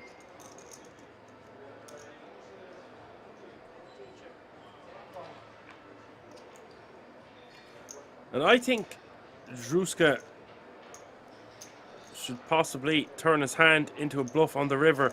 Although Queen High might be good at showdown. And you're against a very strong opponent who might just call you. It's just because we block straights. But blockers are not the be-all and end-all. 50 big blinds now for Alex. 33 for Med. And Stefan with 30.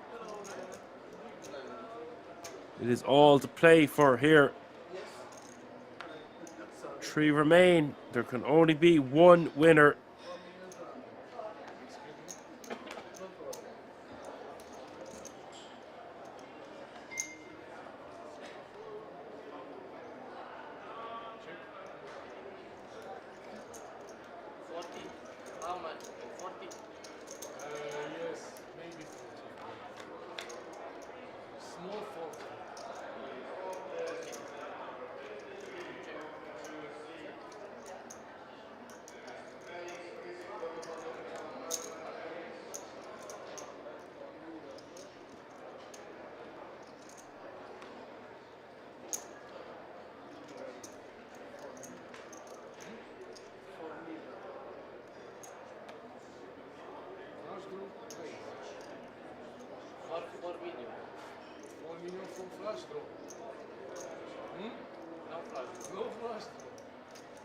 So Alex has raised the 4 million over the C-bet from Med.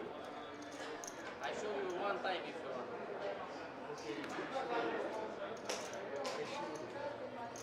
This? Show you 4. 4? Perfect. 4. Okay. Perfect. This Med just loves knowing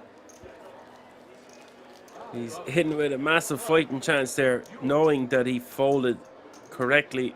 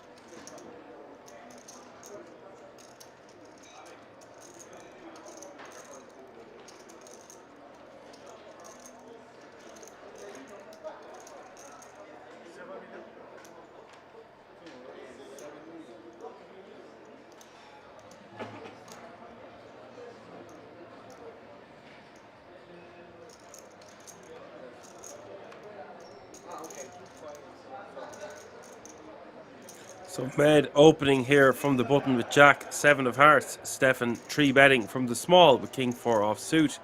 And the action on Alex in the big blind with Ace 9 off suit. And he is going to 4 bet rip it, and I love it. I love it.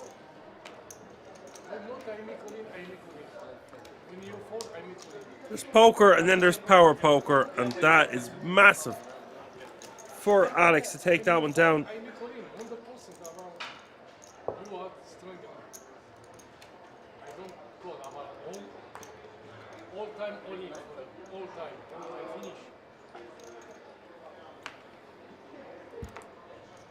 Giant Dad 4-2 off. Nice to know if someone still talking to me in the chat. Said, wow, that's insane. It is insane, but it was perfect timing there. I don't like the word perfect, but it's an open and an aggressive 3-better. It's one of the better hands you want a 4-bet jam with. Now, you could have something like King Jack or King Queen off.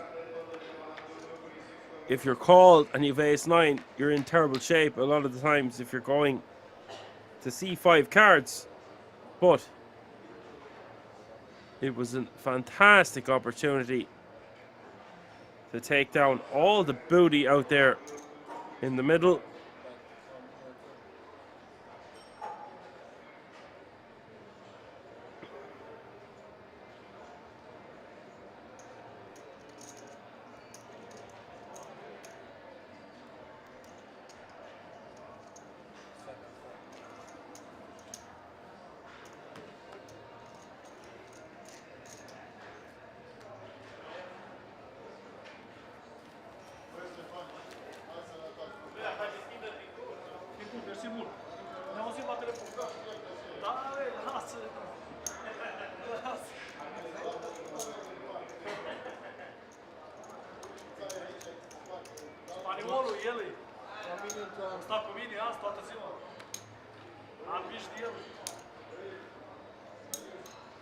I guess if Alex was to take down this event, the year of Romania would be continuing.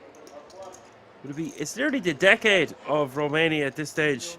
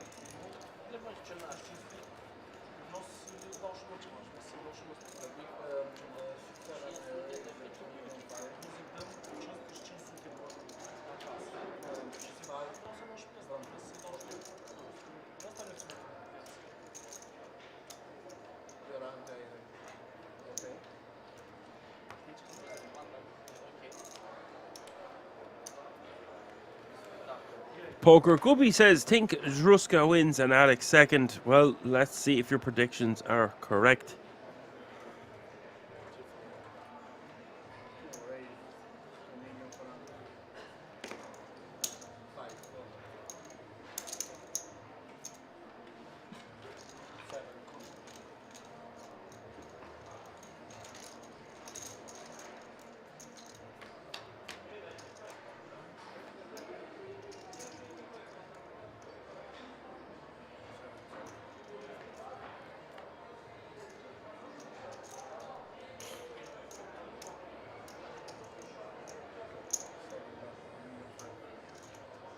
Poker Gubby says he loves to watch poker. Well, I love commentating about poker.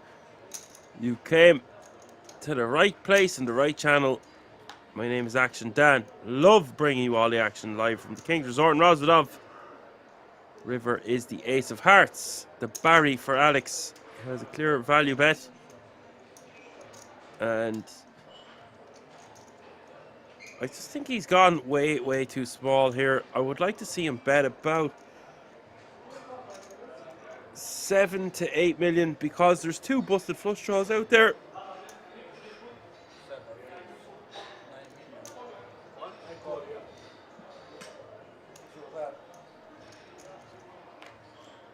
He raises them to 9 million, gets the quick call. To be fair, I didn't fully assess the situation correctly and had the cards swapped around. So Alex with the two pair wants to be raising to about 10 million over a single bet from Med. Med was trying to get the showdown as cheaply as he possibly could and trying to get value from a 9 or an 8, betting 1.2 million into almost 10 million pot. It's a massive raise And Med not even batting an eyelid before calling for nearly 10 million of his stack is a bit alarming to me.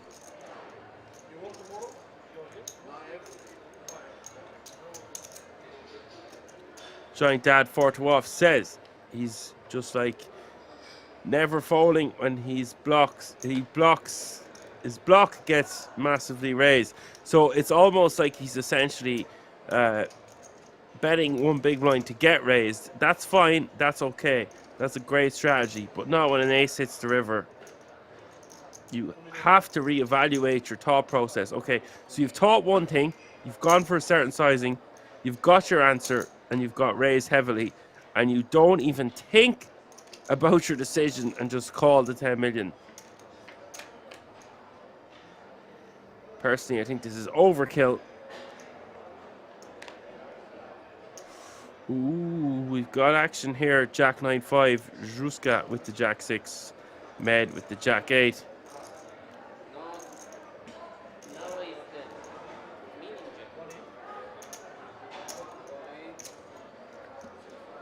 All in and call.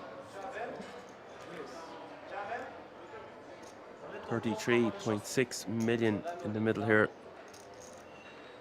More plus the 13. This is about a 50 million pot.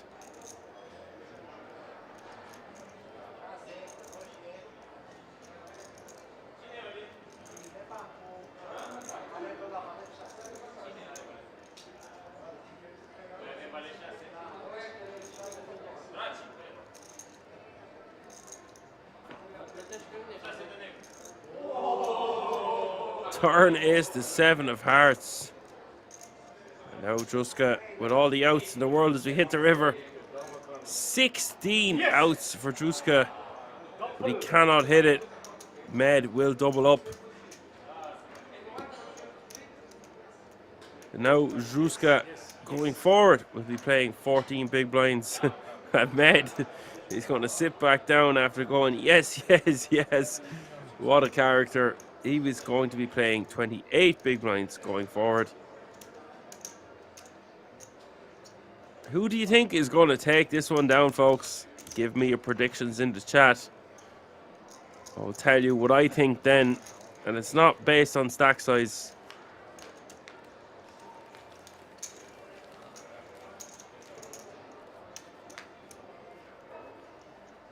How much you play now? 25? I don't wait.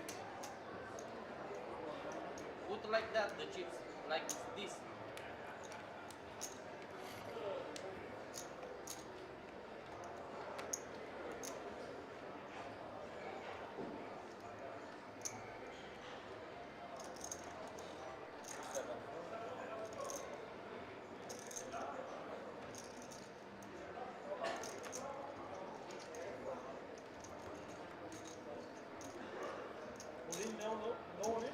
No. I see when you have good card, you have good card. You see, huh?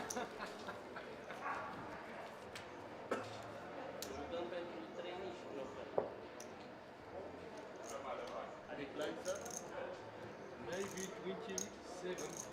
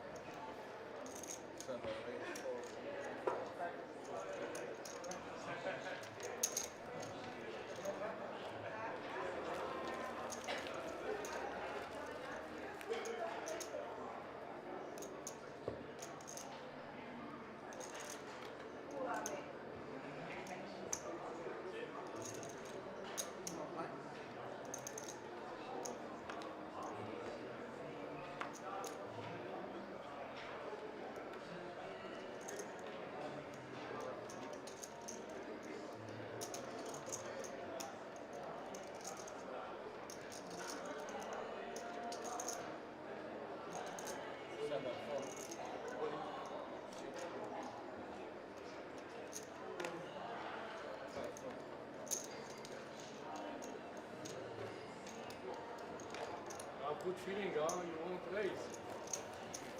Have good feeling.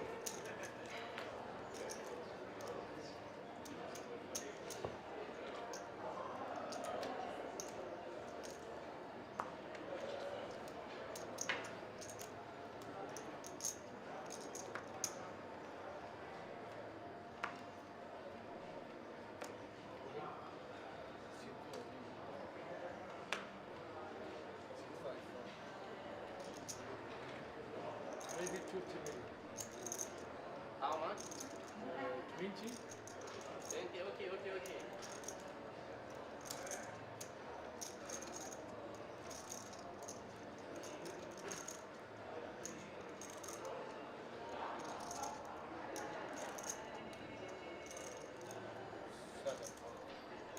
I'm tired all time with you. I don't like it. You can go.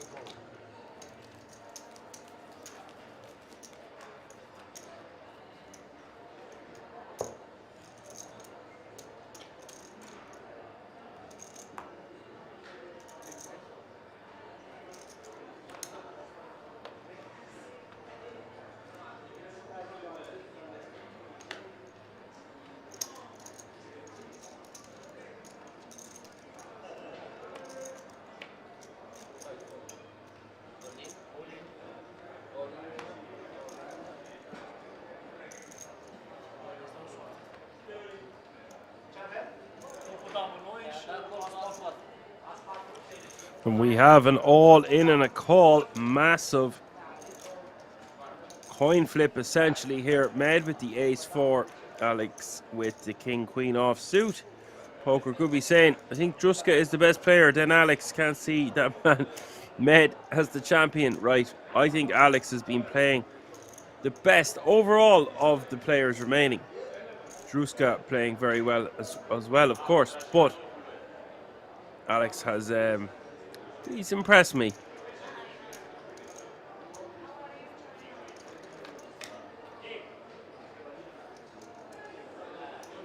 Flop is 10-5-3. 1, 2, 5. Turn is the 6 of clubs.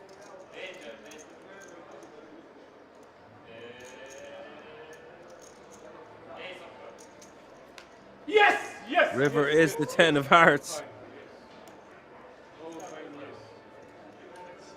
ECW King says, why is this feck nut the paper in front of his shirt? Because he's having the crack. He's got his shirt on backwards. He is loving life. He's playing for nice money, probably at least a year's wages for most people. For some people, 2 years' wages. So I am answering you as a pig. I am no longer a pig because I'm no longer in my 20s. I am a hog, a full hog. But thank you for your comment.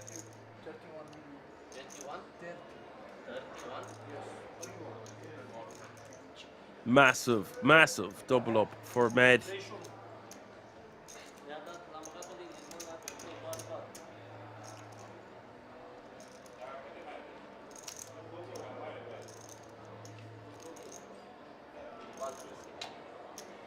ECW King says I'm welcome. Welcome to stick around, I hope, until we crown yet another champion live from the King's Resort in Rosvedov. Nice for you to tune in, ECW King. Hope you're keeping well, my friend. Med with 59 big blinds, Alex with 43, and Druska now your short stack with 11.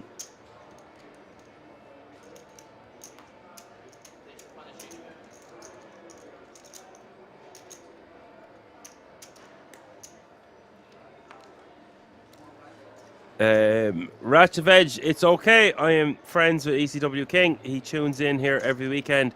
And the reason he's calling me a pig is because my name online was That Will Do Pig for many years. So it's okay, but thank you for having my back. That's sound. And I appreciate that also. 3 remaining.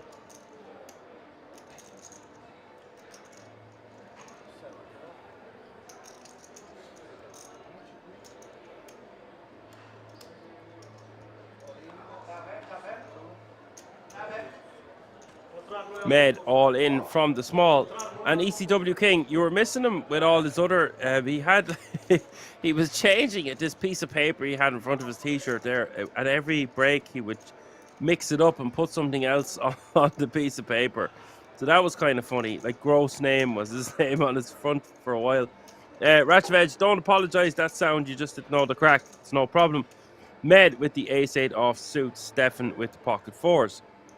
Med with the opportunity to knock Stefan out here in third place. A very strong opponent in Stefan Zruska. 53% for the fours, 47 for the ace-8. The flop is king 7-3.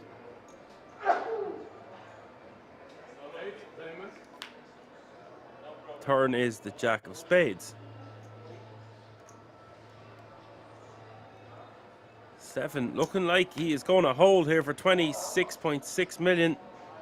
And he does do just that. So swings and roundabouts. Med getting sent 30 million over to him a couple of hands ago. And now he's giving back 20 odd million.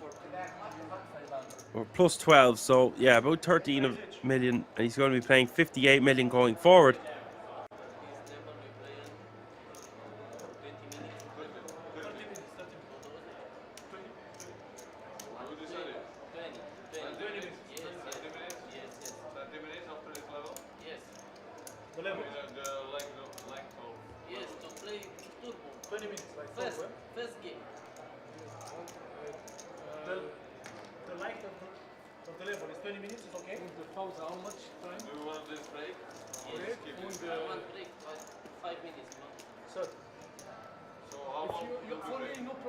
And you can hear them, folks, they're discussing.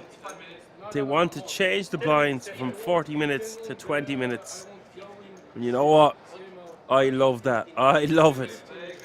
Give me action. Fast, hard and heavy. Let's go. Med with 48 pigs, Alex with 43, and Stefan Druska still playing a comfortable-ish 22 big blinds for now.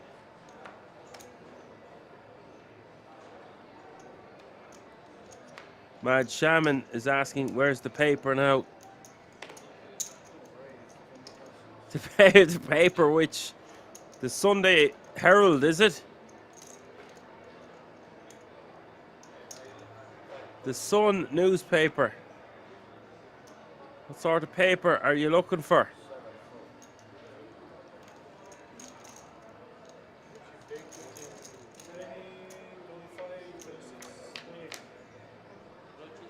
No more chasing paper, we'll be chasing stars.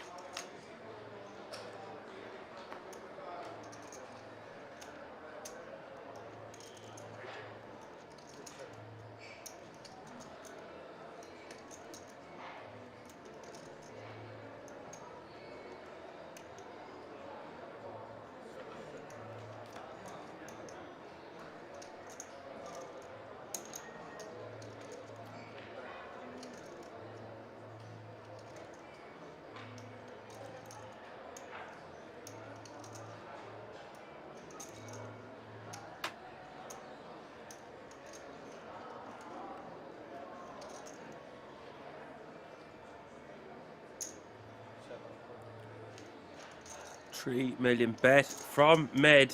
The call from Alex and the river. The 10 of spades. A house on the board now.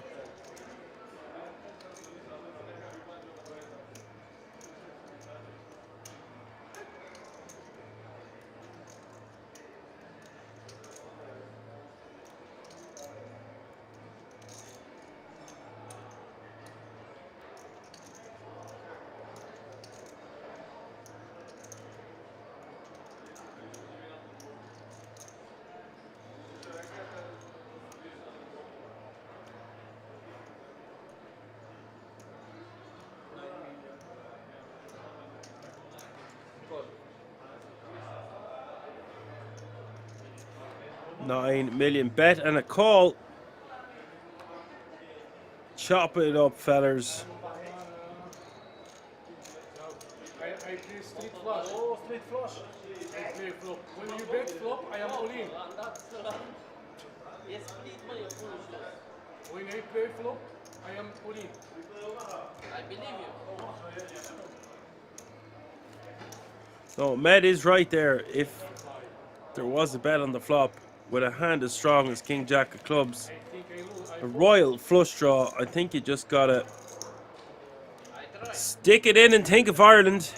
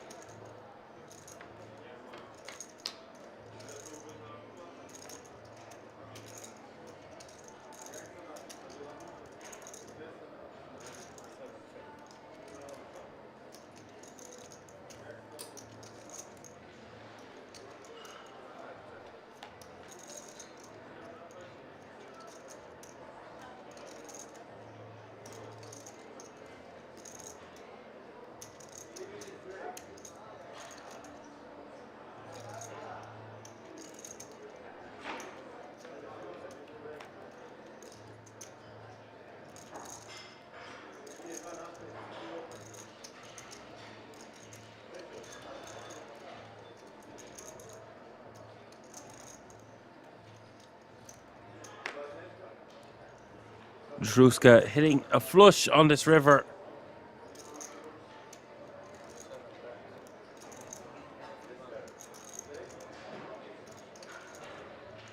It is Alex that's going to be saying goodbye to that 8.5 million. Does have the King of Hearts as a blocker. Druska calling. Pair board.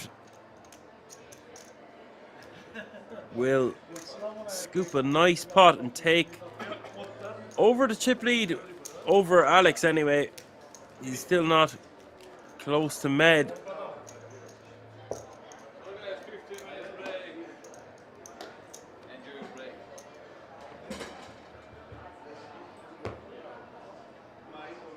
Okay, folks, so the players are gone on a 5-minute break. I will see you very shortly. You can see how much it's evened out now. Med with 46 pigs, Druska at 35, and Alex with 32. I will see you back here in a few moments as we will conclude the Euro Poker Millions live from the King's Resort in Rozhdov tonight.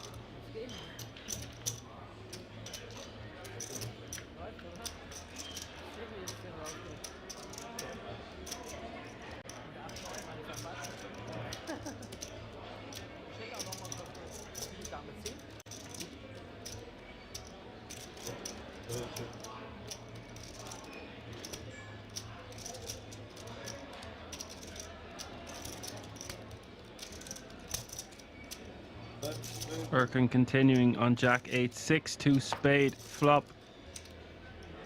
Pair and a flush draw for Erkin. Patrick with middle pair, queen of spades in his hand also.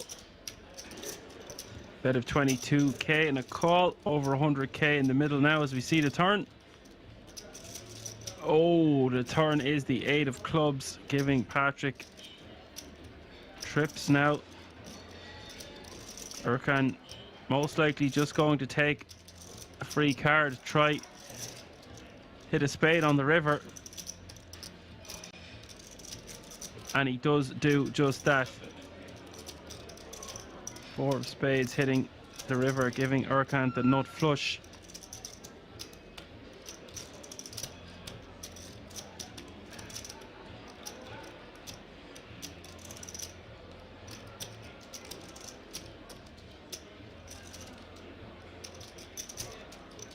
Bet 60.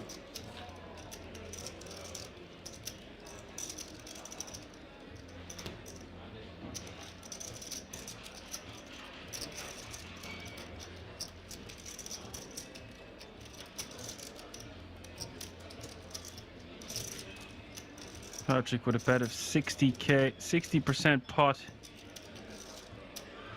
How much can Erkan raise to get called by an 8? And how is this going to look to Patrick? 160. 160.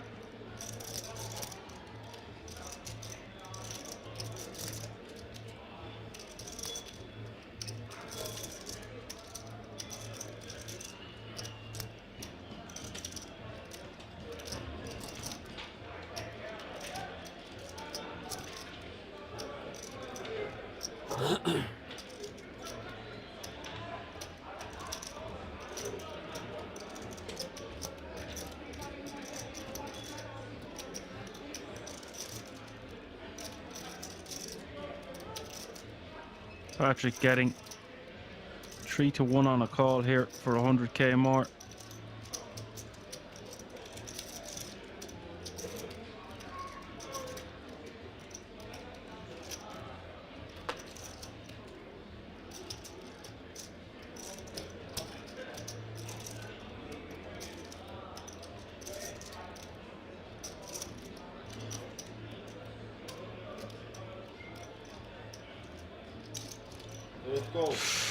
Patrick calling an unbeliever with his 8. Yeah, nice flop. Nice pot for Erkan, adding 222k to his stack. That's the first real hit we've seen Patrick take. Thank you.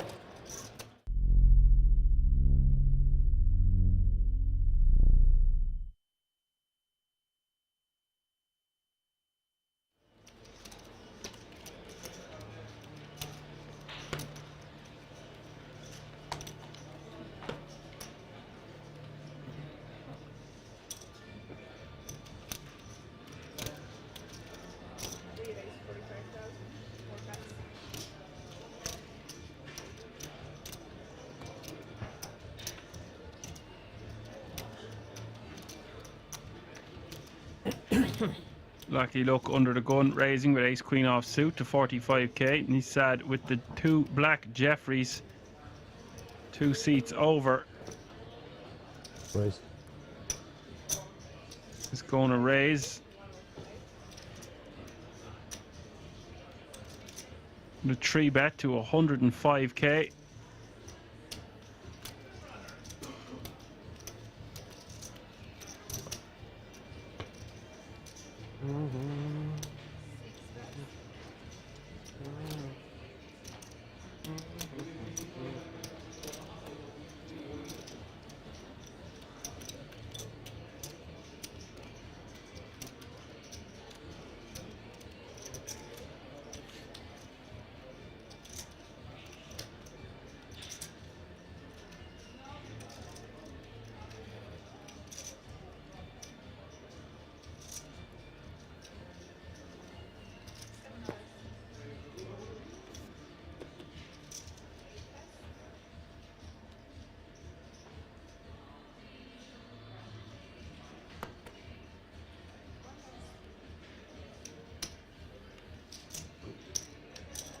Mexi now in the big blind with 2 9s. A difficult spot. The raise coming from under the gun and the 3-bet from mid position 1.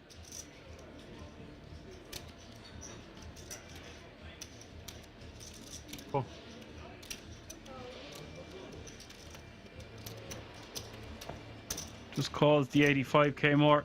I think with this stack depth, this is totally fine. Try flop a set 3 ways, why not? Go 3-way action to the flop, 345k in the middle.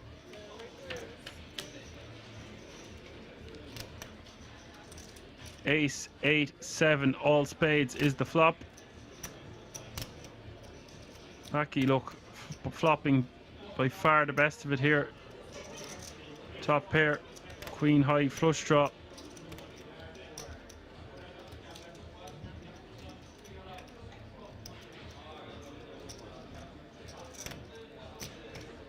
Sad wants to bet, he wants to bet something around 100k, 85k, something like that. Goes for 90. How much to play, please? I cannot see this. Can you cut it like 20?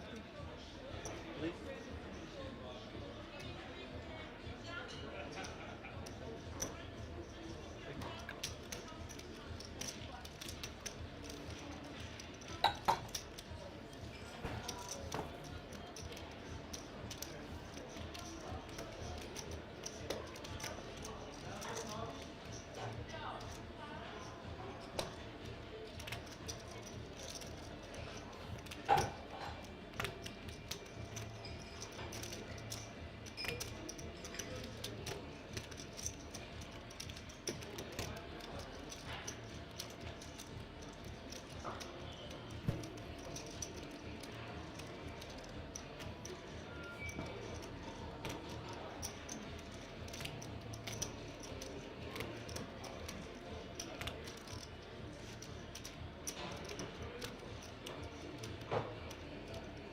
Lucky look at the option. Raise or just call. Raising 250k here.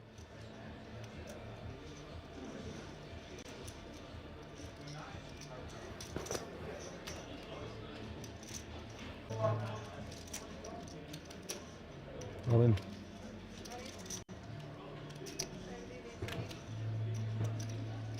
Look at this, instead going over the top.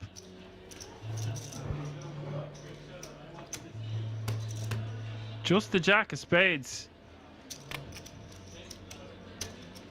Going with his read.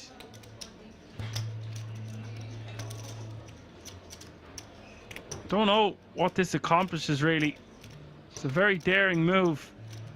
Lucky look showing significant strength, raising to $250,000 on the flop.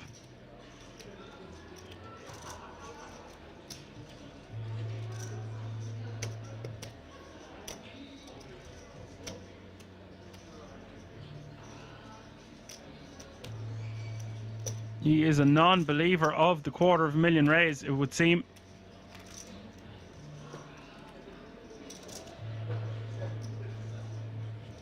And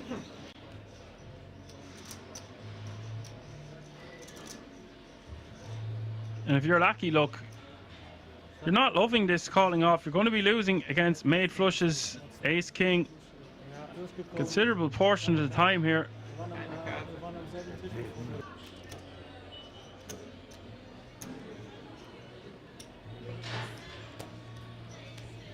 You sure? I fold a really big hand. Wow, wow. I know. You would not Sad. believe if you see. You can see later. Later we can see. Mad genius move has worked. I say no, that's set aces. Or I think set ace. Sad ace. repping a hand stronger than ace queen. I think you have maybe a set Getting sevens or eights. Lucky Look to fold I ace have queen ace with the queen of and spades. very good flash draw. We're playing poker today, folks. Show one One card, one card, one card. No, no, no. Wow. Ace queen and queen of spades. Wow. On the turn. The move with the jacks, with the jack of spades working this time, but needs to be really careful doing stuff like that.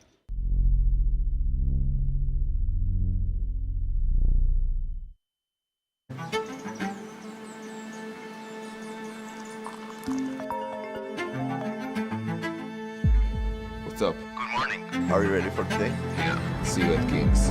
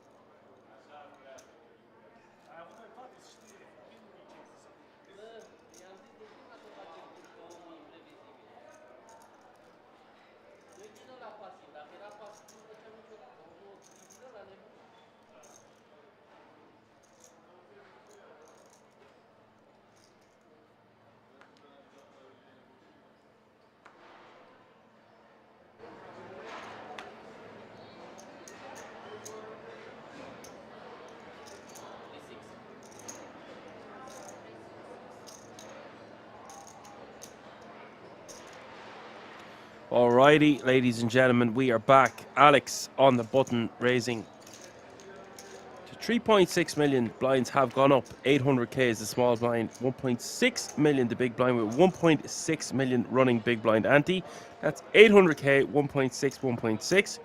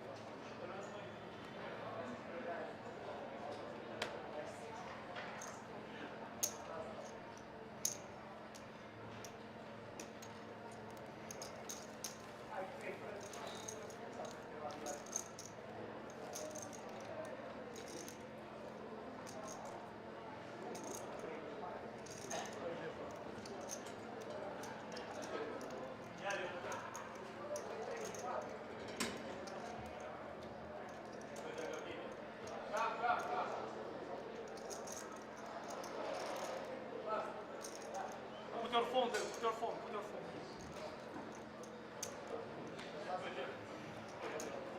You must work. Why you stop? You have money. No, you stop. You must wait.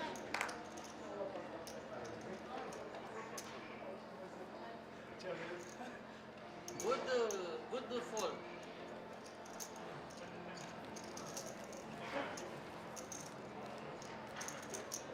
Așteptam măcar un open de la Stefan. You see my card? No, bro, but I have like... Just follow.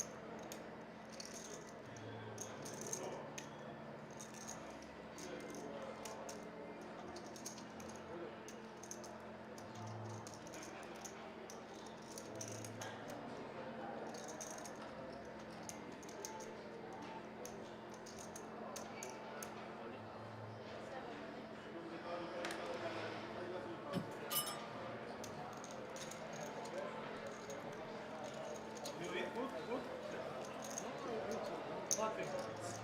It's close, yeah?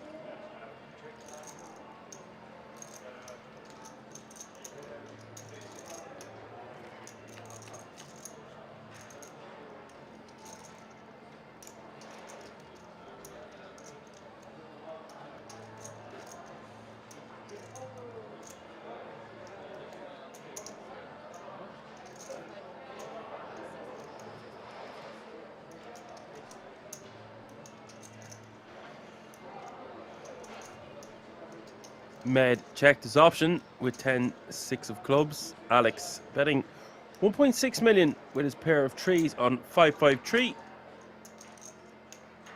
Med going for a spicy. The Spice Boy here raising with the 10-6 of clubs to 8 million.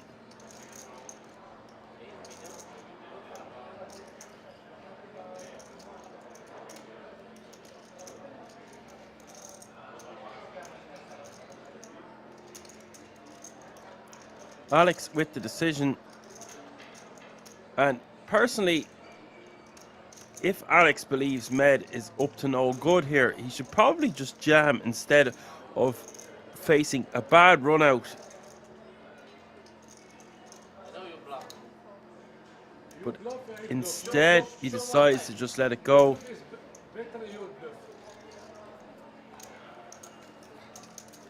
Bluff, no. No bluff. This is value. No value. You bluff. No value. Show all in. Make all in.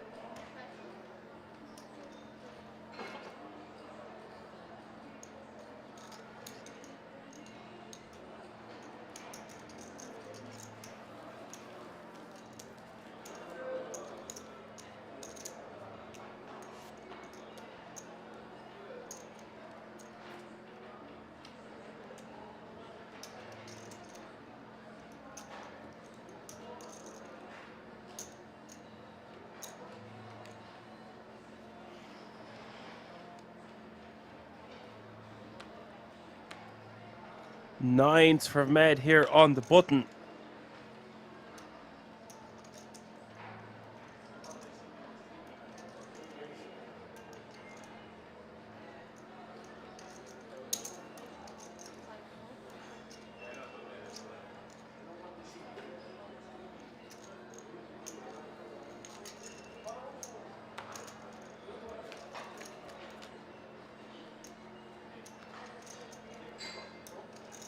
Flop is King 6-4, all diamonds. Alex with top pair. Med checking back. Turn is the 7 of hearts.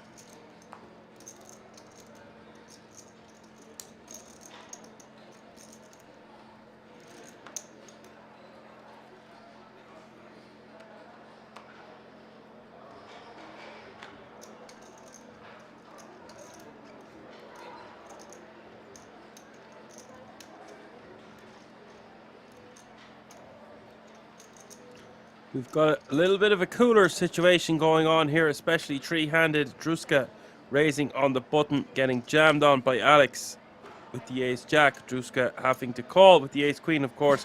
Will be a 3-1 favourite to eliminate Alex, or they're pretty much even in chips. He can't eliminate Alex, but he would leave Alex running on fumes. Pretty much dead even in chips, about a half a big blind separating them. And this is a massive moment for Stefan Druska. The opportunity to knock out Alex and go heads up for the title. 103 million in the middle and a queen in the window. Great start for Stefan Druska. Alex, no hearts in his hand, needs some severe help here. Gets one tiny glimmer of hope on the turn in the Jack of Diamonds. The river is the 7 of Hearts, and Alex, who has been a real treat to watch play, has been eliminated in third place. He will take home €52,000 for his efforts. And of course, the €10,000 World Series of Poker Europe main event ticket. And that means we are going to go heads up. Second place will receive €74,000. First prize will win the title, and of course €131,000. Unlucky to Alex there, played really well, enjoyed commentating, and I look forward to seeing him on the feature table felt sometime in the near future.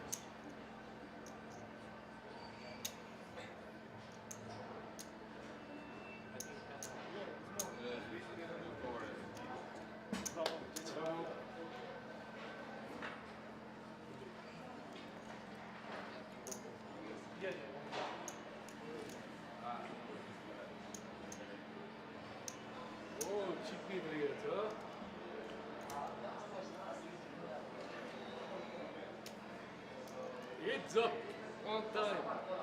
Huh? Heads up one time, says Med.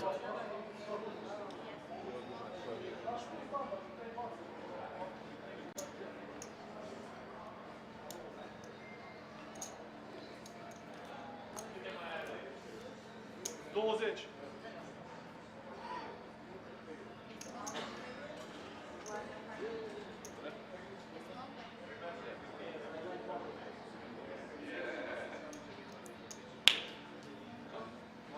I'm going to put it here on the left side. 64 big blinds for Druska will play Med's 20 big blinds going forward.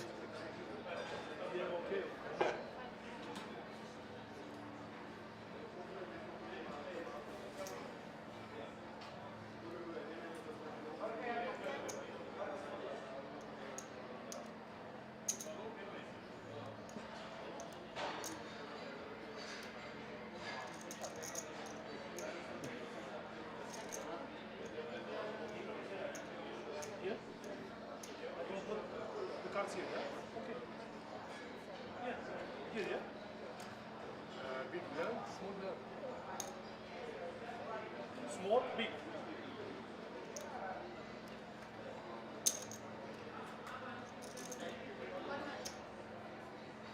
Please.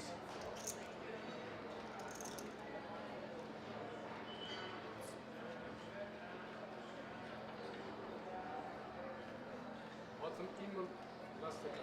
Yeah.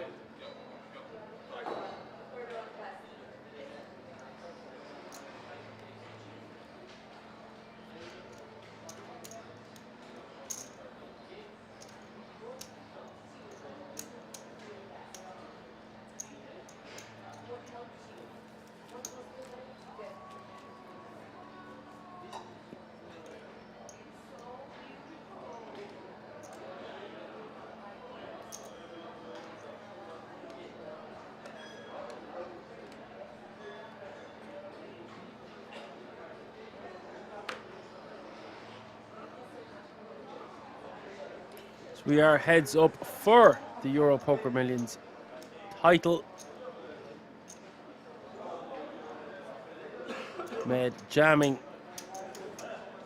with the ace-8 and taking it down.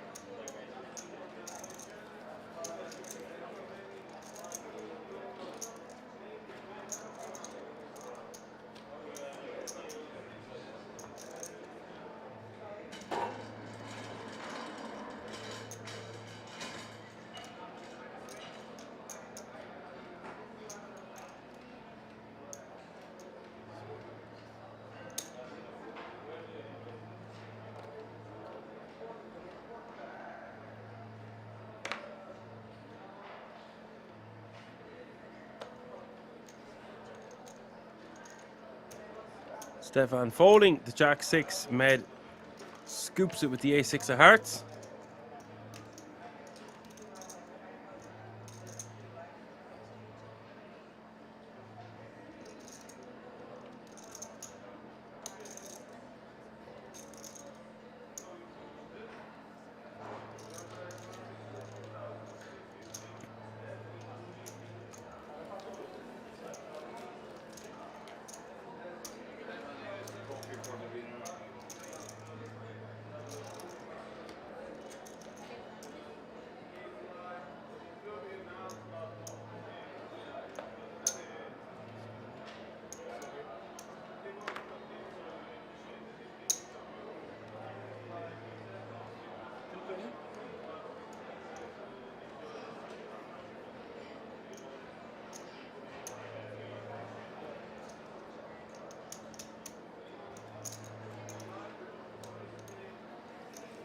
Kings for Druska.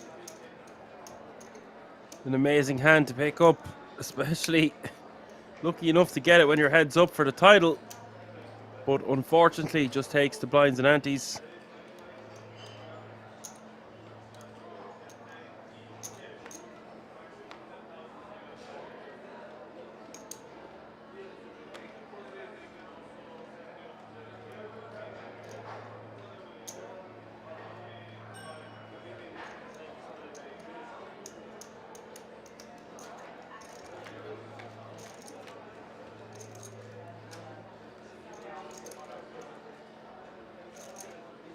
King 10-9 is the flop.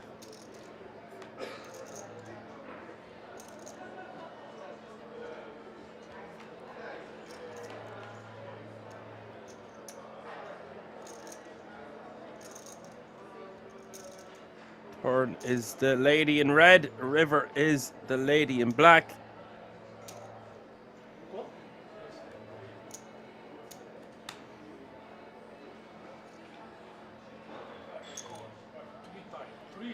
Med getting the job done here on this river card. Just calling, emphatically punching the air. And had that been a different board, I think we would have seen a lot more money go in. If it wasn't such a draw heavy, straighty kind of a board.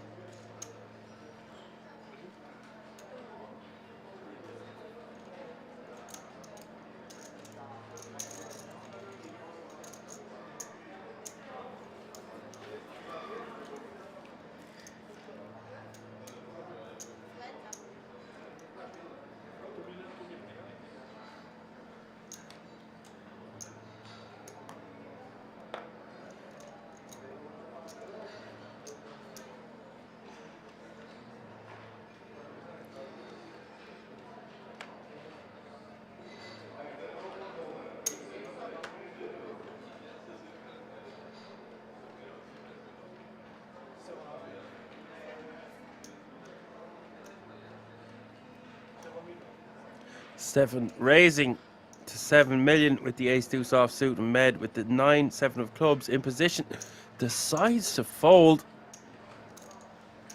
I wouldn't have thought we would see him be folding after limping, but such is life. Small blind now, 1 million, big blind 2 million with a 2 million running big blind ante. That's 1 million, 2 million, 2 million.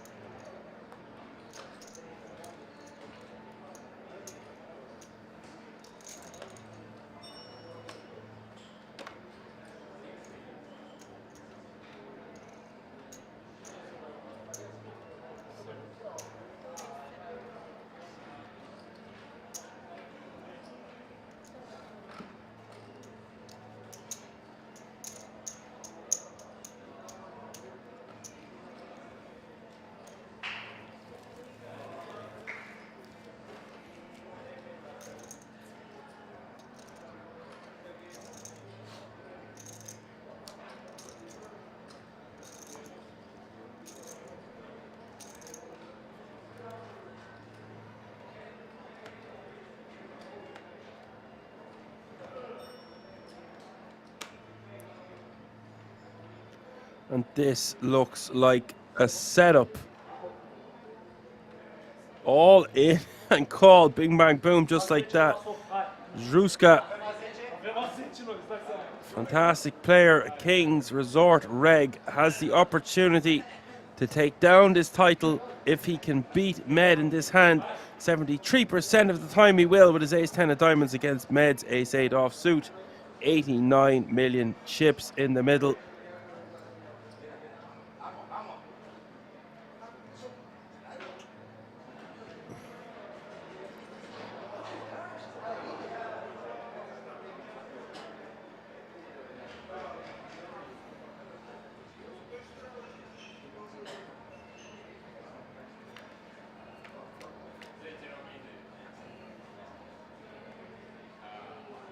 Queen 6-6 is the flop. Oftentimes this will go to Splitsville.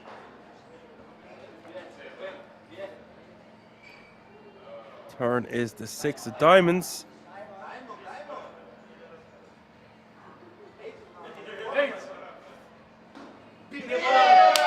River is the 4 of diamonds. Med has been eliminated in second place. Very funny, interesting character. Fair play to him. He will take home €74,000 for his efforts.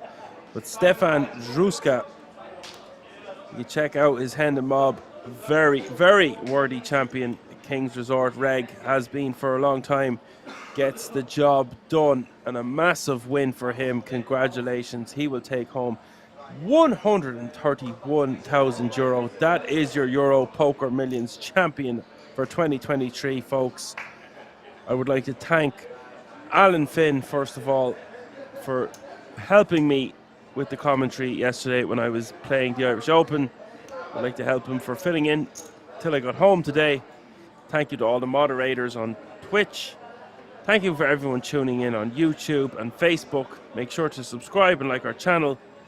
Lots of cool videos and new content there. We also have TikTok. We're on all the other socials, Instagram, Twitter, etc., etc. I am exhausted and my voice is going, so I am going to say good night. Catch me if you can. My name is Dan. I'm your man.